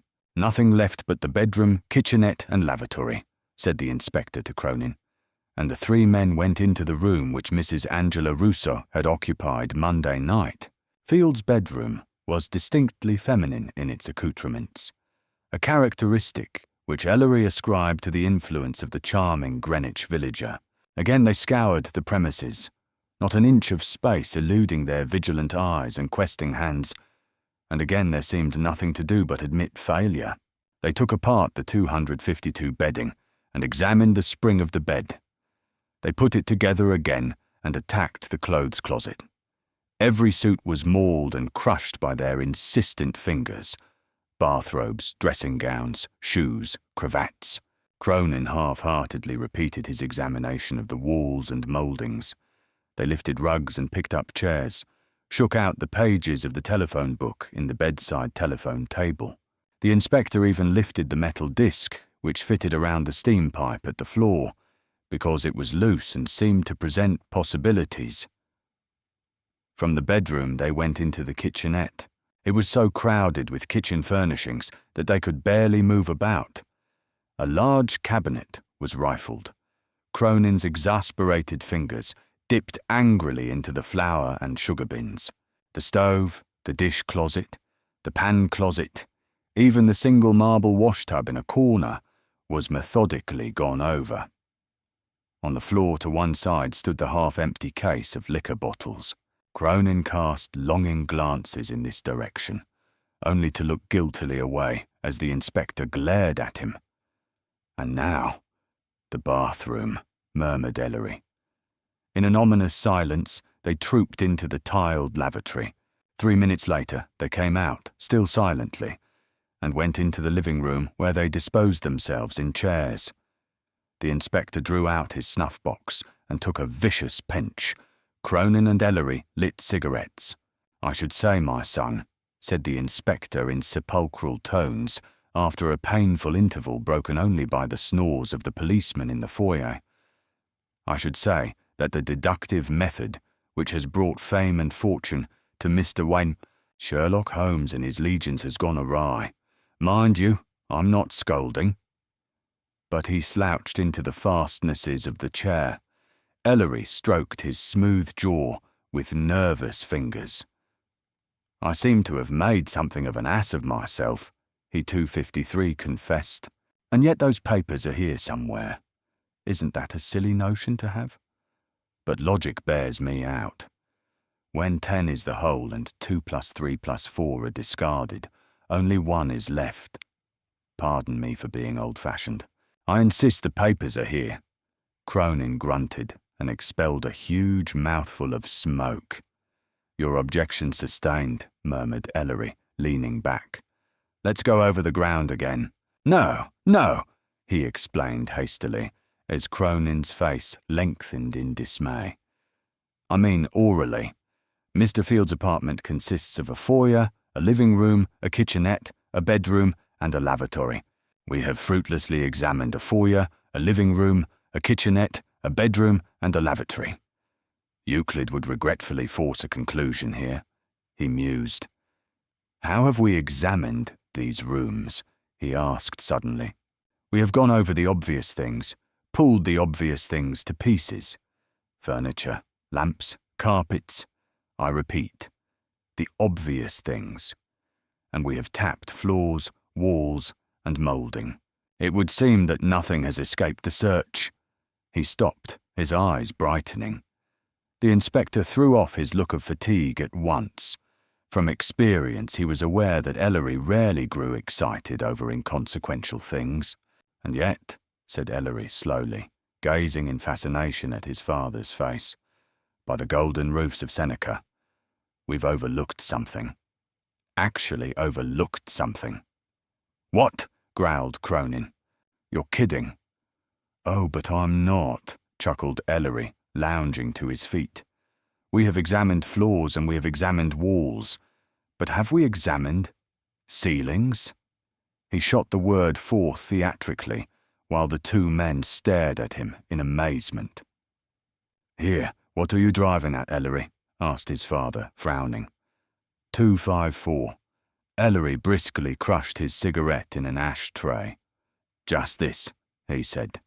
"Pure reasoning has it that when you have exhausted every possibility but one in a given equation, that one, no matter how improbable, no matter how ridiculous it may seem in the postulation, must be the correct one, a theorem analogous to the one by which I concluded that the papers were in this apartment." "But Mr. Queen, for the love of Pete, ceilings!" exploded Cronin, while the inspector looked guiltily at the living room ceiling. Ellery caught the look and laughed, shaking his head. "Bedroom with items indicated by capital letters A, ceiling B, door to living room C, mirror D, dressing table E, damask curtains around bed, from ceiling to floor, concealing shaded portion which represents panel containing hats. I'm not suggesting that we call in a plasterer to maul these lovely middle-class ceilings," he said, "because I have the answer already. What is it in these rooms somewhere that is on the ceiling?" "The chandeliers," muttered Cronin doubtfully, gazing upward at the heavily bronzed fixture above their heads. "By jinx, the canopy over the bed!" shouted the inspector. 255. He jumped to his feet and ran into the bedroom. Cronin pounded hard after him, Ellery sauntering interestedly behind. They stopped at the foot of the bed and stared up at the canopy. Unlike the conventional canopies of American style, this florid ornament was not merely a large square of cloth erected on 4 posts, an integral part of the bed only. The bed was so constructed that the 4 posts, beginning at the 4 corners, stretched from floor to ceiling. The heavy maroon-coloured damask of the canopy also reached from floor to ceiling, connected at the top by a ringed rod from which the folds of the damask hung gracefully. "Well, if it's anywhere," grunted the inspector, dragging one of the damask-covered bedroom chairs to the bed. "It's up there. Here, boys, lend a hand." He stood on the chair with a fine disregard for the havoc his shoes were wreaking on the silken material. Finding upon stretching his arms above his head that he was still many feet short of touching the ceiling, he stepped down. "Doesn't look as if you could make it either, Ellery," he muttered. "And Field was no taller than you. There must be a ladder handy somewhere by which Field himself got up here." Cronin dashed into the kitchenette at Ellery's nod in that direction. He was back in a moment with a 6-foot step-ladder. The inspector, mounting to the highest rung, found that his fingers were still short of touching the rod. Ellery solved the difficulty by ordering his father down and climbing to the top himself. Standing on the ladder, he was in a position to explore the top of the canopy. He grasped the damask firmly and pulled. The entire fabric gave way and fell to the sides, revealing a wooden panel about 12 inches deep, a framework which the hangings had concealed. Ellery's fingers swept swiftly 256 over the wooden relief work of this panel. Cronin and the inspector were staring with varying expressions up at him. Finding nothing that at the moment presented a possibility of entrance, Ellery leaned forward and explored the damask directly beneath the floor of the panel. "Rip it down!" growled the inspector. Ellery jerked violently at the material, and the entire canopy of damask fell to the bed. The bare, unornamented floor of the panel was revealed. "It's hollow," announced Ellery, rapping his knuckles on the underside panelling. "That doesn't help much," said Cronin. "It wouldn't be a solid chunk, anyway. Why don't you try the other side of the bed, Mr. Queen?" But Ellery, who had drawn back and was again examining the side of the panel, exclaimed triumphantly. He had been seeking a complicated, Machiavellian secret door. He found now that the secret door was nothing more subtle than a sliding panel. It was cleverly concealed. The juncture of sliding and stationary panels was covered by a row of wooden rosettes and clumsy decorations, but it was nothing that a student of mystery law would have hailed as a triumph of concealment. "It begins to appear as if I were being vindicated," Ellery chuckled as he peered into the black recesses of the hole he had uncovered. He thrust a long arm into the aperture. The inspector and Cronin were staring at him with bated breath. "By all the pagan gods!" shouted Ellery suddenly, his lean body quivering with excitement. "Do you remember what I told you, Dad? Where would those papers be except in hats?" His sleeve coated with dust, he withdrew his arm, and the two men below saw in his hand a musty silk top hat. Cronin executed an intricate jig as Ellery dropped the 257th hat on the bed and dipped his arm once more into the yawning hole. In a moment he had brought out another hat, and another, and still another. There they lay on the bed, 2 silk hats and 2 derbies. "Take this flashlight, son," commanded the inspector. "See if there's anything else up there." Ellery took the proffered electric torch and flashed its beam into the aperture. After a moment he clambered down, shaking his head. "That's all," he announced, dusting his sleeve. "But I should think it would be enough." The inspector picked up the 4 hats and carried them into the living room, where he deposited them on a sofa. The 3 men sat down gravely and regarded each other. "I'm sort of itching to see what's what," said Cronin finally, in a hushed voice. "I'm rather afraid to look," retorted the inspector. "Mene tekel parsin," laughed Ellery. "In this case, it might be interpreted as the handwriting on the panel. Examine on, Macduff." The inspector picked up one of the silk hats. It bore on the rich satiny lining the Chase trademark of Brown Brothers. Ripping out the lining and finding nothing beneath, he tried to tear out the leather sweatband. It resisted his mightiest efforts. He borrowed Cronin's pocket knife and with difficulty slashed away the band. Then he looked up. "This hat, Romans and countrymen," he said pleasantly, "contains nothing but the familiar ingredients of hatwear. Would you care to examine it?" Cronin uttered a savage cry and snatched it from the inspector's hand. He literally tore the hat to pieces in his rage. "Heck," he said disgustedly, throwing the remnants on the floor. "Explain that to my undeveloped brain, will you, Inspector?" 258 Queen smiled, taking up the second silk hat and regarding it curiously. "You're at a disadvantage, Tim," he said. "We know why one of these hats is a blank, don't we, Ellery?" "Michaels," murmured Ellery.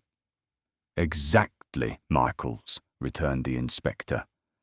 "Charlie Michaels," exclaimed Cronin. "Field's strong-arm guy, by all that's holy. Where does he come into this?" "Can't tell yet. Know anything about him?" "Nothing except that he hung on to Field's coattails pretty closely. He's an ex-jailbird. Did you know that?" "Yes," replied the inspector dreamily. "We'll have a talk about that phase of Mr. Michaels some other time. But let me explain. The hat. Michaels, on the evening of the murder, laid out, according to his statement, Field's evening clothes, including a silk hat. Michaels swore that as far as he knew, Field possessed only one topper. Now, if we suppose that Field used hats for concealing papers, and was going to the Roman theatre that night wearing a loaded one, he must necessarily have substituted the loaded hat for the empty one which Michaels prepared. Since he was so careful to keep only one silk hat in the closet, he realized that Michaels, should he find a topper, would be suspicious. So, in switching hats, he had to conceal the empty one. What more natural than that he should put it in the place from which he had taken the loaded hat, the panel above the bed? "Well, I'll be switched," exclaimed Cronin. "Finally," resumed the inspector, "we can take it as gospel that Field, who was devilishly careful in the matter of his headgear, intended to restore the theatre hat to its hideaway when he got home from the Roman, then he would have taken out this one which you've just torn 259 up and put it back in the clothes closet. But let's get on. He pulled down the leather inner band of the second silk hat, which also bore the imprint of Brown Brothers. "Look at this, will you?" he exclaimed. The two men bent over and saw on the inner surface of the band, lettered with painful clarity in a purplish ink, the words Benjamin Morgan. "I've got to pledge you to secrecy, Tim," said the inspector immediately, turning to the red-haired man. "Never let on that you were a witness to the finding of papers in any way implicating Benjamin Morgan in this affair." "What do you think I am, Inspector?" growled Cronin. "I'm as dumb as an oyster, believe me." "All right, then." Queen felt the lining of the hat. There was a distinct crackle. "Now," remarked Ellery calmly, "we know for the first time, definitely, why the murderer had to take away the hat Field wore Monday night. In all likelihood, the murderer's name was lettered in the same way. That's indelible ink, you know. And the murderer couldn't leave a hat with his own name in it at the scene of the crime." "By gosh, if you only had that hat now," cried Cronin, "you'd know who the murderer is." "I'm afraid, Tim," replied the inspector dryly, "that hat is gone forever." He indicated a row of careful stitches at the base of the inner band, where the lining was attached to the fabric. He ripped these stitches swiftly and inserted his fingers between the lining and the crown. Silently, he drew out a sheaf of papers, held together by a thin rubber band. "If I were as nasty as some people think I am," mused 260 Ellery, leaning back, "I might with perfect justice say, 'I told you so.' We know when we're licked, my son. Don't rub it in," chortled the inspector. He snapped off the rubber band, glanced hastily through the papers, and with a satisfied grin deposited them in his breast pocket. "Morgan's all right," he said briefly, and attacked one of the derbies. The inner side of the band was marked cryptically with an X. The inspector found a row of stitches exactly as in the silk hat. The papers he drew out, a thicker bundle than Morgan's, he examined cursorily. Then he handed them to Cronin, whose fingers were trembling. "A stroke of luck, Tim," he said slowly. "The man you were angling for is dead, but there are a lot of big names in this. I think you'll find yourself a hero one of these days." Cronin grasped the bundle and feverishly unfolded the papers, one by one. "They're here! They're here!" he shouted. He jumped to his feet, stuffing the sheaf into his pocket. "I've got to beat it, Inspector," he said rapidly. "There's a load of work to do at last, and besides, what you find in that fourth hat is none of my business. I can't thank you and Mr. Queen enough. So long." He dashed from the room, and a moment later, the snores of the policeman in the foyer came to an abrupt end. The outer door banged shut. Ellery and the inspector looked at each other. "I don't know what good this stuff is going to do us," grumbled the old man, fumbling with the inner band of the last hat. "A derby. We've found things and deduced things and run rings around our imaginations. Well," he sighed as he held the band up to the light. It was marked MISC. Chapter 18. Stalemate. At Friday noon, while Inspector Queen, Ellery, and Timothy Cronin were deep in their search of Monty Field's rooms, Sergeant Velly, sombre and unmoved as usual, walked slowly up 87th Street from Broadway, mounted the brownstone, steps of the house in which the Queens lived, and rang the bell.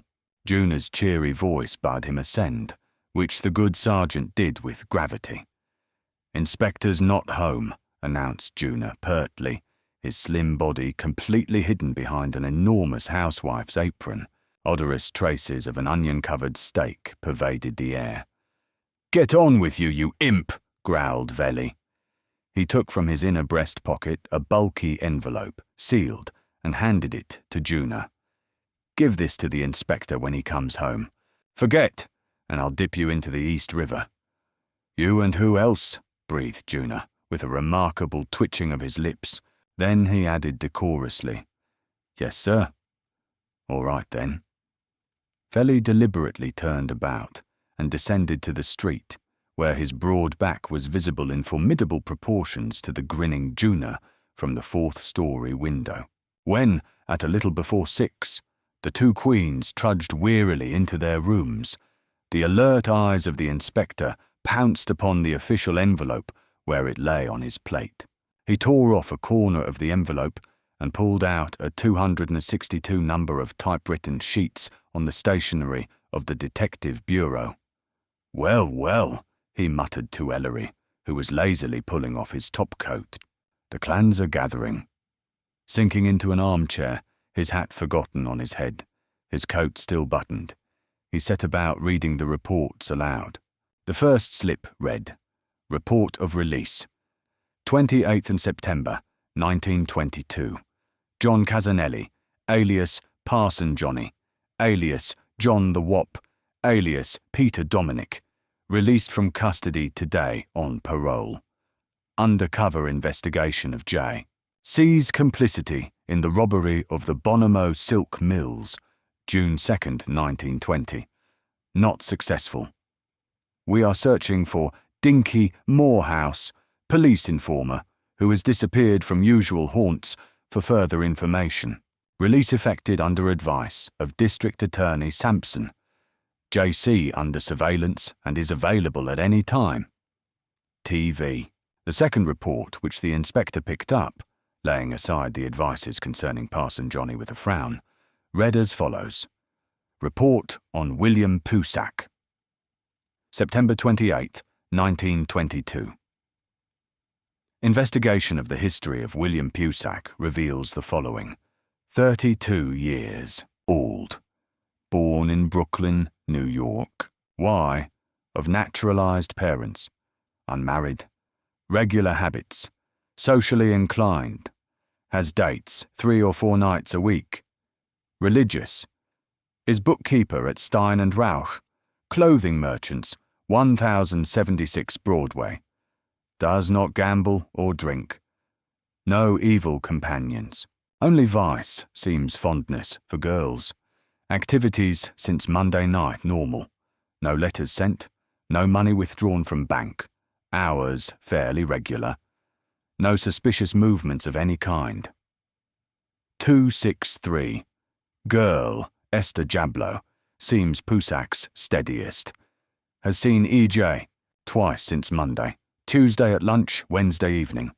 Went to movies and Chinese restaurant Wednesday evening. Operative number 4. Okayed TV. The inspector grunted as he threw the sheet aside. The third report was headed, Report on Madge O'Connell. To Friday, September 28. To O'Connell. Lives at 1436 10th Avenue. Tenement, 4th floor. No father. Idle since Monday night, due to shutting down of Roman Theatre. Left theatre. Monday night at general release of public. Went home, but stopped in drugstore corner 8th Avenue and 48th Street to telephone. Unable to trace call. Overheard reference to Parson Johnny in phone conversation. Seemed excited. Tuesday did not leave house until 1 o'clock. No attempt to get in touch with Parson Johnny at Tombs. Went around theatre employment agencies looking for usherette position after finding out Roman Theatre was closed indefinitely. Nothing new. Wednesday, all day, or Thursday. Returned to work at Roman Thursday night after call from manager. No attempt see or communicate with Parson Johnny.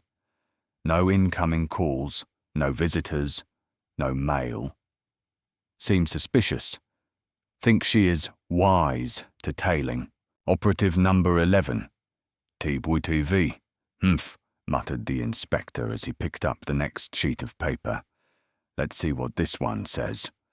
Report on Francis Ives Pope, September 28th, 1922. On P. Left Roman Theatre Monday night, directly after release from manager's office by Inspector Queen. Examined with other departing members of audience at main door. Left in company of Eve Ellis, Stephen Barry, Hilda Orange, of the cast 264. Took taxi to Ives Pope House on Riverside Drive. Taken out in half-unconscious condition. 3 actors left house soon after. Tuesday she did not leave house. Learned from a gardener she was laid up in bed all day. Learned she received many calls during day. Did not appear formally until Wednesday morning at interview in house with Inspector Queen.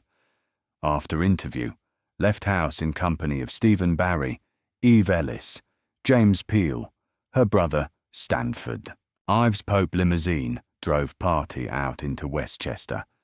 Outing revived F. Evening stayed at home with Stephen Barry. Bridge party on. Thursday went shopping on 5th Avenue. Met Stephen Barry for luncheon. He took her to Central Park. Spent afternoon in Open. SB escorted her home before 5. SB stayed to dinner, leaving after dinner for work at Roman Theatre on call from stage manager. FIP spent evening at home with family. No report Friday morning. No suspicious actions all week. At no time accosted by strange persons. No communication from or to Benjamin Morgan. Operative number 39. Okayed TV. And that's that, murmured the inspector. The next report he selected was extremely short.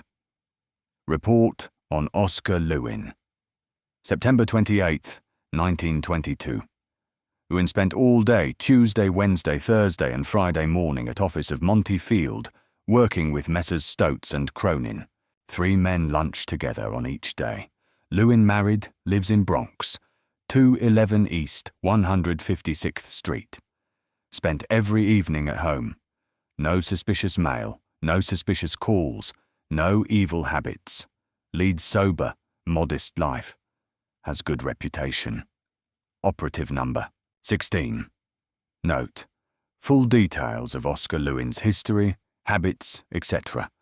Available on request through Timothy Cronin, Assistant District Attorney. TV 265. The inspector sighed as he deposited the 5 sheets of paper on his plate, rose, doffed his hat and coat, flung them into Juna's waiting arms, and sat down again. Then he picked up the last report from the contents of the envelope, a larger sheet to which was pinned a small slip marked, Memorandum to RQ.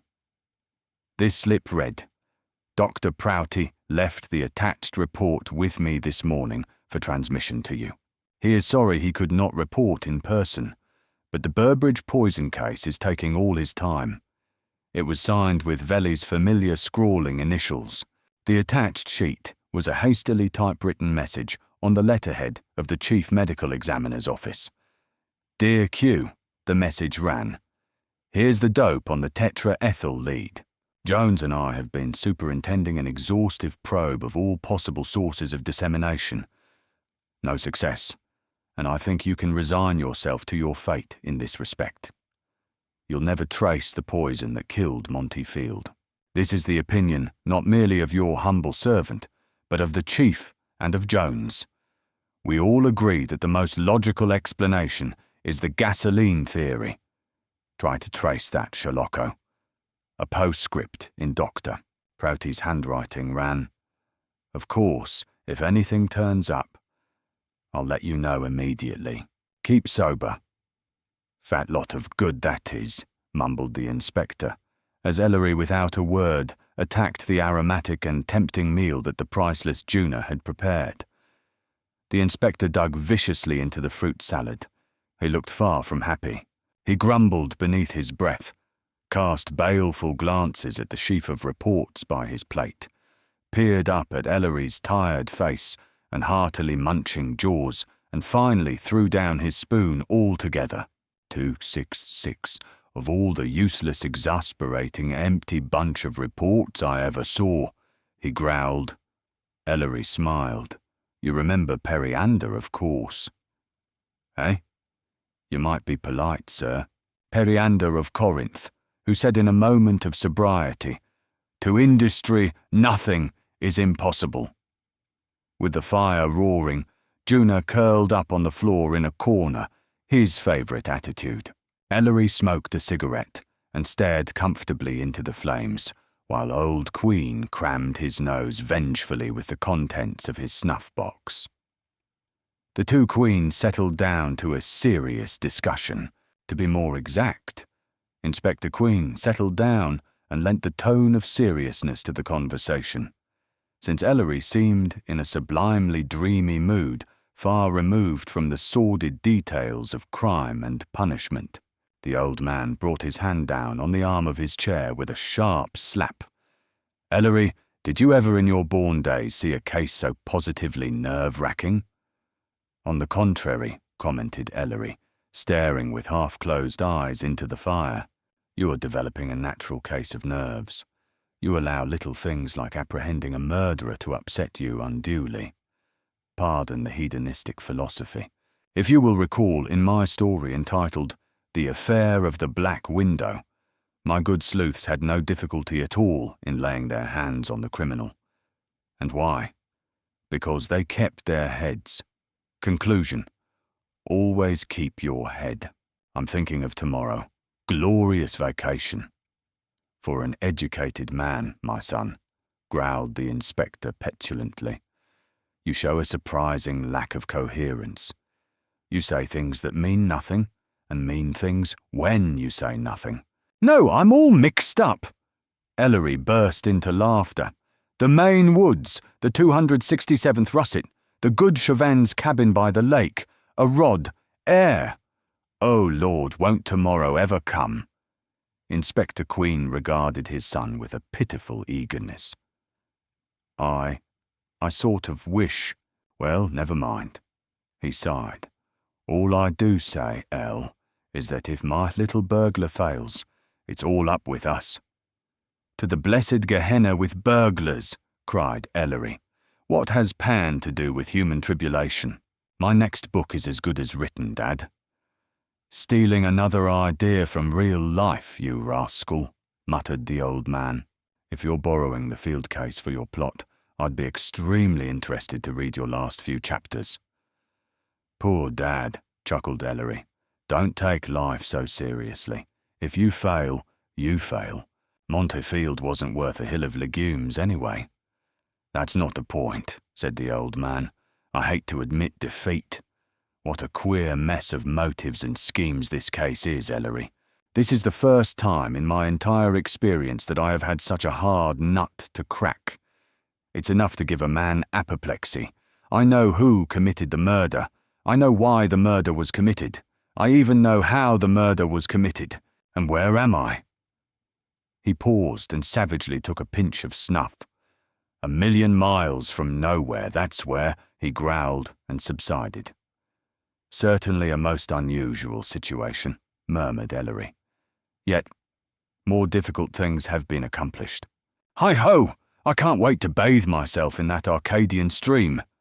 "And get pneumonia, probably," said the inspector anxiously. "You promise me now, young man, that you don't do any back-to-nature stunts out there. I don't want a funeral on my hands. Ellery grew silent suddenly. He looked over at his 268th father. The inspector seemed strangely old in the flickering light of the fire. An expression of pain humanized the deeply sculptured lines of his face. His hand, brushing back his thick grey hair, looked alarmingly fragile. Ellery rose, hesitated, coloured, then bent swiftly forward and patted his father on the shoulder. "Brace up, Dad," he said in a low voice. "If it weren't for my arrangements with Chauvin, everything will be all right. Take my word for it. If there were the slightest way in which I could help you by remaining. But there isn't. It's your job now, Dad, and there's no man in the world who can handle it better than you." The old man stared up at him with a strange affection. Ellery turned abruptly away. "Well," he said lightly, "I'll have to pack now if I expect to make the 7:45 out of Grand Central tomorrow morning." He disappeared into the bedroom. Juna, who had been sitting Turkish-wise in his corner, got quietly to his feet and crossed the room to the inspector's chair. He slipped to the floor, his head resting against the old man's knees. The silence was punctuated by the snapping of wood in the fireplace and the muffled sounds of Ellery moving about in the next room. Inspector Queen was very tired. His face, worn, thin, white, lined, was like a cameo in the dull red light. His hand caressed Juna's curly head. "Juna, lad," he muttered, "never be a policeman when you grow up."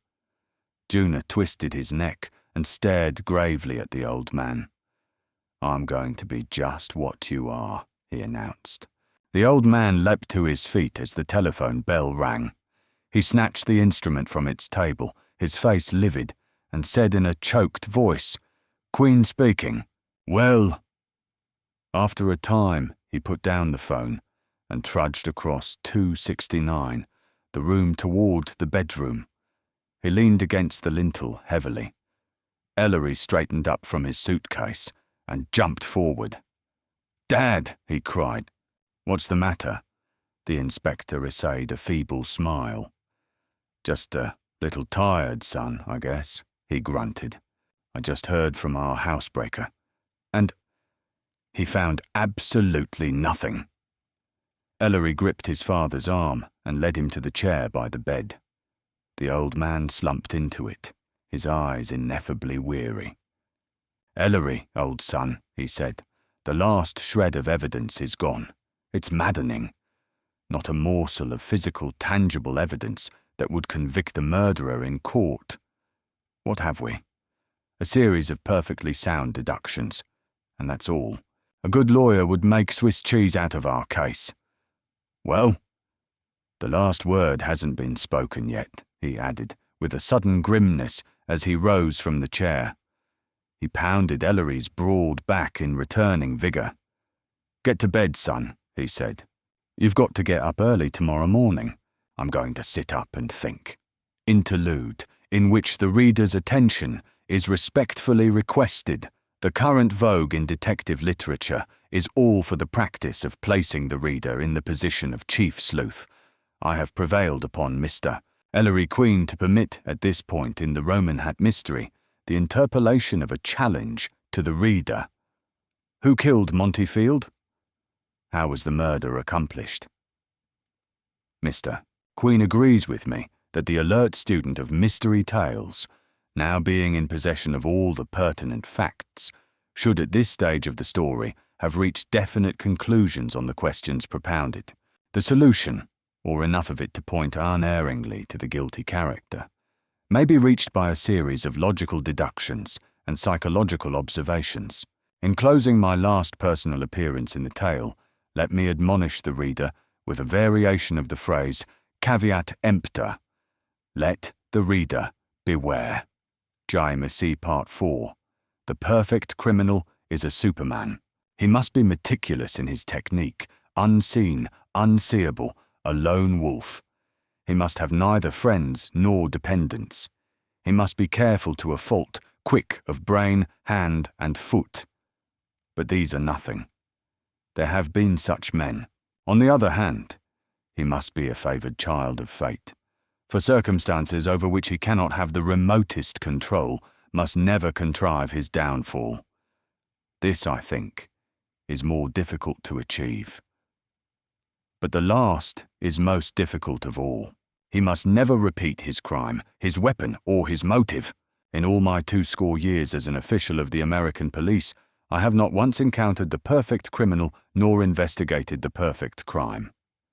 From American Crime and Methods of Detection, by Richard Queen. Chapter 19, in which Inspector Queen conducts more legal conversations. It was notable, particularly to District Attorney Sampson, that on Saturday evening, Inspector Richard Queen was far from being himself. The old man was irritable, snappish, and utterly uncongenial. He paced fretfully across the carpet of Manager Louis Panzer's office, biting his lips and muttering beneath his breath. He seemed oblivious to the presence of Sampson, Panzer, and a third person who had never been in that theatrical sanctum before, and was seated, mouse-like, in one of Panzer's big chairs, his eyes like saucers. This was bright-eyed Dejuna, granted the unprecedented privilege of accompanying his grey patron on this latest incursion into the Roman theatre. In truth, Queen was singularly depressed. He had many times in his official life been confronted by apparently insoluble problems.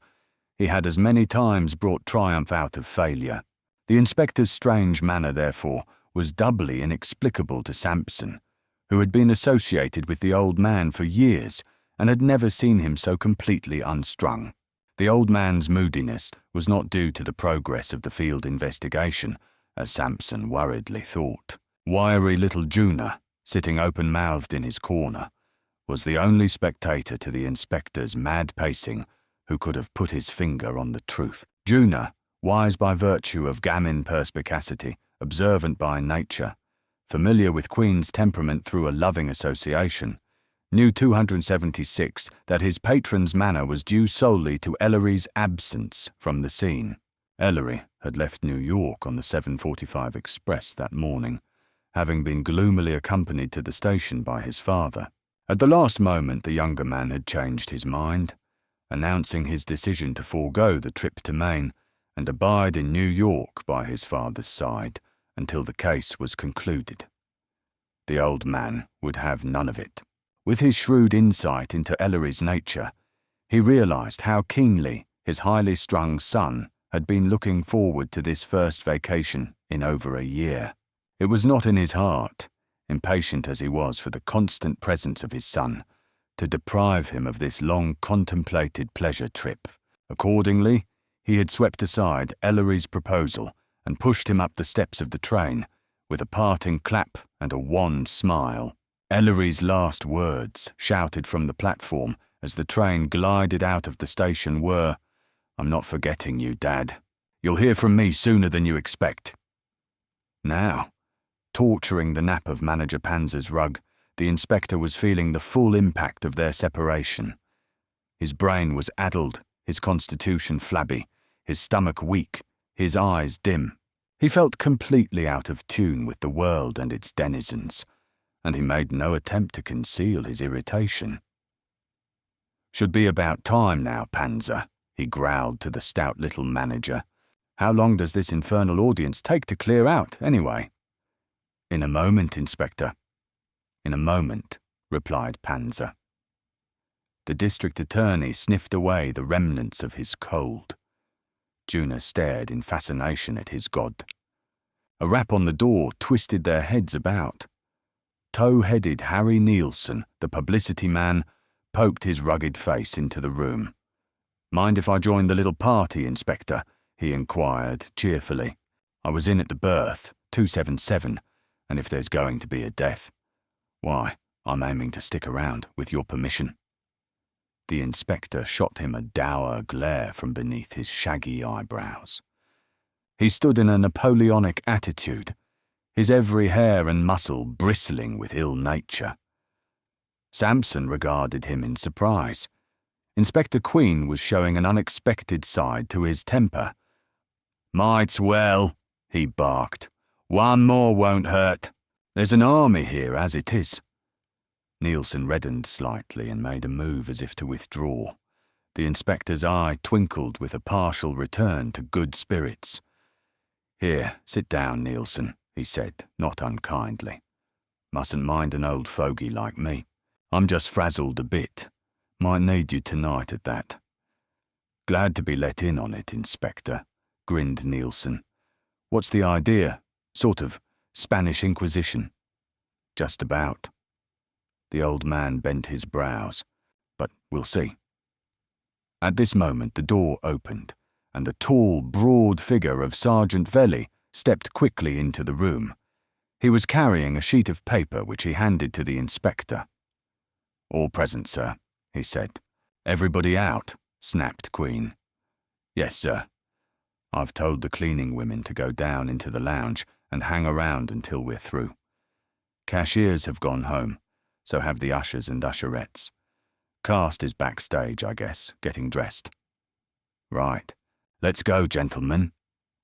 The inspector stalked out of the room, followed closely by Juna, who had not opened his mouth all evening except to emit noiseless gasps of admiration, for no reason that the amused district attorney could see.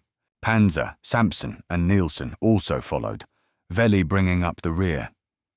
278. The auditorium was again a vast and deserted place, the empty rows of seats stark and cold.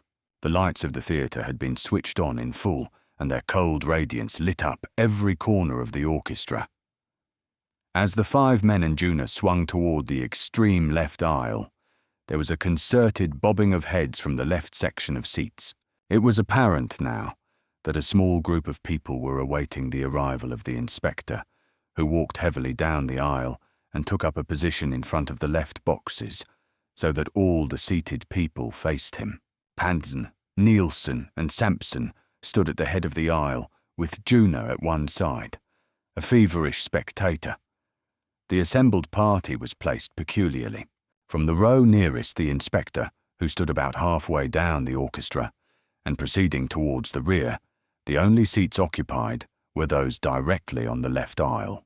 The end 2 seats of the dozen rows were filled by a motley aggregation, men and women, old and young. They were the same people who had occupied these chairs on the night of the fatal performance, and whom Inspector Queen had personally examined after the discovery of the body. In the section of 8 seats, Montefields and the empty ones which had surrounded it, were grouped William Pusak, Esther Jablow, Madge O'Connell, Jess Lynch, and Parson Johnny. The parson, furtive-eyed, uneasy, and whispering to the usherette behind, nicotined fingers. At the inspector's sudden gesture, all became silent, as the grave. Sampson, looking about him at the bright chandeliers and lights, the deserted theatre, the lowered curtain, could not help feeling that the stage was being set for dramatic revelations. He leaned forward interestedly. Panzer and Nielsen were quiet and watchful. Juna kept his eyes fixed on the old man. "Ladies and gentlemen," Queen announced curtly, staring at the assembled company, "I've brought you here for a definite purpose. I will not keep you any longer than is absolutely necessary. But what is necessary and what is not necessary is entirely up to me. If I find that I do not receive what I consider truthful answers to my questions, everybody will stay here until I am satisfied. I want that thoroughly understood before we proceed." He paused and glared about. There was a ripple of apprehension, a sudden crackle of conversation which died as quickly as it was born. "On Monday night," continued the inspector frostily, "you people attended the performance at this theatre, and, with the exception of certain employees and others now seated at the rear, occupied the seats in which you now find yourselves." Sampson grinned as he noticed the stiffening of backs at these words, as if each individual felt his seat grow suddenly warm and uncomfortable beneath him. "I want you to imagine that this is Monday night. I want you to think back to that night and try to remember everything that happened. By everything I mean any occurrence, no matter how trivial or apparently unimportant, that might have left an impression on your memory." As the inspector warmed to his words, a number of people drifted into the orchestra at the rear. Sampson greeted them in whispers. The little party was composed of Eve Ellis, Hilda Orange, Stephen Barry, James Peel, and 3 or 4 other members of the cast of Gunplay. They were dressed in their street clothes. Peel whispered to Sampson that they had just come from their dressing rooms and had dropped into the auditorium on hearing voices. "Queen's holding a little powwow," whispered Sampson in return. "Do you think the inspector has any objections to our 280 staying a while and listening?" asked Barry in a low tone, with an apprehensive glance toward the inspector, who had stopped and was staring icily in their direction. "Don't see why," began Sampson worriedly, when Eve Ellis murmured, "Shh," and they all became silent. "Now," said the inspector venomously, when the flurry had subsided, "this is the situation. Remember, you are now back in Monday evening. The curtain has gone up on the second act and the theatre is dark. There is a lot of noise from the stage, and you are intent on the exciting sequences of the play. Did any of you especially those sitting in the aisle seats, notice anything peculiar, unusual, or disturbing around or near you at that time?" He paused expectantly. There were puzzled, fearful shakings of the head. No one answered. "Think hard," growled the inspector. "You remember on Monday night, I went down this aisle and questioned all of you in the same vein. Naturally, I don't want lies, and I can't reasonably expect that you will tell me something startling now when you could remember nothing Monday night. But this is a desperate situation. A man was murdered here, and we are frankly up against it. One of the most difficult cases we have ever encountered. In the light of such a condition, when we find ourselves against a blank wall with not the slightest idea where to turn, I am being honest with you, as I expect you to be with me. I must turn to you as the only members of the audience 5 nights ago who were in a position to see something important, if anything important, occurred. It has been my experience that often, under stress of nervousness and excitement, a man or woman will forget a little detail that returns to memory after a few hours, days, weeks of normalcy. It is my hope that something of the sort has taken place with you. 281. As Inspector Queen spoke, the words dropping acidly from his lips, the company lost its nervousness in its fascinated interest. When he paused, people put their heads together and whispered excitedly, shaking their heads at times, arguing in fierce, low tones at others. The inspector waited in a resigned patience. "Raise your hands if you have something to tell me," he said. A woman's timid white hand fluttered aloft. "Yes, madam," commanded Queen, pointing his finger. "Do you recall anything unusual?" A withered old lady rose embarrassedly to her feet and began to stammer in a squeaking voice. "I don't know whether it's important or not, sir," she said tremulously, "but I do remember some time during the second act, a woman, I think it was, walking down the aisle, and a few seconds later, walking up again." "Yes, that's interesting, madam," commented the inspector. "About what time was this? Can you recall?" "I don't remember the time, sir," shrilled the old lady, "but it was about 10 minutes or so after the beginning of the act." "I see. And do you recall anything of her appearance? Was she young or old? What did she wear?" The old lady looked troubled. "I don't exactly remember, sir," she quavered. "I wasn't paying—" A high, clear voice interrupted from the rear. Heads twisted about. Madge O'Connell had jumped to her feet. "You don't have to mess around with that anymore. Inspector," she announced coldly. "That lady saw me walking down the aisle and back again. That was before you know." She winked pertly in the inspector's direction. People gasped. The old lady stared with pitiful bewilderment, 282 at the usherette, then at the inspector, and finally sat down. "I'm not surprised," said the inspector quietly. "Well, anybody else?" There was no answer. Realizing that the company might feel shy of announcing their thoughts in public, Queen started up the aisle, working from row to row, questioning each person separately in tones inaudible to the rest. When he had finished, he returned slowly to his original position. "I see that I must allow you, ladies and gentlemen, to return to your peaceful firesides. Thank you very much for your help. Dismissed." He flung the word at them. They stared at him dazedly, then rose in muttering groups, took up their coats and hats, and under Bailey's stern eye began to file out of the theatre. Hilda Orange, standing in the group behind the last row, sighed. "It's almost embarrassing to see that poor old gentleman's disappointment," she whispered to the others. "Come on, folks, let's be going too."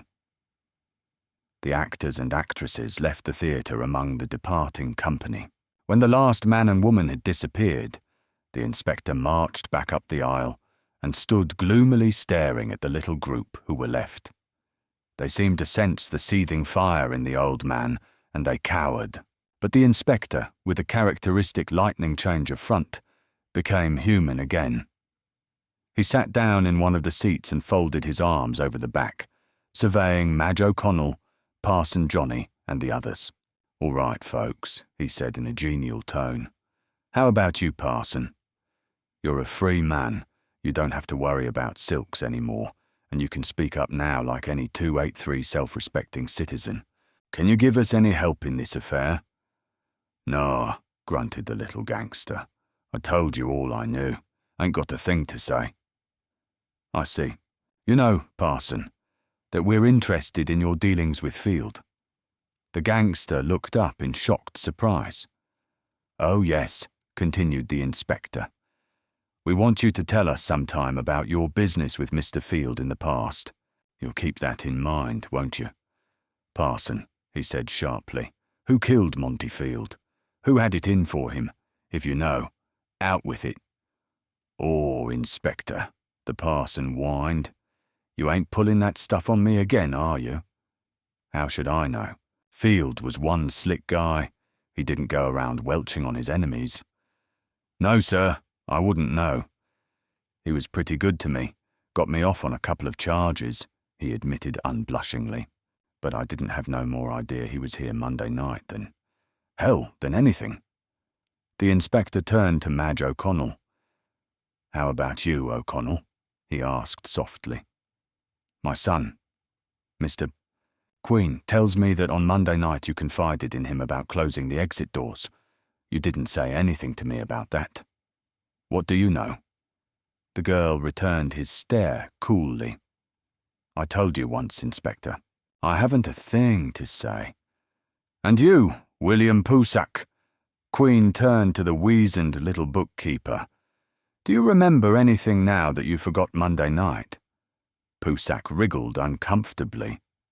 "Meant to tell you, Inspector," he mumbled, "and when I read about it in the papers, it came back to me.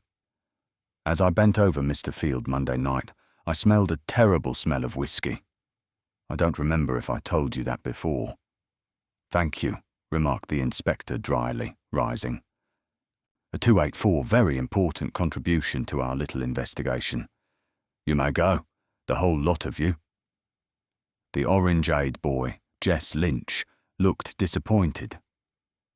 "Don't you want to talk to me too, sir?" he asked anxiously. The inspector smiled despite his abstraction. "Ah, yes, the helpful purveyor of orangeade. And what have you to say, Jess?" "Well, sir, before this fellow Field came over to my stand to ask for the ginger ale, I happened to notice that he picked up something in the alleyway," said the boy eagerly. "It was shiny, sort of, but I couldn't see it clear enough. He put it in his hip pocket right away." He concluded triumphantly, glancing about him as if to invite applause. The inspector seemed interested enough. "What was this shiny object like, Jess?" he inquired. "Might it have been a revolver?" "Revolver? Gosh, I don't think so," said the orange-eyed boy doubtfully.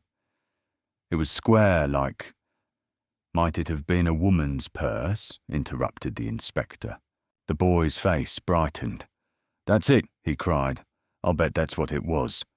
Shined all over like coloured stones." Queen sighed. "Very good."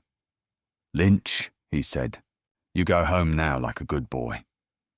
Silently the gangster, the usherette, Pusak and his feminine charge, and the orange-eyed boy rose and departed.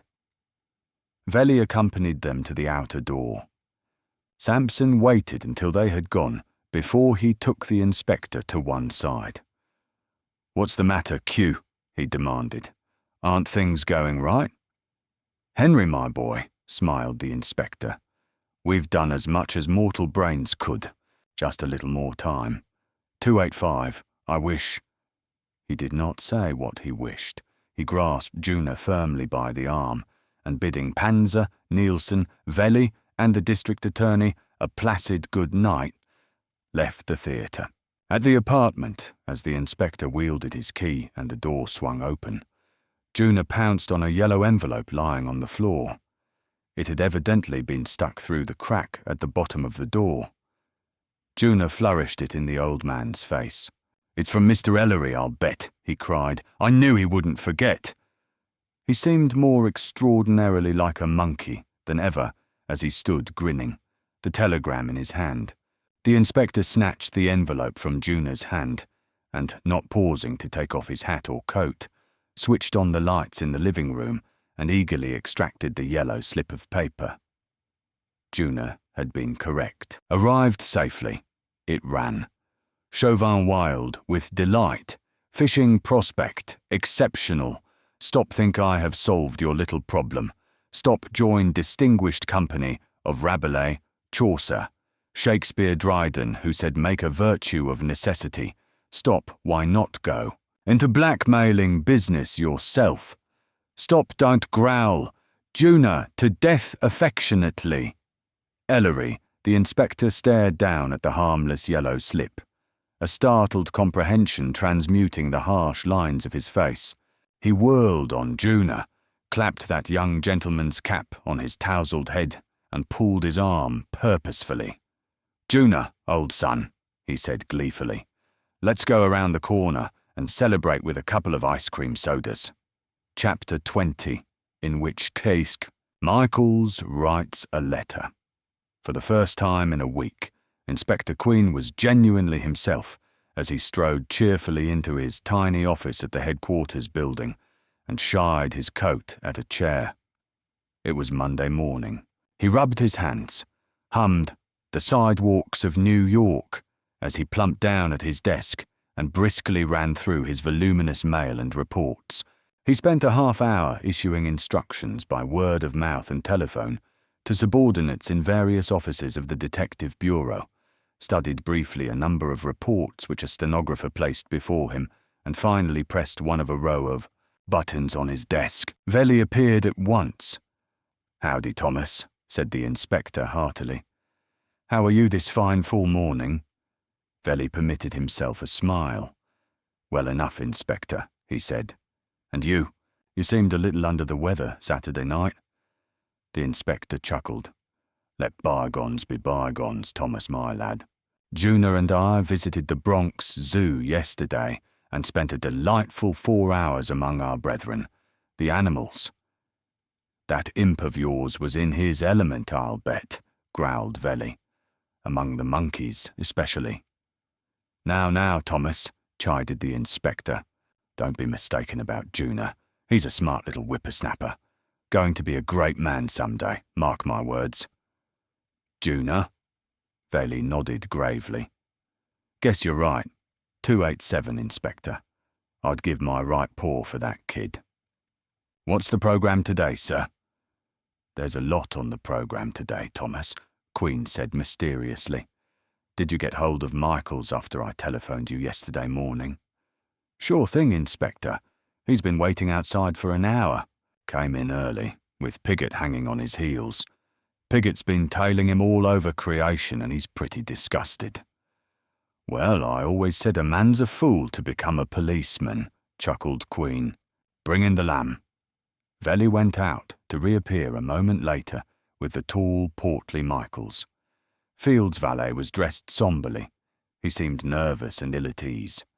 "Now, Thomas, my lad," said the inspector, after he had motioned Michaels to the chair beside his desk. "You go out and lock that door, and don't let the commissioner himself disturb me. Get that?" Velli repressed a curious glance, grunted, and departed. A few moments later, a bulky figure was dimly discernible in silhouette through the frosted glass of the door. At the expiration of a half-hour, Velli was summoned by telephone to his superior's office. He unlocked the door. On the desk before the inspector reposed a cheap square envelope, unsealed, a sheet of notepaper partly visible as it lay inside. Michaels was on his feet, pale and trembling, his hat crushed in 2 beefy hands. Velli's sharp eyes noticed a generous ink stain on the fingers of the man's left hand. "You are going to take very good care of Mr. Michaels, Thomas," said the inspector genially. "Today, for instance, I want you to entertain him. I have no doubt you'll find something to do. Go to a movie. There's an idea. In any event, be friendly with the gentleman until you hear from me. No communication with anybody. 288 Michaels, do you hear? He added brusquely, turning to the big man. Just you tag along with Sergeant Velli and play nicely. You know I'm on the square, Inspector, mumbled Michaels sullenly. You don't have to. Just a precaution, Michaels. Just an elementary precaution, interrupted the inspector, smiling. Have a nice time, boys. The two men left.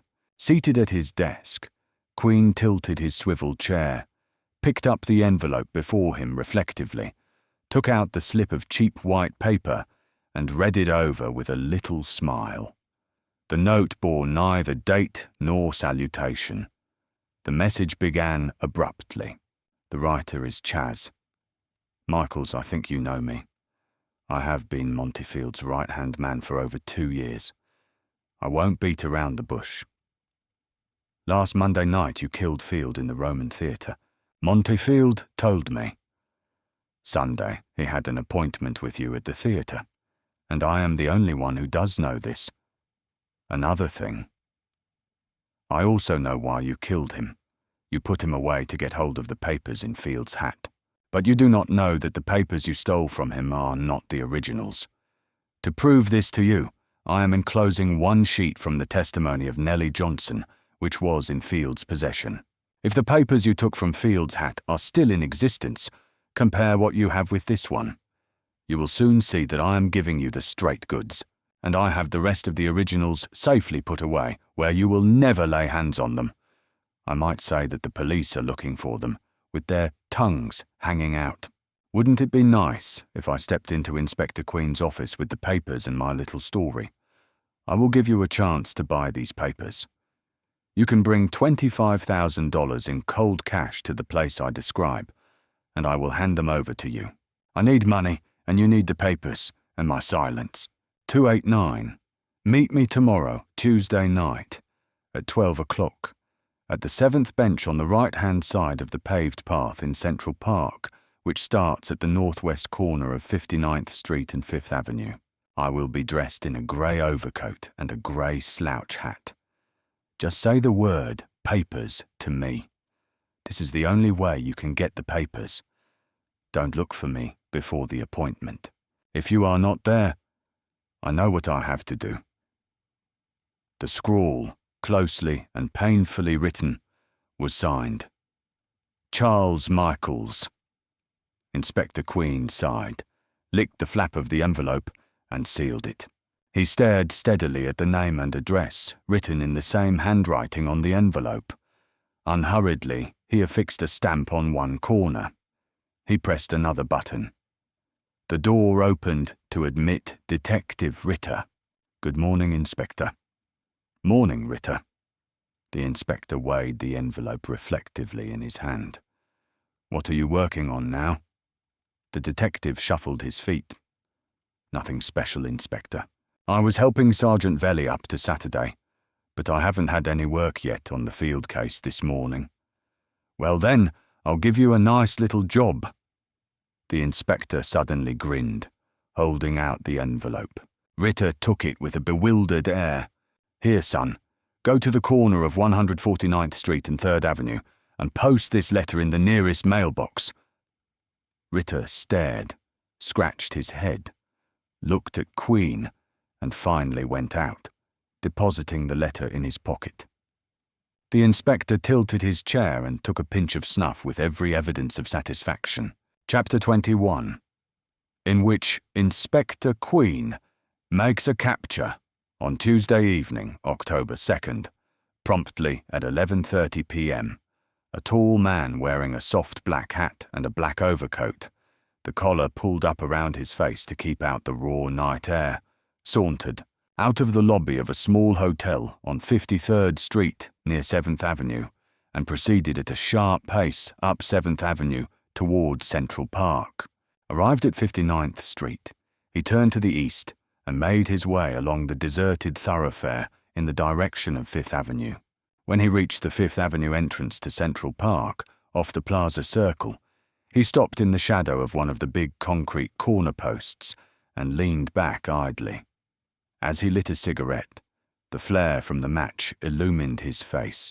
It was that of an elderly man, a trifle lined.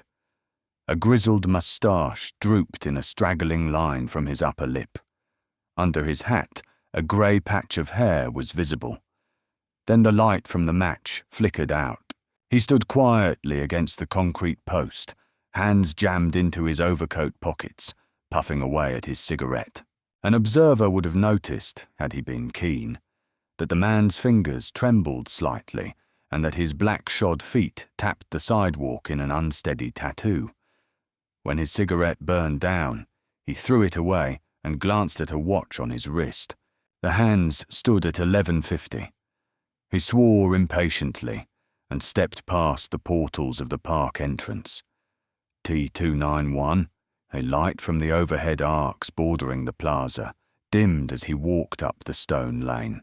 Hesitating, as if he were undecided as to his course of action, he looked about him, considered for a moment, then crossed over to the first bench and sat down heavily, like a man tired from his day's work and contemplating a restful quarter of an hour in the silence and darkness of the park.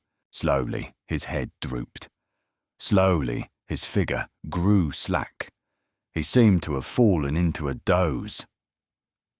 The minutes ticked away. No one passed the quiet figure of the black-clad man as he sat on his bench. On Fifth Avenue, the motors roared past. The shrill whistle of the traffic officer in the plaza pierced the chill air periodically. A cold wind soared through the trees. From somewhere in the Stygian recesses of the park came a girl's clear laugh, soft and far off, but startlingly distinct. The minutes drowsed on. The man was falling into a deeper sleep.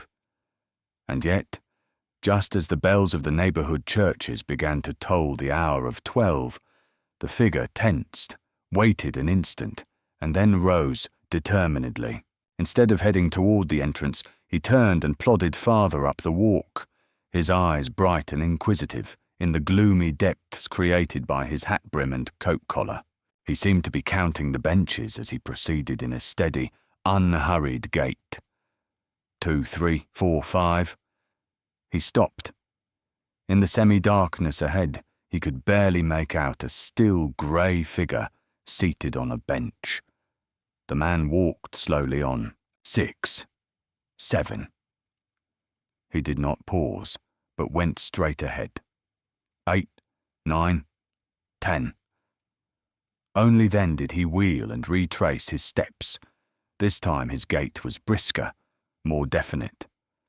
He approached the 7th bench rapidly, then stopped short.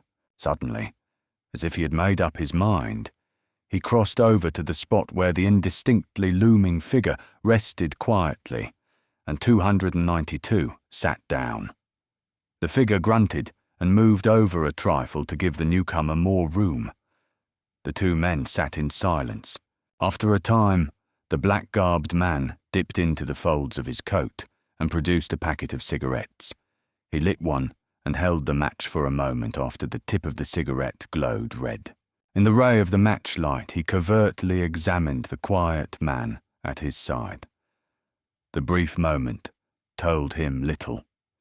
The occupant of the bench was as well muffled and concealed as himself. Then the light puffed out, and they were in darkness once more. The black-coated man seemed to come to a decision. He leaned forward, tapped the other man sharply on the knee, and said in a low, husky voice the one word: "Papers." The second man came to life immediately. He half-shifted his position, scrutinized his companion, and grunted as if in satisfaction.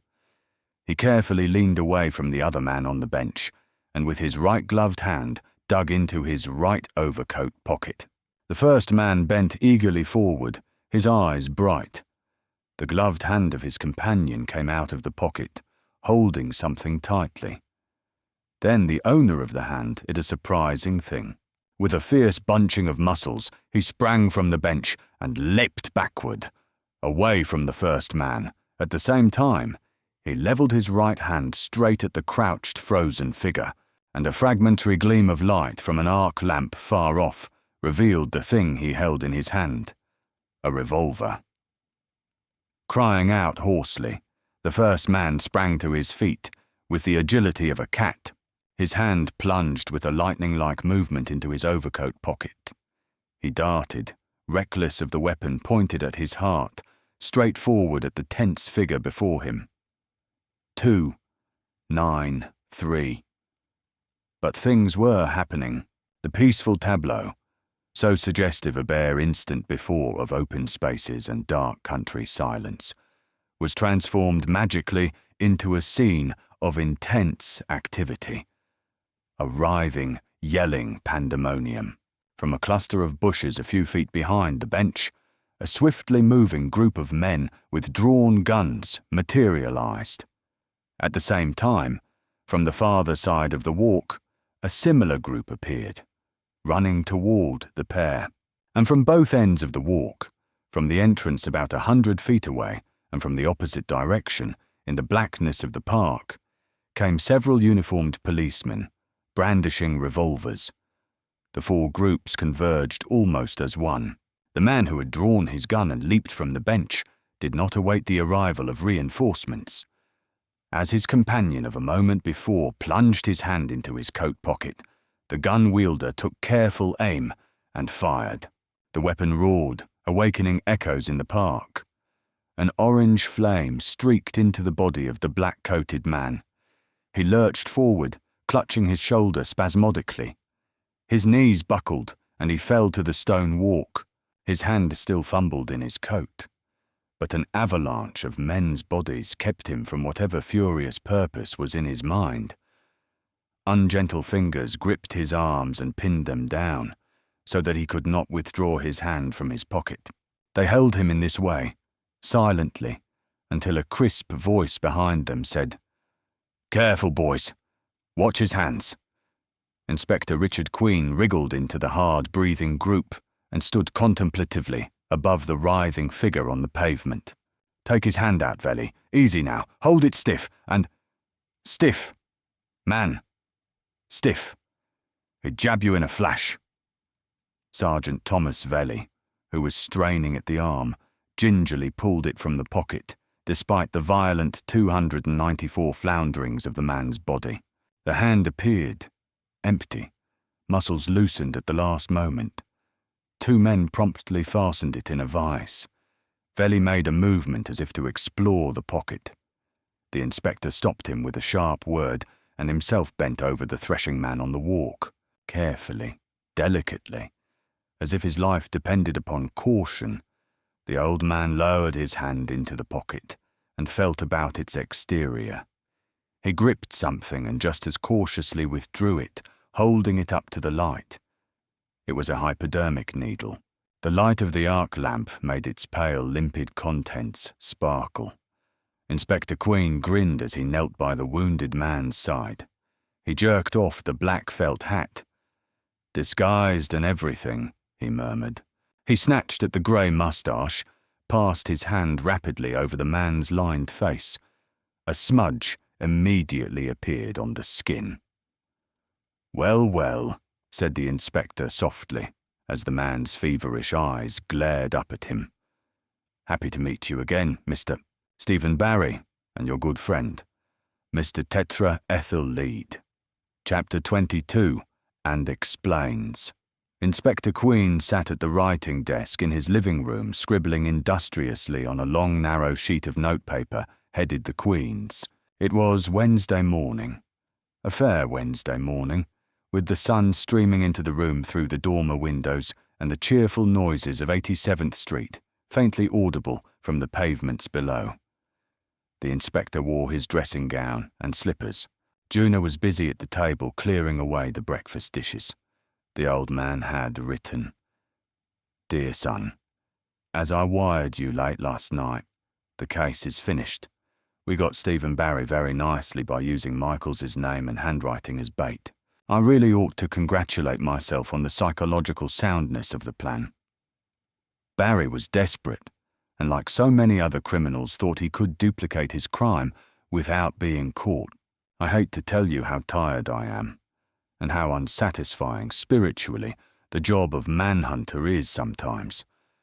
When I think of that poor, lovely little girl, Frances, having to face the world as the sweetheart of a murderer, well, Elle, there's little justice and certainly no mercy in this world.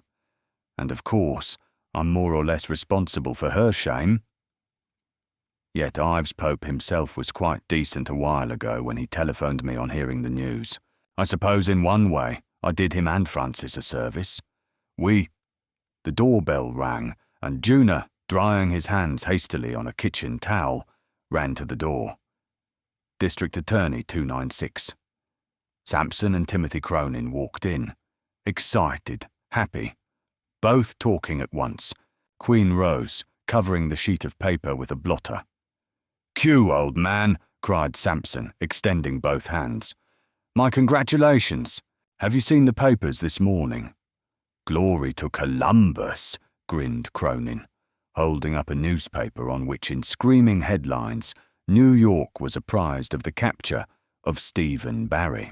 The inspector's photograph was displayed prominently, and a rhapsodic story captioned "Queen Adds Another Laurel" ran 2 full columns of type down the sheet. The inspector, however, seemed singularly unimpressed.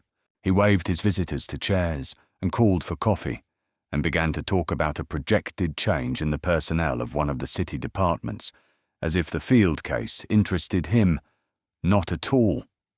"Hear, hear," growled Sampson. "What's the matter with you? You ought to be throwing out your chest, Q. You act as if you pulled a dud rather than succeeded." "It's not that, Henry," said the inspector with a sigh. "I just can't seem to be enthusiastic about anything when Ellery isn't by my side.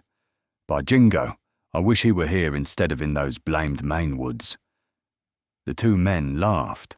Juna served the coffee, and for a time the inspector was too occupied with his pastry to brood. Over his cigarette, Cronin remarked, "I for one merely dropped in to pay my respects, Inspector, but I'm curious about some aspects of this case. I don't know much about the investigation as a whole, except what Sampson told me on the way up." "I'm rather at sea myself, Q," put in the district attorney. "I imagine you have a story to tell us. Let's have it." 297. Inspector Queen smiled sadly. "To save my own face, I'll have to relate it as if I did most of the work. As a matter of fact, the only really intelligent work in the whole sordid business was Ellery's. He's a sharp lad, that son of mine." Sampson and Cronin relaxed as the inspector took some snuff and settled back in his armchair. Juna folded himself quietly in a corner, ears cocked, and going over the Field case, began the inspector. "I will have to refer at times to Benjamin Morgan, who is really the most innocent victim of all. I want you to bear in mind, Henry, that whatever I say about Morgan is to go no further. Either professionally or socially, I already have Tim's assurance of silence." Both men nodded wordlessly. The inspector continued. "I needn't explain that most investigations of crime begin with a search for the motive. Many times you can discard suspect after suspect when you know the reason behind the crime. In this case, the motive was obscure for a long time. There were certain indications like Benjamin Morgan's story, but these were inconclusive. Morgan had been blackmailed by Field for years, a part of Field's activities of which you gentlemen were ignorant, despite your knowledge of his other social habits. This seemed to point to blackmail as a possible motive, or rather, the choking off of blackmail. But then any number of things could have been the motive. Revenge, for example, by some criminal whom Field had been instrumental in sending up, or by a member of his criminal organization. Field had a host of enemies, and undoubtedly a host of friends, who were friends only because Field held the whip hand.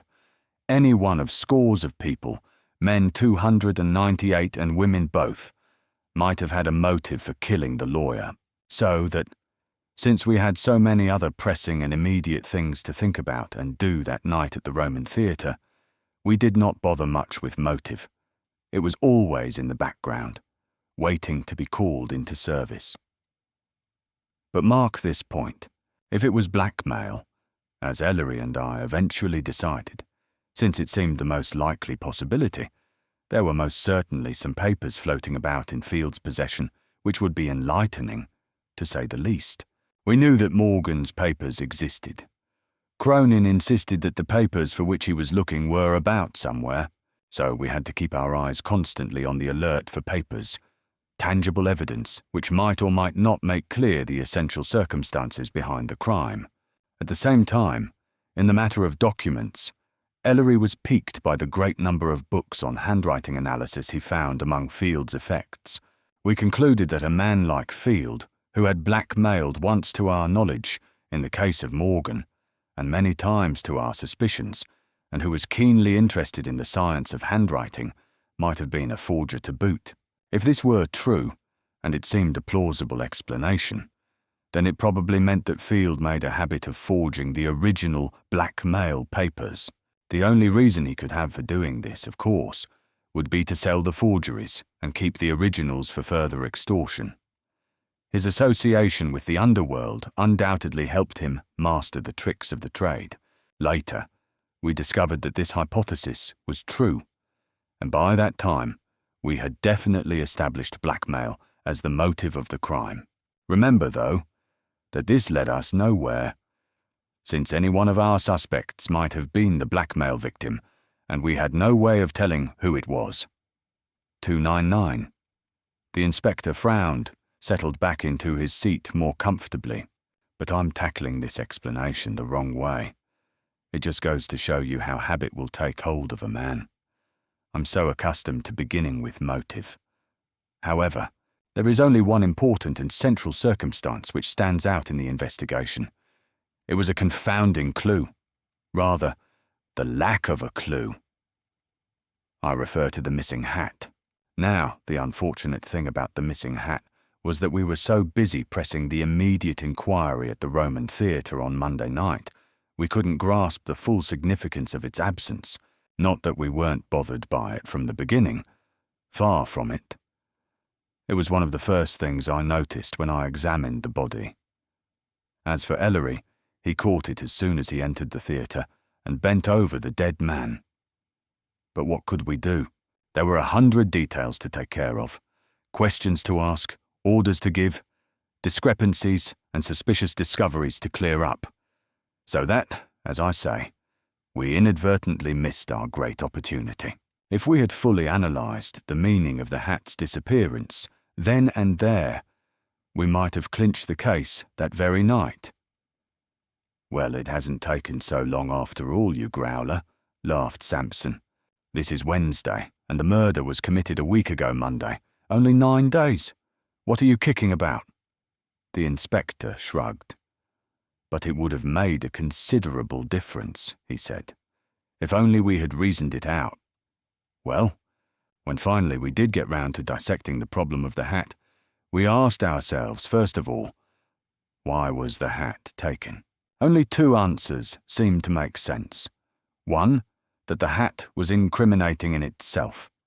2, that it contained something which the murderer wanted and for which the crime was committed. As it turned out, both were true. The hat was incriminating in itself because on the underside of the leather sweatband was Stephen Barry's name, printed in indelible ink, and the hat contained something which the murderer very emphatically wanted, the blackmail papers. He thought at the time, of course, that they were the originals. This did not get us very far, but it was a starting point. By the time we left Monday night with the command to shut down the theatre, we had not yet found the missing hat, despite a sweeping search. However, we had no way of knowing whether the hat had managed in some mysterious manner to leave the theatre, or whether it was still there, though unrevealed by our search. When we returned to the theatre on Thursday morning, we settled once, and for all, the question of the location of Monty Field's pesky topper, that is, negatively. It was not in the theatre, that much was certain, and since the theatre had been sealed since Monday night, it follows that the hat must have left that same evening. Now everybody who left Monday night left with only 1 hat. In the light of our second search, therefore, we were compelled to conclude that somebody had walked out that night with Montefield's hat in his hand or on his head, necessarily leaving his own in the theatre. He could not have disposed of the hat outside the theatre, except when he left at the time the audience was allowed to leave. For up to that time, all exits were guarded or locked, and the left-hand alley was blocked first by Jess Lynch and Eleanor, Libby next by John Chase, the usher, and after that by one of my policemen. The right-hand alley, having no exit other than the orchestra doors, which were guarded all night, offered no avenue of disposal.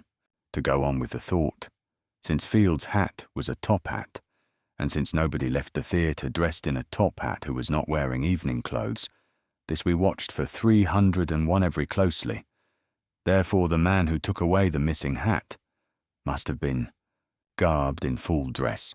You might say that a man planning such a crime in advance would have come to the theatre without a hat, and therefore would have none to dispose of.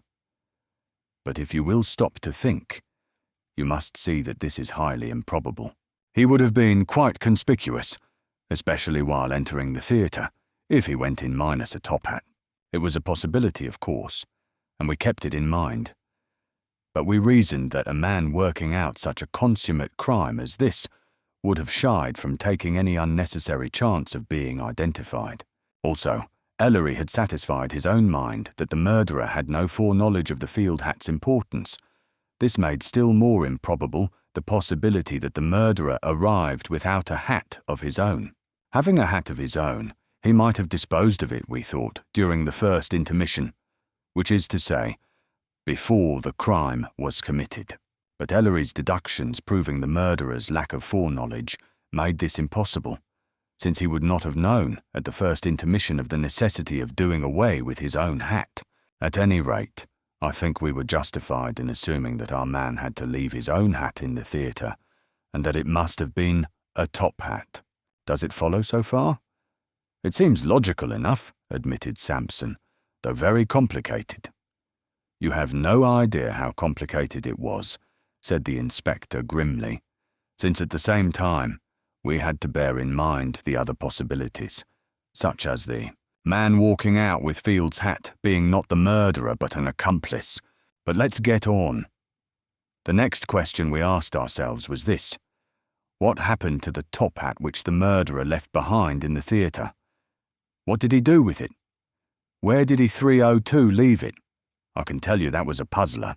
We had ransacked the place from top to bottom. True, we found several hats backstage, which Mrs. Phillips, the wardrobe mistress, identified as the personal property of various actors, but none of these was a personally owned top hat. Where then was the top hat which the murderer had left behind in the theatre? Ellery, with his usual acumen, struck right at the heart of the truth. He said to himself, "The murderer's top hat must be here. We have not found any top hat whose presence is remarkable or out of the ordinary. Therefore the top hat we are seeking must be one whose presence is not out of the ordinary."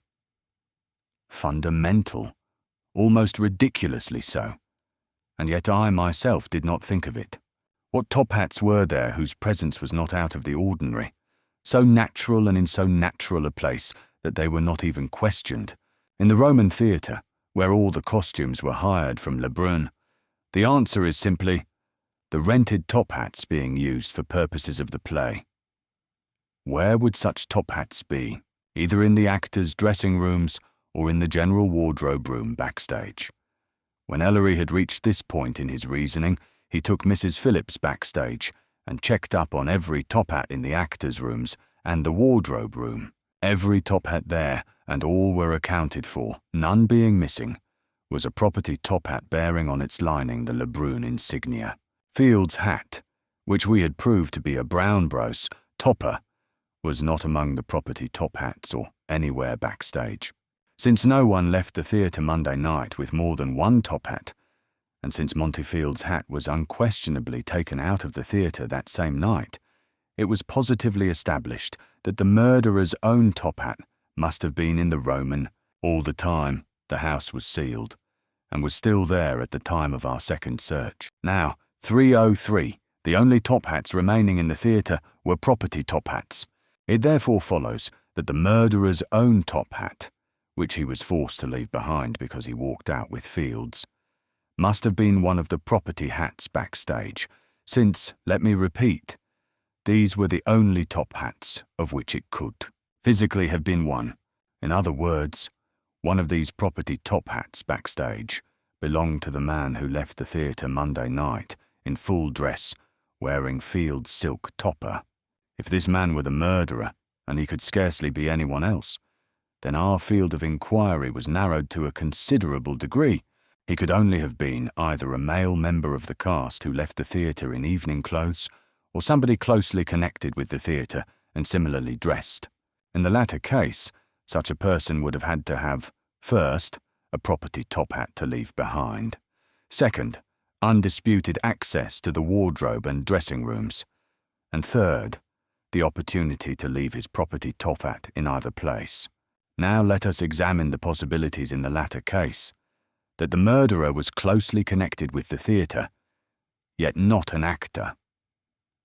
The inspector paused to sniff deeply of the snuff in his treasured box. The workmen backstage could be discarded, because none of them wore the evening clothes which were necessary in order to take away Fields' top hat. The cashiers, ushers, doormen, and other minor employees were eliminated for the same reason. Harry Nielsen, the publicity man, was also dressed in ordinary street clothes. Panzer, the manager, was attired in full dress, it is true, but I took the trouble to check up his head size and found it to be 6 3/4, an unusually small size. It would be virtually impossible for him to have worn Fields' hat, which was 7 1/8. It is true that we left the theatre before he did. On my way out, however, I definitely instructed Thomas Velli to make no exception 304 in Panzer's case, but to search him as the others had been searched. I had examined Panzer's hat merely from a sense of duty while in his office earlier in the evening, and found it to be a derby. Velli subsequently reported that Panzer walked out with this derby on his head and no other hat in his possession. Now, if Panzer had been the man we were looking for, he might have walked out with Fields' hat despite its larger size by merely holding it in his hand. But when he left with the derby, that was conclusive that he could not have taken away Fields' hat, since the theatre was shut down immediately after his departure, and no one, my men on duty saw to that, no one entered the premises until Thursday morning, under my own eye. Theoretically, it was possible for Panzer, or anyone else in the Roman personnel, to have been the murderer had he been able to secrete Fields' top hat in the theatre. But this last hypothesis was dissipated by the report of Edmund Crewe, our official architectural expert, who definitely stated that there was no secret hiding place anywhere in the Roman theatre. The elimination of Panzer, Nielsen, and the employees left only the cast as possibilities. How we finally narrowed down the field of inquiry until we got to Barry, let's leave for the moment. The interesting part of this case is really the startling and complex series of deductions which gave us the truth purely through logical reasoning. I say us, I should say Ellery. For a police inspector, you are certainly a shrinking violet, chuckled Cronin. By gee, this is better than a detective story. I ought to be working now, but since my boss seems to be as interested as I am, keep going, Inspector. Queen smiled, forging ahead. The fact that the murderer was traced to the cast, he continued, answers a question which has probably occurred to you and which certainly troubled us in the beginning. We could not at first understand why the theatre should have been chosen as a meeting place for the transaction of secret business.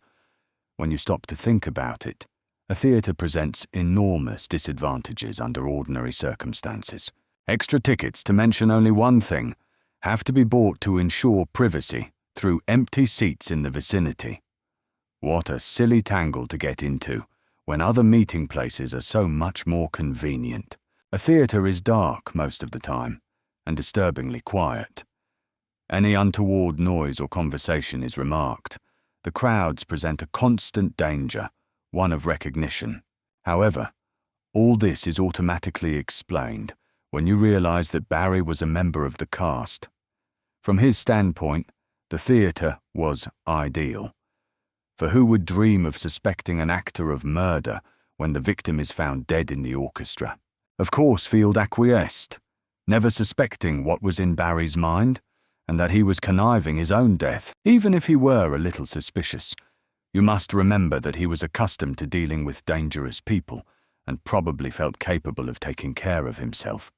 This may have made him a little overconfident. We have no way, of course, of knowing. Let me get back to Ellery again, my favourite subject, continued the inspector, with one of his recurrent dry chuckles. Aside from these deductions about the hat, as a matter of fact, before the deductions were completely worked out, Ellery got his first indication of which way the wind blew during the meeting at the Ives Pope house. It was clear that Field had not accosted Francis Ives Pope in the alleyway, between acts with merely flirtatious intentions. It seemed to Ellery that some connection existed between the two widely separated individuals. Now, this does not mean that Francis had 306 to be aware of the connection. She was positive that she had never heard of or seen Field before. We had no reason to doubt her, and every reason to believe her. That possible connection might have been Stephen Barry, provided Stephen Barry and Field knew each other without Francis's knowledge. If, for example, Field had an appointment at the theatre Monday night with the actor and suddenly saw Francis, it was possible that in his half-drunken mood he would venture to approach her, especially since the subject he and Barry had in common concerned her so deeply. As for recognizing her, thousands of people who read the daily papers know every line of her features. She is a much-photographed young society lady. Field certainly would have acquainted himself with her description and appearance out of sheer thoroughness of business method.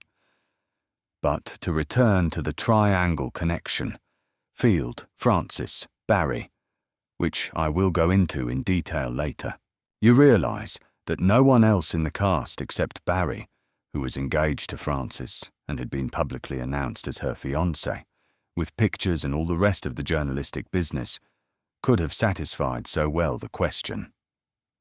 Why did Field accost Francis? The other disturbing factor concerning Francis, the discovery of her bag in Field's clothes, was plausibly explained by her dropping it in the natural excitement of the moment when the drunken lawyer approached her.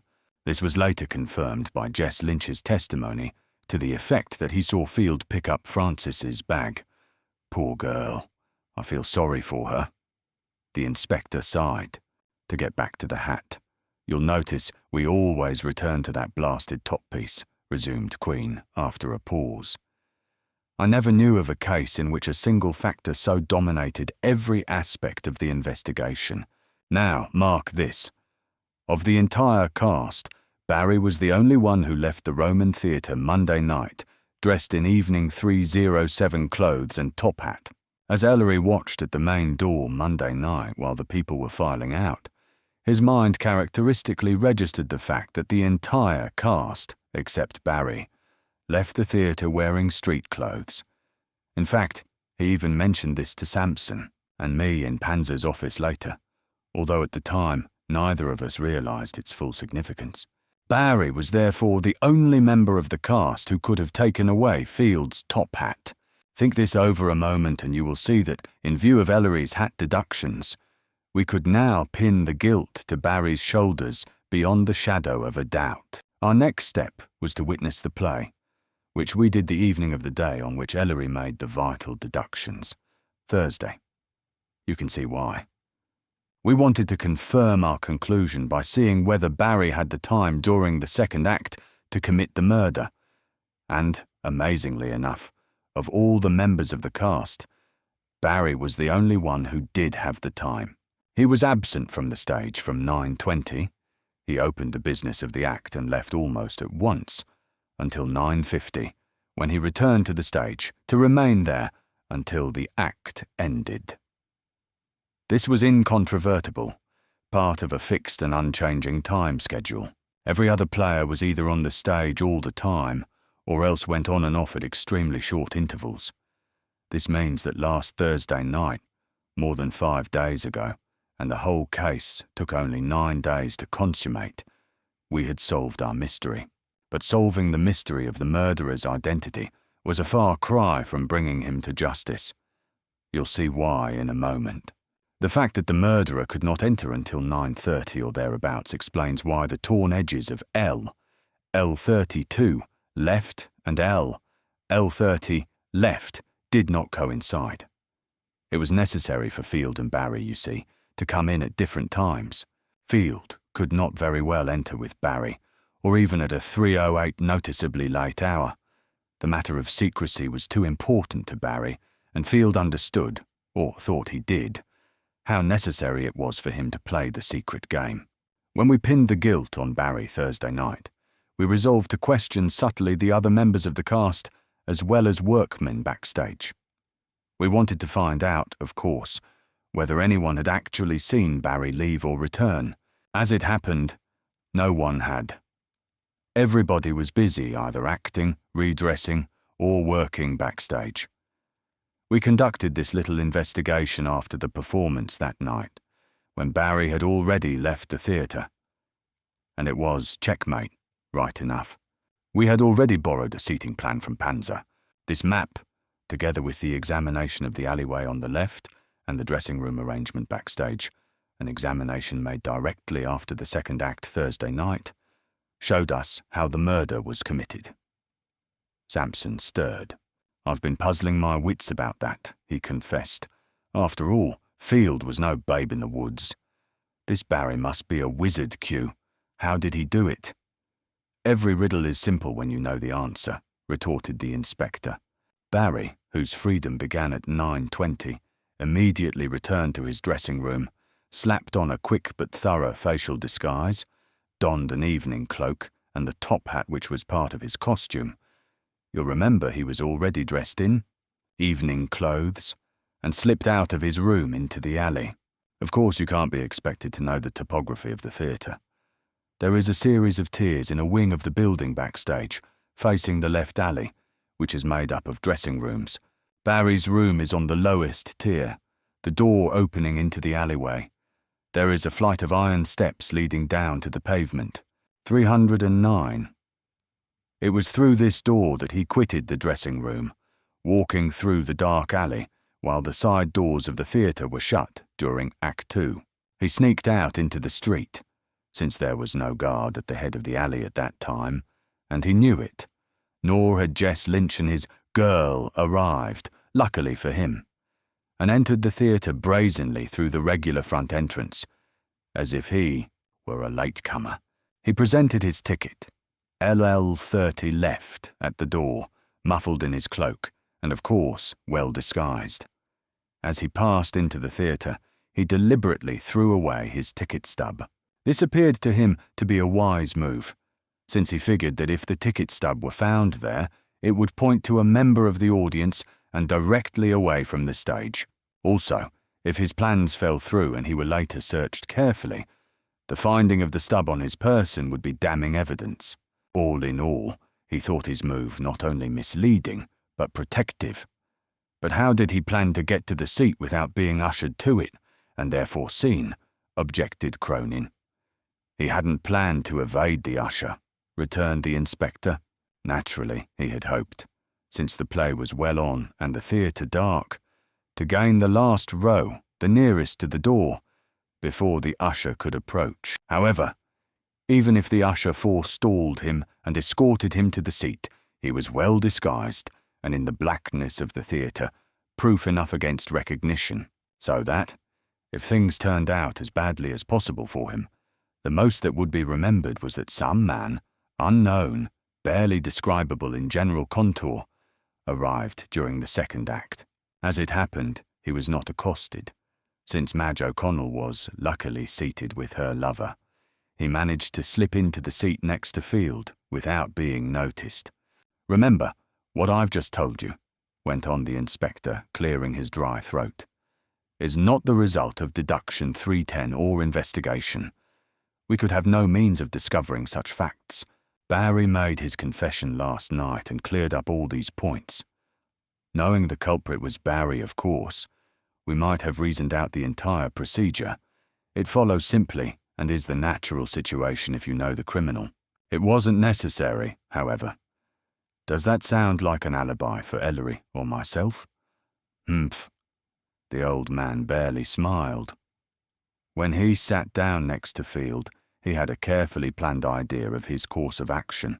Don't forget that he was on a strict time schedule and could not afford to waste a minute. On the other hand, Field too knew that Barry had to get back, so he made no unnecessary delays. The truth of the matter, as Barry has told us, is that he expected to have a more difficult time with Field than he actually did have. But Field was sociably amenable to Barry's suggestions and conversation, probably because he was quite drunk and expected to receive a huge sum of money within a short time. Barry first requested the papers. When Field cannily asked for the money before he produced the documents, Barry showed him a wallet, bulging with apparently genuine bills. It was quite dark in the theatre, and Barry did not take the bills apart. Actually, they were stage money. He patted them suggestively and did what Field must have expected. Refused to hand over the money until he had checked the documents. Bear in mind that Barry was an accomplished actor and could handle the difficult situation with the confidence imparted to him by his stage training. Field reached under his seat and, to Barry's utter astonishment and consternation, produced his top hat. Barry says that Field remarked, "Never thought I'd keep the papers in this, did you? As a matter of fact, I've dedicated this hat to your history quite exclusively. See, it has your name in it." And with this astounding statement, 311, he turned back the band. Barry used his pocket pencil flashlight and saw his name inked in on the underside of the leather sweatband. Just imagine what went through his mind at this moment. Here he saw what seemed at the moment a ruinous accident to his careful plans. Should Field's hat be examined, and of course it would be, at the time of the discovery of the body, then the name Stephen Barry on the band would be overwhelming evidence. Barry had no time to rip out the band. In the first place, he had no knife, unfortunately for him. And in the second place, the hatband was closely and securely stitched to the tough fabric. Working on split time, he saw at once that the only course open to him was to take the hat away after he killed Field. Since he and Field were of the same general physique, with Field wearing an average-sized hat, 7 1/8, he immediately decided to leave the theatre wearing or carrying Field's hat.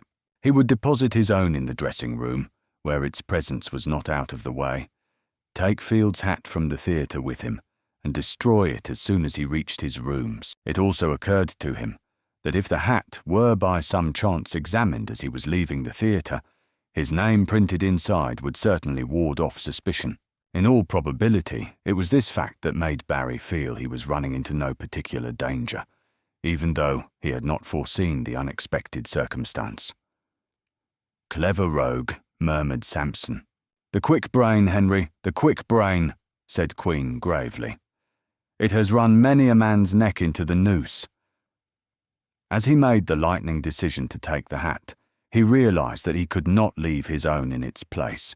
For one thing, his hat was a snap-down, an opera hat. But more important, it had the name of Lebrun, the theatrical costumer, stamped in it. You can see that this 312 would immediately point to someone in the cast, just the thing he wished to avoid. He told me also that at the moment, and for quite some time thereafter, he felt that the most the police could deduce from the hat's being missing was that it was taken because it contained something valuable. He could not see how this investigatory guess would point the finger of suspicion anywhere near him. When I explained to him the series of deductions Ellery made from the mere fact that the top hat was missing, he was utterly astounded. You can see now that the only really fundamental weakness of his crime was due not to an oversight or a mistake on his part, but to an occurrence which he could not possibly have foreseen. It forced his hand, and the entire chain was started. Had Barry's name not been lettered in Field's hat, there is no question in my mind but that he would be a free and unsuspected man today. The police records would carry another unsolved murder on its pages. I need not state that this entire train of thought flashed through his brain in less time than it takes to describe. He saw what he had to do, and his plans adjusted themselves instantly to the new development. When Field extracted the papers from the hat, Barry examined them cursorily under the lawyer's watchful eye.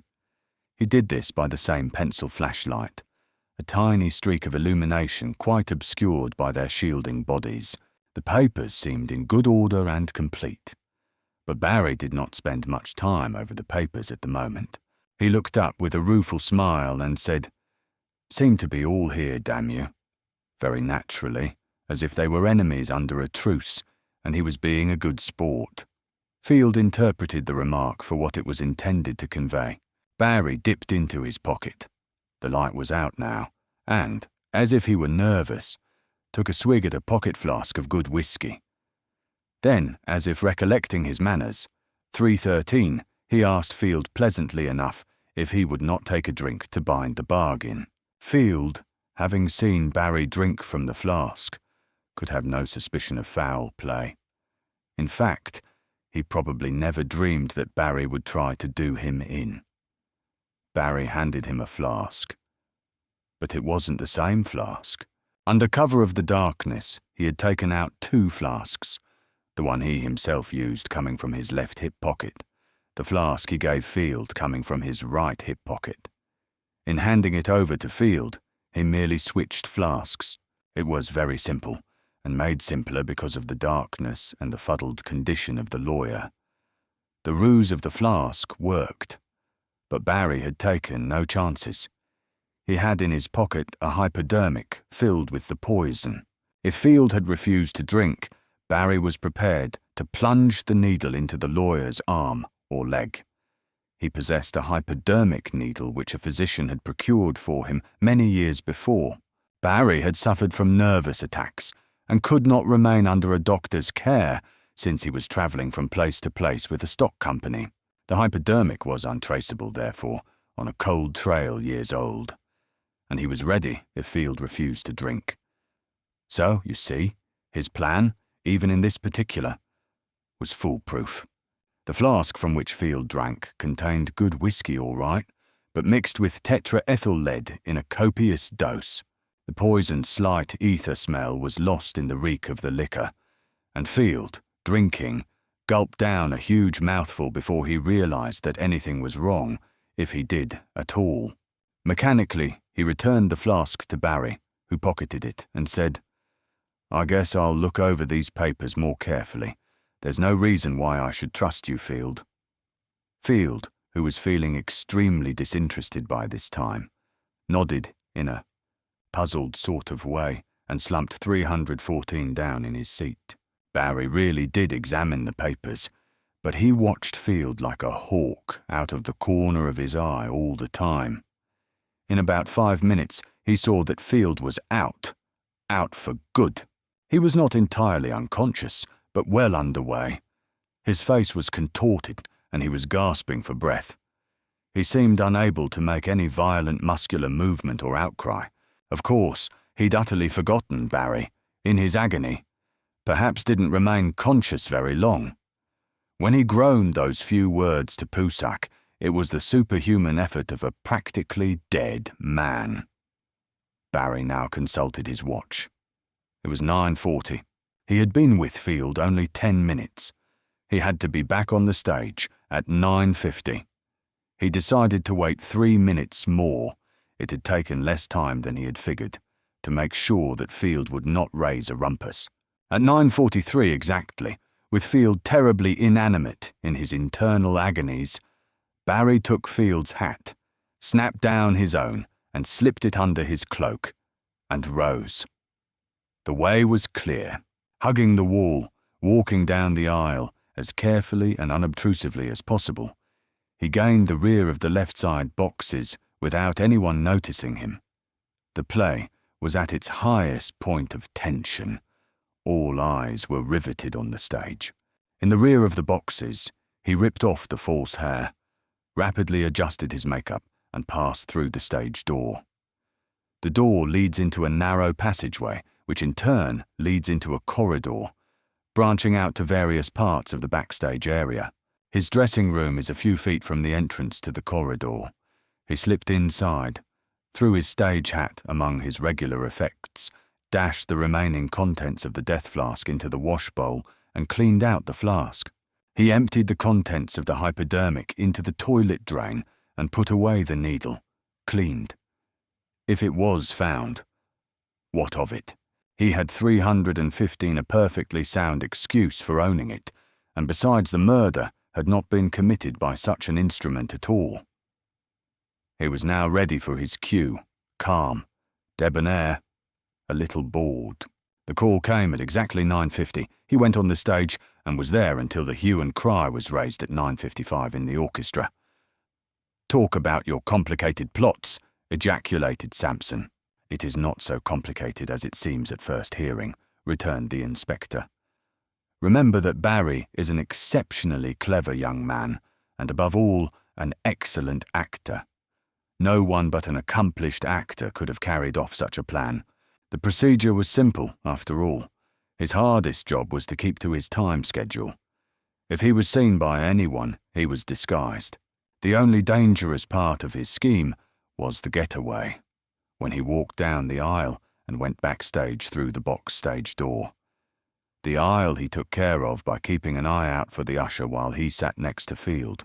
He had known beforehand, of course, that the ushers, due to the nature of the play, kept their stations more or less faithfully, but he counted on his disguise and hypodermic to help him through any emergency that might arise. However, Madge O'Connell was lax in her duty, and so even this was in his favour. He told me last night, not without a certain pride, that he had prepared for every contingency. As for the stage door, he knew from experience that at that period in the play's progress, practically everyone was on the stage. The technical men were busy at their stations too. Remember that he planned the crime knowing in advance the exact conditions under which he would have to operate. And if there was an element of danger, of uncertainty, well, it was all a risky business, wasn't it? He asked me last night, smiling, and I had to admire him for his philosophy, if for nothing else. 3:16. The inspector shifted restlessly. This makes clear, I hope, just how Barry did the job. As for our investigation, with the hat deductions made and our knowledge of the murderer's identity, we still had no inkling of the exact circumstances behind the crime. If you've been keeping in mind the material evidence which we had collected by Thursday night, you will see that we had nothing at all with which to work. The best thing we could hope for was that somewhere among the papers for which all of us were looking was a clue which would tie up to Barry. Even that would not be enough. But, so, the next step, said the inspector after a sigh, was the discovery of the papers in Field's neat hiding place at the top of the bed canopy in his apartment. This was Ellery's work from start to finish. We had found out that Field had no safety deposit box, no post office box, no outside residence, no friendly neighbour or tradesman, and that the documents were not in his office.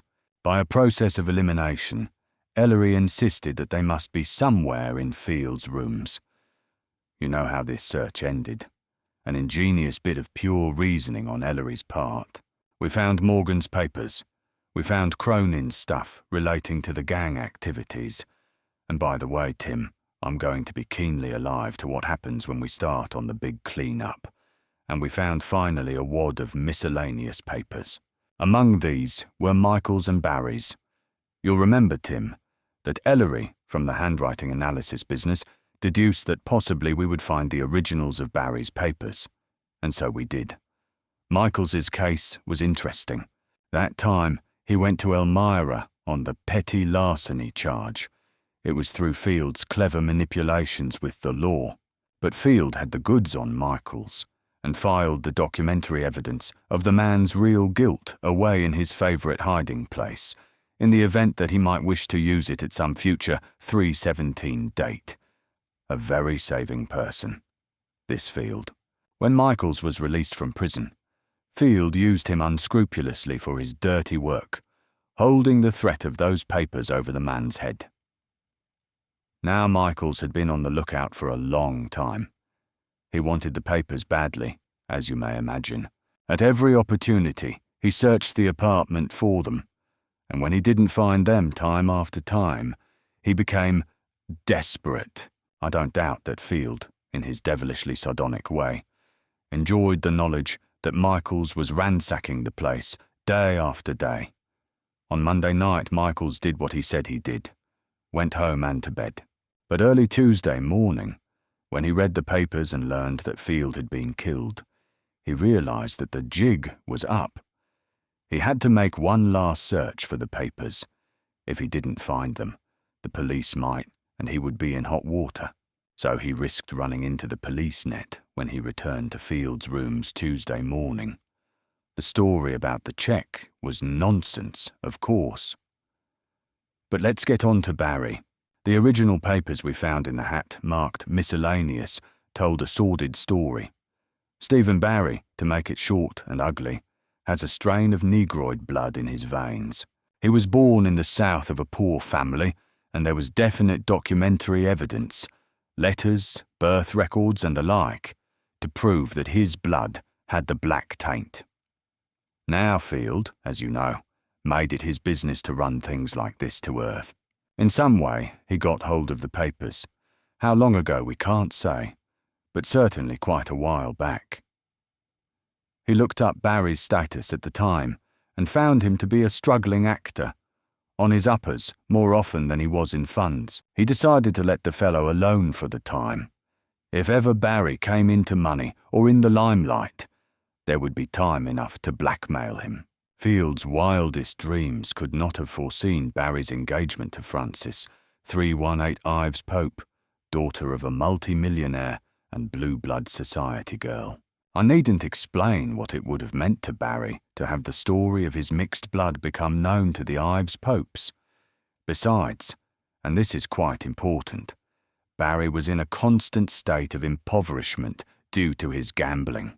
What money he earned went into the pockets of the bookmakers at the racetrack, and in addition he had contracted enormous debts which he could never have wiped out unless his marriage to Frances went through.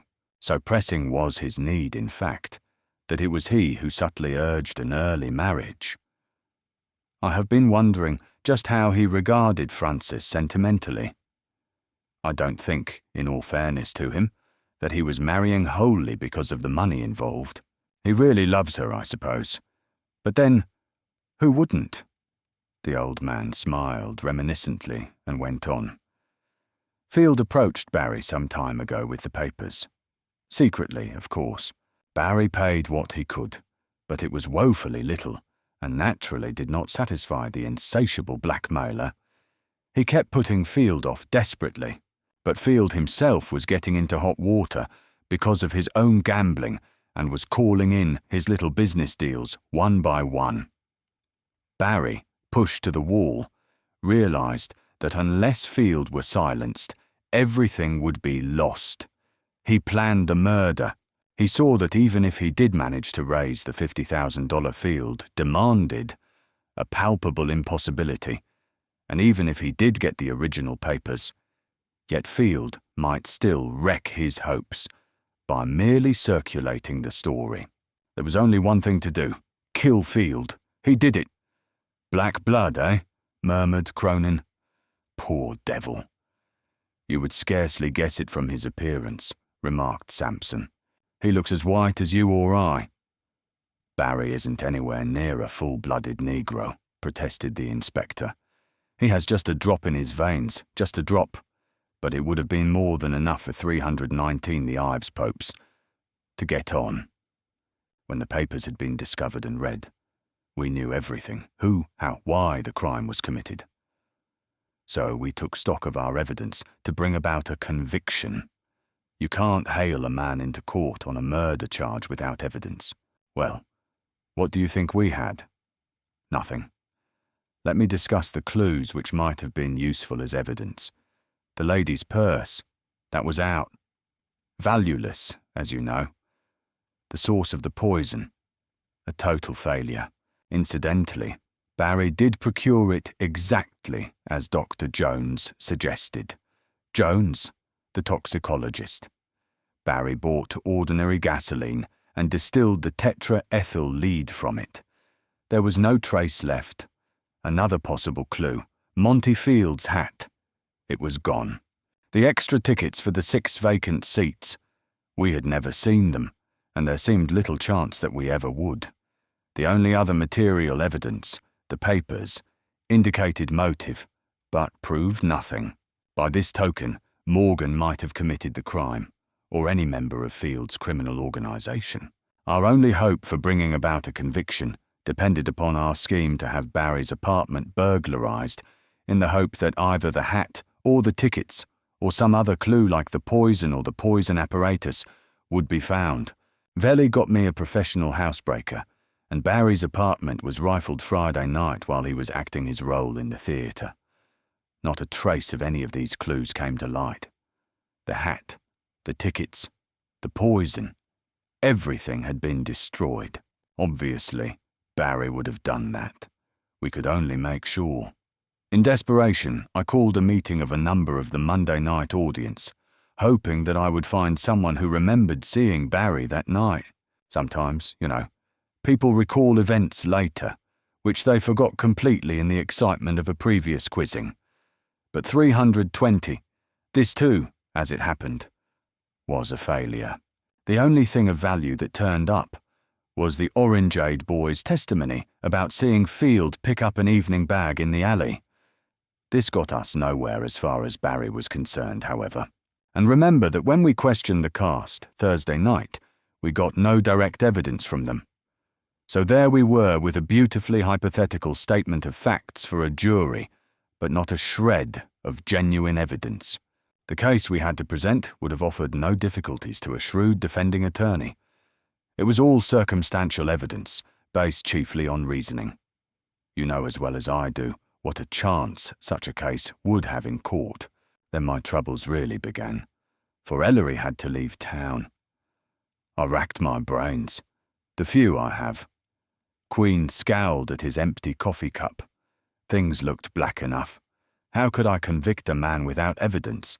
It was maddening. And then Ellery did me the final service of wiring me a suggestion. A suggestion? Asked Cronin. A suggestion that I do a little blackmailing myself. Blackmailing yourself? Sampson stared. I don't see the point. Trust Ellery to make a point that on the surface is obscure, retorted the inspector. I saw at once that the only course left open to me was to manufacture evidence.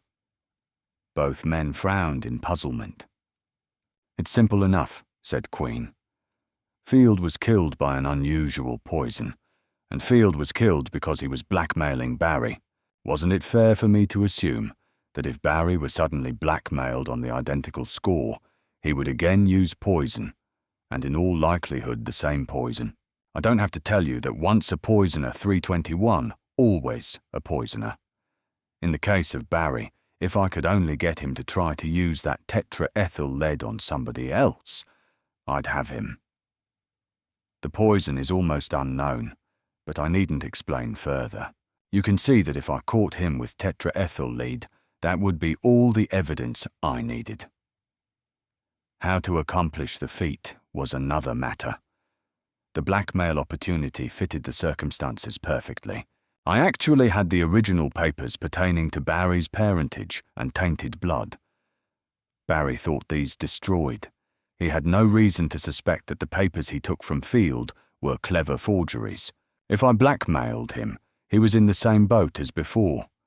Consequently, he would have to take the same action. And so I used our friend Charlie Michaels.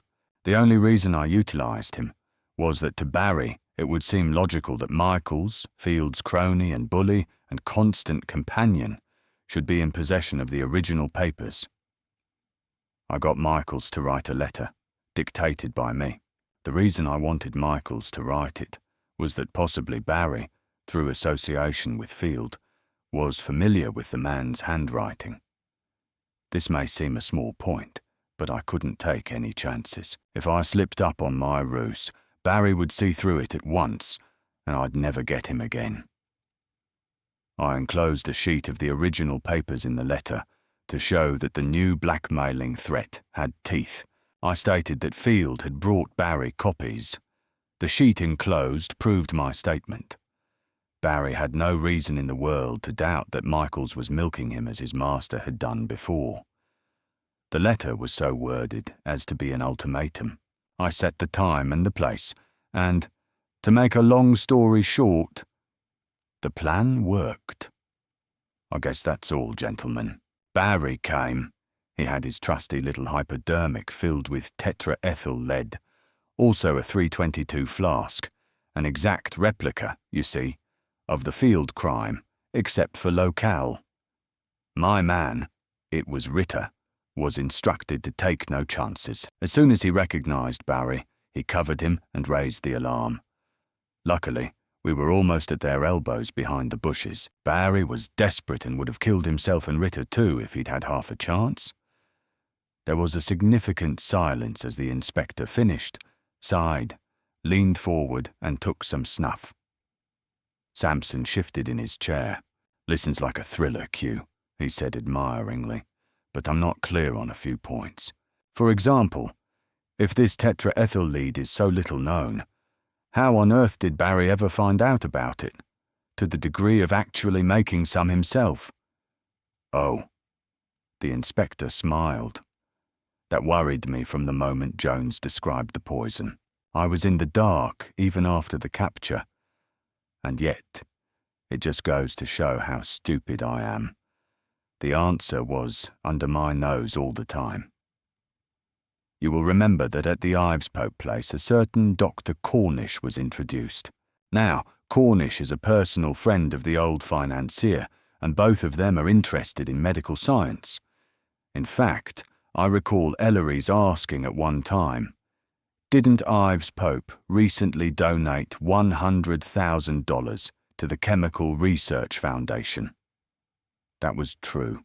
It was on the occasion of a meeting in the Ives Pope house one evening, several months ago, that Barry accidentally found out about tetraethyl lead. A delegation of scientists had called upon the magnate, introduced by Cornish, to request his financial aid in the foundation. In the course of the evening, the talk naturally turned to medical gossip and the latest scientific discoveries. Barry admitted that he overheard one of the directors of the foundation, a famous toxicologist, relate to the group the story of the poison. At this time, Barry had no idea that he would put the knowledge to use. When he decided to 323 kill Field, he saw the advantages of the poison and its untraceable source immediately. "What the deuce was the significance of that message you sent to me?" "By Louis Panzer. Thursday morning, Inspector," inquired Cronin curiously. "Remember, your note requested that I watch Lewin and Panzer when they met to see if they knew each other. As I reported to you, I asked Lewin later, and he denied any acquaintance with Panzer. What was the idea?" "Panzer," repeated the inspector softly. "Panzer has always intrigued me, Tim.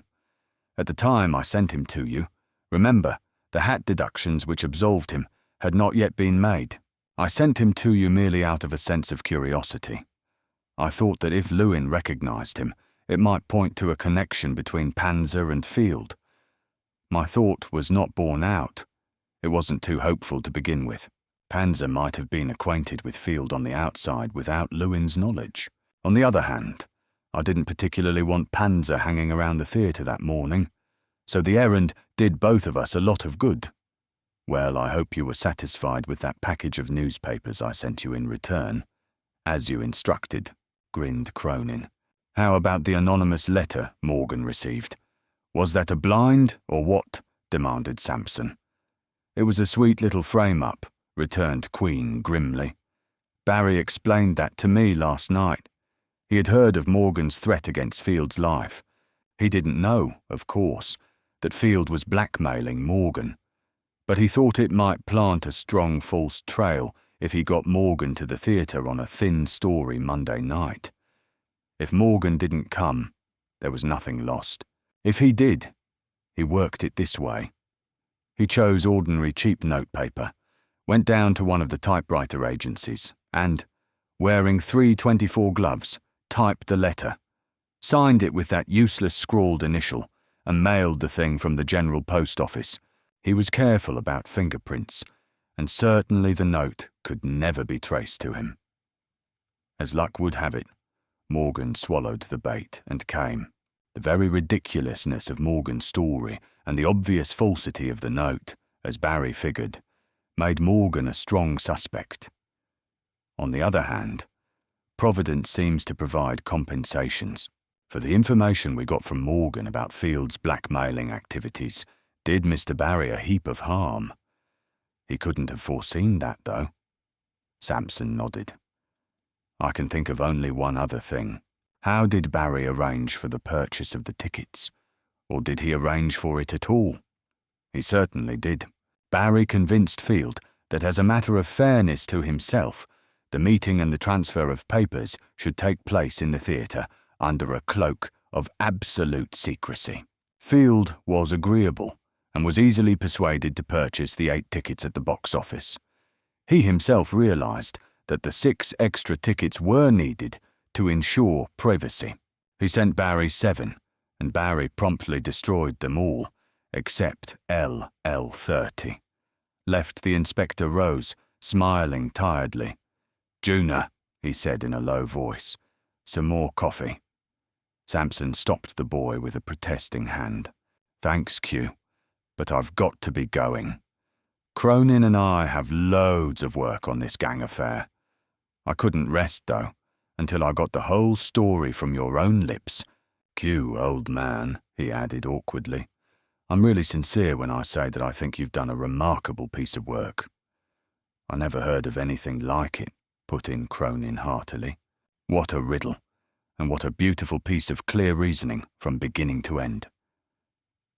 "Do you really think so?" asked the inspector quietly. "I'm so glad, gentlemen, because all the credit, rightfully, 325, belongs to Ellery. I'm rather proud of that boy of mine." When Sampson and Cronin had departed, and Juna had retired to his tiny kitchen to wash the breakfast dishes, the inspector turned to his writing desk and took up his fountain pen.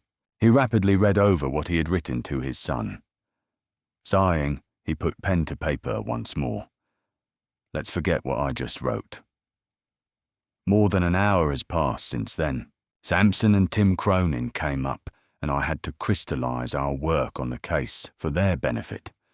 I never saw such a pair. Kids, both of them. Gobbled the story as if it were a fairy tale.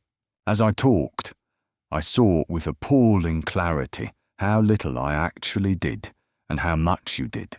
I'm pining for the day when you will pick out some nice girl and be married, and then the whole darned Queen family can pack off to Italy and settle down to a life of peace.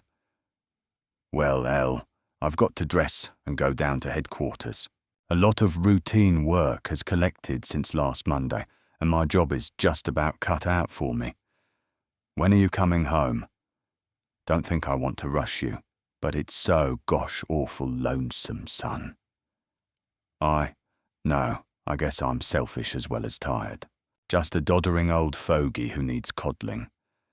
But you will come home soon, won't you? Juna sends his regards. The rascal is taking my ears off with the dishes in the kitchen. Your loving father, The End.